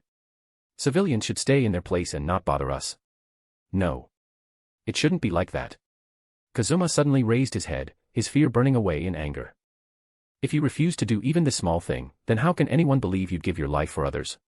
You. Asuma's rage exploded. He grabbed Kazuma by the collar, his chakra surging violently. A brat from a civilian family dares to lecture me. Stop. A cold voice cut through the tension. A figure appeared between them in an instant. A single hand caught Asuma's wrist, effortlessly stopping him. It was Hyuga Hisashi. Those pure white Byakugan stared directly into Asuma's eyes, and a crushing force emanated from his grip. "Let him go," Hisashi said calmly. At the same time, the Nara clansman stepped forward and placed a firm hand on Asuma's shoulder. "Asuma, enough. If you continue, you'll bring trouble to Konoha. Don't forget, we're here representing the daimyo's will." The word Konoha hit Asuma like cold water. Before they had departed, his father had clearly explained the village's situation. No matter how rebellious he was, he understood priorities. Asuma's face flushed red, then pale. He finally released Kazuma's collar, glaring at him before turning away in silence. The immediate tension eased, but the divide among the 12 guardian ninja had already begun to form. Kazuma straightened his clothes, bowing deeply to Hisashi and the Nara clansmen. Hisashi nodded slightly and returned to his spot, closing his eyes as if nothing had happened. The Nara clansman, however, kept his gaze on Kazuma, deep in thought. What exactly was the daimyo trying to show them? His mind churned. Ninja. Civilian. Ninjutsu. Construction. Words that seemed unrelated began connecting in his mind. Why? Why had the daimyo brought them here to witness this? Suddenly, his whole body stiffened, a spark of realization flashing like lightning. He understood. The daimyo's purpose, he finally understood it. A cold sweat broke across his back as the revelation overturned everything he believed. Hisashi, noticing his reaction, opened his eyes sharply. The intelligence of the Nara clan was known throughout Konoha. If he looked like that, it could only mean one thing: he'd seen through the daimyo's plan. Hisashi stepped forward, voice low and steady. "What did you realize?" The Nara clansman took a slow, shaky breath. "I think I understand the true intention of Daimyo-sama placing us here." His words instantly drew everyone's attention. Even Asuma, who had stormed off, turned back with a frown. "What intention?" "Think about it," the Nara clansman began, voice deep and deliberate. "Why did Daimyo-sama reactivate the 12 guardian ninja, and then transfer us all the way from Konoha? Was it just to make us stand here as construction supervisors?" Asuma frowned. Of course, he'd been thinking the same thing. Hisashi remained silent, though unease flickered in his eyes. The Nara clansman continued, his tone quickening. "It doesn't make sense. It's completely illogical. Look at those ninja working there. In loyalty and execution, they're far superior to us. If the goal was just supervision, they could handle it better than we ever could. But Daimyo-sama specifically brought us here, made us wait, say nothing, and just watch. He's not humiliating us. He's teaching us. Teaching us." Asuma frowned deeper. "What do you mean? Explain clearly." "Think about it," the Nara clansman said, his voice gaining momentum. "What defines a ninja's worth? In Konoha, our value lies in mission ranks, in the number of enemies we've killed, in preserving our clan's bloodline. But here, in the fire capital, in Daimyo-sama's eyes, it's not about missions or killing enemies." He pointed toward the bustling construction site. "What did he make us witness? He showed us that we, these so-called elite ninja with all our powerful earth release techniques, can't even align the measurements of a single wall. He made us see how craftsmen struggle because of our arrogance and lack of skill. He's showing us, clearly, brutally." The Nara clansman swallowed hard, his voice trembling with awe. "He wants us to see how inefficient, how clumsy, how utterly useless our proud killing techniques are in building a nation. What he's breaking is not our bodies. It's the arrogance deeply carved into our hearts as ninja." Silence. No one spoke. The Nara clansman took another deep breath, then continued, voice firm and reverent. "He wants to reshape our values. To make us realize that the true power of a ninja lies in bringing unmatched efficiency to this country, an efficiency no ordinary person could ever reach. In infrastructure, transportation, medicine, agriculture, anywhere chakra can be applied. These are the true S-rank missions in Daimyo-sama's eyes. And we, the 12 guardian ninja, are the first examples he's using to transform the entire ninja world. This test isn't about our strength. It's about whether we..." He took one final breath and spoke his conclusion clearly. "Can cast aside our foolish pride, understand his will, and adapt to the new order he is creating." By the time he finished, sweat soaked his back. No one said a word. To be continued. Chapter 57, Infrastructure is the Way, bonus. 900 horsepower. Nara and Maru's words struck the Konoha elites like a bolt of lightning. The Uchiha ninja's eyes widened in sudden realization. He finally understood. So the clan head's bold gamble wasn't about political favor or court intrigue at all. It was about whether the Uchiha clan could become the first builders of the new order. Hisashi lowered his gaze and spread out his calloused palms. These were hands that could unleash the 8 trigrams 64 palms at any moment. Caged bird. restraint, rules. How similar they all were. But the seal placed upon him by the main family was meant to confine the branch family for the sake of preserving the Hyuga clan. While the restrictions the daimyo imposed on all ninja were meant to build an entire nation. The irony was cruel. The cage of the Hyuga main family had suffocated him, filled him with despair. But the daimyo's rules made him see a different possibility. A possibility where Niji would never have to bear the cursed seal of the caged bird. Not far away, Asuma leaned against a wall, watching silently. He had heard every word Enmaru spoke. Absurd, that was his first thought. He wanted to refute it, to mock it as mere nonsense. But when he opened his mouth, no words came out. Because those words explained everything that had seemed unreasonable up until now. The daimyo wasn't playing games with them. He was rewriting the rules of the ninja world itself. And they, the so-called 12 guardian ninja, hadn't even realized what game they were in. The sight grew quiet again. Enmaru looked across the chaotic construction zone, a faint, bitter smile tugging at his lips. This is an exam, he said softly. And not only did we fail to understand the questions, we almost tore up the test paper. He straightened, his voice firm. Everyone, we can't sit around any longer. We're ninja, so let's solve this the way ninja should. We need to hand Daimyo-sama a satisfactory answer sheet. The Ino, Shika, Cho trio reacted first, their trust in the Nara clan instinctive. Enmaru, tell us what to do. Yeah, we'll follow your lead. Kazuma and Natsukawa hurried over as well, their faces lit with excitement. They didn't fully understand what new order or instruction meant, but they understood the last part. Use ninja methods to solve the problem. Submit an answer worthy of Daimyo-sama. This was exactly the kind of challenge they'd been waiting for. The Uchiha ninja didn't speak, but he stepped forward silently, his actions showing his agreement. Hisashi slowly opened his eyes, his Byakugan gleaming. What do you need me to do? He asked calmly.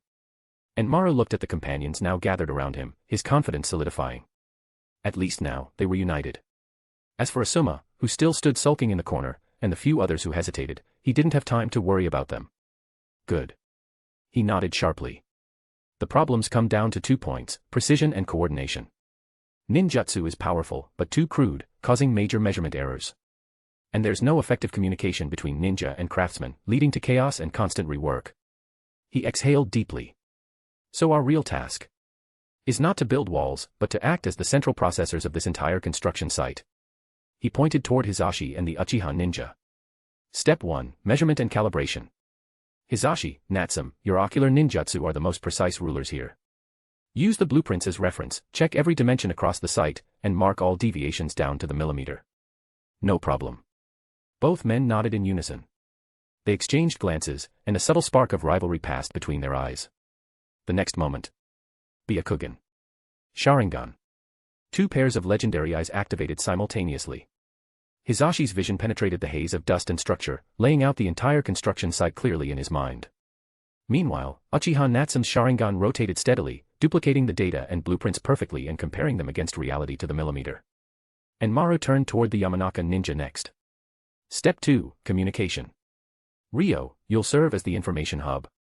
Transmit the corrected measurements directly to the ninja handling construction. Understood. Yamanaka Ryo sat cross-legged and quickly formed hand seals. His mental energy expanded outward, creating a network of precise point-to-point telepathic links, over a dozen in total, connecting all the key operators on site. Step 3, coordination. Shadow clone jutsu. Bang. A clone of Enmaru appeared beside him. The main body will handle overall command, while the clone will communicate with craftsmen, integrate their input, and adjust the plan as needed. Step 4, execution. He looked to the Akimichi and Inuzuka clansmen. Hayama, Ri, you'll lead your teams to supervise the quality of each stage and ensure the plan is followed exactly. Woof. Ri's ninja dog barked excitedly, tail wagging. And with that, the first true ninja construction unit was born. The energy across the entire site changed instantly. Hey! You there, with the earth release. That wall's crooked, shift it 1 inch to the right and reinforce it with hardening jutsu. A shadow guard performing earth release paused briefly, received the telepathic correction, and immediately adjusted. The site was no longer a chaotic display of random ninjutsu. It became a battlefield of precision and coordination. Hisashi stood on a high scaffold, his Byakugan scanning the entire operation, no deviation escaped his sight. Natsum moved swiftly across the ground, his Sharingan capturing every dynamic change in real time. Enmaru's clone sprinted between craftsman and ninja, jotting notes and adjusting the plan with sweat pouring down his face. Yamanaka Ryo sat still as a statue, his mental network glowing faintly as countless pieces of data passed through his mind. Akimichi Hayama activated partial expansion jutsu, effortlessly lifting massive prefabricated beams into perfect position. Inuzuka Ri, Abirame Fushimi, Karama Narumi, Kazuma, Natsukawa, and Chiriku all joined in. Foundation in Area B has sunk by 2 mm. Reinforce with rock pillar jutsu. The window frame is 1 cm too tight. Use earth release, cutting jutsu to expand it. The craftsmen report the load-bearing wall density must reach grade 3. Increase chakra output slightly. The carpentry team's moving in. All walls in Area C must be finished within 10 minutes. The craftsmen, who had earlier been exasperated by the ninja's clumsiness, now stood frozen in awe. They watched these ninja, through methods they could barely comprehend, turn the once chaotic construction site into a perfectly synchronized, high-speed machine. Efficiency soared more than tenfold. Rework rate, 0. The frustration and helplessness in the craftsman's eyes were replaced by excitement and admiration. This was what a ninja truly was. So ninjutsu could be used for something like this. Asuma's expression had turned blank. He looked around the site, now filled with rhythm and life, saw the smiles on the craftsmen's faces, the excitement in Kazuma's and the others' eyes, even as they were covered in dust. For the first time, he began to waver. Maybe. And Mara was right after all. Inside the Daimyo Manor study, Gen respectfully presented a scroll just delivered by a ninja dog to Arashi. Unrolling it, Arashi skimmed the report of the guardian ninja's actions, and a faint smile appeared on his face. This was the true use of ninja. To not use them for infrastructure would be a waste. As for Asuma's resistance, it was all within his expectations. If anything, it only solidified his resolve to seize control of the will of fire's meaning itself. Announce it, Arashi said calmly. And Maru and Kazuma will each have their monthly stipend increased by 10%. Also, inform the kitchens to provide additional meals for everyone on the construction site. Let them eat well. Yes, my lord. Gen bowed deeply and withdrew. To be continued. Chapter 58, The New Will of Fire begins to sprout, bonus. 1000 horsepower, in advance XD. The clamor of the construction site was no longer chaotic. Under Enmaru's command, every person and every ninjutsu moved like precise cogs in a machine.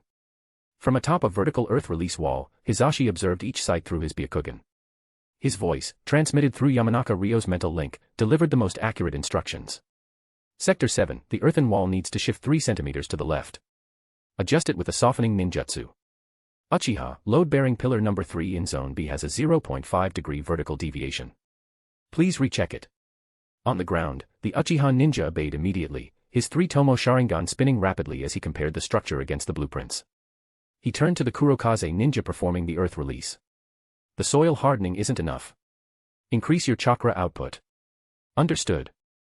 Hyuga and Uchiha, one above and one below, one still and one moving, worked together seamlessly as if they had trained side by side for years.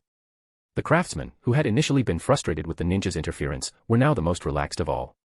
They only needed to install doors, windows, rebar, and other components according to the pre-drilled holes and dimensions once the ninjutsu shaping was done. An old craftsman with a grizzled beard watched as house frames rose from the earth before him, his hands trembling slightly. He had been a bricklayer his entire life. From apprentice to master, leading a dozen workers, toiling from dawn till dusk, he could at most complete 2 small houses in a month. But now, he looked up, and as far as his eyes could see, the foundations and main structures of 30 houses were already standing. How long had it been? Just one morning. Complex emotions welled up inside the old man. A coworker shouted, "Don't just stand there. Move. The window frames over there are ready for installation." "Hey. Coming. The old craftsman quickly jogged to join them, his enthusiasm burning brighter than in his youth. The entire construction site buzzed with vigorous life. Except for one person. Sarutobi Asuma. An air of solitude surrounded him, setting him apart from everyone else. He couldn't understand. Why were Hizashi and the Uchiha, proud elites from noble clans, doing this kind of work so willingly? Where was their pride? Where was the Uchiha's arrogance? What happened to the rigid rules of the Hyuga branch family? And those Ino, Shika, Cho guys, running around covered in dust, looking utterly satisfied, what was wrong with them? They were crazy. All of them. Asuma irritably stubbed out his cigarette, crushed it, and tossed it aside. He admitted that Kazuma had a point. He admitted that what was happening before his eyes was indeed remarkable. But this shouldn't be a ninja's job. Ninjas were meant to shine on the battlefield, to earn their glory through blood and combat. This wasn't right. Something was wrong. As he simmered in frustration, a delicious aroma drifted through the air. It was the smell of meat, mixed with the sweet scent of rice and the rich savor of sauce. Asuma's stomach growled loudly. Only then did he realize it was lunchtime. Several large dining carts were pushed into the site. When the insulated compartments were opened, steaming barrels of food were revealed. The dishes weren't luxurious, but the portions were generous. Lunchtime. At the foreman's call, the craftsmen cheered, dropped their tools, and rushed over with their bowls. My goodness, what's the occasion? The food's amazing today. Daimyo-sama took pity on our hard work and ordered extra food for us. Long live Daimyo-sama. Look, that's pork. I haven't had any in half a month. The craftsmen lined up, each bowl piled high, faces beaming with satisfaction. And Maru's team also stopped working, exhausted to the point of barely standing, leaning on each other as they walked over. Seeing the food, Akimichi Hayama's eyes lit up. Wow. Meat. Meat. Meat. I feel alive again. He charged forward first, his appetite so great that the server's wrists ached from serving him. The others followed with smiles. Even Hisashi's usually calm face softened at the sight of the steaming food. He took 2 portions and called up toward the tower, Natsum, come down and eat. Uchiha Natsum responded immediately and descended with a few flickers of movement. The two sat quietly to the side, eating in silence. Then, Maru approached Asuma with 2 meal trays. Have some, he said, offering one. Asuma turned away coldly. I'm not hungry. Grr. His stomach's protest made the moment awkward. And Maru didn't seem to mind. He sat beside Asuma, picked up his chopsticks, and began eating leisurely. He didn't try to persuade him, only said calmly, I know what you're thinking. You think it's a waste for us, Hyuga with Byakugan and Uchiha with Sharingan, to do this kind of work. You think a ninja's glory should be earned on the battlefield, drenched in enemy blood. And Maru's tone was soft, as if he were merely stating facts. Isn't it? Asuma snapped, his voice edged with anger. We are Konoha sword and shield, not craftsmen. Don't you think it's ridiculous for Jonin to be building walls? And Maru picked up a piece of meat, chewed slowly, and swallowed before replying. Asuma, do you remember that extermination mission on the border of the land of grass last autumn? Of course I do. Why bring that up? And Maru continued, after the mission, we passed through a small village and got caught in a heavy rainstorm. Half of that village was destroyed by a flash flood. Both your squad and ours saw it, the mother crying in despair, holding her child's lifeless body. Asuma's breath caught. The memory resurfaced vividly. And Maru's gaze sharpened. Tell me, Asuma. To that mother, does it matter whether her child was killed by an enemy ninja or crushed in a collapsing house? Asuma had no answer. There's no difference, and Maru said for him. The result is the same, broken families, shattered lives. One killer is visible. The other is invisible, like natural disasters. We go to the battlefield to eliminate the visible enemies with ninjutsu. And now, here, we use the same ninjutsu to eliminate the invisible ones. He pointed to the sturdy houses standing before them. These houses will protect tens of thousands of people from wind, rain, and floods for decades. Every drop of sweat we shed here will save more lives than the enemies we cut down. And Maru sighed softly. So, Asuma, this isn't a contradiction. Fighting on the battlefield is protection. Building houses here is also protection. It's just a different battlefield, with a different kind of enemy. He paused, then glanced toward the Daimyo manor. Maybe this is what Daimyo-sama wanted us to understand. Asuma's mind buzzed. He was completely stunned. And Maru picked up his chopsticks again. Don't think too hard. Chewing his food, he muttered, Daimyo-sama just showed us another way to defeat the enemy for those of us too used to cutting people down. And, the food here is really good. With that, he focused on his meal. Asuma stood frozen, and Maru's words echoing in his mind. A different battlefield, a different kind of enemy. Just then, a soft sound, mixed with a gasp, interrupted his thoughts. To be continued. I'll be dropping 1 bonus chapters for every 10 reviews. 1 bonus chapter will be released for every 100 power stones. Chapter 59, Asuma's change. Ouch. Asuma turned his head. Not far away, an old craftsman's toolbox had fallen to the ground, scattering tools everywhere. A sharp chisel happened to fly toward a young craftsman nearby. The young man was still wolfing down his food, completely unaware. The chisel was about to strike his foot. Asuma's body moved faster than his mind. His finger twitched instinctively. Whoosh. A kunai shot out, striking the side of the chisel with perfect precision. Clink. The chisel was deflected, changing direction, and plunged into the mud beside the craftsman's straw sandal. The entire sequence happened in an instant. Startled by the sound, the young craftsman looked down. A chisel was embedded in the ground, almost touching his foot, with a kunai beside it. His face went pale. He looked up in shock, just in time to see a cool-looking ninja with a cigarette in his mouth standing a short distance away. He didn't fully understand what had happened, but he wasn't stupid. He knew that the hard-to-approach ninja-sama had saved him. After a few seconds of dazed silence, he ran toward Asuma, still clutching his rice bowl, his face filled with lingering fear. As Asuma looked on in confusion, the craftsman suddenly bowed deeply and said, "Sir. Thank you, sir. Thank you for saving my life." He wasn't educated, and this was the only way he knew how to show gratitude. Asuma was caught off guard by his deep bow, stepping back slightly, his brows furrowed. "There's no need for that. It was nothing." His tone was sharp, with a trace of irritation. He was used to battlefield honors, the Hokage's commendations, and his comrades' admiration. But he had never been thanked so earnestly by a civilian for such a trivial act. This feeling was strange. Extremely strange. It wasn't the thrill of heroism or the satisfaction of victory. It was an unfamiliar emotion that left him uneasy. The craftsman, frightened by his tone, didn't bow again, but his gaze remained sincere. "To me, it's a life-saving grace. If my foot were crippled, my wife and children wouldn't survive. Thank you, sir." Looking into those earnest eyes, Asuma's chest tightened. His lips moved, but only one word came out. "Move." "Yes, sir." The craftsman bowed once more and quickly ran off. Asuma ran his hand through his hair, leaning against a stone pillar. But he could no longer find that sense of detachment he had before. And Maru, who was nearby, watched everything with a faint smile and said nothing. He stood up slowly and left, leaving behind the untouched meal tray. The food was still steaming, releasing an enticing aroma. Grr. Asuma's stomach rumbled again, louder than before. He buried his head in his arms, trying to block out the smell.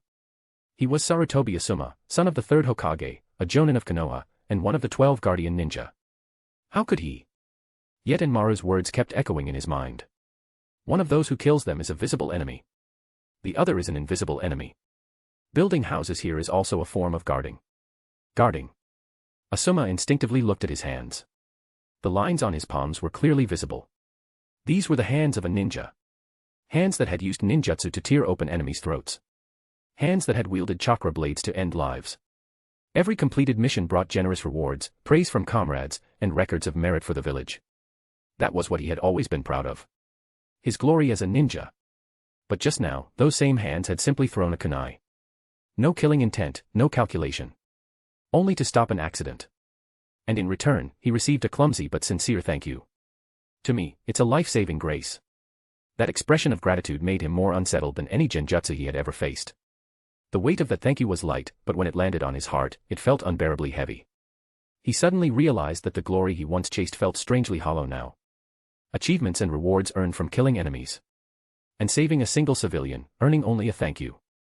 Which one was the will of fire his father had always spoken of? Asuma's mind was in turmoil. He remembered the argument he had with his father before leaving the village. The village has become like this, and you don't care at all. Asuma, you still see things too superficially. His father's expression back then was weary, but there was also a kind of relief he hadn't understood. Now, he seemed to understand a little. He looked up at the bustling construction site. Hizashi stood high above, his voice carried to every corner by the Yamanaka clan's secret jutsu. Uchiha Natsume moved swiftly on the ground, his Sharingan spinning as he checked every detail. Akimichi Hayama used partial multi-sized jutsu to lift and place a crossbeam, drawing cheers from the craftsmen. Kazuma and Natsukawa ran tirelessly, their ninjutsu not flashy but used precisely where needed. Everyone was covered in dust, drenched in sweat. Yet on their faces shone a light Asuma had never seen before. They were using their strength to transform barren land into homes for tens of thousands of people. They were indeed guarding. In a way he had never imagined. And what about himself? Since coming here, besides complaining, getting angry, and that unintentional act earlier, what else had he done? A surge of shame, mixed with hunger, rose from his stomach to his head. Asuma's cheeks felt hot. He felt like a complete fool. An idiot clinging to old ideals, blind to the new world before him. Grumble. His stomach protested again, louder this time. This time, Asuma didn't suppress it. As if making a decision, he suddenly grabbed the meal tray. His movements were rough, like he was venting on himself. He picked up his chopsticks, seized the largest piece of meat, and shoved it straight into his mouth. The food, though ordinary, tasted delicious. A flavor unmatched even by the Hokage's special meals or the Akimichi clan's barbecue queue. He no longer hesitated and devoured the food quickly. Large mouthfuls of rice and juicy meat. He ate fast, as if trying to make up for everything he had missed. Like a storm, he cleared the tray, scraping every bit of sauce with rice. Only after a satisfied burp did Asuma exhale deeply. His stomach felt warm, a gentle heat spreading through his limbs and washing away his frustration. He leaned back against the pillar, rubbing his slightly full stomach. Now he understood. The reason this meal tasted so good wasn't because of the chef's skill. It was because this was the first meal he had earned without killing. Guarding. Even if it was just for a brief moment. He had eaten this meal with a deep sense of peace. A peace that made him feel more secure than any bounty from an S-rank mission. Asuma stood up, dusted himself off, and didn't return to his lonely corner. He walked toward the construction site. He wanted to feel it for himself. The weight of this guarding. To be continued. Chapter 60, To Hell with Fate, Bonus. 1,100 horsepower. Fire Capital. Inside the daimyo's manor, the air was warm and filled with laughter. A small banquet was underway. There were no high-ranking court officials present, only Arashi's most trusted confidants, those who had followed him long before he gained power. Arashi held a wine cup, smiling as he watched them. Their faces were flushed from drinking, their words slurred as they boasted about old glories. Everything felt like the old days, gathered around a fire in that small courtyard, plotting in secret. Joking, scolding, carefree. Yet Arashi clearly sensed that something was different. When his gaze swept over them, the boasting would quiet. Their smiles, though familiar, carried awe. Once, they had been comrades in the same boat. Now, he was the ruler, and they were his subordinates. An invisible chasm separated them. Perhaps this was what it meant to be a lonely sovereign. To gain supreme power was also to bear the solitude that came with it. This fleeting reflection was soon brushed aside. For Arashi, it was only an idle thought after a good meal. His mind drifted elsewhere. He thought of the guardian ninja he had sent to the construction site. On a whim, he had assigned a group of proud elite ninja to oversee the work. He wondered if this casual decision might change them. Perhaps it would. Perhaps it wouldn't. It didn't matter. If it succeeded, it would be a pleasant surprise. If not, it would cost nothing. He knew well that trimming a few branches could not change the tree itself. What he truly cared about was the genius cultivation program. He would use this funding to firmly bind Konoha's next generation. From the moment they were blank slates, he would carve his mark into their hearts. He would redefine the will of fire. He wanted to tell them. Konoha's future ninja would no longer fight to protect only the village, or vague ideals of glory and bonds. They would protect Daimyo-sama, the land of fire, and the millions of people living on this soil. That was his true intention. As he thought of this, Arashi's gaze deepened. By his calculations, next year Minato and Kushina would die in the Nine-Tails attack. After that, the Uchiha clan would face annihilation. Should he change that fate? If he did, he could save lives, but the consequences would ripple unpredictably. If he didn't. Arashi stared into the swirling wine in his cup, his eyes thoughtful. If he let events unfold, the Uchiha would be destroyed, and Sasuke would be forged into a blade of vengeance. The Nine-Tails attack would also give him an unexpected advantage. Uzumaki Naruto, Uchiha Sasuke, he needed only to guide them slightly. They could become his spear and his shield. A living, beloved fourth Hokage was far less useful than a dead hero. A unified, powerful Uchiha clan was far less convenient than a single heir consumed by revenge. That was the simplest, most efficient path. To conform to fate, and then reap the rewards. Arashi's fingers tapped against the table. The laughter in the hall quieted. He ignored it, a mocking smile touching his lips. He was mocking fate, and mocking himself for thinking so coldly. Efficiency. Tools. That was the mindset of a craftsman. He was the daimyo. The ruler of a nation. He should not be content with merely using existing tools. A true nation should not be built on tragedies carefully orchestrated by design. It should stand upon the devotion of its people. Besides, following fate was far too boring. Arashi looked at his reflection in the cup, his interest rekindled. If he twisted this fate and made it play out differently, that would be much more interesting. Once that thought took root, all hesitation vanished. His smile softened again. He raised his cup, his clear voice cutting through the noise. Come, gentlemen. Everyone lifted their glasses, eyes fixed on him. Arashi looked at those who had followed him to this day, speaking clearly. To our future, filled with endless possibilities. Cheers. He drank in one smooth motion. Meanwhile. At Konoha's outpost on the Kyumo border. After half a month of drought, a sudden downpour drenched the land. Raindrops as large as beans struck the tents with a sharp pattering sound. Cracked earth turned to mud, the air heavy with the scent of soil and blood. Unlike the laughter in the fire capital, this place was steeped in the stench of death. Jiraiya stood atop the watchtower, rain streaming down his face. The legendary Sannin had none of his usual carefree demeanor now. Suddenly, a shout rose from below. Jiraiya-sama. The relief troops from the village have arrived. The voice pierced through the rain and echoed through the camp. Jiraiya's eyes lit up instantly. He leapt down, landing heavily in the mud, splashing dirt everywhere.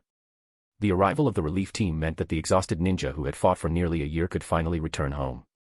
The camp erupted in cheers. That's great. We can finally go back. Ha ha ha, my wife wrote that my son can already run. I need to hug him tight when I get home. First thing I'll do is eat 3 bowls of Ichiraku ramen. Countless ninja rushed from their tents into the rain, faces alight with joy. Those whose rotation had not yet come could only look on enviously. Jiraiya smiled at the sight, warmth flickering in his eyes. He strode toward the camp gate to greet his comrades. When he saw who was leading the relief unit, he froze. Shikaku. Choza. Inoichi. Fugaku. The current clan heads of the Ino, Shika, Cho and the Uchiha clans, old comrades from his generation. Nara Shikaku smiled wryly. This weather feels like we're in aim. They had departed right after the cultivation funds were distributed.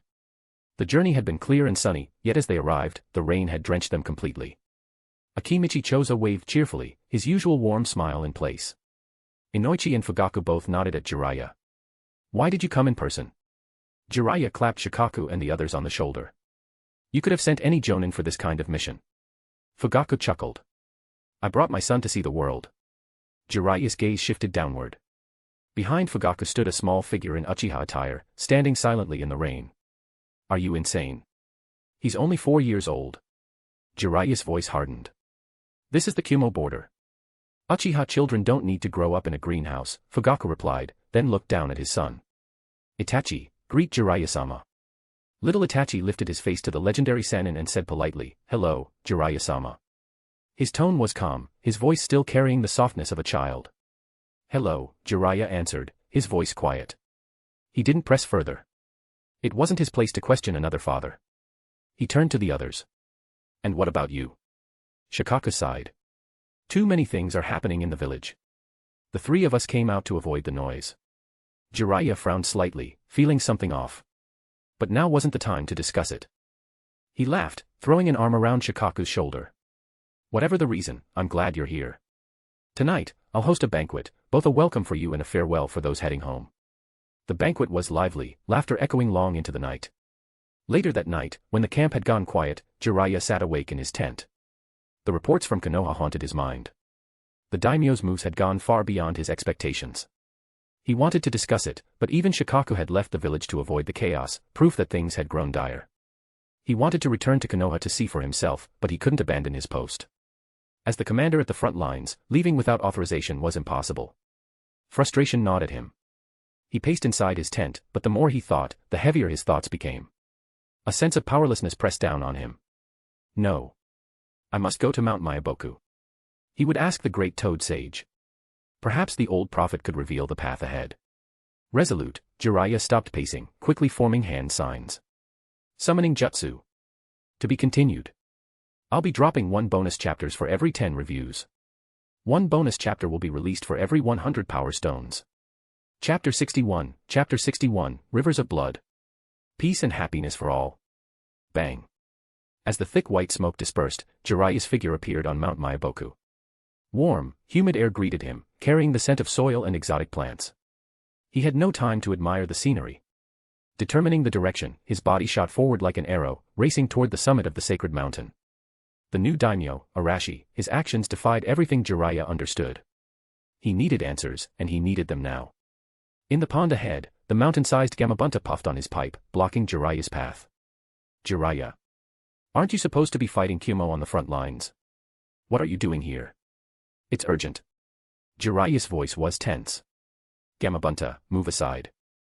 I need to see the great sage right away. Gamabunta's expression turned serious. What happened? Something big. I'll explain later. Gamabunta removed the pipe from his mouth, silent for a moment. Go then. But I'll warn you, the old man's been sleeping lately. No guarantee he's awake. Thanks. Jiraiya said quickly. If he's asleep, I'll wake him. Without another word, he vanished into the mist. Gamabunta watched his retreating figure, eyes narrowing as smoke drifted from his pipe. To make Jiraiya this anxious, the outside world must be in real turmoil. Soon, an ancient palace came into view. Before Jiraiya even reached it, a rich aroma of food filled the air. In front of the palace, the two elder toads, Fukasaku and Shima, were busy at a massive cooking pot. Little Jiraiya. Shima, her purple noodle-like hair bouncing, was the first to spot him. Look. Jiraiya's back. She shouted while stirring the pot with a giant spoon. Fukasaku opened his eyes, still sitting cross-legged on a stone platform. Oh. Jiraiya. Noticing Jiraiya's anxious face, his long white brows furrowed. You never change, do you? Always charging in without thinking. Can't you be calm for once? Jiraiya didn't bother with greetings. He rushed forward a few steps. Fukasaku-sama, Shima-sama, I have an urgent matter.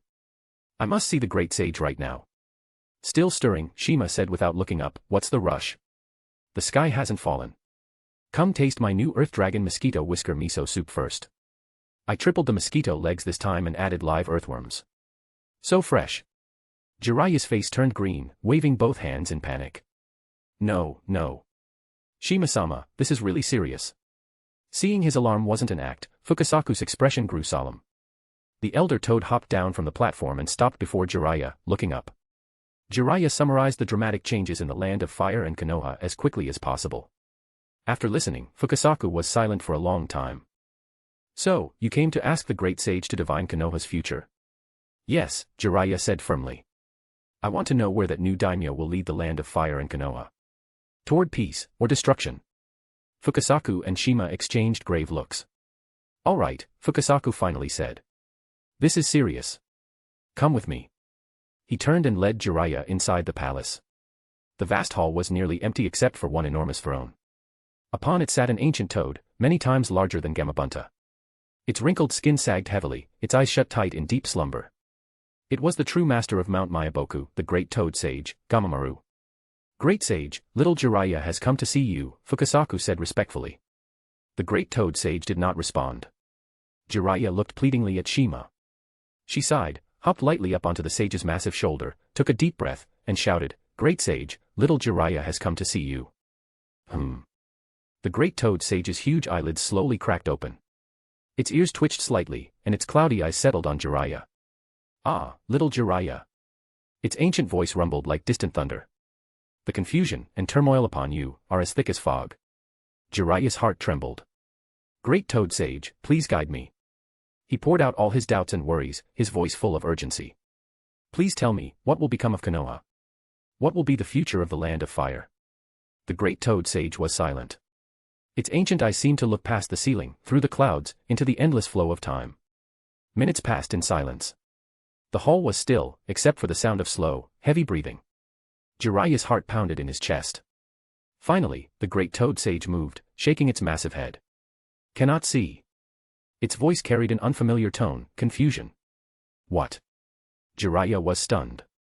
The future has become a thick fog of chaos.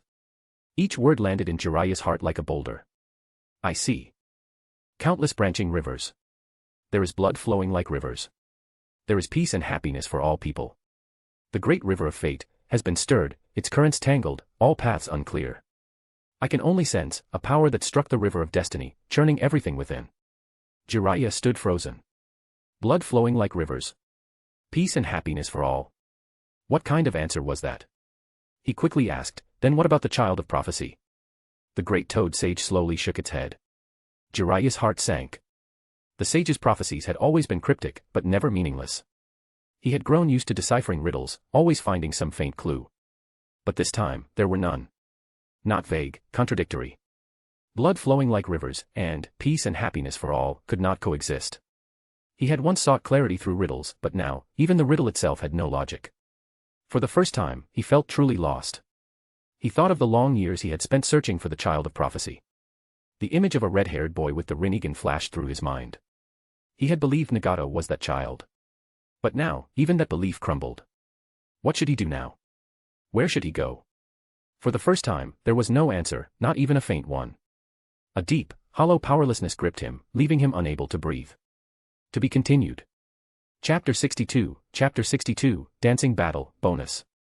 While Jiraiya struggled with confusion about the future, far away in Konoha, Orochimaru was equally frustrated. In a secret experimental base outside the village. It was dark and damp, filled with the heavy scent of formaldehyde mixed with blood. Inside a giant glass container, a mass of flesh and tissue squirmed violently, as if it possessed life. Orochimaru's golden, slit pupils narrowed as he stared intently at it, a twisted fanaticism gleaming in his eyes. He picked up a syringe filled with a dark green liquid and slowly injected it into the container. This was his latest creation, an improved fusion extracted from the first Hokage's cells. Yes, fused together. Orochimaru's long tongue slid out to lick his cracked lips, his voice hoarse yet trembling with excitement. However, the next instant, the flesh inside the container suddenly expanded, pustules bulging across its surface. Bang! The reinforced glass shattered. Rotting flesh and green fluid splattered across the walls and floor. The experiment had failed, again. Orochimaru froze. The feverish light in his eyes dimmed. He looked at the empty shelves and the few remaining nutrient boxes in the corner, his expression darkening. That syringe had been the last of the first Hokage's cells. Once used, there would be no more. Even the funds for new equipment were nearly gone. His research had reached its most critical stage, only to halt for the most absurd reason. He was broke. Root had been wiped out, Danzo dead, his entire clan eradicated. His biggest source of funding had vanished.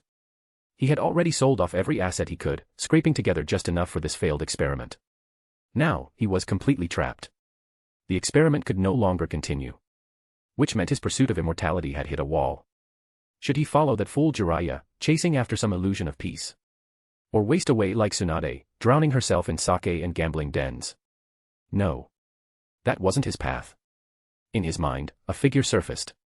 The daimyo of the land of fire, Chiba Arashi. The men who, in mere months, had seized control of Konoha with thunderous precision. His wealth, his power. Orochimaru's lips twisted into a thin, sinister smile. He needed funding. And the daimyo lacked everything, except money. A legendary sannin, now a scientist obsessed with the mysteries of life. Wouldn't that make an interesting tool for a ruler who sought control over all things? He only needed to show his value. Immortality, what could be more tempting than that? It seemed it was time to visit the fire capital. At the same time, in the courtyard of the daimyo's manor. After half a month of intense training, the women selected from across the land of fire had shed their naivety and resistance. Now, 36 women knelt on silk cushions in identical sheer gowns. Their postures were graceful, their eyes filled with practiced allure. Their speech, manners, and every motion had been refined to perfection. But they all knew the true test was only beginning. For today, the daimyo himself would appear before them. Arashi reclined lazily on a soft couch at the head of the courtyard. He gazed at the array of beautiful faces below, unmoved. Etiquette was simply the polishing before the feast. What truly mattered was the flavor of the dish itself. Begin, Arashi said softly. His calm voice carried clearly through the courtyard. At the old instructor's signal, the sound of strings and flutes filled the air. A noblewoman rose and began to dance in the center. Her movements were elegant and proper, adhering perfectly to noble decorum. But it was too conventional, refined, yet tasteless. Like plain water. Several more followed, each beautiful, each flawless, but all lacking soul. Until Uchiha Ragyo stood. The moment she stepped forward, the air shifted. An innate confidence and arrogance radiated from her, setting her apart from the rest like a crane among chickens. The music began. Her dance followed the same courtly form, yet every motion she made was precise and alive. The turn of her wrists, the sway of her skirt, every step in perfect control. The sheer fabric revealed glimpses of long legs and a slender waist. Each motion carved breathtaking lines into the air. It was not seduction. It was declaration. She danced to tell the men upon the throne. I, Uchiha Ragyo, am the woman most worthy to stand by your side. That ambition gave her beauty a living fire. Arashi's eyes finally glimmered with a spark of interest. After Ragyo finished, the air in the courtyard grew tense. Her performance had set a bar no one could easily reach. Then came Kurenai's turn. Her body stiffened as she stood, the spark of spirit dimmed from her eyes. She didn't want to be here. But her father's pleading and her clan's future left her no choice. As the music began, she closed her eyes. Her body, guided by years of shinobi discipline, moved with the rhythm. Her dance was stiff, filled with resistance. Yet her form was among the finest of all. Years of training had molded her into the perfect balance of strength and grace. The tight-fitting dress emphasized her curves, her hips and chest moving with instinctive rhythm. Even the simplest movement carried a wild, untamed allure. An unpolished beauty, like a rose still bearing thorns. That resistance, that unwillingness, only deepened Arashi's intrigue. When Kurenai finished, she nearly fled back to her seat. Then it was the turn of Mei, the breathtaking woman who had introduced herself as Shizumi. She rose gracefully, immediately drawing every gaze. She lacked Ragio's proud sharpness and Kurenai's defiance. Instead, she wore a soft smile, her eyes brimming with charm. Arashi raised a brow. He had seen her resistance during early training. Had she changed her mind? The music began. She didn't start dancing immediately. Instead, she bowed deeply to Arashi. That single motion made throats go dry. Her gown's wide neckline dipped low, her full curves barely contained as she moved. Her dance flowed with the distinct sensuality of the land of water. Her body moved like water, her waist twisting gracefully, each motion a blend of temptation and rhythm.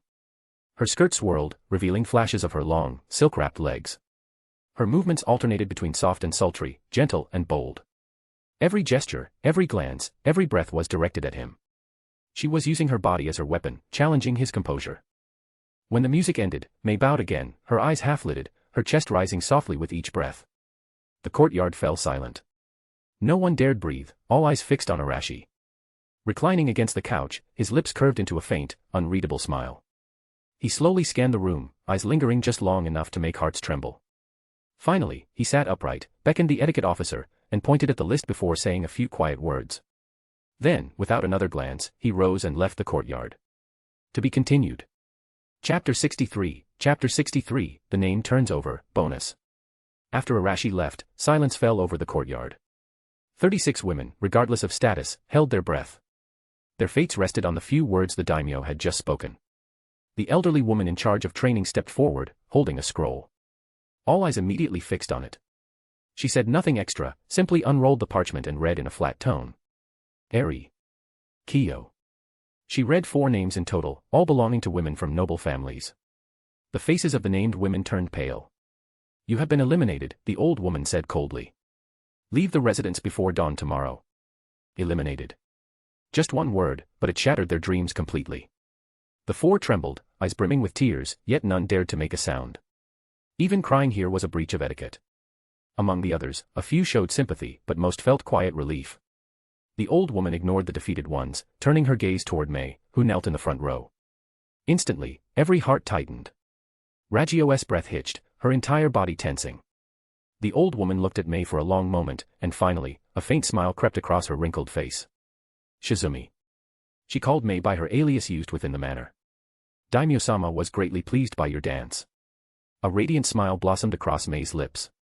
She bowed gracefully, her voice soft as silk. It is Shizumi's honor to dance for Daimyo-sama. The old woman nodded approvingly. Prepare yourself. Tonight, you will attend to him. Boom. The words struck like thunder. Every mind went blank. Dozens of eyes turned toward Mei Terumi. It was her, the woman of unknown origin, yet drenched in charm. Envy, jealousy, disbelief, all flickered through the faces around her. Ragio's pupils shrank. A rush of blood surged to her head. Why? Why her? In what way had she lost to that woman who only knew how to flaunt her body? She bit her lip until it nearly bled, forcing herself not to show her fury. Jealousy burned like fire in her chest. Meanwhile, Kurenai, who had been tense all this time, finally exhaled. It wasn't her. Thank goodness. Relief washed over her, followed immediately by guilt. Was she really feeling glad about this? Ashamed, she lowered her head, her cheeks burning red. At the center of attention, Mei maintained her captivating smile as she processed what the old woman had said. To serve him tonight. Her body stiffened slightly, an instinctive reaction of resistance. But the hesitation lasted less than a second. Excitement replaced it. It worked. Her plan was finally within reach. Once she gained access to him, she would cast genjutsu when his guard was lowest. Even if her technique wasn't powerful, it would be enough against an ordinary man. As long as she got the daimyo's seal of approval, she could escape with the wealth and resources she needed for the resistance army. Thinking of this, her momentary shame was drowned by elation. When she looked up again, her gaze shimmered like liquid honey. Yes. Shizumi obeys. Inside the study, sandalwood incense filled the air. Arashi had not gone to the harem immediately but returned here. Outside the window, the music from the courtyard had long since faded. Scrolls of official documents were stacked high on the desk. Arashi leaned against the chair, tapping his fingers lightly as he recalled the earlier performances. Ragio's raw ambition, Kurenai's rebellious spirit. But most intriguing of all was Mei. Her change, from open resistance during training to her seductive compliance tonight, was far too abrupt, far too unnatural. Arashi's lips curved. Rather than being offended, he found it entertaining. He wanted to see what tricks this woman from the land of water would dare to play in his bed. Just then, a voice came from outside the door. Daimyo-sama, Asaba Toru requests an audience. Let him in. The door opened, and Asaba Toru stepped inside, his face alight with excitement. Reporting to Daimyo-sama. He dropped to one knee, his voice ringing. The first merchant convoys sent to the land of wind and the land of earth have returned. Oh. Arashi straightened slightly. How did it go? Yes. Asaba composed himself and reported. The silks, teas, and especially the white sugar you named, fire crystal, caused an uproar in both nations. The daimyo of the land of wind even decreed that only nobles could purchase it. In the land of wind, the price of a single bolt of fire brocade has tripled. In the land of earth, the price of white sugar has increased fivefold and is still in short supply. He paused before continuing. According to your instructions, our caravans also made purchases on their return trip. We've exchanged a great deal of high-quality ore from the land of earth. From the land of wind, we acquired rare herbs and special metals. These goods are common in their countries, so the prices were extremely low. Our convoys returned fully loaded and still had surplus funds. Arashi smiled. A perfect trade cycle. Using irresistible luxuries to drain others of their wealth while gaining resources cheaply. Weakening their treasuries while enriching his own nation. This was far more elegant than war. Excellent, Arashi said approvingly. What about the trade hub? Has the location been chosen? It has. Asaba spread out a map. Here. We've named it Golden Canyon. The terrain is steep and easy to defend, and it borders 3 nations. Our artisans and ninja have already begun construction. Both the land of earth and the land of wind sent workers this morning. It should be completed within 2 months. Arashi's eyes lingered on the marked location, his finger tapping the parchment. Trade was only the beginning. Once the economic arteries were in his grasp, war itself would become unaffordable for his rivals. When nobles could no longer live without their luxuries. By next spring, he would have the leverage to deal with the land of lightning. Issue the order, Arashi said calmly. For the next round of trade, keep the total goods unchanged, but reduce white sugar output by 30%. Also, spread the word that these goods are being used by commoners. Yes.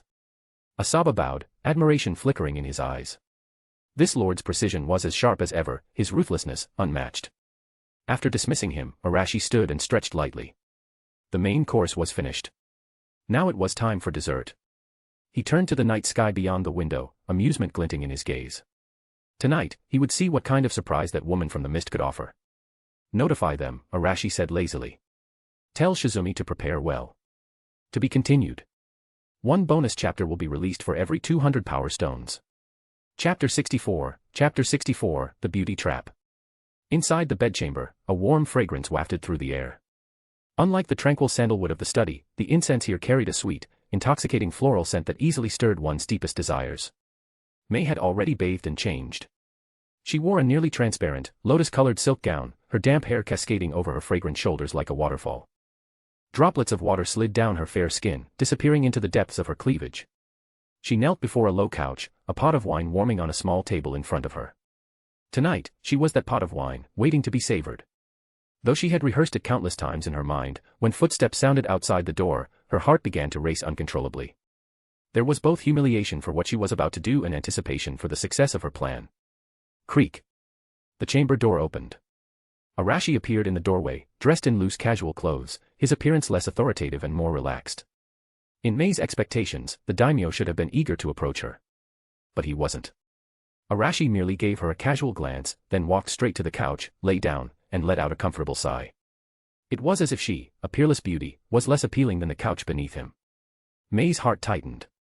This wasn't how she had imagined it. The seductive charm she had deliberately displayed was supposed to ignite the man's possessive desire. Yet his reaction was indifferent. Come here, pour the wine, Arashi said lazily. Suppressing her doubts, Mei responded softly and stood up gracefully. She stepped barefoot onto the carpet, walking forward step by step. With each step, the faint outlines beneath her skirt showed through, her long, slender jade-like legs gleaming under the dim light. She reached the couch and lifted the wine pot to pour. As she bent forward, the loose neckline of her gown slipped, revealing her snowy white chest without reservation. Any normal man would have reacted. Arashi picked up the wine cup, his gaze lingering for a moment on her delicate collarbone before drinking it all in one gulp. "Nice dance," Arashi said calmly, his expression unchanged. Mei's heart sank further. This daimyo was too composed. But the act had already begun, and she had no choice but to continue. Her beautiful face blossomed into a more enchanting smile as she knelt beside Arashi's leg, her breath sweet as orchids. "To receive such praise from your excellency is Shizumi's greatest honor." She poured again, her finger brushing lightly against Arashi's hand. Warm, soft, with a hint of coolness. Arashi finally reacted, taking the opportunity to grasp her mischievous hand. Mei's heart leapt. So he had been pretending all along. Caught off guard, she let out a soft gasp and leaned into him, half her body pressed against Arashi's. "Your Excellency." Her voice trembled, dripping with allure. Arashi looked down at her. Her face was indeed breathtaking. Her eyes were like silk threads, her lips like cherry blossoms, her skin fair enough to break at a touch. And those eyes, they could ensnare souls. "Are you nervous?" Arashi's hand traced her smooth back, feeling her body tense slightly. Mei stiffened and replied softly, "It's my first time serving your excellency, so Shizumi's heart is, both respectful and afraid." She lowered her gaze, her long lashes trembling, perfectly concealing the panic in her eyes. "Is that so?" Arashi smiled, lifting her chin. "A beauty like you must have many secrets in your heart, don't you?" Boom. Mei's mind buzzed. He saw through her. No. It must be a test. Tears welled up in her eyes instantly. "Your Excellency, why would you say that? Shizumi only wishes to serve you well. If I've done something wrong, please punish me." Her pitiful expression could melt any man's heart. Watching Mei's flawless act, Arashi chuckled inwardly. As expected of the future Mizukage, her composure was impressive. "Ha ha ha ha ha." Arashi suddenly laughed and pulled her fully into his arms. "Why would I punish you? You've done nothing wrong." His lips brushed her ear, his warm breath tickling her neck. "A beauty like you, I wouldn't bear to punish you." His masculine scent enveloped her, her emotions stirring uncontrollably. Mei's body softened instantly. Half acting, half real. The time was almost right. Suppressing her shame, she wrapped her arms around his neck and offered her lips. Arashi didn't refuse, accepting this offering from the flower of the hidden mist. As their lips met, Mei's chakra surged silently. Genjutsu, voice of the sea of desire. This technique did not harm or forcibly control others, but instead amplified their inner desires, leading them to fall into depravity and submit to the caster. It was enough to deal with a pampered daimyo. She felt her chakra invade his mind. No resistance. Arashi's eyes turned hazy in that instant, filled with infatuation and devotion. It worked. Mei's heart pounded wildly. She deepened the kiss, reinforcing the genjutsu. After a long moment, their lips parted. A silvery thread connected them briefly before breaking. "Your Excellency." Mei's voice trembled with desire, her breath unsteady. Arashi's tone was thick with lust. "Shizumi has a small request." "Speak," Arashi said dotingly, stroking her long hair. "Whatever you want, I'll grant it." Suppressing her excitement, Mei drew a scroll from her sleeve. She unrolled it, her voice filled with shy eagerness. "Shizumi has a distant relative who wishes to start a small business in the Land of Fire but has met with some difficulties and needs a batch of supplies for turnover. Your Excellency is busy with countless affairs, I shouldn't trouble you with such a small matter, but..." Before she could finish, Arashi took the scroll. A small matter. He unrolled it and picked up the vermilion brush beside him. Glancing at the listed items, Arashi sneered inwardly. Weapons, food, quite the appetite. This batch of supplies was enough to arm more than 1,000 people. Mei held her breath, her heart almost leaping from her chest. Her eyes fixed on the vermilion brush as it was about to move. As long as he signed and stamped the Great Seal, the Hidden Mist Village would be saved. Arashi's wrist moved slightly, the brush soaked with cinnabar. It was about to fall. Then, his movement stopped. His ear twitched faintly. Mei's heart jumped to her throat. Why did he stop? She quickly looked up. His eyes were still hazy, filled with lust and the illusion of genjutsu. The genjutsu was still active. Then why? Arashi tilted his head slightly, his gaze shifting toward the tightly closed window. Mei followed his eyes.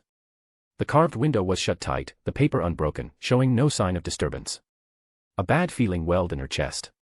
Just as she was about to speak to guide him back with her words. How annoying, Arashi sneered. He turned his head to look at the woman in his arms. His eyes were still hazy. But his words sent May plunging into icy dread. My beauty, wait a moment. Let me deal with the little mouse eavesdropping outside first. To be continued. Chapter 65, Orochimaru's Night Visit, Bonus. Night had fallen deeply over the fire capital. Only the busy streets still glimmered with lights. Ordinary people had long since retired, but for some, the night was the time to act. Orochimaru moved silently across the intricate rooftops. His golden, slit-pupiled eyes gleamed in the darkness with the cold sharpness of a serpent. Even the moonlight failed to reveal him. Infiltrating the daimyo's manor was, to him, no different from returning home. The guards along the way, both hidden and visible, were nothing more than decoration before his flawless stealth ninjutsu. He even had time to evaluate their skill levels. Their breathing is too heavy. The flow of their chakra isn't concealed at all. This level of defense is weaker than Konoha's Umbu. Orochimaru's expression was filled with disdain, though his mind was already set on his plan for the night. He always acted with caution, making full preparations even against seemingly weak opponents. If the daimyo's manor had been well guarded, he would have withdrawn immediately to reconsider. But as things stood, that wasn't necessary. If the manor was truly this undefended, things would be simple. He would move directly, control the target, and turn the supreme ruler of the land of fire into his puppet. Thinking of that, Orochimaru licked his lips. His research could continue. He quickly located the daimyo's bedchamber. The guards there were clearly several times more numerous, and their chakra flow was much more stable, a sign of elite strength. But before Orochimaru, they were still insignificant. He moved like an invisible wind, approaching silently, his chakra completely concealed, blending into the darkness. Inside the hall, the lights were bright, and incense smoke curled lazily. A figure reclined on a soft couch, holding a beauty in his arms. Decadent music, wine, women, and luxury. Orochimaru's contempt deepened. Even with power over the entire country, he was still a man indulged in desire. He was about to approach, searching for the best moment to act. How disappointing. Inside the hall, the lazy daimyo suddenly chuckled. His voice was soft, but it made Orochimaru's skin crawl. He felt the distinct sensation of being targeted. Something was wrong. A moment later, the daimyo's voice echoed from within. My beauty, wait a moment. Let me deal with the little mouse that's eavesdropping. The voice wasn't loud, but it carried clearly through the window and into Orochimaru's ears. He had been discovered. The thought flashed instantly through his mind. How was that possible? Even his teacher, Sarutobi Hiruzen, couldn't easily detect his stealth ninjutsu. Escape. There was no time to hesitate. Orochimaru immediately decided to retreat. His body shot backward, swift and precise. However, he had just leaped when a figure appeared before him, blocking his path. It was none other than Arashi, the daimyo who had been lounging with a woman only moments ago. How did he get here? Orochimaru's pupils constricted sharply. He hadn't sensed any spatial ninjutsu fluctuations. The other party had simply appeared out of thin air. Since you've come all this way, why are you in such a hurry to leave? Seeing the familiar face, Arashi smiled calmly. Orochimaru. He silently repeated the name in his mind, amusement flickering in his eyes. It was like someone offering a pillow to a tired man. According to the original course of events, Orochimaru hadn't defected yet at this time, and Danzo was still secretly supporting him. Unfortunately, Danzo was dead, Root had been eliminated, and the Shimura clan had already pledged allegiance to Arashi. So Orochimaru's reason for visiting the daimyo's manor tonight was obvious. Either he wanted a new patron, or he intended to make Arashi his puppet. Knowing Orochimaru's nature, the latter seemed more likely. Originally, Arashi had planned to recruit this scientist after dealing with matters in the Land of Lightning. He hadn't expected Orochimaru to walk straight into his palace. Seeing Arashi blocking his escape, Orochimaru twisted his body midair, landing steadily 3 steps away. His expression had grown grim. Not just because of Arashi's sudden appearance, but because the moment he landed, more than a dozen powerful auras surrounded him from all directions. Each one carried strength no less than a Konoha Umbu captain. He was surrounded. Who are you? Orochimaru asked, his gaze fixed on Arashi, searching for any weakness. But there was none. The men before him had no chakra fluctuations whatsoever. Just like an ordinary human. But could an ordinary man appear in an instant and block him like this? You came to find me, and you're still asking who I am. Arashi smiled faintly. Then let me introduce myself. I'm the master of this manor. Why aren't you sleeping in the middle of the night, and instead sneaking into my residence? I got lost. Orochimaru replied casually, his eyes darting around for an escape route. Lost. Arashi burst into laughter. Orochimaru, one of the legendary Sannin, gets lost too. Orochimaru's expression changed instantly. He was exposed. The men before him not only knew who he was but revealed his identity in one sentence. It seems Daimyo-sama knows me quite well. There was no longer any point in pretending. Orochimaru stopped hiding, his long tongue licking his lips, his golden pupils glinting dangerously. Since you know who I am, you should also know that these guards of yours can't stop me. Oh. You can try, Arashi said lightly, raising an eyebrow, his gaze filled with amusement. And while you're at it, test the strength of my guards. His calm tone carried an unmistakable challenge. Orochimaru's pupils contracted, a dangerous gleam flashing across them before he moved. At the same time, inside the bedchamber, Mei froze completely. When she heard Arashi say, "Deal with the little mouse that's eavesdropping," she hadn't even reacted before he vanished. He disappeared into thin air. Moments later, 3 masked figures emerged from the shadows inside the hall, surrounding her tightly. A cold killing intent filled the air. If she made even the slightest move, she would be torn apart instantly. She couldn't move at all. It was over. Mei stared at the empty couch and the scroll tossed carelessly aside. The vermilion brush still lay quietly on the table. The cinnabar ink on the tip glowed a deep red. So, from beginning to end, she had been performing alone. He had never fallen under her genjutsu. He had only been playing along with her. Watching her flirt, act, and give her all. A crushing sense of humiliation flooded her chest, followed by deep frustration. Her beauty, her schemes, her genjutsu, everything had been turned into a joke. Outside the hall, Orochimaru didn't attack Arashi. His instincts screamed that the men before him was extremely dangerous. To strike first would be to fall into a trap. In the blink of an eye, Orochimaru made his decision. Breakthrough. He scanned the encirclement, analyzing for weaknesses. Finally, his eyes locked on a shadow guard positioned on the eastern rooftop. That was the weakest point in the formation.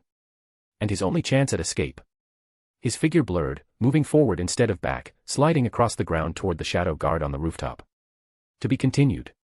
One bonus chapter will be released for every 200 power stones. Chapter 66, Come and Farm. Hidden Shadow Snake Hands. Several venomous snakes shot out from Orochimaru's sleeves, their scales glistening in the moonlight, carrying a foul, fishy stench as they lunged toward the shadow guard on the eaves. This was one of Orochimaru's most frequently used techniques, swift and malicious. However, the shadow guard didn't dodge. Just as the snakes were about to strike, another shadow guard appeared out of thin air, and the two of them formed hand seals simultaneously. Their movements were perfectly synchronized. Earth release, earth-style wall. Boom. A thick earthen wall rose from the ground, blocking the path of the snakes precisely. Bang. Bang. Bang. The snakes slammed into it one after another, their heads splitting apart, but the wall remained uncracked. Wind release, wind cutter jutsu. A third shadow guard followed closely, waving his hands as several sharp wind blades shot through the air, slicing the stunned snakes into bloody pieces. The entire sequence flowed seamlessly, their coordination flawless. Orochimaru's expression darkened. The level of coordination between these guards meant they had undergone incredibly rigorous training. Failing with his first strike, he didn't hesitate. His body twisted unnaturally as he slid along the ground toward the shadows on the western side. Soft physique modification. Once he entered the shadows, he had countless ways to escape. Don't even think about it. 2 dark figures suddenly emerged from the shadows ahead, their short blades flashing in intersecting arcs, cutting off all his escape routes. Their movements were cold and precise, without wasted motion, each strike aimed at his vital points. Forced to halt, Orochimaru tapped the ground with his toes, launching himself upward to break through from above. However, just as he leaped, his feet were suddenly bound tight. At some point, several massive hands made of mud had burst from the earth, gripping his ankles firmly. Even underground, there were ambushes. A trap from all directions. Orochimaru's expression finally changed completely. From the moment he had acted until now, only a few seconds had passed, yet his 3 attempts to break through in different directions had all been intercepted. These guards were like precise killing machines, predicting his every move before he made it. Cornered, a flicker of madness crossed Orochimaru's eyes. If he couldn't escape, then he would destroy everything. Summoning jutsu. Biting his thumb, he rapidly formed hand seals, preparing to summon his contracted beast. Manda. That colossal serpent was enough to flatten the entire daimyo's manor. He refused to believe these guards could stay calm in front of such a creature. Just as his blood-stained hand was about to hit the ground, Arashi, who had been standing and observing from a distance, finally frowned slightly. This won't do, he said softly. The next instant, he moved. No one saw his motion clearly. Only an afterimage flashed past. Orochimaru's body suddenly froze. A hand had stopped him. That hand didn't use much strength, yet it instantly disrupted all his chakra flow. The summoning jutsu he was about to complete came to an abrupt halt. His contract with Ryuchi Cave was forcibly severed by an incomprehensible, overwhelming force. Orochimaru stiffly turned his head. At some unknown moment, Arashi was already beside him, still wearing that calm smile. When you're a guest, behave yourself, Arashi said as he withdrew his hand, his tone casual, like scolding an unruly child. If you damage my courtyard, it's troublesome to clean up. Orochimaru staggered backward, his face filled with disbelief. It was as if Arashi were a monster. How was this possible? How did he do that? In a daze, Orochimaru felt a cold kunai press against his throat, pulling him back to reality. He had lost. Looking at Orochimaru, Arashi smiled faintly. Don't struggle. You can't escape. You. Orochimaru began to speak. But Arashi didn't give him the chance. Let me guess why you're here. I killed Danzo and disbanded Root. So, your funding source was cut off. Your research on the first Hokage's cells, without Root's protection, you can't continue that either, right? And your immortality experiments, also stuck. With every sentence Arashi spoke, Orochimaru's pupils shrank further. By the end, his eyes were filled with sheer shock. How could this man know secrets that only he and Danzo knew? So, you set your sights on me. Arashi spread his hands, a mocking smile on his face. You wanted to turn me into your puppet, to satisfy all your desires. Tisk, tisk. Orochimaru, one of the legendary Sannin, reduced to such despicable methods, how pitiful. For the first time, his sinister face showed unease. What do you want? Simple. Arashi snapped his fingers. I want you to work for me. Orochimaru froze, then sneered, his voice hoarse and mocking. Work for you? What makes you think I'd submit? Because I have what you need. Arashi's smile didn't fade. You want money. I can give it to you, enough to last 10 lifetimes. You want experimental materials, including the first Hokage's cells. I can provide as many as you need. Even the immortality you seek, I can show you a path toward it. Arashi's gaze bore into him, deep and unwavering, filled with confidence that saw through everything. As long as you obey. Orochimaru fell silent. Money. Experimental materials. First Hokage's cells.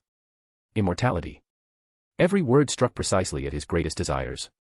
He couldn't refuse. And at this point, he didn't have the right to. After a long silence, his throat moved, and he spoke hoarsely, What do you want me to do? 2 things. Arashi raised 2 fingers. First, develop a plague vaccine. Vaccine.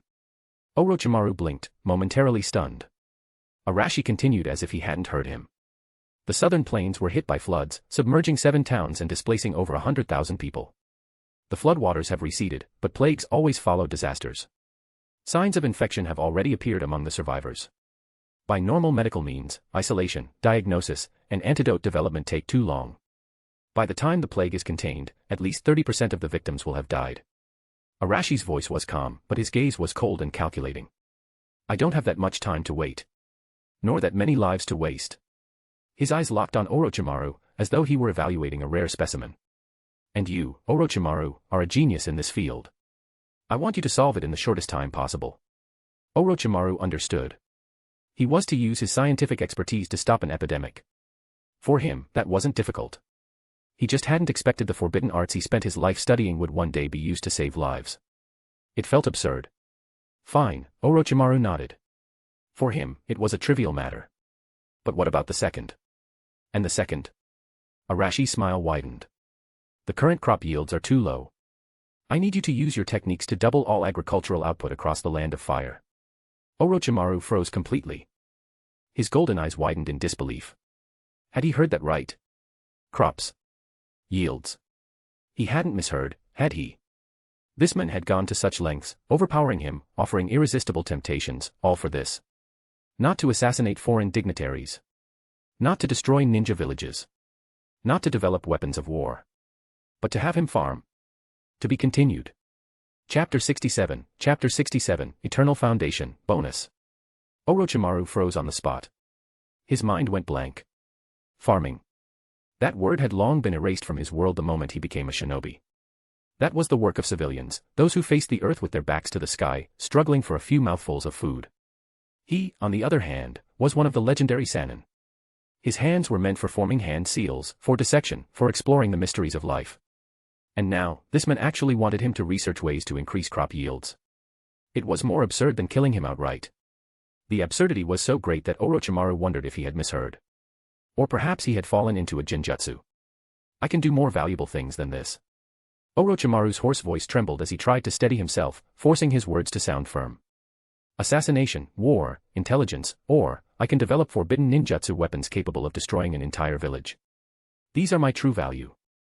In his eyes, the desires of those in power were always the same. Stronger armies, greater wealth, wider lands. If he was being asked to research crops, it could only mean one thing. The daimyo wanted to collect more taxes by increasing food output to fund a more extravagant life. That was what all nobles were like. Extravagant, indulgent, and endlessly greedy. Arashi looked at Orochimaru's confused and incredulous expression and smiled. Do you think I'm asking you to do this just to squeeze more money from the farmers, so I can live like other nobles in luxury? Orochimaru said nothing. But his thoughts were obvious. Arashi shook his head slightly, pity flickering in his eyes as though he were looking at a primitive man. Ninja are ninja. You always see the world in such a simple, pitiful way. Those words hit Orochimaru like a slap to the face. Yet, he had no rebuttal.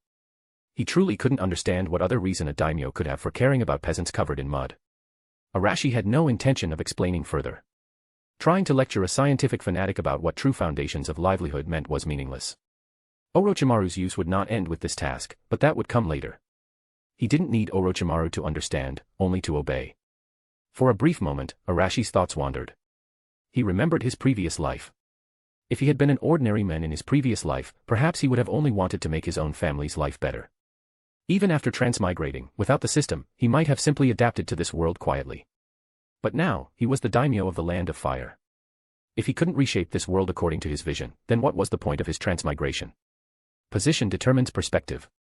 He didn't mind improving the lives of those at the bottom, so long as it also secured his own interests. Now, the fate of hundreds of millions of people in the Land of Fire rested in his hands. Of course, he could ignore them.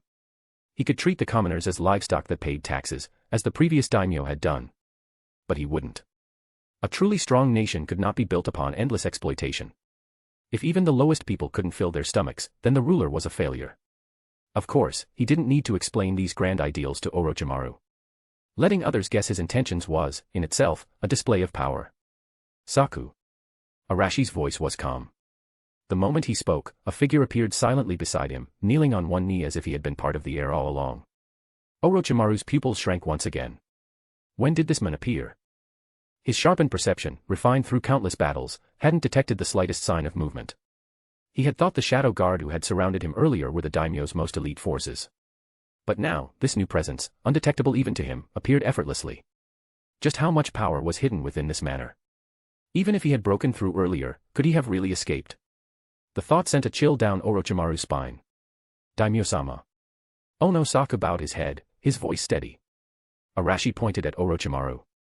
From today onward, Orochimaru will serve as the Land of Fire's special chief researcher. Whatever experimental materials he needs, whatever funds he requires, whatever personnel he asks for, you are to handle it. Grant his requests to the greatest extent possible. Yes. Ono Saku replied respectfully, then moved aside. Arashi turned back to Orochimaru. Once you complete the 2 tasks I've given you, you will receive everything you want. Now, follow him to choose your new laboratory. He waved his hand. You may go. Orochimaru looked deeply at Arashi. From the strength this man had shown and his promises, he no longer wished to flee. Perhaps following such a person would be far more interesting. Thinking that, Orochimaru smiled faintly, excitement flickering in his golden eyes. He, as you command, Daimyo-sama. Led by Ono Saku, Orochimaru turned and left. Inside the bedchamber, the sweet incense in the censer had long burned out. Mei knelt before the soft couch, motionless, though her muscles were tightly tensed. Humiliation. Anger. She had buried those emotions the moment Arashi disappeared and the 3 shadow guard appeared. She was a shinobi. An elite of the hidden mist village. In any desperate situation, the first thought should never be emotion, but survival. Her mind raced. The 3 guards, each with chakra levels at Jonin rank, surrounded her in a perfect triangle formation. There were no blind spots. Forcing her way out had a near-zero chance of success. She mentally simulated countless escape routes and jutsu, rejecting them one after another. Then suddenly, noise erupted outside the hall. The sound of ninjutsu clashing, the hiss of serpents, the rumble of rising earth walls. A battle. Someone was fighting the daimyo's guards.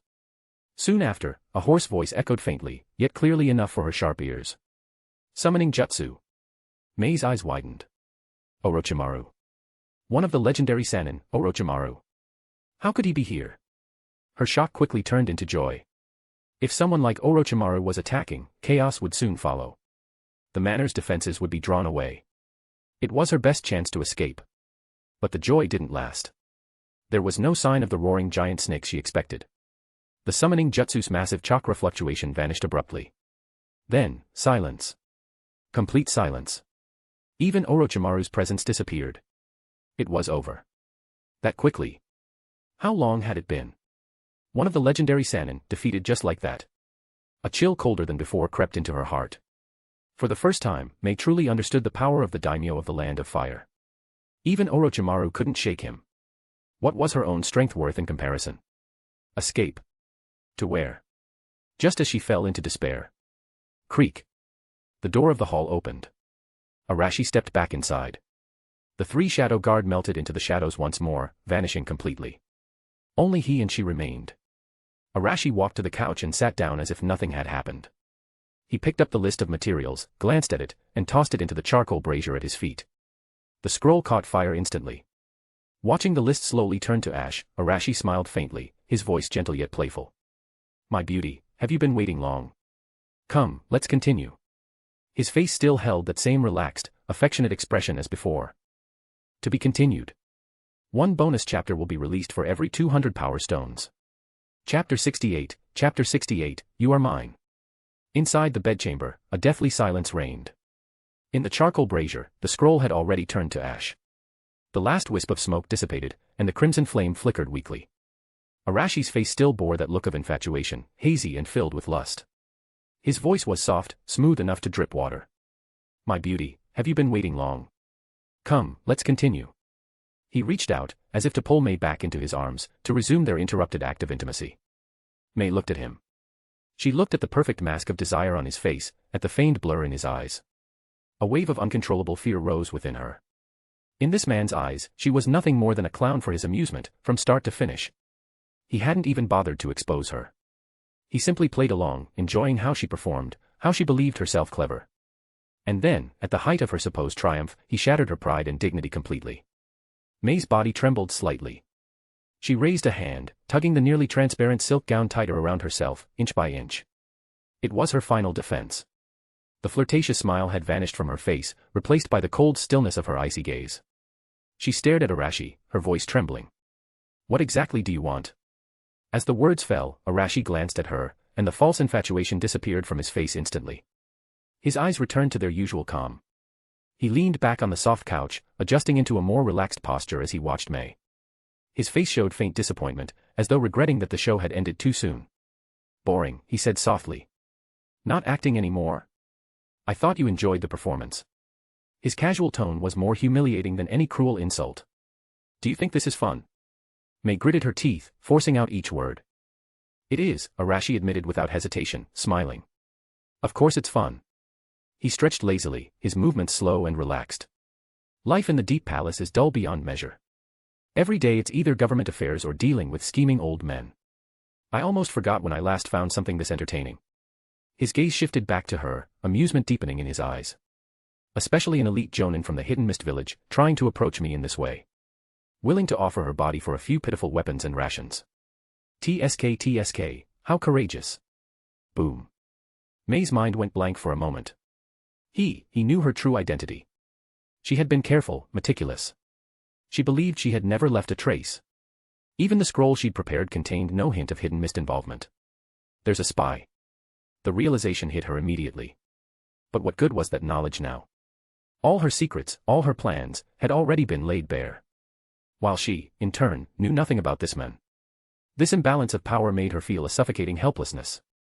You. Her lips trembled, but no words came out. Arashi's smile deepened as he watched her confusion and despair. He didn't press further, but instead asked lightly, "Don't ask what I want." "Shouldn't I be asking what you want?" Mei froze slightly. What did she want? She wanted the supplies for Hidden Mist, to save her comrades still trapped under the Bloody Mist's rule. But now, everything had collapsed into nothing. She was a prisoner.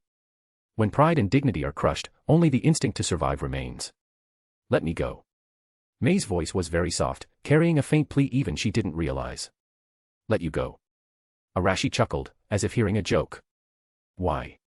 He sat upright, leaning slightly forward, his gaze sharp as it locked onto her. "Because you're beautiful. Or because you entertained me earlier?" His tone was calm, yet each word cut into her like a blade. Mei's face paled even further. She forced herself to regain composure, trying to reclaim the dignity of a top shinobi. "I am a kunoichi from Hidden Mist. Capturing me could cause a diplomatic dispute between our two nations." It was the only bargaining chip she could think of. Diplomatic dispute? Arashi laughed coldly, his smile full of disdain. A dancer sneaks into the daimyo's bedchamber, attempting assassination through seduction. Even if the truth came out, do you think Hidden Mist would protect you? Or would they immediately disavow you? Mei's heart sank completely. Yes. Tonight, her identity was that of Shizumi, a civilian woman from the Land of Fire. Even if she died, it would have nothing to do with Hidden Mist Village. All her paths were cut off. Watching the last spark in her eyes die out, Arashi knew that the proud flower of the mist had lost her thorns, one by one, under his hand. He rose and walked toward her. His tall figure cast a shadow over her trembling form. He bent down, pinching her smooth chin, forcing her to meet his gaze. "Don't misunderstand, Terumi Mei," Arashi said softly. "I wasn't the one who started this game. You came to me, trying to make me your prey. But you overestimated yourself and underestimated me. So don't pretend you're innocent. Now the game is over. And the roles of hunter and prey are reversed."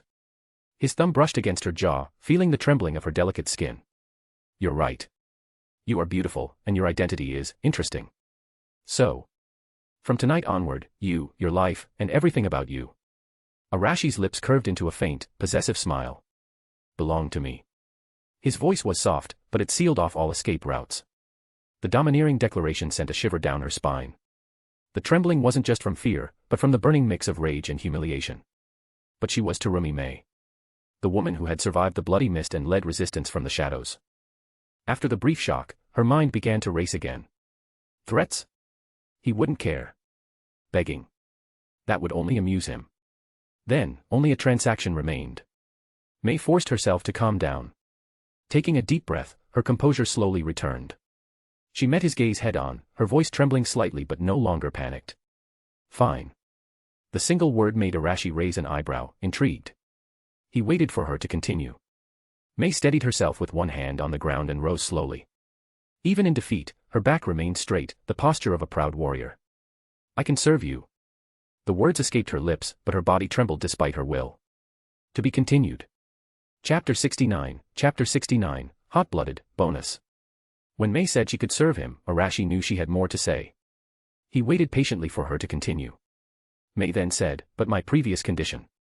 You must promise to provide that batch of supplies to the Hidden Mist Resistance." This was her last bargaining chip. She was trading her body and freedom for her companion's chance to survive.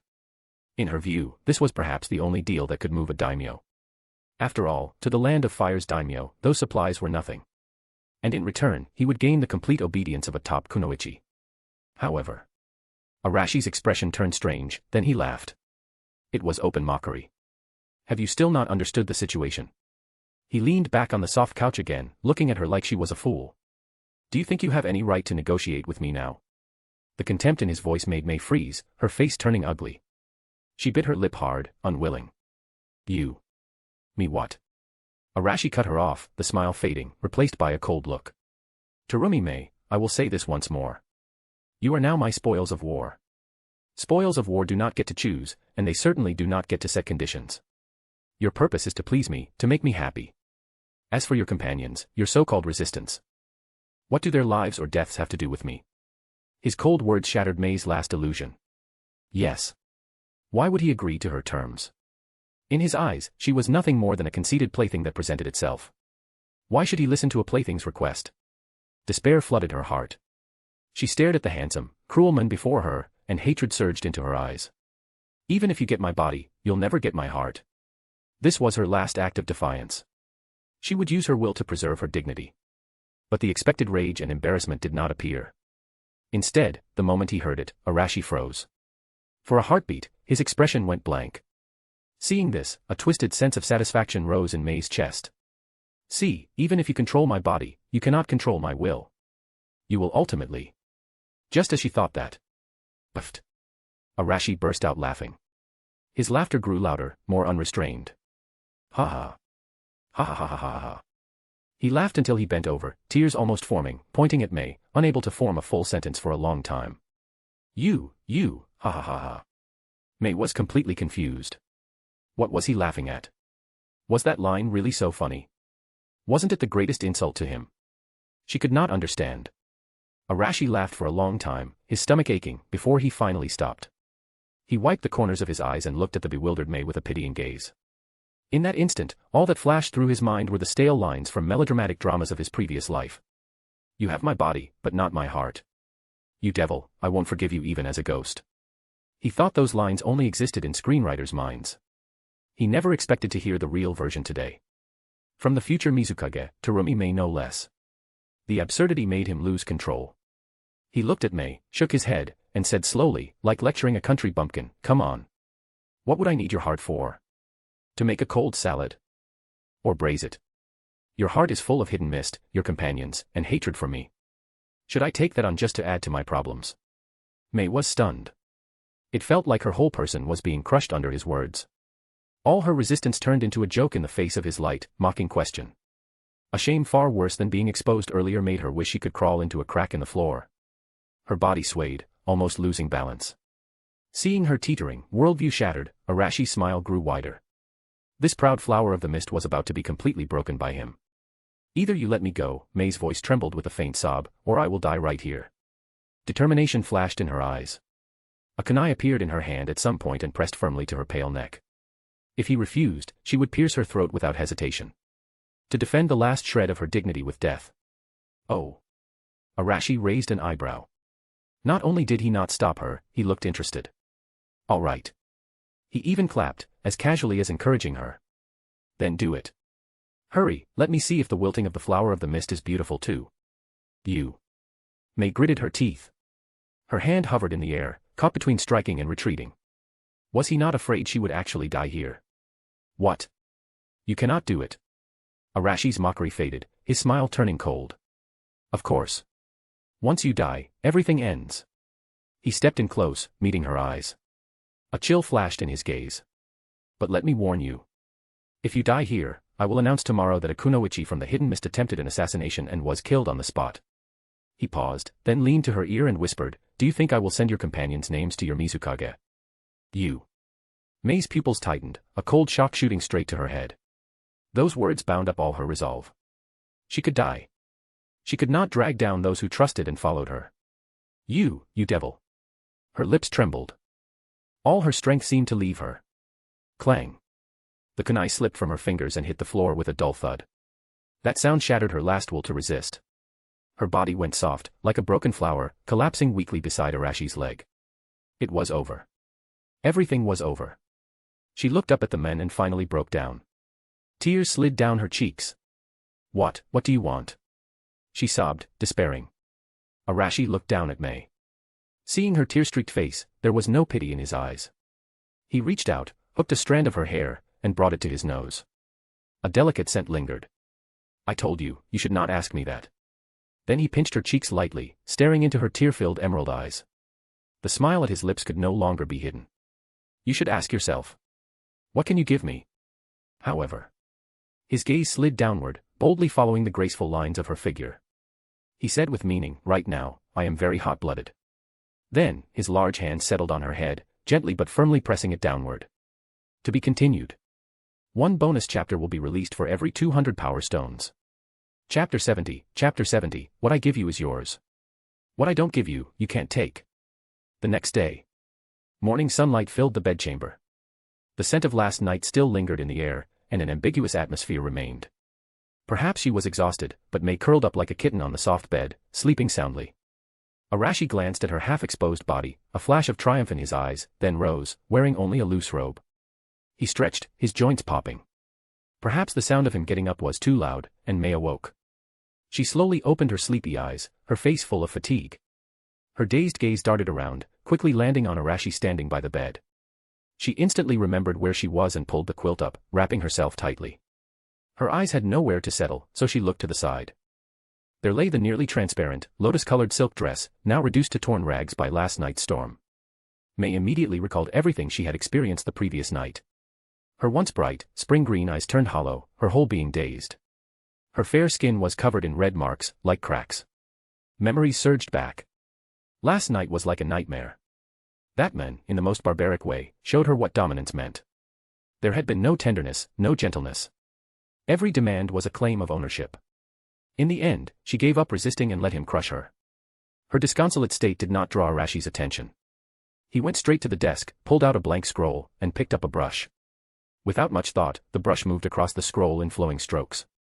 Weapons, food, medicine, the contents matched the list Mei had presented last night. The scroll he burned seemed etched into his mind. After writing, he signed his name and heavily stamped the Daimyo's seal. The crimson mark imprinted the scroll. With that done, Arashi took the order and walked back to the bed. As he approached, Mei trembled uncontrollably. "Take it." Arashi tossed the order in front of her. The scroll unfurled before her eyes. The familiar list of supplies, the crimson seal, stung her eyes. Seeing the contents, Mei's gaze regained a faint spark. She looked at the order in disbelief. He rewrote it. Why? She looked up at Arashi, eyes full of confusion. She didn't understand. Last night, she had exhausted all schemes, even sacrificed herself, only to be rejected. But now, after she had completely fallen, becoming a worthless plaything, he casually threw her what she had yearned for. What was this? Humiliation. Pity. Charity. Her hollow eyes were filled with confusion. Arashi looked down at her. Seeing her bewildered yet stubborn expression, his smile widened. "I am very satisfied with your performance last night." The words pierced her ears. A powerful wave of shame washed over her, turning her pretty face bright red. Her performance last night. That appearance of being at his mercy, bereft of dignity. She bit her lip hard, almost drawing blood, to keep herself from crying out.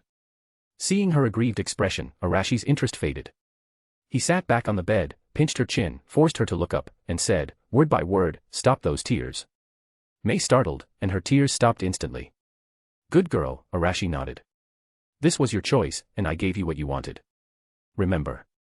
In the land of fire, there is a rule. What I give, you may take. What I do not give, you may not reach for, much less snatch. This is a one-time thing. Do not expect it again." Mei understood immediately. This was not a reward. This was him setting rules. He was using this bloody method to tell her that everything she had depended on his whim. If he wished to give, she would have it. If he did not, even kneeling would be useless. "Do you understand?" Arashi asked calmly. Mei's body trembled violently. 2 streams of tears finally rolled down, no longer controllable. After a long moment, a sob escaped her throat. Yes. Satisfied, Arashi released her, stood, and summoned a maid to bathe and dress him. He had tasted the appetizer. It was time to handle serious matters. He did not look at Mei again. He turned and left without a backward glance. The palace door closed, separating inside from outside. Mei hugged the scorching order, buried her face deep in the quilt, and sobbed, her shoulders shaking uncontrollably. Fire capital. At Tanaka Shigeru's mansion, the atmosphere was heavy. Across from him sat a burly man. He had short white hair and dark skin. He was a shinobi from Kimogakure, named Doro. As the envoy of the Land of Lightning, his purpose was singular. To secure for the Land of Lightning the qualification to conduct specialty trade with the Land of Fire. Just last month, the first caravans laden with specialties from the Land of Fire arrived in the Land of Wind and the Land of Earth.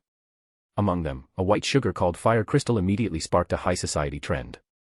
When the daimyo of the Land of Wind and the Land of Earth began to use silk from the Land of Fire as the highest reward, and fire crystal as the grand finale dessert at state banquets, the Land of Lightning was excluded. Upon learning this, the daimyo of the Land of Lightning was furious.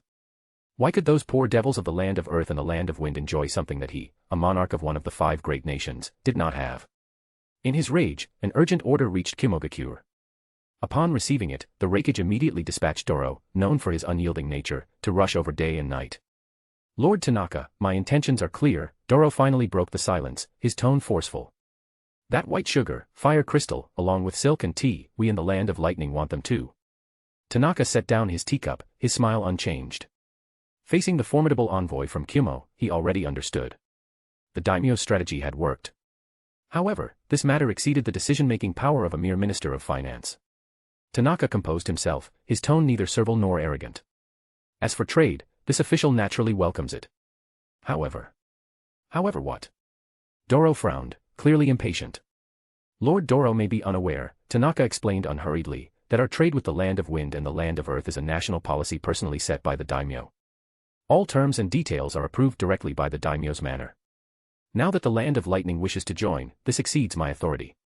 Tanaka emphasized the daimyo, both clarifying his stance and reminding the envoy who held the real power. This matter is important, and I must personally report it to the daimyo. Before receiving a clear decree, I cannot give you a reply. His words were reasonable and proper. He did not refuse directly, but deftly passed the matter upward. Although Doro was impatient, he was not a fool. It was standard bureaucratic language, but there was no flaw to seize. He snorted. Then how long must I wait? I will seek an audience immediately. As soon as there is news, you will be informed. During this time, please rest at the inn. All expenses in the fire capital will be borne by our side, Tanaka said with a hospitable smile. Hearing the promise, Doro could only suppress his anger. Fine. I will await your news. Do not make me wait too long. Certainly, certainly. After seeing Doro off, Tanaka immediately ordered, prepare the carriage. To the daimyo's manor at once. To be continued. Chapter 71, The Land of Thunder, Bonus. Daimyo's manor, study. Arashi had just finished reviewing a stack of progress reports on the new district.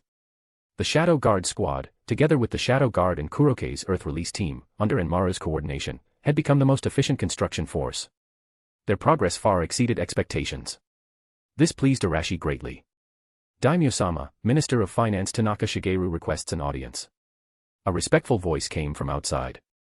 Arashi set down his brush. Let him in. The door opened and Tanaka entered quickly, a fine sheen of sweat on his forehead from the rush. Greetings, Daimyo-sama. Dispense with the formalities. Arashi gestured to a nearby chair. Sit. Thank you, Daimyo-sama. Tanaka sat and spoke quickly. I have an urgent matter to report. You are drenched in sweat, Arashi said. What has you so anxious? Tanaka collected himself and recounted, in detail, his meeting with the envoy from the Land of Lightning. That Doro was extremely unyielding and spoke rudely, claiming that if we did not open trade, it would be an act of hostility toward the Land of Lightning. I used the pretext that it was national policy requiring your instruction to placate him for now. He lowered his head, awaiting the daimyo's decision. In his view, the Land of Lightning was not like the Land of Wind or the Land of Earth. They were brutes who believed in force, domineering and dismissive of rules. The timing was delicate. The Third Ninja World War had just ended, and the peace treaty with the Land of Lightning had not yet been finalized. A single spark could reignite the entire shinobi world. Arashi did not speak immediately, his knuckles tapping the armrest. Tanaka did not dare rush him. This daimyo's actions were unpredictable. To fight or to make peace. To refuse firmly, or to play along. Impossible to guess. Arashi sneered inwardly.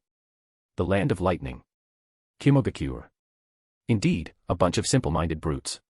The envoy they sent was not a diplomat, but a Kimogakure jonin. That move was itself a threat. It was a clear message to the Land of Fire. Do not play word games. Fists are the truth. How laughable. You mean he was very assertive? Arashi asked. Yes, Tanaka replied quickly. His attitude was arrogant and aggressive. Heh. Arashi sneered. Refuse him. What? Tanaka looked up, eyes wide with shock. Refuse? Then there would be no room to maneuver. He bowed quickly. Daimyo-sama, will this not anger the Land of Lightning? What if they start a war? Arashi cut him off, disdainful. So what? Tanaka blinked, at a loss for words. His daimyo did not seem like a reckless man. Seeing Tanaka's anxious expression, Arashi understood. This old minister handled government well, but his vision and courage were confined to a traditional aristocrat's mindset. He would always prefer peaceful settlement to the risk of war. Arashi spoke slowly. The reason is simple. Our trade with the Land of Wind and the Land of Earth rests on peace treaties. What about the Land of Lightning? They still have not signed the final peace treaty. A nation that lacks even basic sincerity for peace has no right to share in the Land of Fire's trade profits. The explanation clicked for Tanaka. Right. The peace treaty. How did he miss that? With this reason, the Land of Fire held the moral high ground.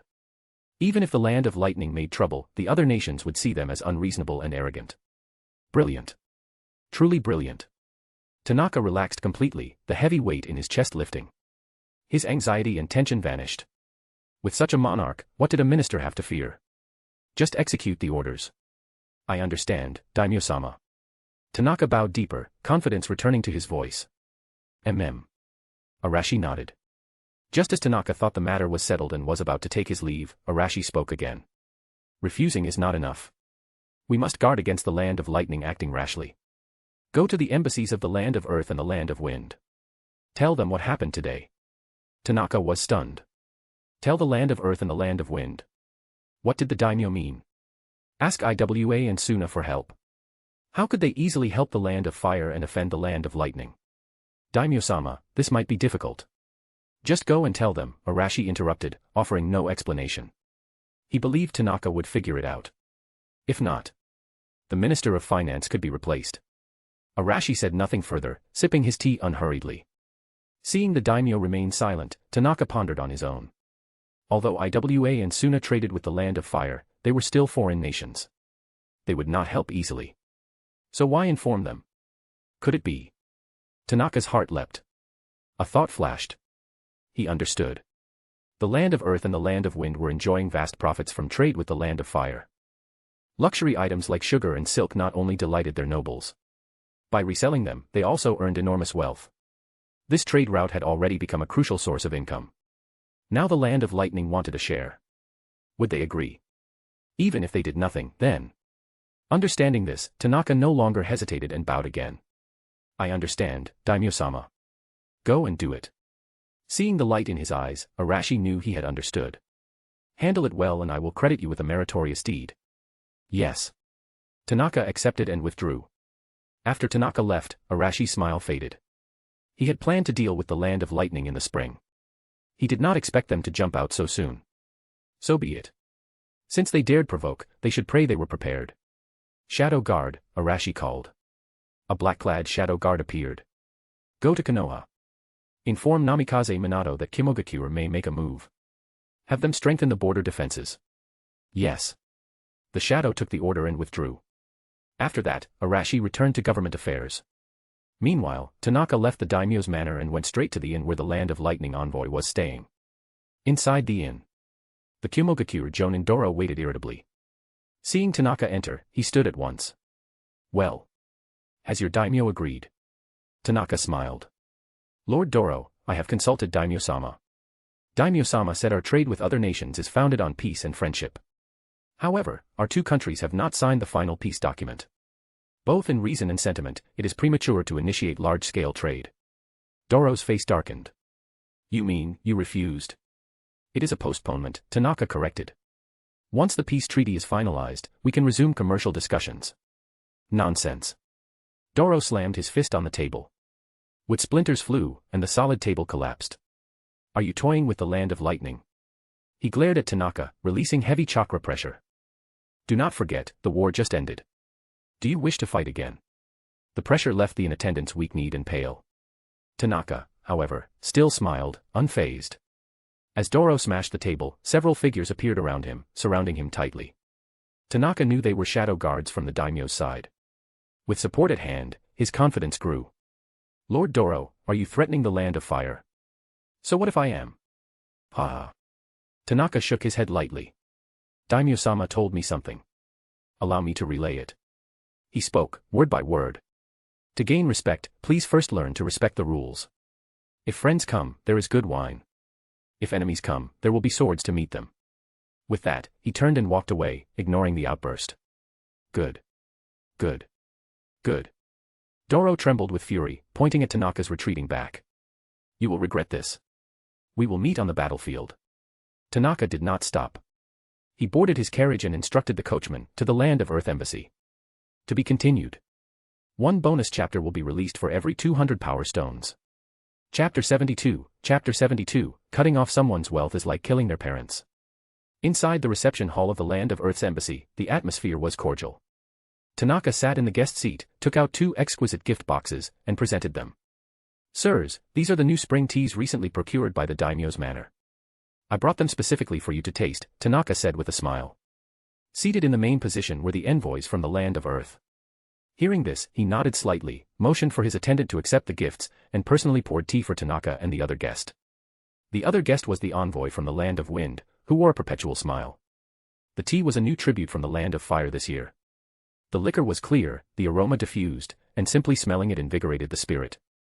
The land of Earth's envoy picked up the cup, sniffed lightly, then set it down, clearly uninterested in such refined things. The land of Wind's envoy, however, was a connoisseur. He took a delicate sip, and the smile in his eyes deepened. Excellent tea. Slightly astringent at first, followed by a full, sweet aftertaste. Indeed, excellent tea. Lord Tanaka, you are too thoughtful. Tanaka smiled and nodded, though his mind was perfectly clear. The two before him, one pragmatic and profit-driven, the other shrewd and fond of wealth, were both tough to handle. After a few pleasantries, Tanaka followed procedure and broached the main topic. Sirs, you have been in the fire capital for some time. Are you satisfied with our hospitality? As for last month's shipment to your esteemed nations, what feedback did you receive? At the word shipment, the land of Earth's envoy, previously composed, showed a flash in his eyes. The land of Wind's envoy clapped and laughed. Lord Tanaka is too modest. The feedback was not merely satisfactory, it was extremely satisfactory. Especially the white sugar. It is now priceless in our land of Wind. The nobles are practically fighting over it. He was not exaggerating. Those crystalline, sweet white crystals were an unprecedented luxury for nobles in the land of Wind, who lived their days amidst yellow sand. The land of Earth's envoy also spoke, rare for him. It is the same in our land of Earth. Our daimyo is very pleased. Pleased was an understatement. By reselling these luxury goods, the daimyo's manors of both nations had earned in 1 month what might once have taken an entire quarter. This trade route was no longer merely a source of wealth. It is good that you are satisfied. I can report back to Daimyo-sama. Tanaka nodded, the smile on his face slowly fading as his expression turned serious. He lifted his cup, blew away the foam, but did not drink. Finally, a sigh escaped him. The sigh was soft, yet it pierced the hall's harmony like a needle. The two envoys exchanged glances. Here it comes. These old foxes had sensed something was off from the moment Tanaka entered. No one visits without a reason. Gifts, pleasantries, and now this posture. He was holding something back. The land of Wind's envoy set down his cup and spoke first. Why does Lord Tanaka sigh? Has there been a mishap in trade? Tanaka looked up, his solemn expression perfectly placed.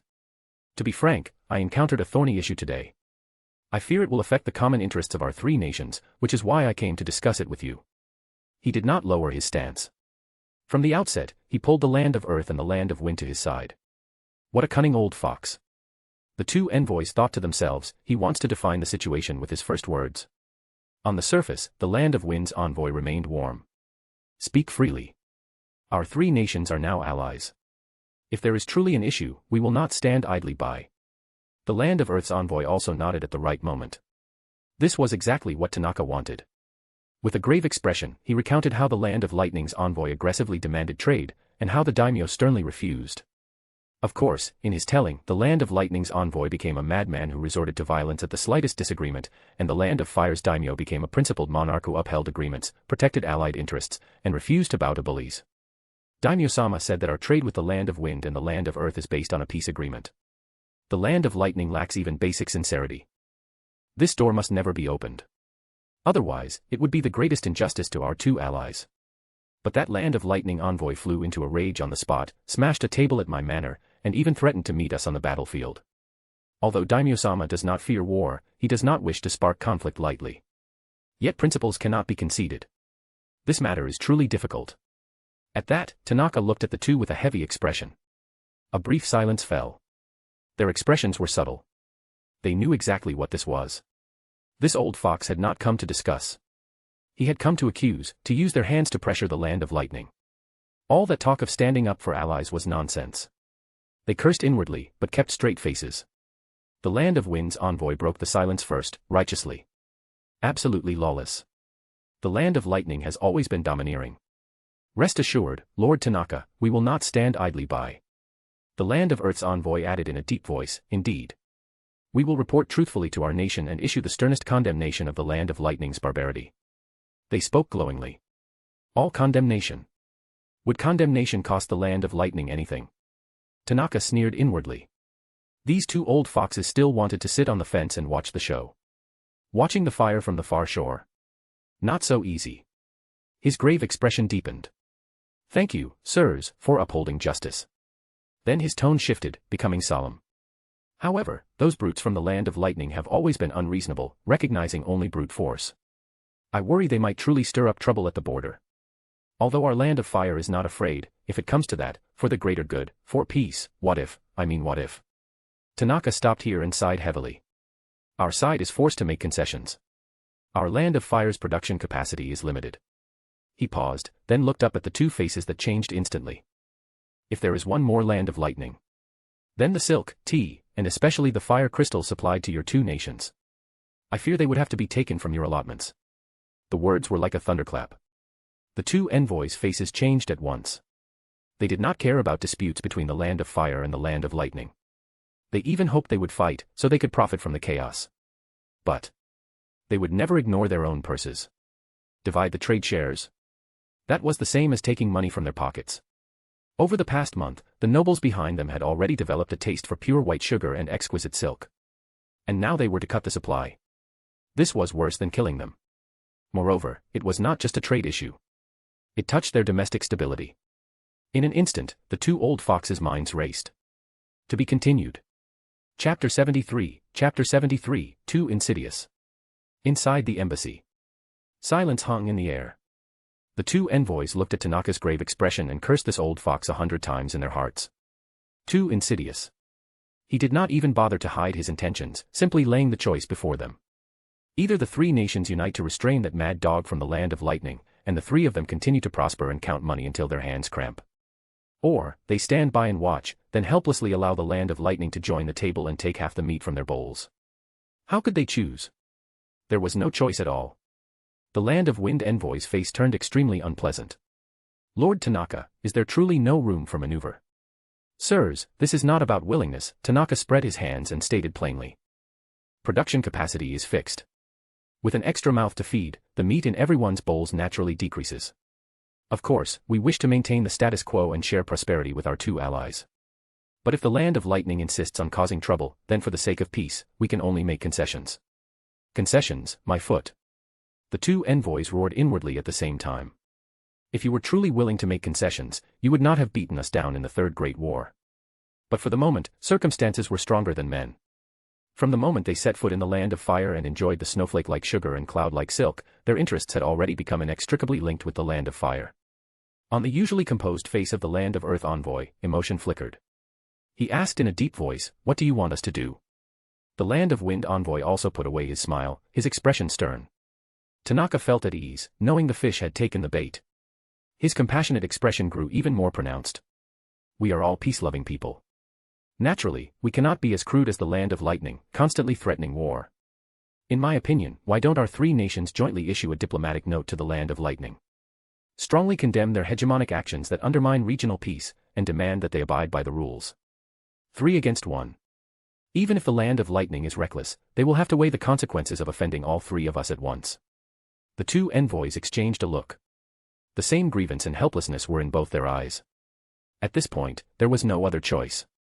The land of wind envoy's Adam's apple bobbed, and he finally nodded slowly. Very well. I will report this to our Daimyo immediately. The land of earth envoy also responded in a deep voice, we will synchronize. Having secured their commitment, Tanaka saw no need to stay longer.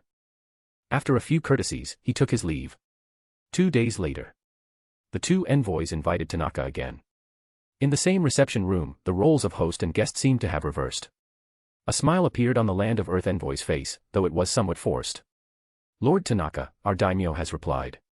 Tanaka's eyebrows flicked. He lifted his teacup and waited.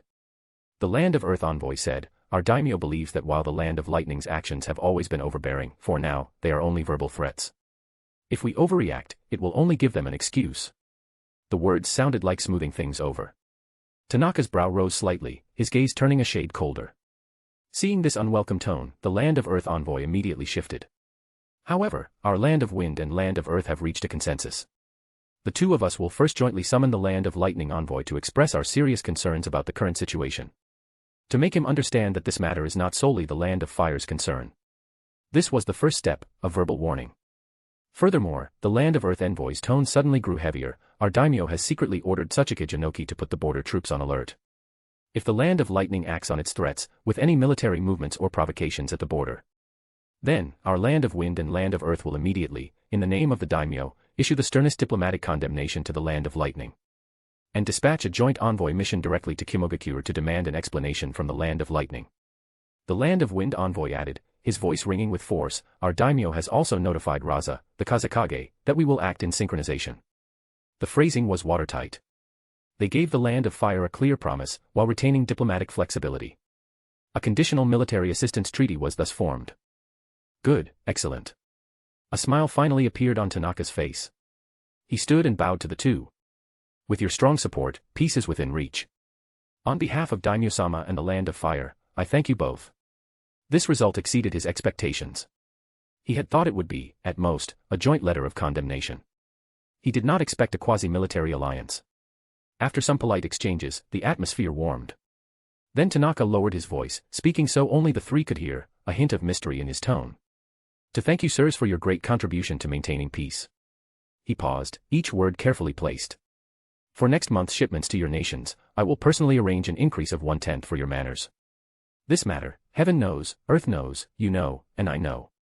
Consider it a small token of my personal regard, a humble offering. The two envoys breathing hitched. Their faces, previously darkened from being maneuvered, broke into visible smiles. 1/10. And private goods delivered directly to their manors. No one knew better than they what that meant. Their earlier displeasure evaporated. Lord Tanaka, how can we? The Land of Wind envoy spoke modestly, but the sparkle in his eyes could not be hidden. It is only right. Absolutely right. Tanaka took his hand warmly, then patted the Land of Earth envoy's shoulder. From now on, we are family. Ha ha ha ha, yes, we are family. The reception room filled again with cheerful air, more genuine than before. After a pleasant time for hosts and guests, the two envoys, shedding their former arrogance, personally escorted Tanaka to the embassy gate, their smiles utterly sincere. Only after watching Tanaka's carriage disappear at the end of the street did they exchange a look and return to digest the day's thrilling confrontation. The carriage moved steadily. Tanaka sat upright inside, eyes closed in thought, the gentle smile long gone, replaced by unruffled calm. Back at his manor, he dismissed all servants and stood alone by the study window. He gazed at the distant silhouette of the daimyo's manor, gilded by the setting sun, lost in thought. In his eyes burned indescribable awe and fervor. With only an ethereal trade right, he had, without bloodshed, leveraged the military power of two great nations, making them willingly act as enforcers for the Land of Fire. To be continued. Chapter 74, Point the Sword. An order from the daimyo manor arrived at Konoha with the highest priority. Minato immediately gave an order upon receiving it. Transmit my command. From the border war zones of the lands of wind, earth, and water, immediately dispatch 500 shinobi to converge at full speed on material transfer station number 1. A temporary combat unit will be formed in the village. 500 jonin and chunin are to depart immediately, destination as above. The Hokage's order, like a stone thrown into a still lake, instantly stirred up great waves within Konoha. The war had just subsided. Peace had not lasted long, and such a large-scale military mobilization made everyone sense a tense atmosphere. The 2,000 Konoha shinobi who received the order, like a surging torrent, converged from all corners of the Land of Fire toward the same location. This material transfer station was located on the northeastern border of the Land of Fire, only about 100 kilometers from the border of the Land of Lightning. The materials stockpiled there were enough to support a localized war. Together with the frontline troops led by Jiraiya, they could advance within a day to support any potential conflict. Or they could retreat, securing the rear supply lines and providing logistical support for the entire front. This deployment would firmly anchor the border against the Land of Lightning. A single order from the daimyo instantly switched the entire Land of Fire's war machine into a state of readiness. Almost simultaneously, in the Land of Earth, the third Tsuchika Jinoki, an old man known for his stubbornness and toughness, also received the highest directive from his daimyo. After a brief moment of surprise, the Iwagakure shinobi quickly sprang into action. A large-scale force began moving toward the border between the lands of Earth and Lightning. They did not cross the border but instead set up camp along it, conducting regular military exercises. However, the towering chakra fluctuations and the murderous intent radiating from the assembled thousands of shinobi weighed heavily on the border of the Land of Lightning. Deterrence. Pure, naked military deterrence. For a time, the entire shinobi world was in turmoil. The illusion of peace was shattered, and the clouds of war once again gathered overhead. Countless intelligence organizations frantically sought to gather information. Why did the Land of Fire suddenly increase its troops? Why did the Land of Earth deploy its forces to the border? Although the Land of Wind had no visible military action, its daimyo publicly called on all parties to exercise restraint. Yet, in his words, the accusation was aimed squarely at a certain hegemonic nation attempting to disrupt regional peace. Even a fool could see that these three were acting in concert. And there was only one target. The Land of Lightning. The eyes of all nations converged on that land perpetually shrouded by thunderclouds. They waited. Waited for the fourth Reiki's response. Would it be concession? Or war? The entire shinobi world was like a lit powder keg, ready to explode at any moment. In the capital of the Land of Lightning, inside the Daimyo Manor, the atmosphere was heavy with tension. The daimyo of the Land of Lightning slammed the joint diplomatic note, signed by the three countries of fire, wind, and earth, onto the floor. Outrageous. They've gone too far. The daimyo's furious roar echoed through the hall. His chest heaved violently, his face flushed, eyes filled with rage and humiliation. He had never imagined that simply wanting that small thing called the Crystal of Fire, merely wanting to enjoy the same benefits as other daimyo, would invite joint pressure from the three great nations. This was no longer a trade issue. This was humiliation. A humiliation of their entire Land of Lightning. It was as if the three great nations were telling the whole shinobi world that the Land of Lightning had been kicked off the table of top powers. Daimyo-sama, please calm down, a trembling civil official spoke up, trying to soothe him. Calm down. How can I calm down? The daimyo pointed at the scroll on the floor, furious. That brat from the Land of Fire, how dare he bully me so?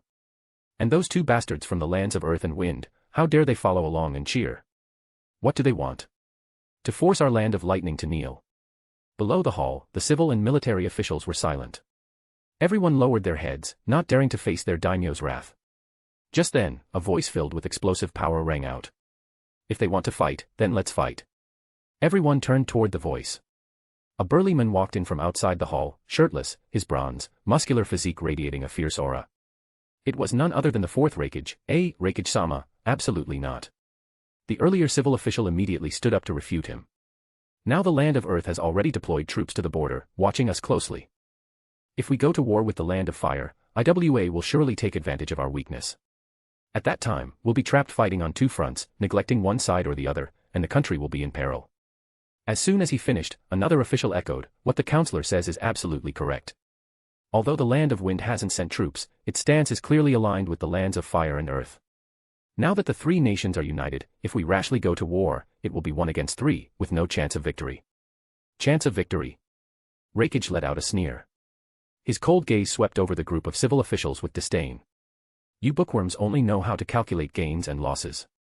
The lands of Earth and Wind. Reikage's tone was mocking. Just a pack of hyenas blinded by profit.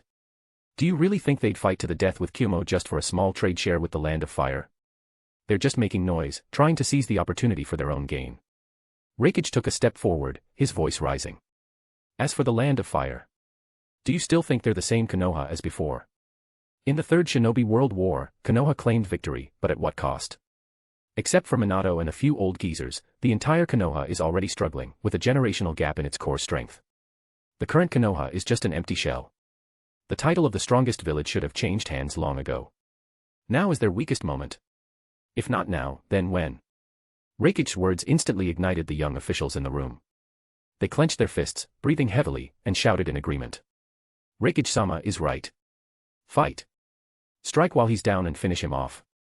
The civil officials, refuted and flustered, still tried to hold their ground. One of them stammered, but even a lean camel is bigger than a horse. Konoha's foundation still exists, and once war breaks out, our Land of Lightning will suffer massive losses as well. It's not worth it. This is exactly what the Land of Earth wants to see. Shut up. Reikage roared, lightning crackling around him, blue arcs flashing across his muscles. The immense pressure silenced the civil official instantly, sweat dripping down his face. A bunch of weaklings who only know how to push pens. What do you know about war? You. Enough. Before the argument could escalate further, the daimyo finally intervened. The fury on his face faded, replaced by deep solemnity. Looking at the two opposing factions below, he remained silent for a long moment. To fight meant immense risk. Once dragged into a prolonged war, the Land of Lightning could decline permanently. Not to fight meant swallowing unbearable humiliation and losing all prestige. It was a difficult choice. This matter will be discussed later. Everyone, withdraw for now. The daimyo waved his hand, dismissing them. However, no one knew that late that night, the fourth Reikage secretly met with his daimyo. To be continued. One bonus chapter will be released for every 200 power stones. Chapter 75, The Reikage's Crazy Plan, bonus. Inside the bedchamber, the lights burned brightly. The daimyo of the Land of Lightning dismissed all attendants. In the vast palace, only he and Reikage remained. Stripped of the dignity of the court, his face was filled with unresolvable sorrow.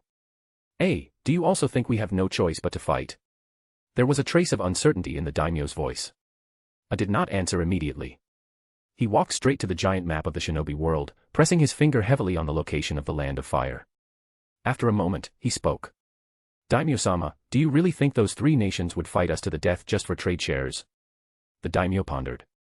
The lands of wind and earth might not, but the Land of Fire, their newly appointed daimyo is a man who fought his way to power. It's hard to say. No. I shook his head. I don't think any of them will. Cutting off someone's source of wealth is like killing their parents. The reverse is also true. No one will risk their own life for someone else's source of wealth. The lands of earth and wind station troops on the border only to protect the benefits they gain from the Land of Fire. As long as we don't touch their share, they will never actively attack us. A's analysis was sharp and precise. The daimyo's brow furrowed. You mean? Our enemy, from beginning to end, is only one. A's voice deepened. The Land of Fire. As long as we move fast and strike ruthlessly, crushing the Land of Fire in one fell swoop so that they can no longer organize effective trade. This so-called three-nation alliance will collapse without a fight. By then, the lands of earth and wind, for the sake of new profits, might even turn around and ally with us. The daimyo was stunned by A's bold words. His breathing quickened. But the Land of Fire has already sent 2,000 more troops to the border.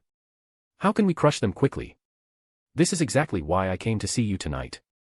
I turned around, his eyes gleaming with madness and confidence. The Land of Fire made a terrible move. They moved 2,000 elites to the border, which looks like they can advance or retreat, but it's their fatal mistake. They put all their focus on that long border. I lowered his voice. That means Konoha is now an empty city. The daimyo's breathing hitched. He abruptly stood up, staring intently at A, waiting for him to continue. A's mouth slowly twisted into a cruel, savage smile as he revealed a plan that could overturn the entire shinobi world. We can feign peace talks. Send envoys to the Fire capital, pretend to negotiate, and lull them into a false sense of security. At the same time, we'll continue to provoke small conflicts on the border, keeping everyone's attention there. And I. Appointed to himself, battle intent surging. I will personally lead an elite surprise attack unit, bypass the Land of Water, secretly infiltrate the Land of Fire, and hide. Our team includes a shinobi from Kumo skilled in spacetime ninjutsu. He's developed a new technique, one that allows large-scale, ultra-long-distance teleportation. As long as we establish an ultra-long-distance reverse teleportation array deep within the Land of Fire. Once the formation is complete. A's chest heaved with excitement. We'll be able to silently send an army of shinobi straight to Konoha's doorstep overnight. Boom. The daimyo's mind went blank. A decapitation strike. Bypassing all defenses, ignoring all barriers, and stabbing the enemy straight in the heart. Once Konoha is breached and the Hokage falls in battle, those few thousand border troops will become leaderless souls, collapsing without a fight. The entire Land of Fire will become fish on a chopping block. The plan was insane. The daimyo quickly regained his composure and asked the key question. Will the Land of Water agree? They certainly won't, A said coldly, but we can quietly borrow their route while they're mired in internal strife. This plan is feasible. After a moment of thought, the daimyo nodded, then added, but A, you forgot someone. Minato Namikaze. As long as that man is still in Konoha, even if our army reaches the gates, we may not be able to breach them. Don't forget, you couldn't do anything against his Flying Thunder God technique back then. At that name, A's pupils shrank sharply, his muscles tensing. He gritted his teeth, the sound audible, as if recalling the humiliation of being dominated by the Golden Flash. He was an opponent carved into his very bones. A man so fast that even A had felt powerless. Of course I didn't forget. A said fiercely. Precisely because of him, I must lead the team myself. This time, I'll bring B with me. B. The daimyo trembled slightly. Yes. B can already perfectly control the 8 tails. A's face twisted into a cruel smile, overflowing with confidence. Minato's speed is indeed fast, but his destructive power is limited. He can kill 10, kill 100, but does he have a tailed beast ball to kill with? Once we surround Konoha, I'll have Be unleash the 8 tails directly. When tailed beast balls explode one after another in Konoha, will Minato save the village or come for me? I want to see whose is faster, his flying thunder god kills or B's tailed beast ball explosions. These words were filled with absolute dominance. Using power to crush skill. Using indiscriminate destruction to overwhelm precise killing. The fire in the daimyo's heart ignited completely, but he still asked rationally, what about the land of Earth? He pointed to the other side of the map, full of concern. The land of Earth isn't easy to deal with. If our main forces are all teleported to the land of fire, what if they stab us in the back? A smiled confidently. Daimyo-sama, you overestimate the land of Earth. I've dealt with Inoki. He's an opportunist, not a warrior. As long as we don't invade the land of Earth, he won't dare gamble the fate of IWA on a full-scale war with us. At most, he'll send a few small units to harass us, put on a show, cause minor trouble, but nothing serious. A's gaze returned to Konoha's mark on the map, his tone resolute. This plan has only one key word, speed. Once we act, we must achieve victory quickly. As long as we move fast enough, before Inoki even makes a decision, we'll have already smashed Konoha. When he sees the land of fire trampled under our feet, will he avenge the dead or come running to discuss how to divide the spoils? So the land of Earth isn't a problem at all. Every word A spoke radiated confidence. And they dispelled all of the daimyo's doubts. Yes, as long as they acted fast enough to create a fait accompli, every threat would resolve itself. Fortune favors the bold. The fate of a nation is no different. Good. The daimyo slammed the table and stood up. It will be done as you say. No matter the cost or manpower, the entire land of lightning will fully support you. The fate of our nation rests on you. Daimyo-sama, please rest assured, I will not fail you. A nodded heavily, then turned and left. The bedchamber door slowly closed behind him. A massive conspiracy targeting Konoha, targeting the land of fire, was now set in motion. To be continued. Chapter 76, Asuma's Problem, Bonus. Compared to the tense atmosphere of an impending storm spreading across the entire shinobi world, the fire capital still radiated peace and prosperity. Of course, that tension had not been without impact. A while ago, rumors of a possible war with the land of lightning caused prices in the capital to skyrocket. Shrewd merchants began hoarding goods, hoping to profit from the looming national crisis. However, they clearly underestimated the daimyo's influence. With just one decree. The next day, more than a dozen heads of prominent merchants were hung high above the city gates. Their charge, disrupting the market and undermining the foundation of the nation. Blood was the best sedative. All speculators fell silent immediately. Soaring prices dropped overnight. The citizens of the fire capital praised the daimyo's decisiveness and benevolence. They only knew that the daimyo had allowed them to continue buying food and cloth at fair prices. As for whose heads those were, no one cared. In the rear hall of the daimyo manor, the pool water steamed gently, and a faint fragrance filled the air. Arashi leaned against the edge of the pool, eyes closed, resting. Beside him, a soft and delicate body nestled close to him. It was Terumi Mei. At this moment, the sharp edge she had once shown was gone. After clearly understanding his boundaries, and to better help her companions overthrow Yagura, she had completely submitted. Arashi, of course, knew why she did so. He also had to admit that this woman was ruthless in her own right. Just then, the faint sound of footsteps approached. Daimyo-sama, a maid's respectful voice came, Lord Gen requests an audience. H.M. Arashi, without opening his eyes, spoke faintly. Tell him to wait. A moment later, he rose from the water. The sound of splashing filled the air. His muscular body emerged, water droplets sliding down his well-defined frame. The nearby maids blushed deeply, their faces red as they hurried forward with a robe to dry him and help him change into casual clothes. When Arashi stepped out from the rear hall, his expression had already returned to that of a ruler. Gen was waiting outside. Upon seeing Arashi, he quickly bowed. Daimyo-sama. What is it? Arashi asked calmly. The foundation work for the new district has been completed, Gen replied at once. The 12 guardian ninja have also returned to the capital and wish to see you. Oh. Arashi raised an eyebrow slightly. The elites he had sent to the construction site had finally returned. He wondered how much they had learned after over a month of labor. Understood. Arashi nodded. Prepare a banquet in the garden. I will host them tonight. Yes. Gen accepted the order and withdrew. As night fell, the garden of the daimyo manor was brightly lit. Water flowed gently, and the cool evening breeze brushed through the air. A modest banquet had been arranged. When the 12 guardian ninja entered the garden, their eyes immediately fell upon the figure seated at the head of the table. Rumors said the new daimyo was very young. But even seeing him in person, they still found it hard to believe. He was indeed far too young. Yet, it was this very young man who had effortlessly manipulated them and even Konoha itself. "Greetings, Daimyo-sama." Without hesitation, everyone straightened and bowed deeply. "Rise and take your seats." Arashi raised his hand, gesturing to the maids. "Serve the wine." "Yes." The maids moved gracefully, guiding everyone to their seats and filling their cups. The atmosphere was quiet. Arashi was the first to speak. "You all worked hard at the construction site for half a month." His gaze swept across them. Their skin was tanned, and their temperaments had become steadier. It seemed the assignment had achieved its purpose. And Mara said, "It was our honor to share the daimyo-sama's burden." It was not hard. Arashi smiled, raised his cup, and said, "Let's eat and talk." Everyone quickly followed his lead. After a few rounds of drinks, the atmosphere gradually warmed. Arashi set down his cup. "Tell me," he said. "How have you reflected on the questions I asked you to consider?" At those words, everyone stopped eating and turned their eyes toward Enmaru. This was the reason they were here. Enmaru stood and bowed deeply. "Daimyo-sama, regarding the foundation work of the new district, I have some conjectures to report." Arashi gestured for him to continue. Receiving the signal, Enmaru continued, "At first, we were indeed confused. We couldn't understand why the Daimyo-sama would deploy elite combat forces for ordinary labor." His tone was honest. "But during those 2 weeks, I discovered that when shinobi strength is applied to basic construction, efficiency increases 100-fold over that of ordinary workers. I boldly speculate that the Daimyo-sama's intention was to test a new model for combat power allocation. You deploy us where the task is most difficult. Once the critical part is achieved, we withdraw immediately. The remaining work, though tedious, is not hard and can be handled by civilians." At this point, Enmaru looked up, meeting Arashi's gaze. "In short, this is the maximization of elite combat power value.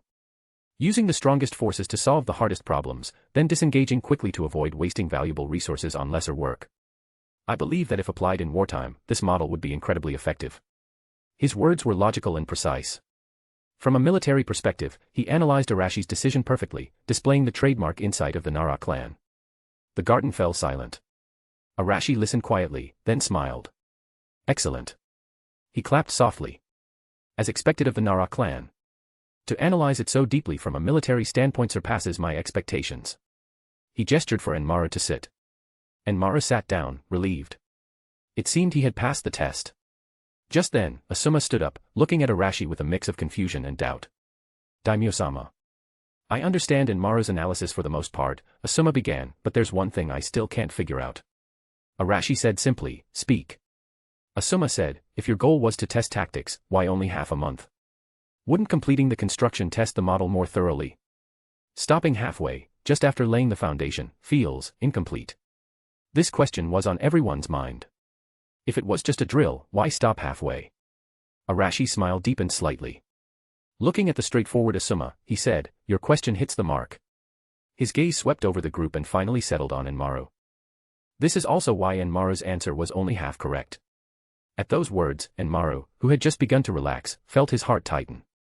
All eyes returned to Arashi, waiting for his explanation. Arashi continued, "Because all of you only saw the combat power, but you didn't see the people." That sentence left everyone stunned. What did he mean? Asuma. Arashi's tone sharpened. "Let me ask you something. During your half-month at the construction site, did you speak with any of the craftsmen?" Asuma instinctively nodded. "Yes, when coordinating tasks. Work-related matters don't count."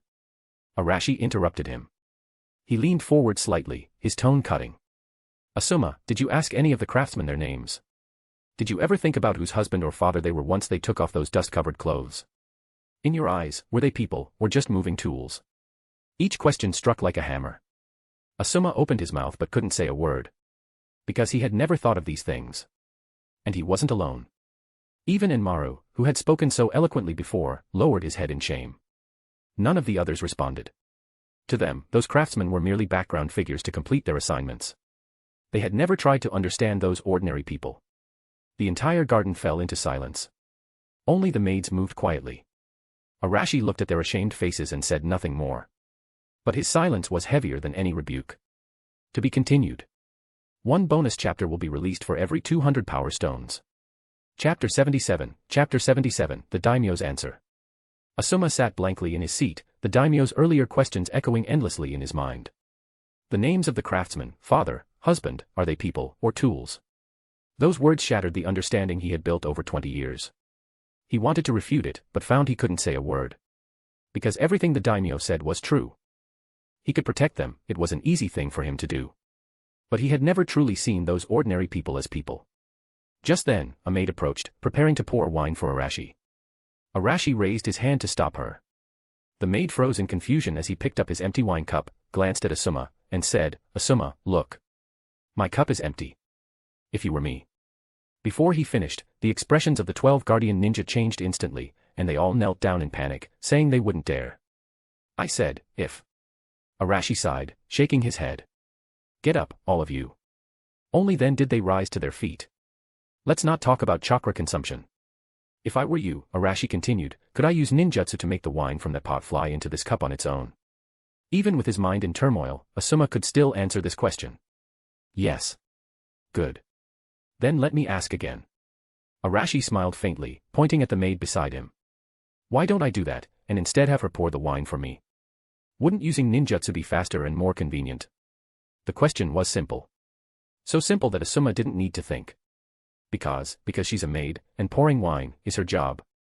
The moment the words left his mouth, Asuma froze. Maid, job. It was as if lightning struck through his mind, connecting all those scattered thoughts into one clear realization. The names of the craftsmen, their families, not letting them finish the building, the maid's job. Asuma's eyes widened. He stared at Arashi in disbelief, completely stunned. And it wasn't just him. And Maru, Hizashi, and the others all had the same look of shock. They turned to the maid standing respectfully beside Arashi, and in that instant, they understood everything. Seeing the expressions on their faces, Arashi knew it was time. Now do you understand, he said calmly. I stopped the project to return those jobs to the craftsmen who need them to feed their families. His voice suddenly turned cold as his sharp gaze swept across the group. But do you think what I want to teach you is simply about efficiency, or about not stealing the livelihood of civilians? You're wrong. I sent you to that construction site so you could see with your own eyes what truly forms the foundation of this country, something you powerful shinobi have long ignored. It is those craftsmen. It is those farmers. It is the countless civilians who earn their food with their own hands. Arashi stood, clasping his hands behind his back. A commanding aura of authority filled the garden. I once heard a saying, with great power comes great responsibility. And yes, you do fulfill your responsibilities, fighting shinobi from other nations, completing S-rank missions, protecting the safety of the land of fire. But have you ever thought that your so-called responsibility is built on a flawed foundation? Asuma's body trembled, his face pale as paper. He recalled the will of fire his father always spoke of, and the seniors who had sacrificed for the village. Could it be, they were all wrong? Arashi's voice roared like thunder in their ears. For decades, the 5 great villages have been at war, endless conflict after conflict. Whose homes were destroyed each time? Whose trade routes were severed? And behind every mission, how many hidden, dirty transactions existed? You've been blinded by the honor of shinobi and the bonds of your village, yet you've never once looked down to see the true face of this country. The 12 guardian ninja sat frozen, unable to speak. Arashi's voice continued, powerful and clear. Your wars make merchants afraid to invest. Your conflicts turn civilians into refugees. Your very existence has twisted the nation's economy and people's livelihoods into something dependent on the shinobi mission system. You might not have personally taken food from a craftsman's table, but this very shinobi era you uphold. Arashi took a step forward, his tone echoing like a strike of thunder. This old order has been stealing the right of every ordinary person to live and work in peace. This is the greatest plunder of all. He looked at the guardian ninja with something close to pity. I stopped that project to make you understand one simple truth: this country doesn't lack a few shinobi who can build houses. What it lacks is a peaceful environment where all craftsmen can build houses without fear. A stable order where all farmers can till their land and feed their families without worry. And you, the ones with power, your responsibility isn't to take their place. It's to use your strength to end this cursed age of shinobi infighting. To build an unshakable, absolute order. To become the sword and shield that upholds it. In this new order, shinobi will be the guardians of the nation, the defenders of peace, and the enforcers of justice. Not warlords who act independently, waging battles for profit. Under the peace you protect, every commoner will have work, land, a home, and live with dignity. Arashi's voice echoed through the night, every word resounding with conviction. This is the new order I want to build. This, in my eyes, is the true will of fire. After finishing, he turned and returned to his seat. The garden was silent. All the guardian ninja sat as if their souls had left them, their beliefs shaken to the core. Arashi looked at them, his heart steady, only a glint of determination flashing in his eyes. These men, their fathers, and even the first Hokage, Senju Hashirama, had all fallen into a great historical delusion. Ending the Warring States period and founding Konoha had been an extraordinary achievement. But the so-called god of shinobi had ultimately been too naive. He merely merged countless clan conflicts into a few national ones, replacing clans with villages, but in doing so, expanded the scale and destruction of war. He naively believed that balance through the distribution of tailed beasts would bring peace. Yet that very act planted the seeds for even greater conflict. The one country, one village system he established created a distorted economy sustained by the sale of violence. Under such a system, true peace would only strip the shinobi villages of their purpose. Thus, the so-called will of fire had, from the very beginning, served only Konoha's interests. It was an old order, rotten to its core. And what Arashi needed to do was to correct that mistake himself. To tear out this twisted era from its roots. To be continued. Chapter 78, Future Pioneers, Bonus. The garden was silent. Arashi's words left every member of the 12 guardian ninja frozen in place. Their proud beliefs were utterly shattered. Asuma lowered his head, his gaze fixed on his slightly trembling hands. These hands had been stained with blood, and had also protected the will of fire. But now, he felt only unprecedented emptiness and confusion. And Maru's mind was blank. His usual schemes seemed pale and laughable before the grand blueprint described by the daimyo. In that frozen silence. Thud. A soft sound. Dull, yet clear. Everyone looked toward the sound. It was Chiriku, the monk from the fire temple. He gently placed his tin staff, the symbol of his monastic status, on the ground beside his feet. His movements were slow and solemn, almost ritualistic. Everyone's attention was drawn to him. On Chiriku, the gentle Buddhist air slowly dissipated. He stood up. Calmly, he removed his monk's hat, the lamplight reflecting faintly off his head. Then he unfastened the loose monk's robe, the symbol of Buddhist precepts. The robe slid from his shoulders, revealing a black, close-fitting combat suit. Beneath it, defined muscles brimming with power. It was as if he had transformed from a chanting monk into a warrior. Everyone was too stunned by Chiriku's sudden action to speak. Arashi leaned back in the main seat, quietly watching the esteemed monk, curious what he would do next. Stripped of his monk's robe, Chiriku seemed to have cast off shackles. He stepped forward, walking to the center of the garden, facing the young monarch directly. The next second. This highly respected monk of the fire temple bent his knees and knelt heavily before Arashi, the impact sounding dully. Daimyo-sama. Chiriku spoke, his voice no longer gentle and mellow. Please tell me. He no longer referred to himself as this humble monk. How can we create the new order you described, where everyone can live in peace and everyone has dignity? I, Chiriku, am willing to become the blade in your hand, to cut down all obstacles.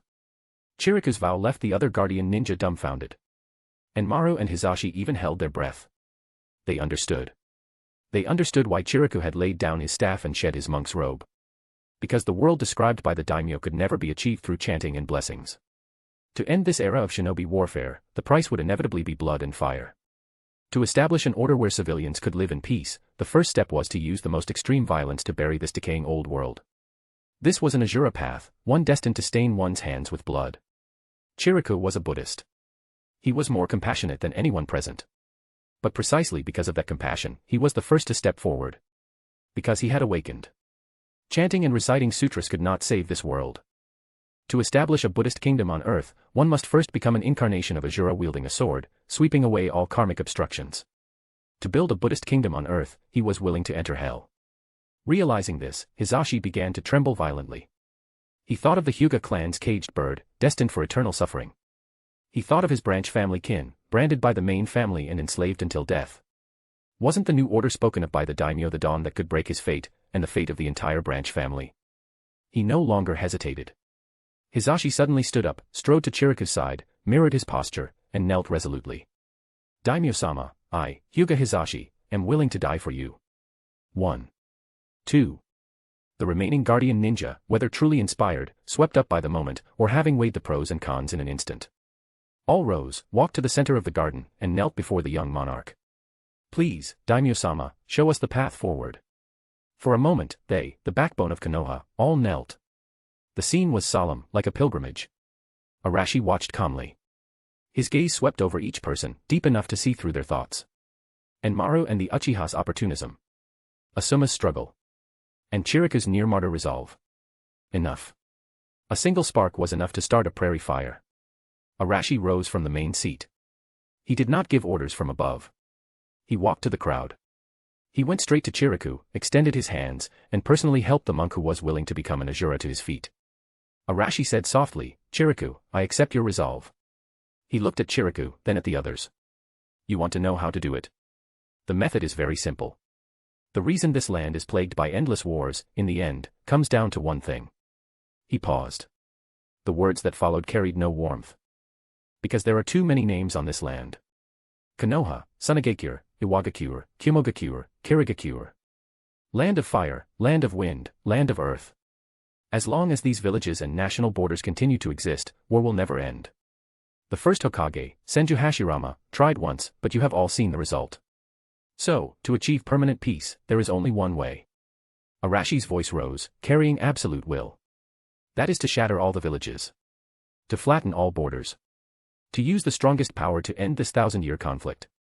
To ensure that from now on, only one voice remains on this land. His words echoed in their ears. Only when all the people of this land truly become one family will peace endure. Arashi's tone shifted, and the overwhelming aura slowly receded. But conquest is only the beginning. A world held together by violence alone is fragile. His words calmed the shinobi who had just been burning with passion. The fanaticism and confusion in their eyes quickly faded, replaced by inquiry. Arashi continued, "The future I wish to see is one where children from the land of wind study with children from the land of fire in the same classroom. It is a world where artisans from Iwagakure forge the sharpest fishing knives for fishermen from Kirigakure. When languages are no longer barriers, when a common culture becomes a shared bloodline, when everyone strives for the same better tomorrow. By then, division and hatred will naturally disappear." Everyone pondered. Only Chiriku's eyes shone. It turned out what the daimyo sought was not an empire ruled by an iron fist, but a truly harmonious world. Such a world could be called a Buddhist kingdom on earth. Violence was only a means of clearing away the trash. Governance was the goal. Arashi ignored their shock. His thoughts seemed to pierce the night sky, seeing 100 years into the future. "I know this is very difficult." In his voice, there was a sigh facing the vastness of time. So difficult that even if we exhaust our entire lives, we might only lay the first cornerstone on this long road to the future. These words silenced everyone. Yes, how difficult it was. It sounded like fantasy. In the shinobi world, hatred had lasted 1,000 years. The blood debts between villages were beyond counting. To make the descendants of enemies sit together like brothers. How could that be possible? Arashi saw their wavering. But as long as the journey begins, there will always be a day when the destination is reached. He looked at his first followers, his voice steady. "If we cannot do it, then let our descendants do it." Hizashi suddenly looked up. Descendants. In his mind, his young son, Niji, appeared. That child, when a little older, would be branded with the caged bird. Would Niji's descendants also have to suffer this fate forever? No. If this new order could truly be established, if the borders between nations and villages truly vanished, then what meaning would the Hyuga clan's so-called main and branch families still have? The caged bird would no longer exist. Hizashi's breathing quickened, his fists clenched tight. Arashi's words continued. "If our descendants cannot do it, then their descendants will." He paused, letting the words carve themselves into their souls. Generation after generation, without end. This ancient vow, spoken now, was no longer a metaphor. It was a sacred pledge handed down through blood. Asuma's body trembled. He thought of his father. He had spent his life maintaining Konoha and protecting the so-called will of fire. But what was the result? The war had never ended. Perhaps. Father was wrong from the beginning. Perhaps, protecting only Konoha was too narrow. Only when the whole world became one family would there be nothing left to protect. Because there would be no external enemy. Arashi's voice rose again. As long as we, and the generations after us, keep moving toward this goal and never look back, then everything we envision today will eventually become reality. Boom. Thunder seemed to explode in their minds. They felt their souls being reshaped. Their daimyo had not only pointed to the enemies they needed to cut down, he had shown them the homeland they could build with their own hands when the fighting stopped. The future was no longer vague. It was a future that, if they reached for it and worked, generation after generation, they would finally touch. Hope. It burned fiercely in their hearts. Watching their transformation, a faint smile finally appeared on Arashi's face. In that smile, there was no monarch's majesty, no schemer's calculation. Only a pioneer's expectation for his followers. And you, along with me, will become the pioneers of this new world. To be continued. Chapter 79, Hidden Surprise Attack Team Assembles, Bonus. The banquet ended. The lights in the garden remained bright. The Shadow Guard, their worldviews reshaped, left the Daimyo manor with a strong smell of alcohol. The ideological imprint had been made. The rest required them to return and digest it slowly. But Arashi could not rest yet. Today's political affairs were still unfinished. The night wind stirred his luxurious robes. Maids carrying lanterns led the way, light and shadow flickering across his face. When the heavy wooden door of the study was pushed open, a scent of ink and scrolls wafted over. The candlelight was lit, instantly illuminating the desk. Scrolls were piled high there, so tall their tops were out of sight. Arashi's eyelid twitched violently.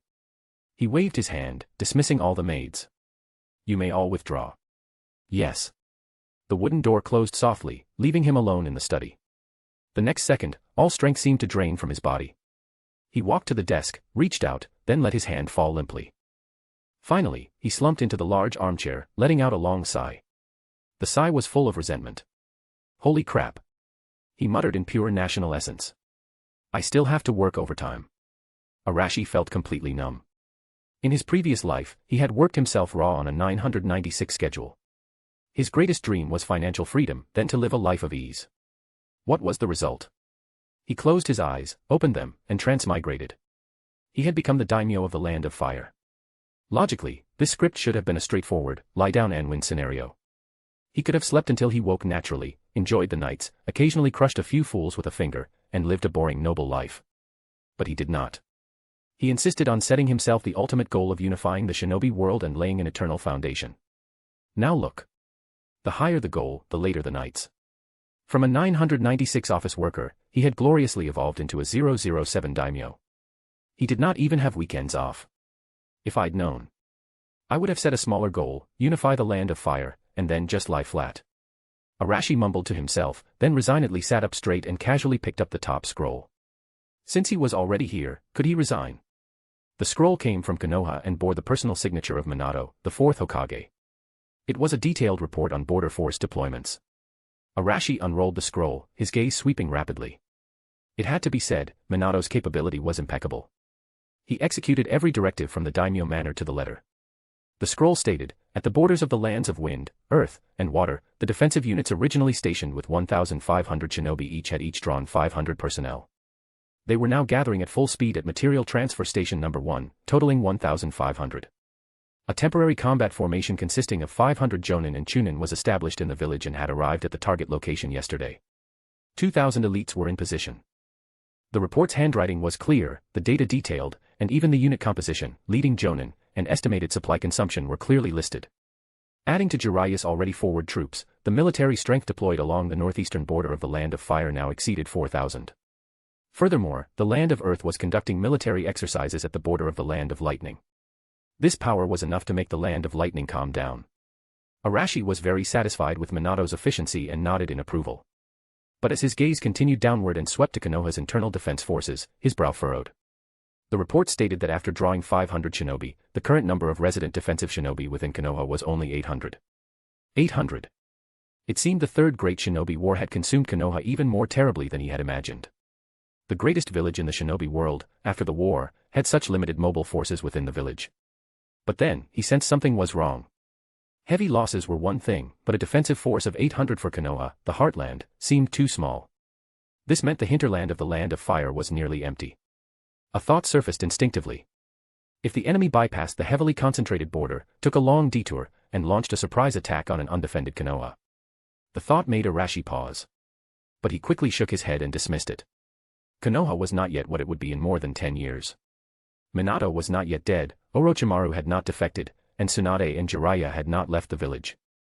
Leaving aside everything else, Minato alone was enough to turn any idea of a sneak attack into a joke. His Flying Thunder God technique was an unsolvable defense within his spatial range. One man was an insurmountable line. And there was that old man, Sarutobi Hiruzen. Although the old fellow craved power, his ninjutsu cultivation had not diminished.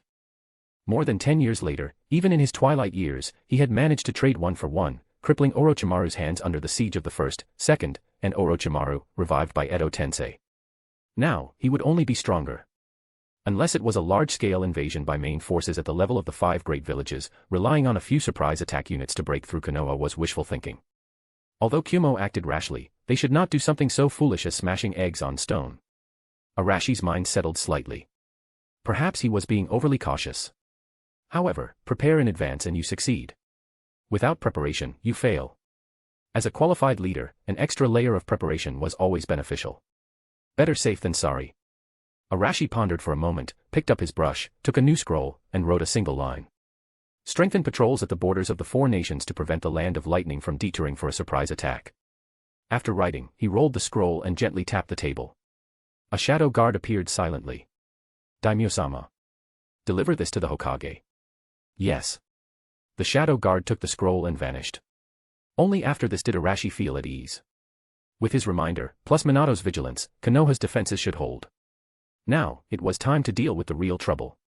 He looked again at the pile of scrolls. A wave of vexation rose in his chest. He let out a long, turbid breath. Then he plunged into the work. Late at night. The Daimyo manor was brightly lit. The helmsman of this country wrote diligently, burning his precious liver for his eternal foundation.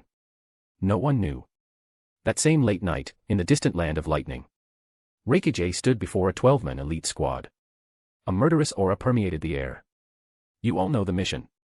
The Reikage's voice was low and oppressive. Yes. The dozen elites radiated power. Their voices thundered, startling distant birds. Very good. The Reikage nodded in satisfaction. Then. He raised his thick arm, about to give the order to depart. Just then, a strange rhythm cut in. Yo, yo. Killer Bee, dark-skinned, carrying 7 swords and wearing sunglasses, swaggered out. This big shot is Killer Bee, headed to the Land of Fire to cause a spree, yeah. Take down Konoha's fools, crush those tools, oh yeah. Taste the 8 Tails' might, fear in the night, idiots, bastards, out of sight. In an instant, the murderous aura shattered like ice. The 12 elites' shoulders shook. Their faces were rigid, neck veins bulging as they suppressed laughter. Reikage's temple veins throbbed and his muscles twitched. B. He roared, and the arm that was about to signal departure changed course, slamming a heavy fist onto Killer Bee's head. You idiot, shut up. Killer Bee staggered, clutching his head, no longer daring to rap. The Reikage's other clenched fist, mindful of the mission's urgency, ultimately did not swing again. He turned and bellowed to the now solemn squad. Depart. To be continued. 1 bonus chapter will be released for every 200 power stones. Chapter 80, Konoha will hold the Chunin exams. The fire capital in the Land of Fire awoke in the faint glow of dawn. But in Konoha, lights were already on in the Hokage building's office. The 4th Hokage, Minato, sat in the main seat, the morning light making his golden hair shine. But his brows were furrowed. Across from him were Konoha's 2 advisor elders, Udatane Koharu and Mitokado Hamura. Chunin exams. Minato repeated the proposal, his calm voice tinged with caution. The situation on the northeastern border is tense, and half of the village's elite forces have already been deployed to the front lines. Is it too risky to hold the Chunin exams at this time? As Hokage, he was responsible for the safety of the entire village. At this moment, Konoha was in its most vulnerable internal defense period since he took office. If anything went wrong, the consequences would be unimaginable. Hamura pushed up his reading glasses. Behind the lenses, his eyes looked cloudy but were sharp and discerning. Precisely because the situation is tense, it is even more imperative to hold them. Koharu took over, leaning slightly forward, speaking seriously. Minato, you must understand that the Chunin exams are never just a promotion assessment. They are also a political statement to display our strength to the entire shinobi world. We must let the children fighting bravely on the front line see that the home they risk their lives to protect is still prosperous and full of talent. This will boost morale more than any empty slogan. This can greatly boost morale and stabilize people's hearts. Hamura added, especially the Land of Lightning. We must let them see that Konoha's will of fire will never be extinguished. The 2 elders spoke in unison, listing the benefits of holding the Chunin exams one by one. Minato fell silent, weighing the pros and cons. He had to admit that the 2 elders made sense. War is not just about military strength, but also about morale and logistics. Letting the soldiers on the front lines know that the rear is secure, that kind of mental strength is sometimes more important than sending another unit. He understood the principle. But the safety issue. Minato was still very concerned. Then scale it down, Hamura immediately offered a solution. Clearly, he had already prepared this plan. In previous years, we would invite major villages to participate to demonstrate peace and friendship. But this year, the situation is special, so there is no need to invite other villages. We will just do it ourselves, behind closed doors. Koharu added at once, however, the invitation to the Daimyo manor must be sent, and the nobles of the Land of Fire must also be invited. This is customary and a good opportunity to showcase Konoha's new generation to the Daimyo-sama. Let him see that Konoha's will of fire is passed down through generations, never ending. This proposal was reasonable and addressed safety while achieving political goals. Looking at the two elders working so smoothly, Minato understood. All right, let's do it this way. After careful consideration, he nodded. I will draft the invitations shortly. Seeing that the Hokage was convinced, the two advisor elders showed satisfied expressions. Just as they were about to adjourn, there was a knock at the office door. Come in. An umbu appeared instantly, presenting a scroll. Hokage-sama, an urgent message from the Daimyo manor. Minato immediately took the scroll and unrolled it. The letter was simple, with only one line of text. Strengthen border patrols in the 4 countries to prevent sneak attacks by the Land of Lightning. After reading, Minato frowned slightly. The relaxed expression on his face faded, replaced by a hint of solemnity. A sneak attack by a circuitous route. He had considered that tactical possibility, but he had ranked it last. In his view, with him stationed in Konoha, small-scale attacks would not threaten the heartland. And large-scale military movements would not escape the eyes of intelligence personnel. But now, the daimyo had specifically sent a warning about this.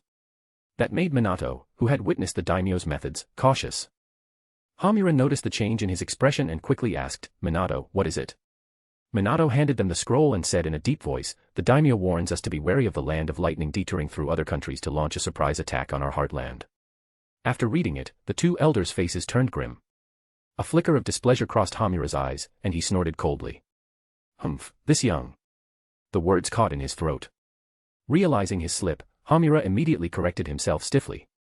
What the daimyo said, we naturally know. His words carried the displeasure of being lectured and the arrogance of an old veteran. Koharu then said coldly, but those war fanatics from the Land of Lightning are indeed capable of such things. It is better to believe than ignore. Although her words agreed, she cleverly attributed the insight to her own judgment rather than the daimyo's warning. Minato took in their expressions, sighed inwardly, and issued an order. Send word to replan the border patrol routes, and raise the rank of patrols along the borders with the Land of Water, the Land of Earth, and the Land of Lightning to the highest. Yes. The umbu took the order and left. After dealing with this matter, Minato felt a bit more at ease. His gaze fell back to the table. On one side was the letter from the daimyo manor, and on the other was the newly decided Chunin exams. The two seemingly unrelated matters were now oddly connected. He suddenly thought of something. Picking up a pen, he quickly wrote an invitation for the Chunin exams and sealed it with wax. Then he handed the letter to the guarding umbu. Give this to the messenger. Yes. Another umbu took the order and retreated. When the shadow guard returned to the fire capital with the invitation for the daimyo-sama, dusk had already fallen. At that time, Arashi had just finished processing the last batch of official documents.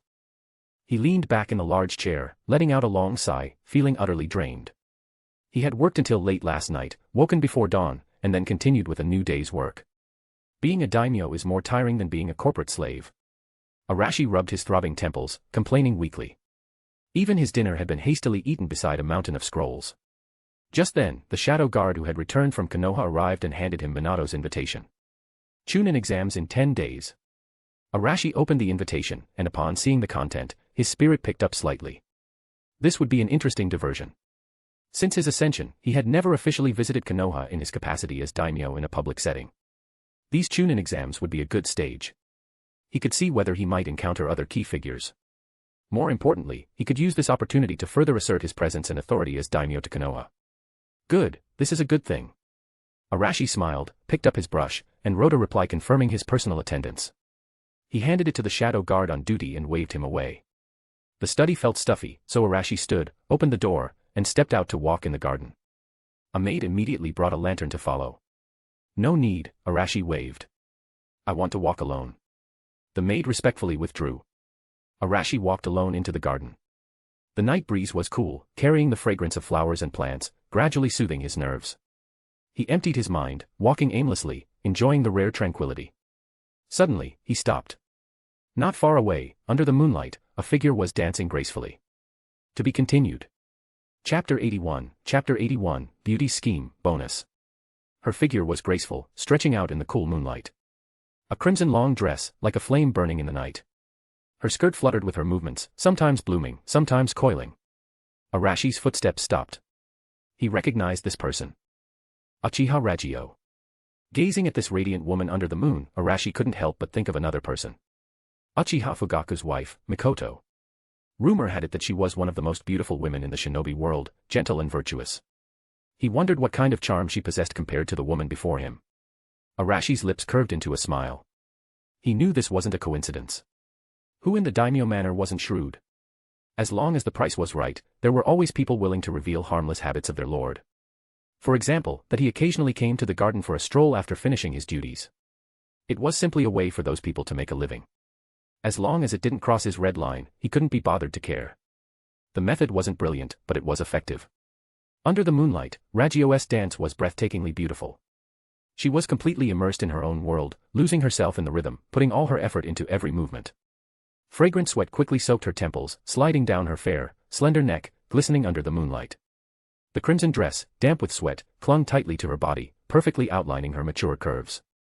Arashi's gaze was calm, but deep in his eyes, a faint fire was ignited. Finally, the dance ended. Ragyo concluded with a perfect pose, drenched in sweat and slightly panting. Maintaining her elegant posture, she placed her slender hand over her gently rising chest, glancing around the empty garden. The garden was silent.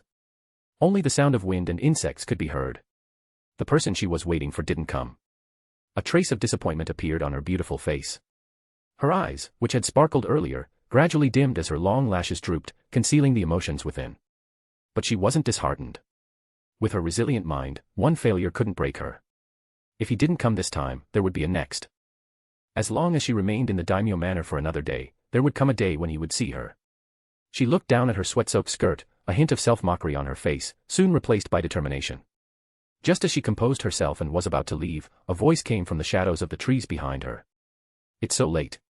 Why are you dancing alone here?" Ragyo's body instantly tensed. That voice.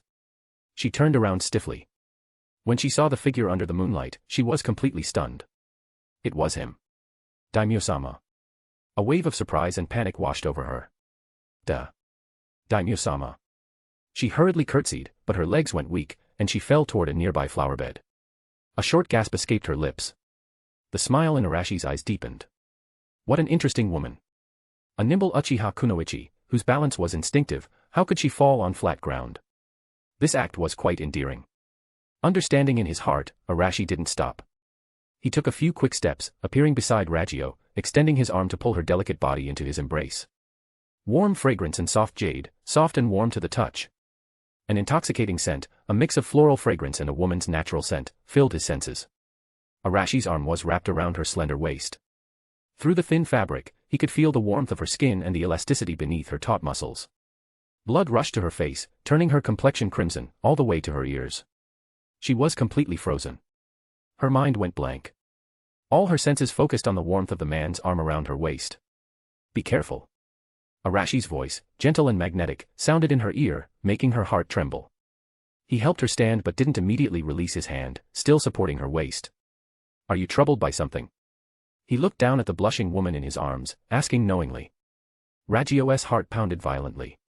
She felt as if she was melting in his embrace. Biting her lower lip, she gathered her courage and raised her misty eyes to look at him. I am just unwilling. I want Daimyo-sama to look at me." As her words fell, she shyly lowered her head, her pitiful expression stirring sympathy. Arashi's smile deepened. Unwilling. A proud Uchiha, her unwillingness couldn't be that simple. But he appreciated her candid ambition. As expected of an Uchiha. Even with calculations in her heart, she didn't bother hiding them. Arashi finally released her, stepping back slightly to give her space to breathe. "Your dance was very good. I saw it." He didn't expose her thoughts but affirmed her with a calm tone. Ragyo suddenly looked up, eyes filled with surprise and disbelief. She saw Arashi raise his hand, motioning to the maid standing by the garden entrance. The maid hurried over with a lantern, bowing respectfully. Arashi glanced at Ragyo, who was still frozen in place, and instructed, "Take Lady Ragyo to see Gen. Tell him to arrange a quiet courtyard. From tonight onwards, you will move there." Arashi turned to her and added, I will come to find you tomorrow night. After speaking, he turned and walked away, leaving Ragio standing blankly in place. Lady Ragio, a private courtyard. It was the first title of lady bestowed by the daimyo. The maid approached her with much more respect than before, bowing slightly. Lady Ragio, please follow me. A wave of joy instantly overwhelmed Ragio. She looked up, staring at his retreating figure disappearing into the night, tears spilling down her cheeks. This time, it wasn't an act. It was the relief of gambling everything. The joy of a long-cherished wish fulfilled. This man was much gentler than she had imagined. Arashi returned to his study, handed the reviewed scrolls to the shadow guard beside him, then opened the door and left. He didn't go to find Ragio. He had said tomorrow, and it would be tomorrow. He wasn't one to change his word lightly. Moreover, the palace rules were strict, and as their maker and beneficiary, he wouldn't break them casually. Returning to his bedchamber alone, Arashi ordered that no one attend him tonight.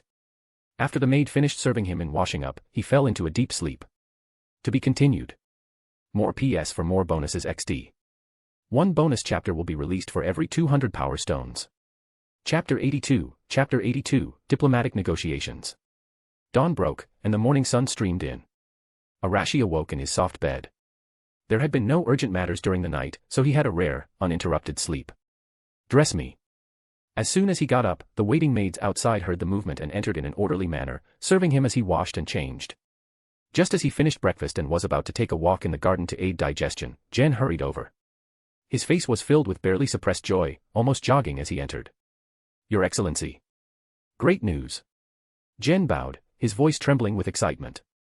The land of lightning has backed down. He handed over an urgent report. They've sent an envoy delegation. They entered the fire capital before dawn this morning, saying they wish to conduct peace talks and end all border conflicts. Arashi took the report, scanned it, then casually set it aside. They arrived quite quickly. Yes. Tanaka-sama is already waiting in the Ministry of Foreign Affairs conference hall. The envoys from the Land of Wind and the Land of Earth are also present, just awaiting your orders. Gen's tone barely concealed his excitement. Arashi looked up. Send someone to inform Nara and Maru. Tell him to go to the negotiation site immediately and observe. Have him listen and watch carefully. In his view, the wisdom of the Nara clan shouldn't be confined only to the battlefield. That would be too much of a waste. Diplomacy was also a battlefield without smoke or fire, and such large-scale international games were the best stage for sharpening their minds. Nara and Maru? Gen paused briefly, then immediately bowed. Yes, I'll attend to it at once. With that, he quickly withdrew.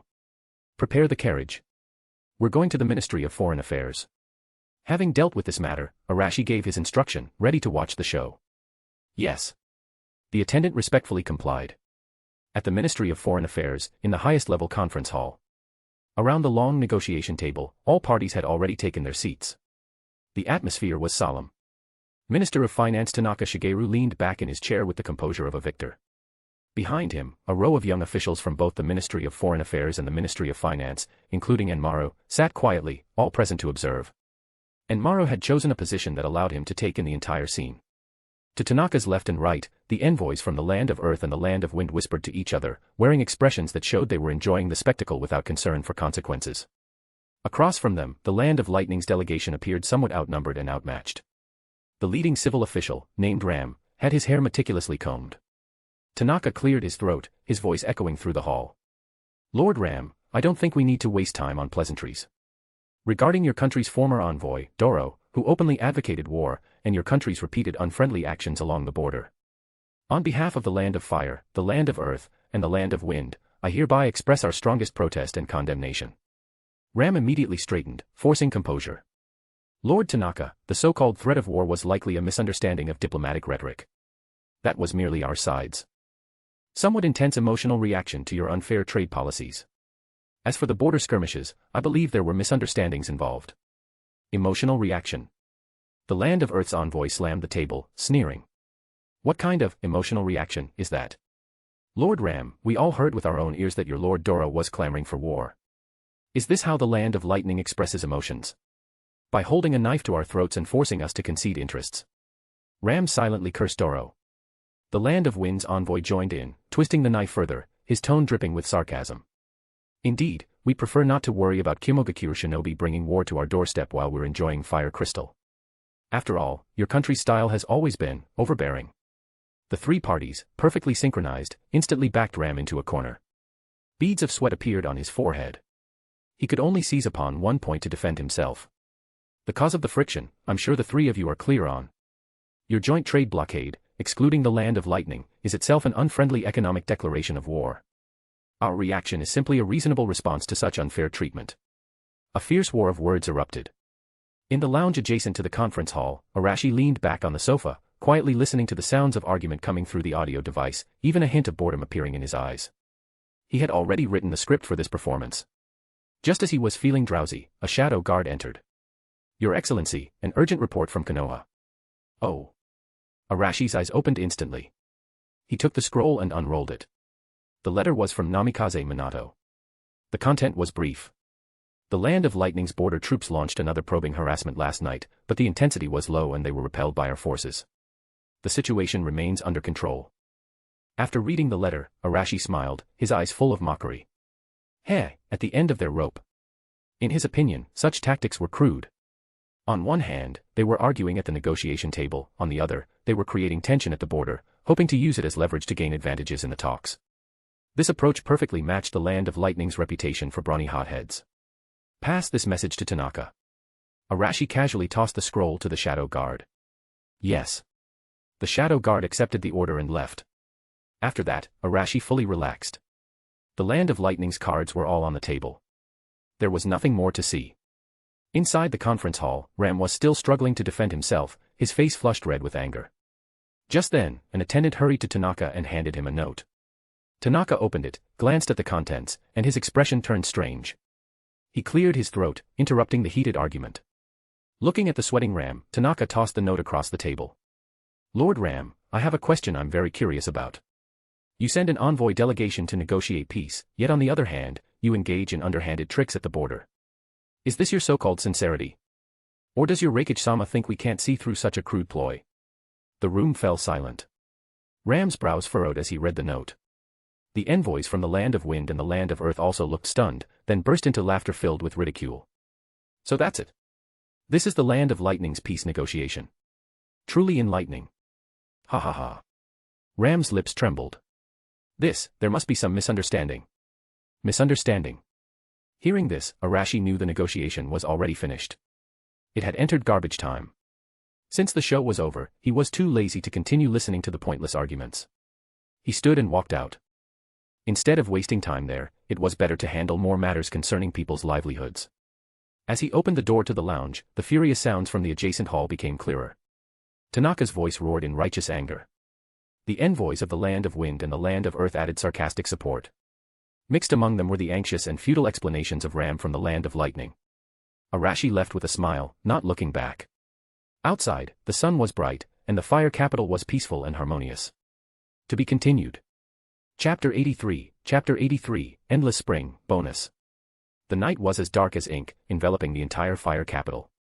In the Daimyo Manor's study. Arashi leaned back in his chair, pinching the bridge of his nose. The documents on the desk had been cleared, but his mind felt slightly swollen from excessive thinking. Gen, he said, getting up to stretch, is everything ready on Uchiha Ragio's side? Gen, who was attending him, immediately replied, reporting, My lord, everything is prepared. Uchiha Ragio spent the entire day personally arranging the courtyard, and she also oversaw the kitchen staff as they prepared each dish for dinner. Arashi chuckled at the words, ignoring the unintentional flattery in Gen's tone. Mem, he hummed, stepping out of the study. Lead the way. Yes. The newly bestowed courtyard was named Crimson Moon Pavilion. It was serene and elegant. Passing along a cobblestone path, one could hear the gurgling of flowing water. When Arashi stepped into the courtyard, Ragio, who had been waiting, curtsied gracefully. Ragio respectfully welcomes Daimyo-sama. Her voice held both excitement and a deliberately suppressed hint of allure. Arashi's gaze fell upon her.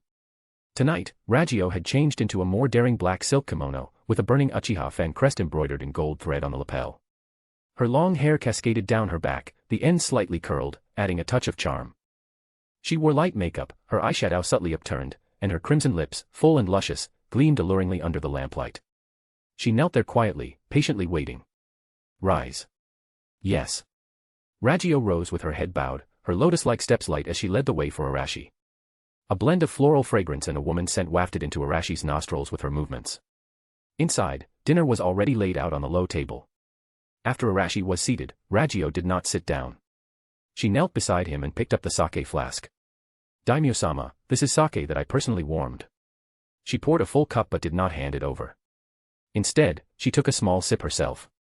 Under Arashi's gaze, she leaned forward slightly, bringing the cup to his lips.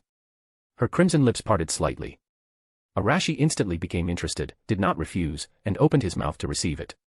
The sake was mellow, carrying the warmth and fragrance from her lips, sliding down his throat as if igniting a flame. You're quite bold. Arashi pinched her delicate chin, his thumb caressing her soft skin. Ragyo's body trembled slightly, yet there was no fear in her eyes. Instead, they shimmered with a watery light, full of allure. To serve Daimyo-sama is my greatest fortune. I would dare to be even bolder. Her voice was soft and gentle, with a hint of coquetry. Sit opposite me, Arashi said with a smile, releasing his hand. I fear the sake will cool if I am too far from Daimyo-sama. She not only did not leave, she moved even closer. I like to look at your face, Arashi said with a meaningful smile, to see how many mischievous thoughts are hidden beneath this beautiful face. Daimyo-sama truly jokes. Aren't my thoughts written all over my face? Ragyo stiffened slightly, then chuckled, her laughter like silver bells. However, she obediently sat opposite Arashi, her beautiful eyes meeting his gaze, bold and direct. My only thought is to make Daimyo-sama comfortable tonight. Arashi picked up his chopsticks and did not respond. The meal was enchanting and ambiguous. Ragyo continuously served him dishes, sometimes teasing with words, sometimes enticing with her eyes, playing the role of a seductress to perfection.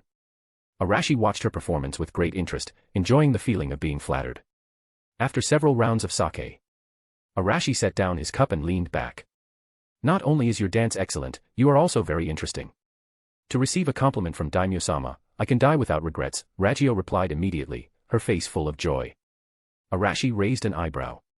Is that all your ambition? A woman's ambition is simply to please the men she loves, isn't it? Ragyo replied as if it were obvious. As she spoke, she rose, walked around the low table, and knelt beside Arashi again. Arashi looked at her, the playfulness in his eyes deepening. Oh. So, you love me? This question caused Ragyo to pause slightly.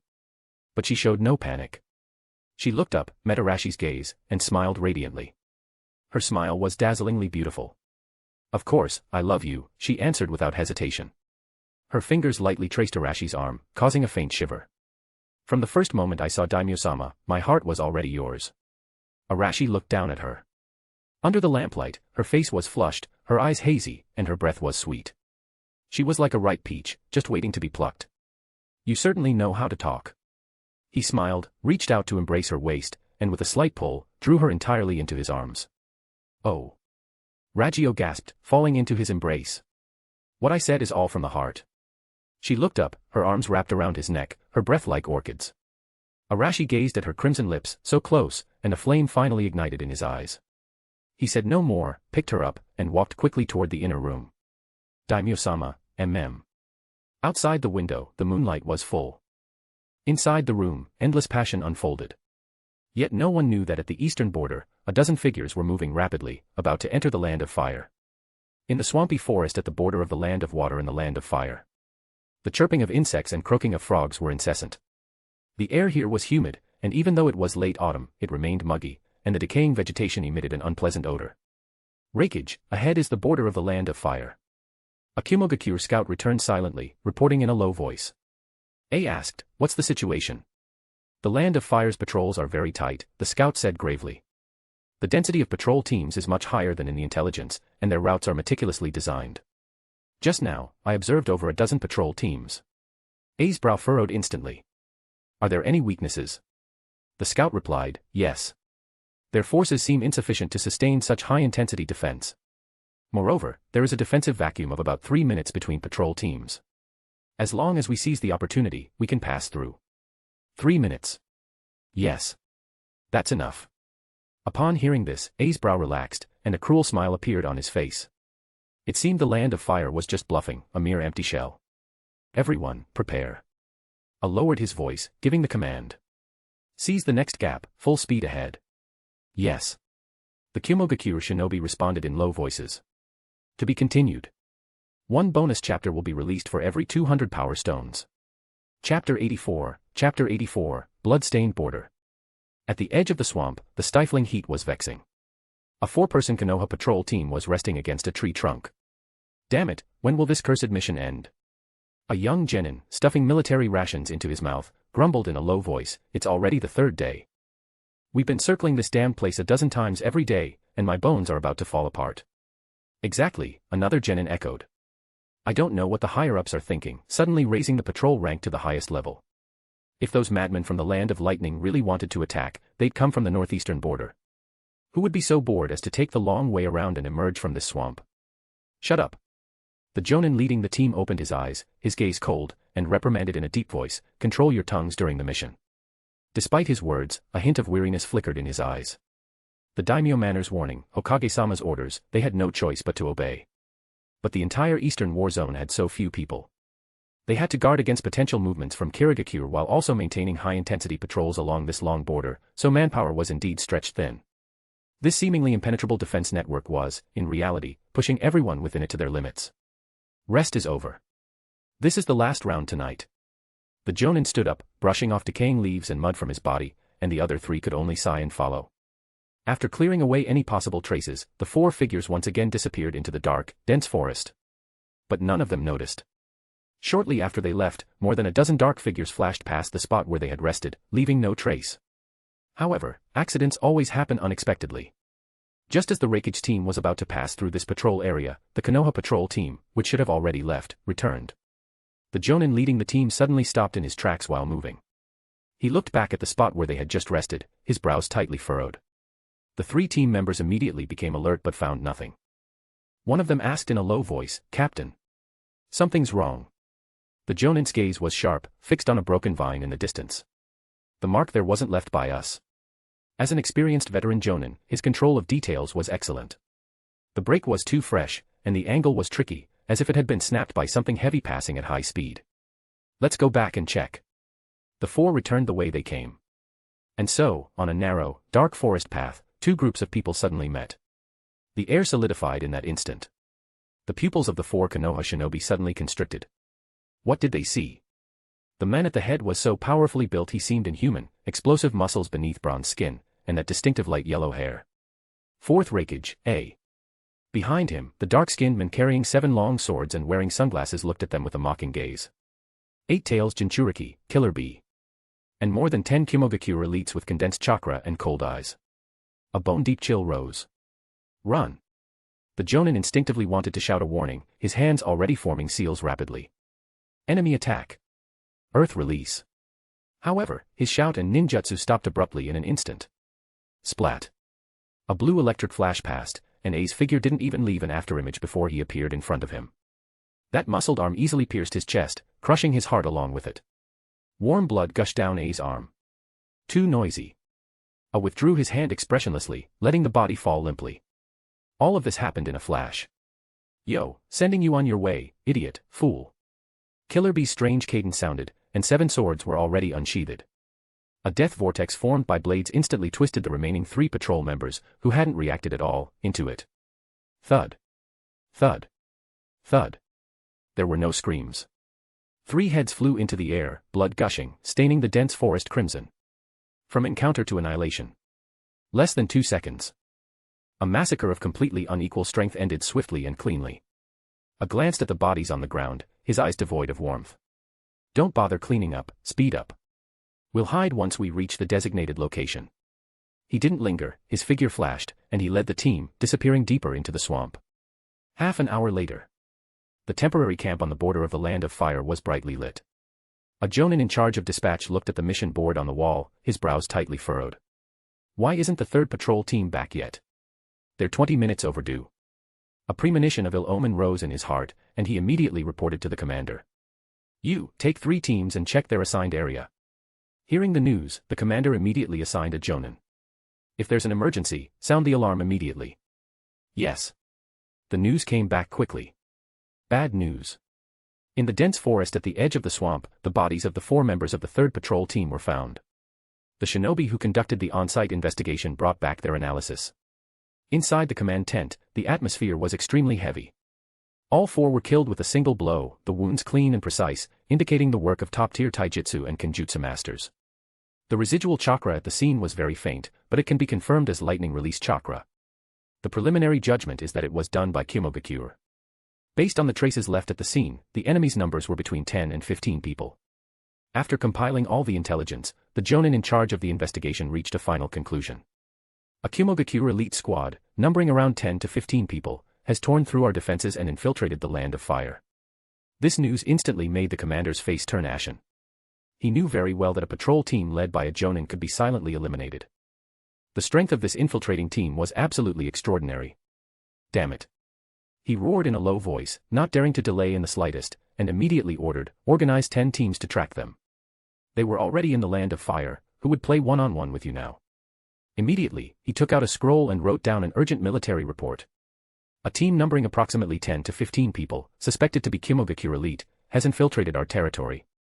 Extremely strong, target unknown. Hokage-sama and all departments are urged to pay close attention to defense. After writing, he sealed the scroll as quickly as possible and handed it to the communication shinobi. A ninja hawk soared into the sky, flying toward Konoha at maximum speed. However, no one knew. This seemingly accurate intelligence was, from the beginning, based on a fatal error. They thought the infiltrators were just an elite team of a dozen people. But they didn't know that this team's goal was to pave the way for a large Kimogakure army in the heart of the Land of Fire. The clouds of war had already gathered. Meanwhile, on the distant northeastern border, a small-scale skirmish was also unfolding. Among those involved was the 4-year-old Uchiha Itachi. To be continued. Chapter 85, at 4 years old, bonus. On the northeastern border of the Land of Fire, the air was thick with the scent of blood and scorched earth. The battle had just ended. A squad of shinobi led by Uchiha Fugaku was clearing the battlefield. Fugaku's face was emotionless as he assessed the battle damage. After confirming everything, he was about to order the team to retreat when his eye twitched slightly. In his peripheral vision, a faint chakra signature flickered. In the next instant, he appeared behind a boulder. A Kumo child shinobi, about 10 years old, was slumped against the rock, covered in blood. His right hand clutched a kunai, trembling uncontrollably. Several Konoha shinobi followed closely behind. When they saw a survivor, their killing intent surged. A Sarutobi clan shinobi glanced at the boy's youthful face. His expression shifted slightly but then turned cold. On the battlefield, there were no children, only enemies. Just as one of them was about to strike, Fugaku raised his hand. Stand down. The team member was puzzled, but orders were orders, so he stepped back without question. They surrounded the Kumo child, ensuring he couldn't escape. Fugaku turned his head and looked to the rear of the squad. There, a 4-year-old child was being led by the hand by an Uchiha clansman. The small body wore the Uchiha clan's high-collared combat uniform, which looked far too big on him. The child's eyes were black and clear. He looked at the bloody battlefield with fear in his gaze. Itachi. Fugaku's voice rang out. The young Itachi shuddered instinctively and quickly ran over on his short legs, stumbling as he reached his father's side. Father, he called softly, his voice childlike. Do you see that person? Fugaku pointed at the Kumo boy. Go. Kill him. His tone was calm, but the words were cruel. The surrounding air seemed to freeze. The shinobi nearby were all stunned. Make a 4-year-old child, kill someone. Was this man insane? But the surrounding Uchiha clansmen fell silent. They had all passed through the same trial. It was the fate of the Uchiha. But Itachi was the youngest among them to face it. Their eyes fell on the small figure. Their expressions were complicated, with a faint trace of hidden pity. Itachi stood frozen. He looked at the blood-covered enemy, then up at his father.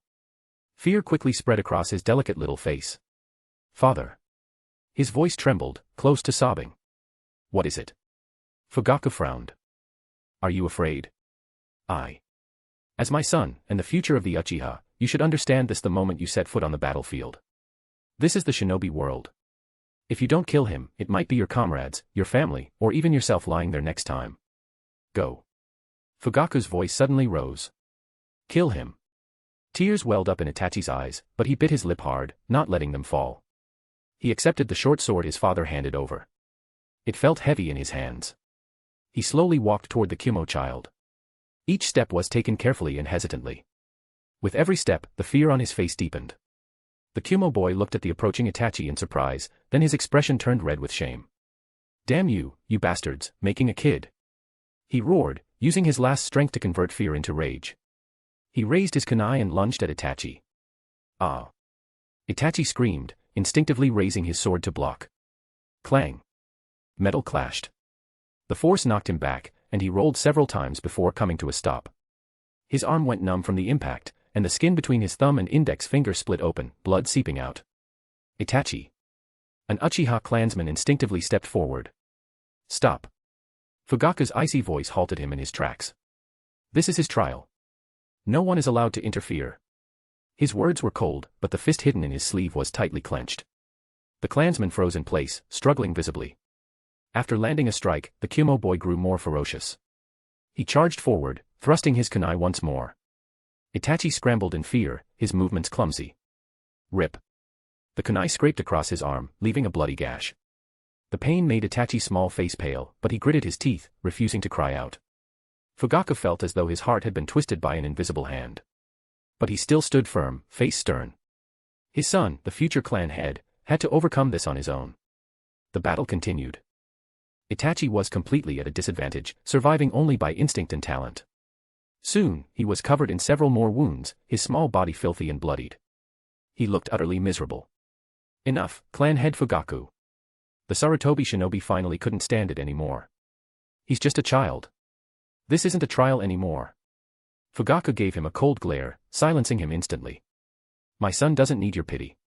In that brief moment of distraction, the Kyumo boy seized the opportunity, kicking Itachi hard in the stomach and sending him sprawling. Die, brat. The boy's face twisted with madness. He gripped his kunai tightly and plunged it toward Itachi's heart. Itachi. In that instant, Fugaku's cold face finally changed. Paternal love ultimately broke through the clan head's indifference. Chakra erupted from within him, and his figure vanished from sight. But just at that moment, a sudden change occurred. Itachi, lying on the ground, stared at the kunai rapidly approaching him. The overwhelming fear, unwillingness, and desire to survive exploded within him. Buzz. In his pitch-black pupils, a crimson hue bloomed, and a single tomo formed. Sharingan. Activated. The moment the Sharingan awakened, the previously fast kunai appeared slow and clear in his vision. His body, spurred on by imminent death, burst forth with an explosive strength. He rolled at an extreme angle, barely avoiding the fatal strike. Immediately after, he leaped up, and the short sword in his hand drew a clean arc from bottom to top. Thud. The sound of steel piercing flesh, soft yet chilling. The Kyumo boy froze. He looked down in disbelief at the blood-stained tip of the blade protruding from his chest. Fugaku, who had already dashed halfway forward, froze in place. His eyes locked onto the crimson in his son's pupils. Then, all the fear and anguish melted into uncontrollable pride and joy. 4 years old. Faced with death, he awakened the Sharingan. As expected of his son. Konoha, Hokage Building. After reading the border report, Namikaze Minato secretly let out a breath of relief. The daimyo's warning had proven true. If not for the order to strengthen patrols, this Kyumo squad might have infiltrated unnoticed. What's wrong, Minato? Mitokato Hamura, who was reviewing documents nearby, noticed the shift in Minato's expression. Minato handed over the intelligence scroll. After both Hamura and Udatane Kohara finished reading, their expressions turned serious. Yet behind that seriousness was a hint of dismissiveness. Humph, they got lucky, Hamura said coldly. So the warning came true. The thugs from the land of lightning always resort to such underhanded tactics, Kohara added with disdain. But it was just a squad of a dozen people. Was it really necessary to send 10 teams to chase them down? They're making a mountain out of a molehill. We can't afford carelessness, Minato said firmly. The village should dispatch additional forces. Send Hyuga Hayashi. The two advisors didn't object. When it came to tracking, the Byakugan was indeed unmatched. Soon, Hayashi arrived at the Hokage's office. After receiving the mission, he immediately set out. Seeing that Minato still seemed concerned, Kohara reassured him, don't worry. With Hayashi involved, they won't escape. Draft a standard report and send it to the daimyo's manor, Hamura instructed. Let him see Konoha's efficiency. Minato nodded silently and didn't argue. But the unease in his heart hadn't subsided.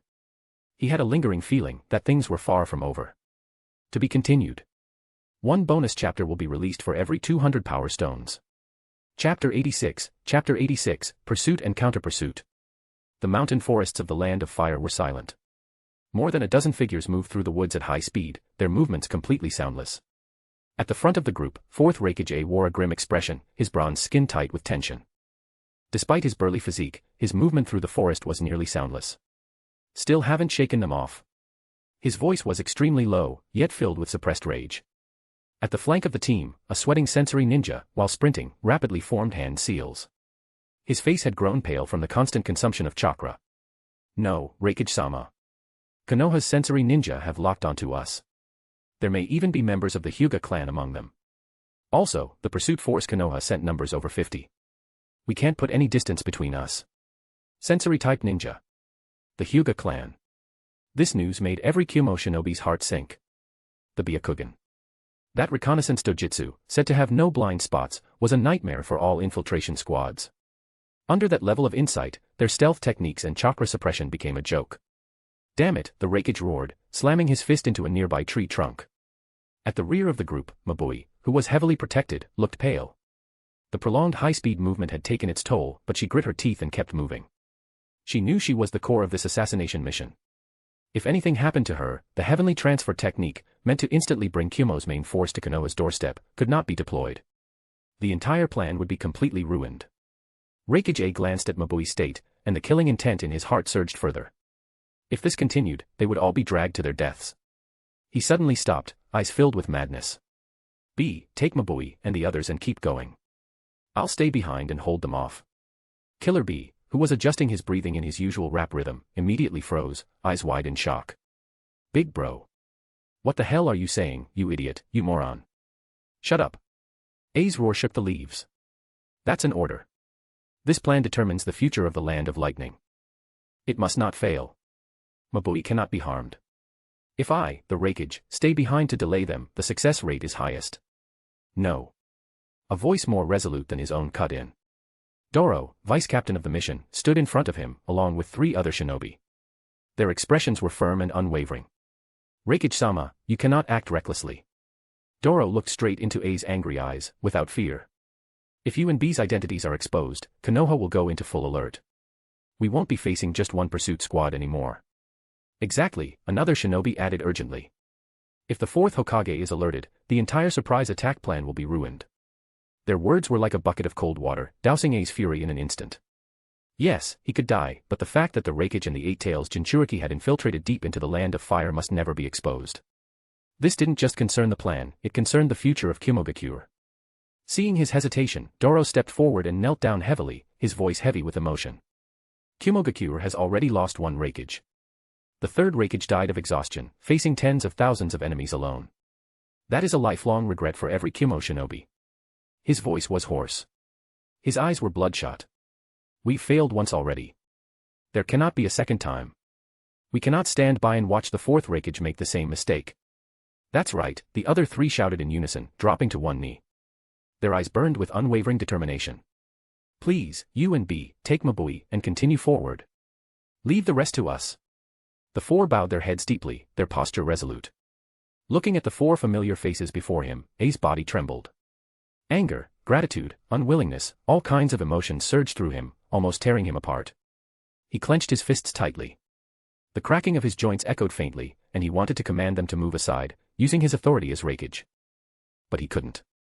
Because everything they said was right. He and B must not be exposed. He took a deep breath, forcibly suppressing his emotions, and the surging lightning released chakra within him. Kumogakure will never forget your names. Neither will I. Please. Doro looked up. A calm smile appeared on his face, as though he had already accepted his fate. Reikage-sama, will use lightning release, clone jutsu to create dozens of clones with identical chakra signatures and scatter them in all directions. Konoha's sensory ninja and the Hyuga's Byakugan will instantly be overwhelmed by the false targets. Unless they get close, they won't be able to tell who's real and who's fake. Even if they eliminate them one by one, it will take time. At that moment, please suppress your chakra to match ours. Maintain only the minimum level needed for movement. He laid out his plan clearly and quickly. Though the Byakugan is powerful, if you mix with the clones, it'll create enough uncertainty to throw off their judgment. This is the most effective way to buy time for you. What a man, Doro. Even when cornered, he could still make the calmest and most effective decisions. A's eyes were bloodshot as he nodded heavily. Good. With that, he no longer hesitated. He turned around and barked, let's go. Killer B glanced back at the 4 figures who would cover their retreat. He memorized their faces in silence, then picked up the exhausted Mabui and followed without a word. The group immediately suppressed their presence, like wisps of smoke vanishing into the deeper darkness. At the original location, the four of Doro slowly stood. They exchanged glances and smiled. Their expressions were fearless. "Let's go," Doro said lightly, as if not heading into a life-or-death battle. For Kimogakure. For Reikage-sama. The next second, four massive chakra surges exploded. Blinding lightning illuminated the forest like day. Amid the crackling arcs, the four simultaneously formed hand seals.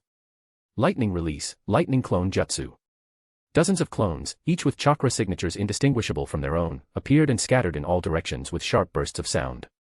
At the same time, several kilometers behind them, Hayashi was leading the pursuit squad as they moved swiftly through the forest. Suddenly, a sensory ninja shouted, "Something's wrong. Hayashi." Dozens of chakra signatures just appeared ahead. Reinforcements. Hayashi didn't react immediately. The veins around his eyes bulged as his Byakugan activated. In his field of vision, 13 chakra sources suddenly exploded, multiplying into dozens of identical ones scattering in all directions. He shouted, instantly realizing the enemy's intent. "No. These aren't reinforcements." A Nara clan member next to him immediately followed up, "Those are lightning clones.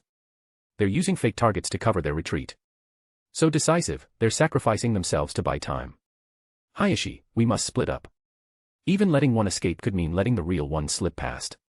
Using the lives of their own to buy escape time." Hayashi's face was grim. "Split up. Eliminate all the clones. Everyone move. Don't let any of them get away." "Yes." At his command, dozens of Konoha shinobi responded in unison. The squad instantly dispersed, forming dozens of pursuit teams that rushed toward the fleeing streaks of lightning.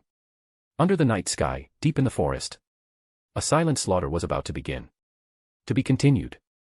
One bonus chapter will be released for every 200 power stones. Chapter 87, The Tragedy of Kimogakure, The Failure of Konoha. Under the cover of night, murderous intent surged. Countless Konoha shinobi moved swiftly through the forest, locking onto the scattered lightning release flashes with precision. Fire release, flame bullet. Wind release, great breakthrough. Boom. Wind fanned the flames, and the blazing flame bullet, driven by the gust, instantly expanded into a sea of fire. A streak of lightning charged wildly, only to be engulfed by the flames in an instant. The electricity exploded, and the figure vanished into a burst of light. "It's a clone. Next one. 3 o'clock, pursue." Similar scenes played out across the forest. Konoha shinobi were well trained with clear divisions of roles. Sensory ninja locked onto targets. Nara clan members coordinated and determined authenticity. The main force unleashed their most powerful ninjutsu without holding back. The operation was highly efficient. Hayashi stood on a tall tree branch, his Byakugan scanning the battlefield. In his vision, the chakra light points representing the lightning clones were being extinguished one by one. His gaze pierced through the dense forest. Far ahead, 4 clusters of chakra, more concentrated than the clones, were being surrounded by dozens of Konoha chakra light signatures. "They've been found. Deep within the forest. We've been discovered." A Kyumo shinobi had just pierced a Konoha genin's chest with a lightning-infused kunai. Before he could even catch his breath, several kunai laced with explosive tags had already sealed off every escape route. Boom. Boom. Boom. Violent explosions erupted, sending smoke and debris high into the air. When the smoke cleared, the Kyumo shinobi was kneeling on the ground, covered in blood and severely injured. At that moment, a pitch-black shadow extended from beneath everyone's feet, coiling around his body. Shadow imitation technique, successful. A calm voice came from behind as a Nara clan member formed hand seals. "Damn it." The Kyumo shinobi, bound by the shadow, stiffened, letting out a low growl like a trapped beast. He knew very well the consequences of being captured alive. The Yamanaka clan's secret techniques would rip every secret from his mind. Thinking of that, he gritted his teeth. The remaining chakra in his body surged violently toward his head in a chaotic flow. No good. He's going to destroy his brain. The Yamanaka clan member's face changed drastically as he cried out. Too late. The Kyumo shinobi's body trembled. A muffled thud sounded from within his skull. Blood oozed from his 7 orifices, and he slumped to the ground. Death before disclosure. On the other side, Doro's situation was just as grim. He faced an entire Konoha squad alone, which included a Hyuga branch family shinobi. Gentle fist. The Hyuga shinobi's figure flashed as he struck at Doro's chakra points with his palms. Chakra flow within Doro's body instantly stagnated. He roared, forcefully unleashing the last of his lightning-released chakra and breaking through the chakra blockade. He counterattacked with a lightning-infused hand blade, slashing fiercely at his opponent. Rotation. The Hyuga shinobi spun rapidly in place, forming a blue chakra sphere that completely enveloped him, blocking the desperate strike. The hand blade clashed against the rotation, emitting a sharp screech but failing to advance even an inch. In that instant of delay, a fatal killing intent attacked from behind. Earth release, Earth Dragon bullet. A mud dragon surged from the ground, its massive mouth open to swallow Doro whole. Lightning release, lightning armor. At the critical moment, Doro poured all his remaining chakra into his lightning armor, forming a protective layer of lightning around him.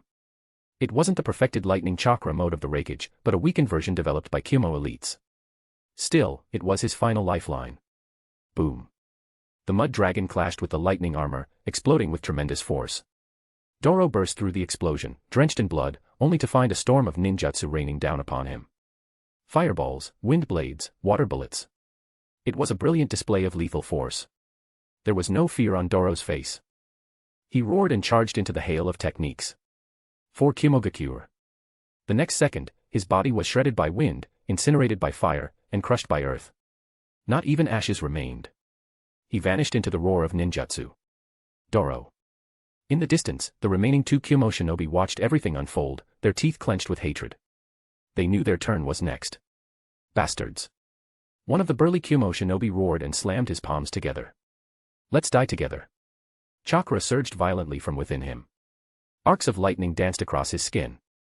He was about to self-destruct. No good. He's going to blow himself up.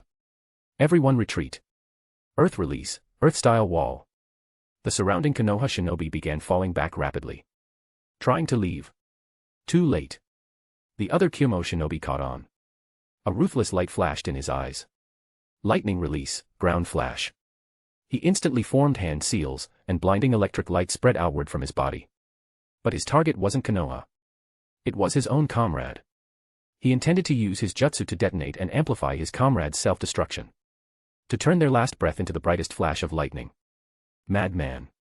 A nearby Konoha Jonin's pupils contracted. Boom. A massive explosion shook the entire mountain forest. A dazzling sphere of white lightning exploded, engulfing everything within a 10-meter radius. When the light faded, only a scorched, smoking crater remained. 3 charred bodies of Konoha genin lay around it. The others, though wounded, had managed to escape the blast thanks to coordinated defense. As for the Kyumo shinobi who used ground flash, he had been caught in the explosion's shockwave. Half his body was charred, one arm missing. He lay on the ground, barely clinging to life. He was the last of the 4 to survive. His gaze was dim, yet still fixed on the deep crater ahead. 2 Kyumo jonin had gambled their lives on mutual destruction and barely inflicted any damage. Is this the strength of the strongest shinobi village in the world? Just then, Hayashi appeared silently at his side. His face was dark as he stared down at the last Kyumo shinobi. He moved. His goal was clear. Capture him alive. He was the last one. But the Kyumo shinobi seemed to sense his intent. With great effort, he lifted his head. Staring at Hayashi, who was already within reach, a strange smile formed on his face. 4. Kumogakure. He used his final ounce of strength to mumble. Then, he gathered the last remnants of his lightning-release chakra into his body, compressing it wildly. The moment Hayashi reached for him, the Kyumo shinobi's body erupted with brilliant electric light. Sizzle. There was no earth-shaking blast. Just the sharp, piercing sound of high-voltage discharge. The Kyumo shinobi's body began to carbonize in the intense electric light. Then, he turned to black ash, scattered by the wind. Hayashi's outstretched hand grasped only air. His face grew even darker. All 4 Kyumo jonin had died before his eyes, leaving no trace behind. Not a single one was captured alive. Not even a corpse remained. Hayashi-sama. A sensory ninja approached and reported, "We've lost too much time. The target has likely." Hayashi slowly withdrew his hand, fists clenched tight. A vein throbbed at his temple as his Byakugan activated to the limit, scanning through layers of forest. But all he saw was darkness. The target had completely vanished from his field of vision. Damn it. Hayashi growled, suppressing his fury. Leave 2 teams behind to clean the battlefield. The rest, continue pursuit. Yes. As the Konoha shinobi moved quickly to carry out the order, Hayashi knew in his heart. After such a delay, even if they continued chasing, the chance of finding the target was slim. All they could do now was try their best and leave the rest to fate.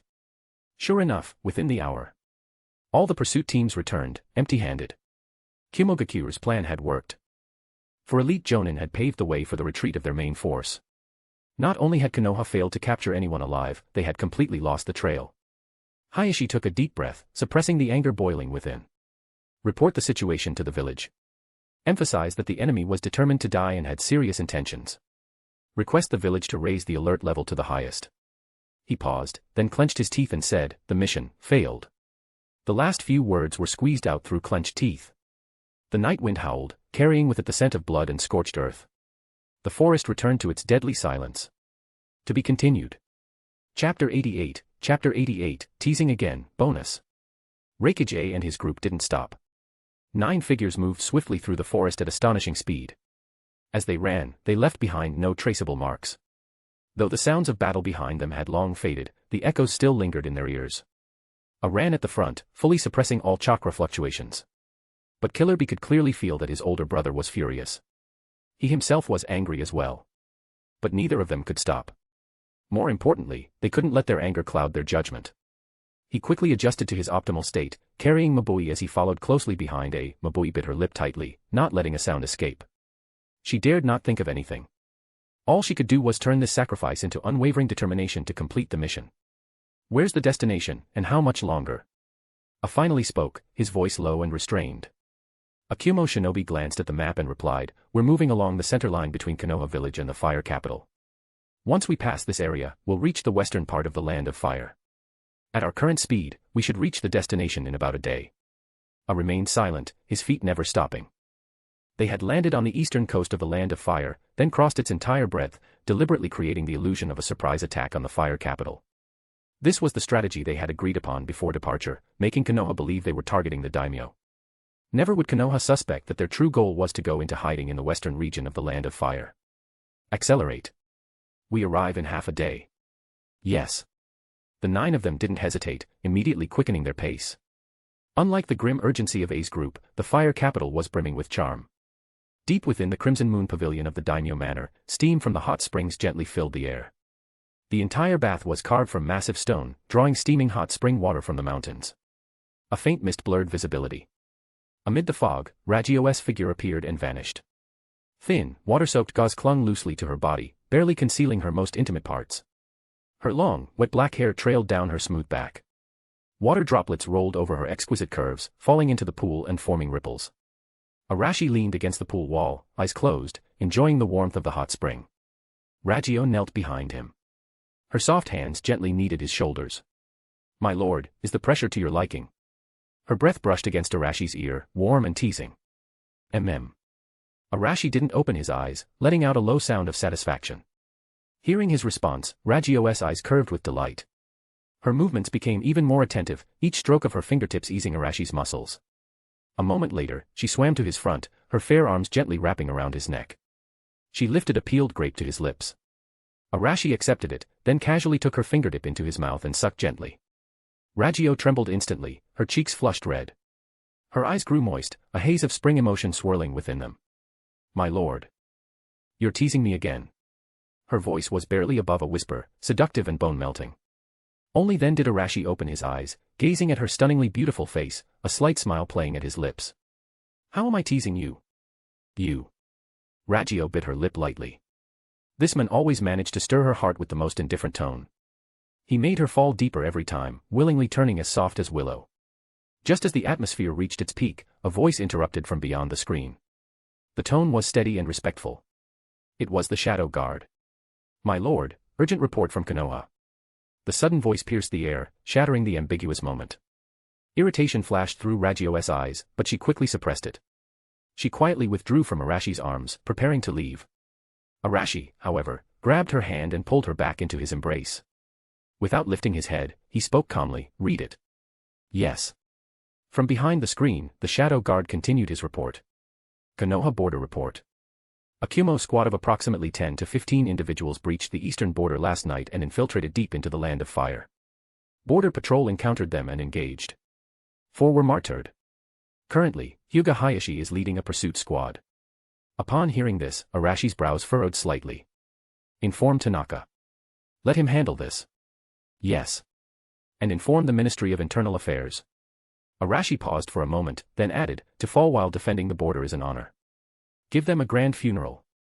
Also, commission 4 plaques, inscribed with Hero's Home, and have them personally delivered to the families by the ministry.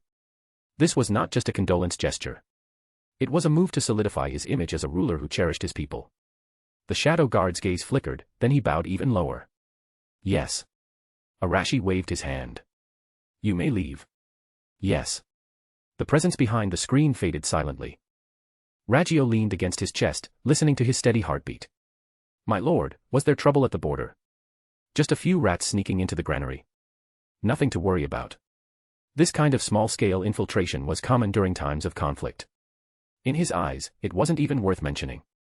If Konoha couldn't handle this, it would have been destroyed long ago. After the shadow guard left, Arashi lowered his head and gently lifted Ragio's chin. A playful glint appeared in his eyes. Don't let it distract you. He leaned down and pressed a light kiss to her lips. Our time together is far more precious. Konoha Village, Hokage Building. The atmosphere was tense. Minato held the freshly delivered battle report in hand, his expression grim. The mission had failed. Even with Hayashi personally leading a team of elite trackers, they had lost the target. No, not just lost. They were completely outmaneuvered. The few short lines in the report painted a clear and devastating picture. The enemy had used the lives of 4 jonin to forcibly break through Konoha's tight encirclement. Then, they escaped calmly. Using 4 elite jonin just to buy a few minutes for retreat. Koharu's face no longer showed the same disdain as before. These lunatics, what exactly are they planning? Hamura remained silent, brows furrowed, deep in thought. This wasn't simple infiltration, nor was it provocation. It was a calculated suicide mission. For elite jonin, an irreplaceable force for any village, were treated as disposable. Discarded without hesitation. Kumogakure's ambition was massive. There was definitely a larger plot at work. Minato made a snap decision. We must report this to the Daimyo Manor immediately. Report it. Hamura's eyes widened. Minato, this is something we should handle internally. There's no need to trouble the Daimyo over every little thing. To him, the Daimyo only needed to remain in the capital. Military matters were the domain of shinobi. Too much involvement from the Daimyo reflected poorly on Konoha's competence. Elder Hamura. Minato stood up suddenly. Now is not the time to worry about appearances. Did you see the enemy's route? The fire capital could very well be their target. That thought sent a chill through his heart. Hamura was visibly shaken. You're saying the Daimyo-sama is in danger? Koharu's expression also turned grave. Has Kumogakure gone insane? That's a direct violation of the shinobi code. They'll be branded as enemies by the entire world. Aren't they being pursued already? Besides this possibility, I can't think of any other reason, Minato said with conviction. Not only must we report it, we must also dispatch shinobi to the capital. But. No buts. Minato's voice turned stern. As Hokage, I am responsible for the safety of every corner of the Land of Fire, including the Daimyo-sama. He must know there's a group of desperate infiltrators headed straight for him.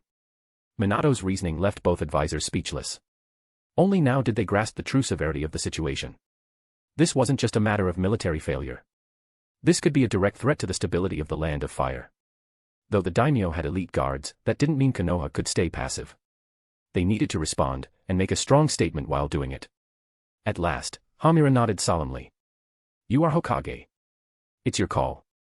Soon, a top-level urgent message, its wording heavy and precise, outlining the battle and the enemy's resolve, was sent directly to the fire capital.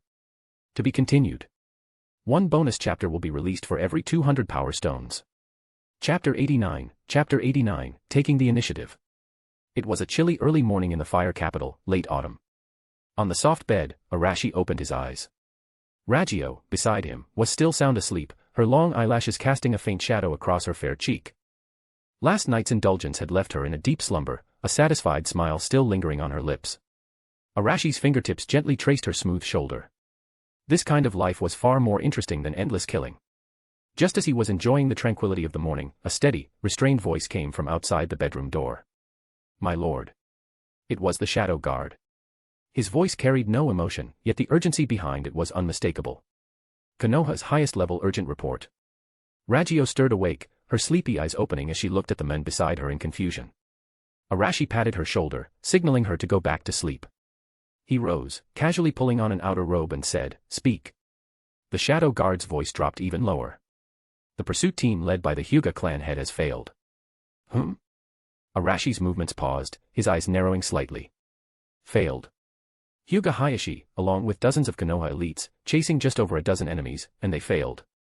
Without bothering to adjust his long robe, Arashi walked out of the room with his chest exposed. Continue. The Shadow Guard immediately unrolled the intelligence report and read it aloud. The content was brief.